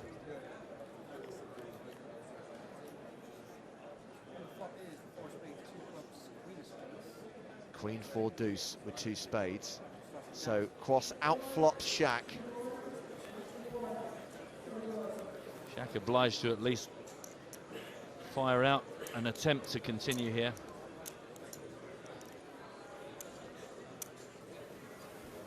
That's 800,000 total.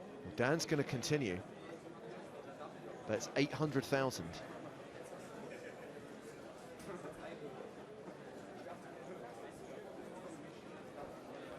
The scheming, meditated mind of Fabian Cross, deciding how best to continue in this hand. Much do you have behind?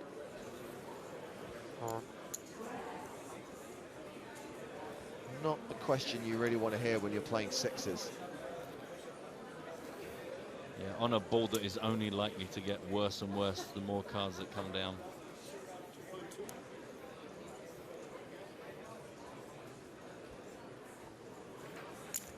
Which, to be honest, for pocket sixes is pretty much any board.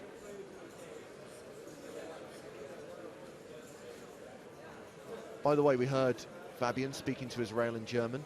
Johannes says that Fabian is ordering drinks for all the German railers. Phil Cooper observes, I suppose when you've locked up $1.2 million, it's only polite to offer the other Germans on the rail a drink. True. There's a bit of throatal pulsage action from Dan here. He certainly might want to get himself a scarf. Yeah. I'm all in. Cross shoves on Shaq.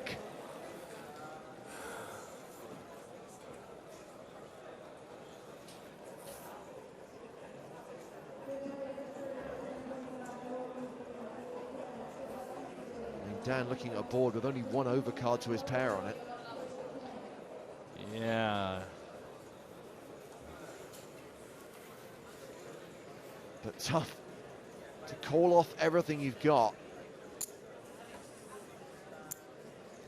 Remembering that Fabian did just limp into this initially, so I guess you're trying to work out how many hands love this flop because of how passively Fabian played. Maybe that vaguely messes with your mind. You're beating spades. You're beating hands like 5-3.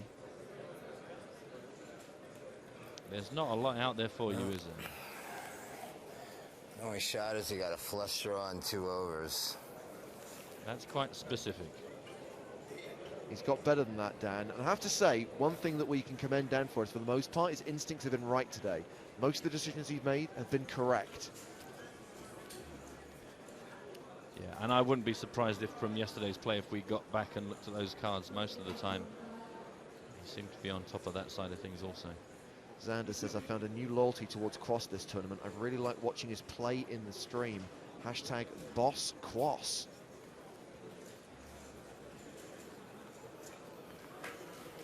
And Dan Shaq gives it up. Fabian earns himself a legit ripple of applause. Well, his rail would have liked to call there, quite frankly, but as things stand, he is now the monster chip leader. 11.8 million plays 2.2 million. By the way, quick headline on where we are in the main event. You see Liv Boeree on the rail there. She is one of the players who made it through day 1A of the main event. 295 started the day, 184 survived. The other members of Team Pro who made it through include Eugene Kachalov, George Danza, Umberto Brenes, Jake Cody, and Ike Haxton from Team Online. Make sure you read the end of day report on the PokerStarsblog.com. As we welcome Joe Stapleton, the award-winning Joe Stapleton, back to the booth. Oh, I was just at the banquet that they have for the Bluff Award winners. In your honor? Yeah. Was just you, or did anyone else? Just me, Cocktail Peanuts. What is that your nickname? That's right.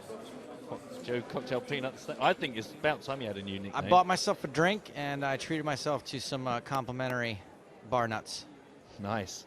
What were they telling you how good looking you were because they were complimentary? Thanks very much. I'm here for a couple of minutes. You're here all week, to be fair. I know. What a tremendous thought.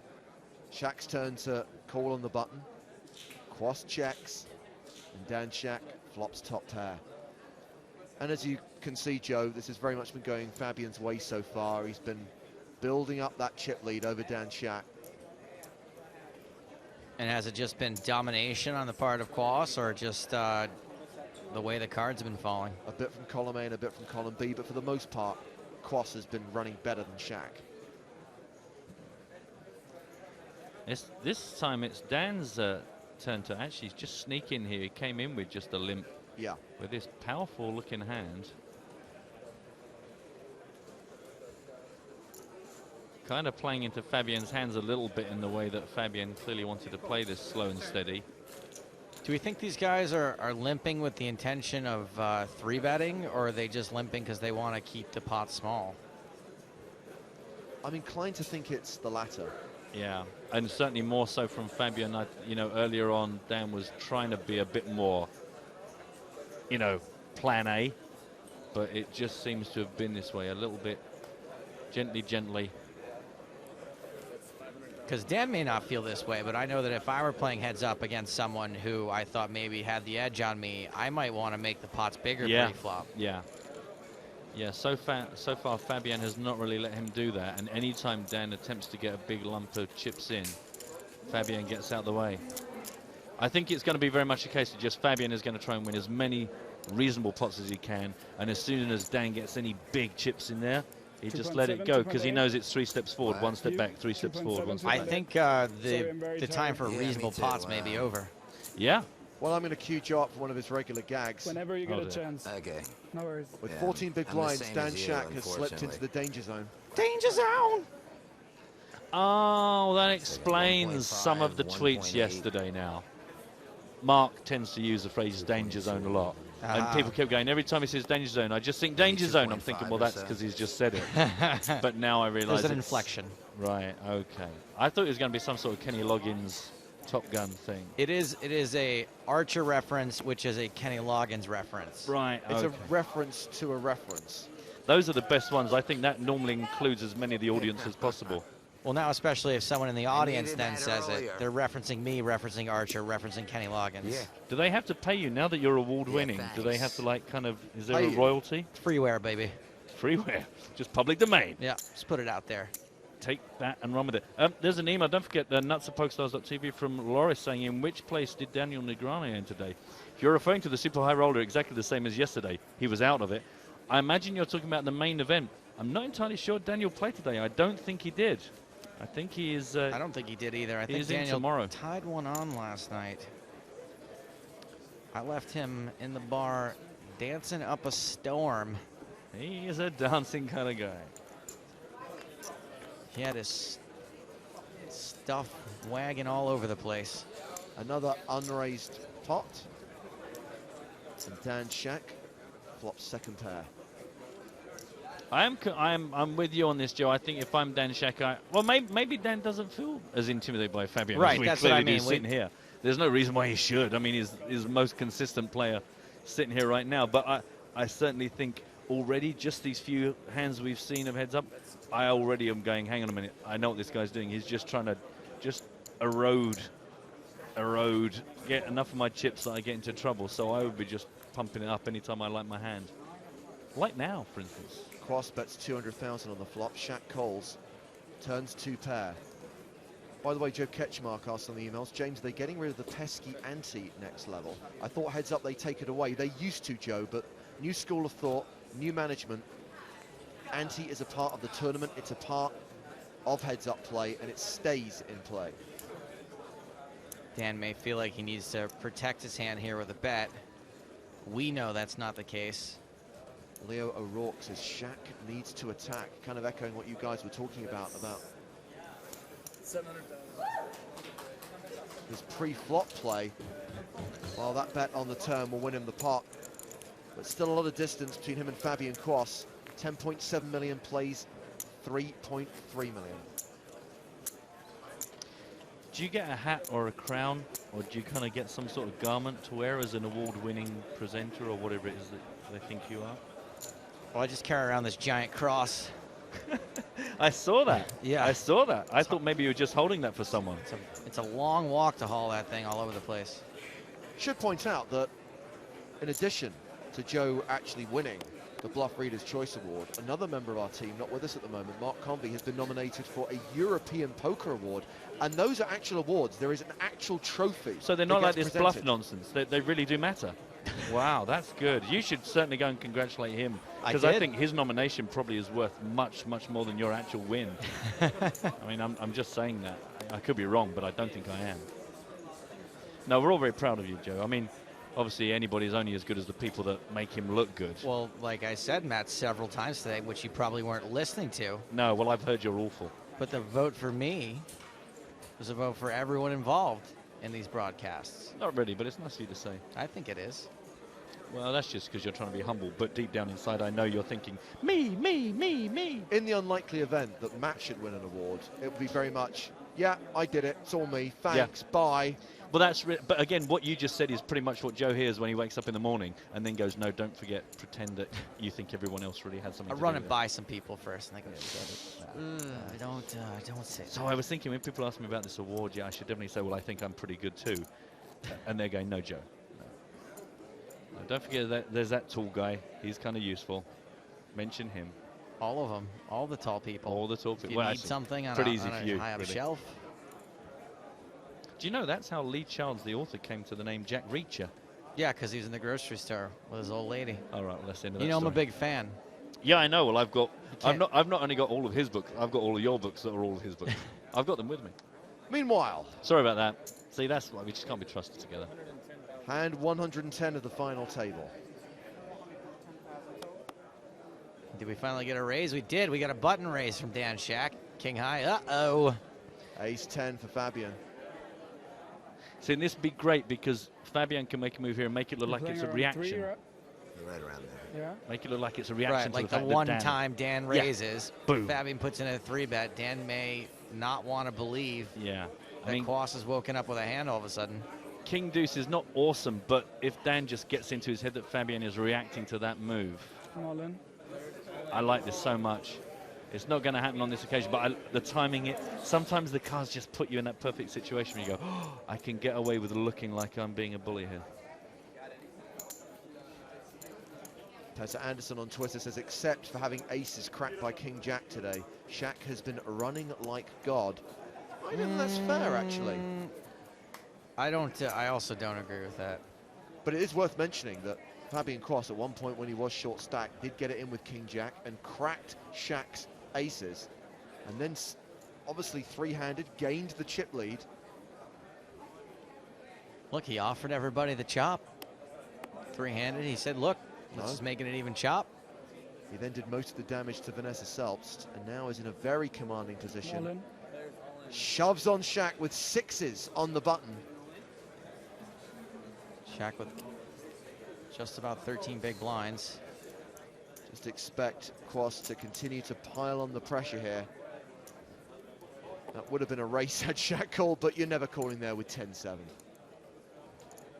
Not never. Maybe 4 big blinds from now. Well, I mentioned the fact that Fabian did the damage to Vanessa. Let's hear from our third place finisher. Yeah, you know, obviously I'm a little bit disappointed. I would have loved to have won, but you know, that's the way it goes sometimes. It's poker, and I actually feel really fortunate to have gotten to third place. I ran pretty well to get there, won a lot of coin flips, you know, in smaller pots and stuff. So I'm pretty happy with how everything turned out, and you know, like always, I'm sure I'll be back again soon and try to make another run at it.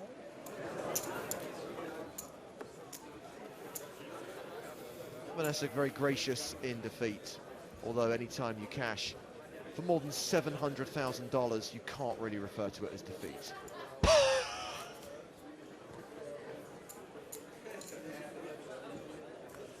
Three-quarters of a mill ball for third, huh? Andreas says, wait, if you're playing the high roller final table, no chance to play the main event? Not true, Andreas, because tomorrow is day 1B of the main event, so you can play the second flight.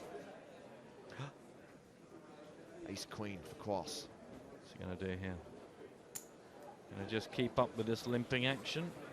Yep. Oh, no, he didn't. Oh, wow. Well, he's really trapping Dan here.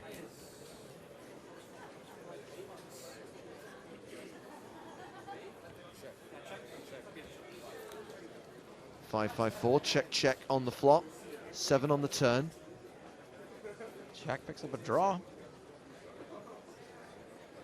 It's very optimistic of you. It's nice, very positive. I like it. Kablooey. No more draw. 8 high.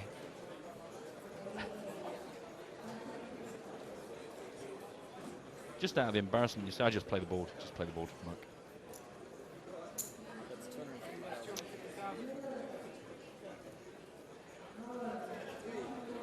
This is a trivial fault. And I apologize, Petter. I didn't get his joke. When he said Shaq has been running like God, he was referring to the restrooms. Ah. Oh, that is tremendous.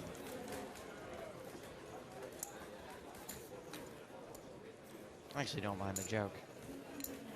Oh, you've changed, man. Since you got that award, you just... I don't recognize you anymore. What are you saying? He's always had taste for bad jokes. Is it just because I'm having my shoes shine right now and getting a massage? Yeah, I mean, both at once. I mean, that's just wrong. Well, this guy's working very hard. Don't look below the table. Oh, I look below the table. Yeah.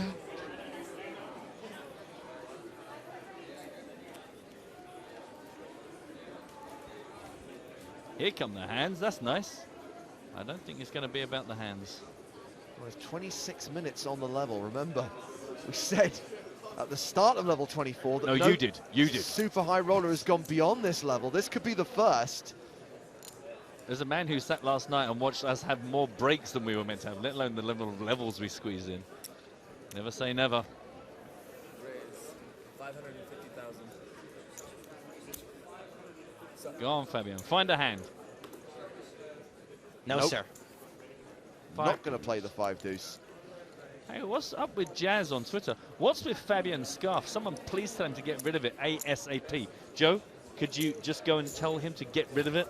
Just ASAP, yeah? I could, but I think that the scarf serves a useful purpose. Now, most of our audience probably knows this already, but scarves are actually really popular amongst poker players, and that's because when we're excited, there's a giant artery in our necks that pulsates beyond our own control most of the time. There are a few people in the world that can control it. He's a meditator. You never know. He could be able to do it, but so a lot of poker players wear scarves to cover up their necks, and it actually does help conceal how hard you're breathing and whether or not that neck pulse is going crazy.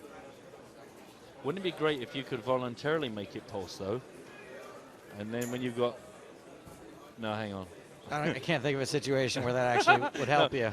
Bear with me. Bear with me. I'll go come At back Christmas, when you open up a really terrible gift. Whoa. Dan Shaq shoving from the big blind after Fabian calls on the button, but obviously is going to throw the Jack-7 away. Yeah. Socks, look how excited I am. Check out my neck. Yeah. Yeah, you're right. I'm going to retract. Well, the World Series of Poker main event winner played this tournament. Didn't get beyond day 1. But he's down in the poker room again today. Let's hear from Ryan Reese. There's a lot of pressure. The pay jumps go up very big, especially at the big tournaments, and it's all about surviving and hopefully putting yourself in a good spot to win the tournament. Yeah, the man himself. Have you thought about letting your hair go that way, Joe? Just go natural and curly? Doesn't curl. Just poofs.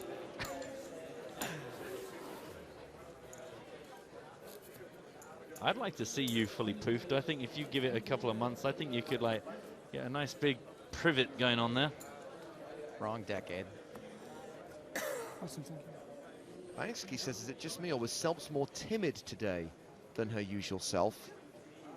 I mean, is timid the right word, Joe? I think it may be just more controlled.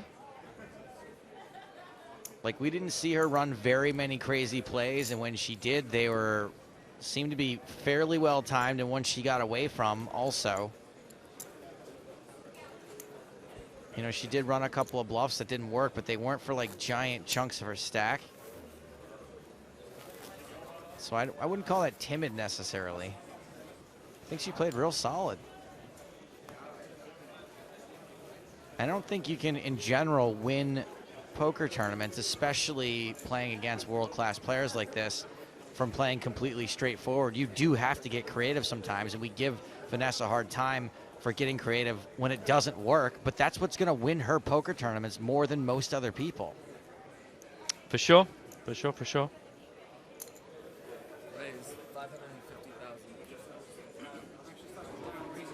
Fabian going to keep putting the pressure on.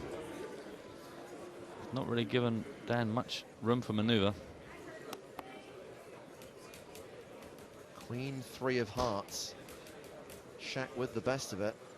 Raising his button with 10s. And I've seen Fabian fold at least one hand. The 5-2 suited is actually a hand I think a lot of players are going to defend with, heads up, if your opponent is raising a lot of buttons. Since Dan has been raising a lot, I think Fabian's actually been playing a little bit tighter than most players would.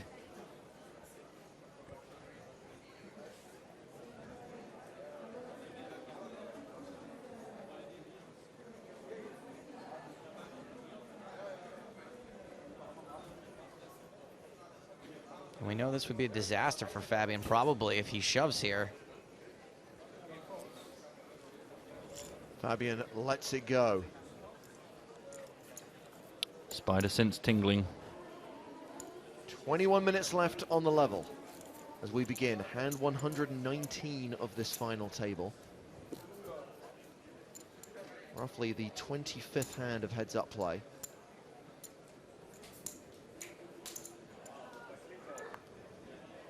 You guys must have been delighted to see the lineup at the beginning of the day.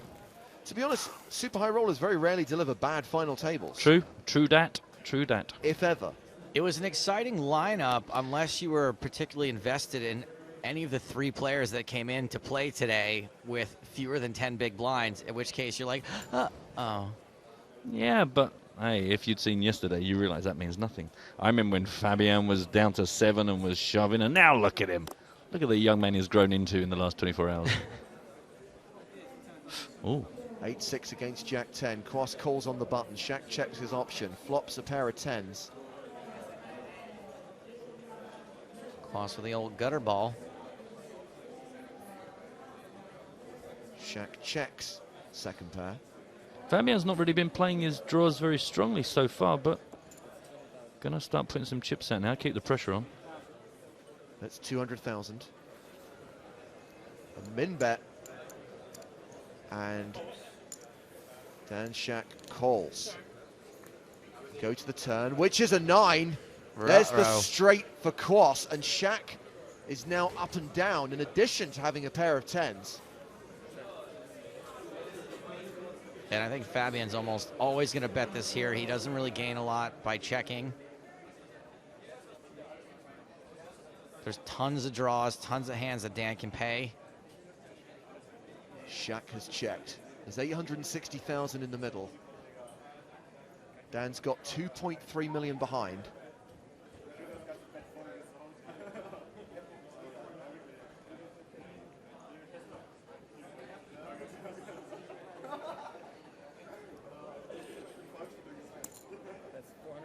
That's 425,000.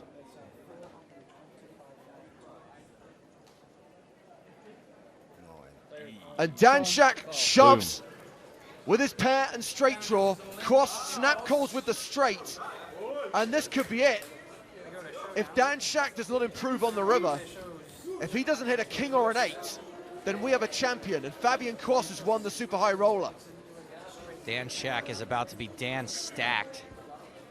Shaq has 7 outs. A 16% chance of doubling up and surviving. Hat die 10. Cross gives the news to his rail. He's on the verge of victory.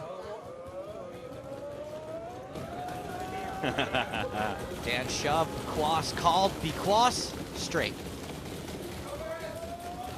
All the Germans are here, hoping this is the moment, hoping this is the hand. It is the hand, it is the moment when Fabian Cross takes down the 2014 PCA Super High Roller. Mission impossible. Congratulations. Once again, Dan Shack is the runner-up in this tournament. He was second in 2012. He made the final table last year, and he's a runner-up again. But I have to say, watching every hand today, cards up, Matt, I was really impressed with the way Dan Shack played. He was a worthy adversary for sure. Absolutely impressed the life out of me yesterday throughout. And massive congratulations to him as well. Just for a great result, but also once again just cementing that consistency we spoke about. Sure, it's not the last final table of a super high roller we'll see down on. And among the people congratulating Fabian are two former super high roller champs, Max Altegart and Martin Finger. Tobias Reinkemeier's there, Alashemian's on the rail. So what's happening? We're standing here? All right, let's... You're waiting for Joe Stapleton, Fabian. We've sent Stapes down to the floor. It's time for your winner's interview, buddy. Can I take that off?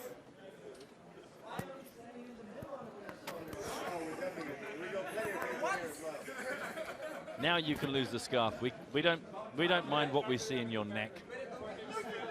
A thoroughly enjoyable final table. Remember, Mike McDonald didn't actually come into play today. He was eliminated at the same time as Paul Newey last night on the final table and money bubble. Alashemian and Tony Gregg also went out on the same hand, a double bust out.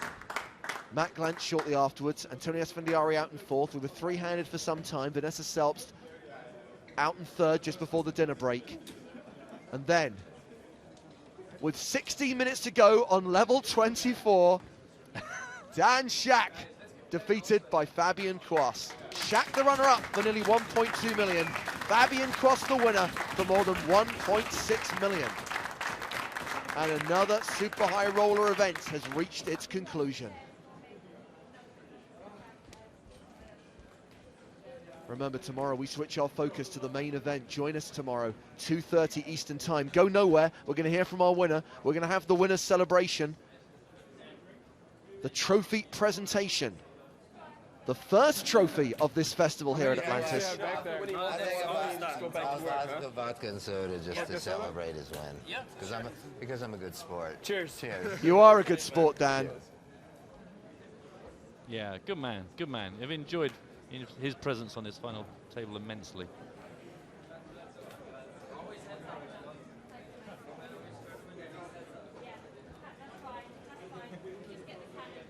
So a reminder of the result and a reminder that we are streaming Day 1B tomorrow, but we are also recording for TV the Shark Cage. We've been talking a lot about this TV show today, and I do want to remind you that if you want to be a part of this show, if you want to be one of the qualifiers playing in these heats, we will be shooting more episodes of the show at the EPT Grand Final Festival in Monaco in April and in Barcelona at the beginning of season 11 of the EPT.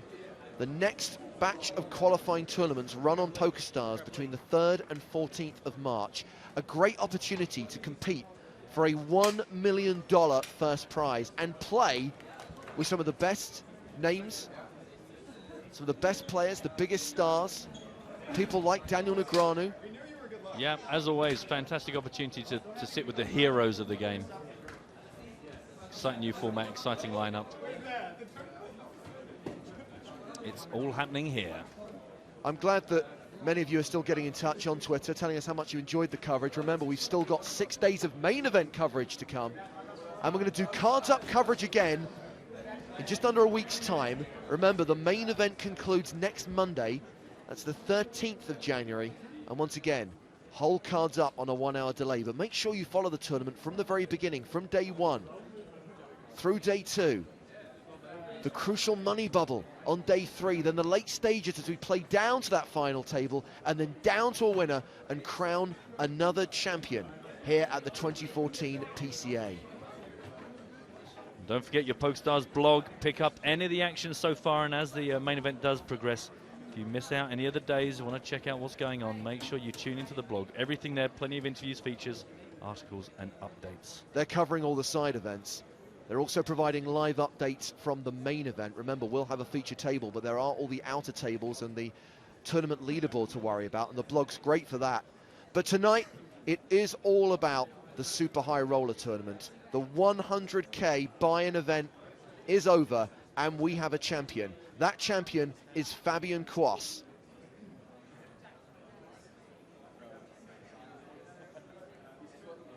Who's that handsome, award-winning looking guy in the middle distance? And Fabian Quas is down on the floor with our very own Joe Stapleton. Let's head down to Joe. Let's hear from our winner. Fabian, what is with Germans and high rollers? What do you say you guys give somebody else a chance? Yeah, maybe the next one. But I think I had to take this one down. I don't know what to say. You seem like a little bit, I don't know, like you might pass out or something. I'm a little shaken up. I was pretty tired for the last 2 or 3 hours. It was a tough grind. It always is when you go deep in those tournaments, because the competition is just so tough and you cannot miss a hand and you have to stay focused all the time. And obviously I'm pretty happy that I won now and, yeah, got that monkey off my back now. Do you think there are any points that maybe you did lose focus? I'm pretty... Yeah, I said it already to the other guys. I'm pretty unhappy how I behaved for like a period of 20 minutes yesterday when I lost a big pot, and normally I really don't like people who whine about losing hands, and I was one of them yesterday, and now I'm standing here having won the tournament. So it feels a little silly now, but yeah, maybe like for 5 or 10 minutes I lost focus yesterday, but other than that I'm pretty happy how I played. All good today. A lot of your buddies have won these big events. Were you starting to feel left out at all?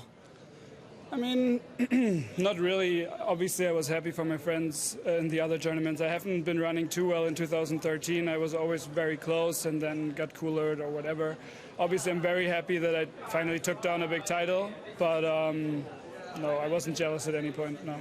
And when we were three-handed, you were the shortest stack and you proposed an even chop. What was it that gave you that kind of confidence? No, I was just joking around. I wasn't serious. But yeah, I felt very good today, and the cards were falling my way, and I was pretty happy. Like 1 or 2 hands I'm not that happy with, but the rest I'm pretty happy with my performance. So I was feeling good, and I wanted to play. One last question. Does it tell you at all that none of your friends are paying attention right now? No, that's fine. It's totally fine. Let's get a big round of applause for PCA 2014 Super High Roller Champion, like a Quas.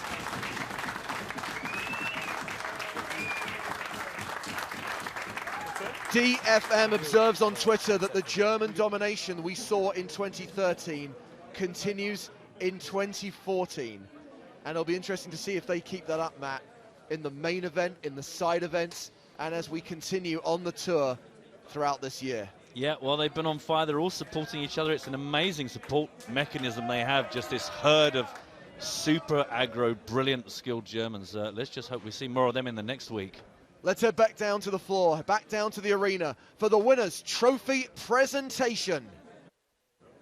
Welcome, everyone, to the trophy presentation of the 2014 PokerStars Caribbean Adventure Super High Roller. 56 players combined for a prize pool of over $5 million. We had a great 3 days of play that came down to a fantastic heads-up battle. Let's have a huge round of applause for our second-place finisher with his 6th Super High Roller final table appearance, Dan Shack.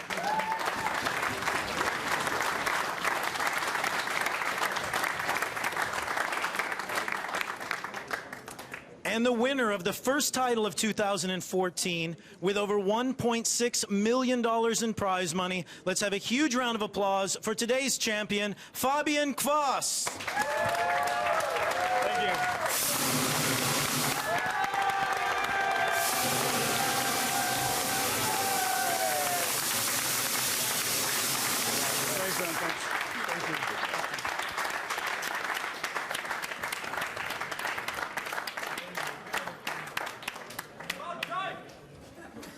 Was that about time? Is that what we got from back there? It was. That's what it was. You got some really good friends, man. That's what it is.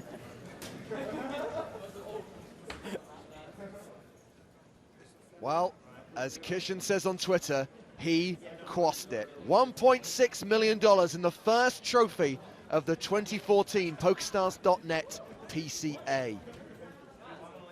Well, that's just the end of the Super High Roller. We are not done here at Atlantis. Oh no, we return tomorrow with day 1B of the main event.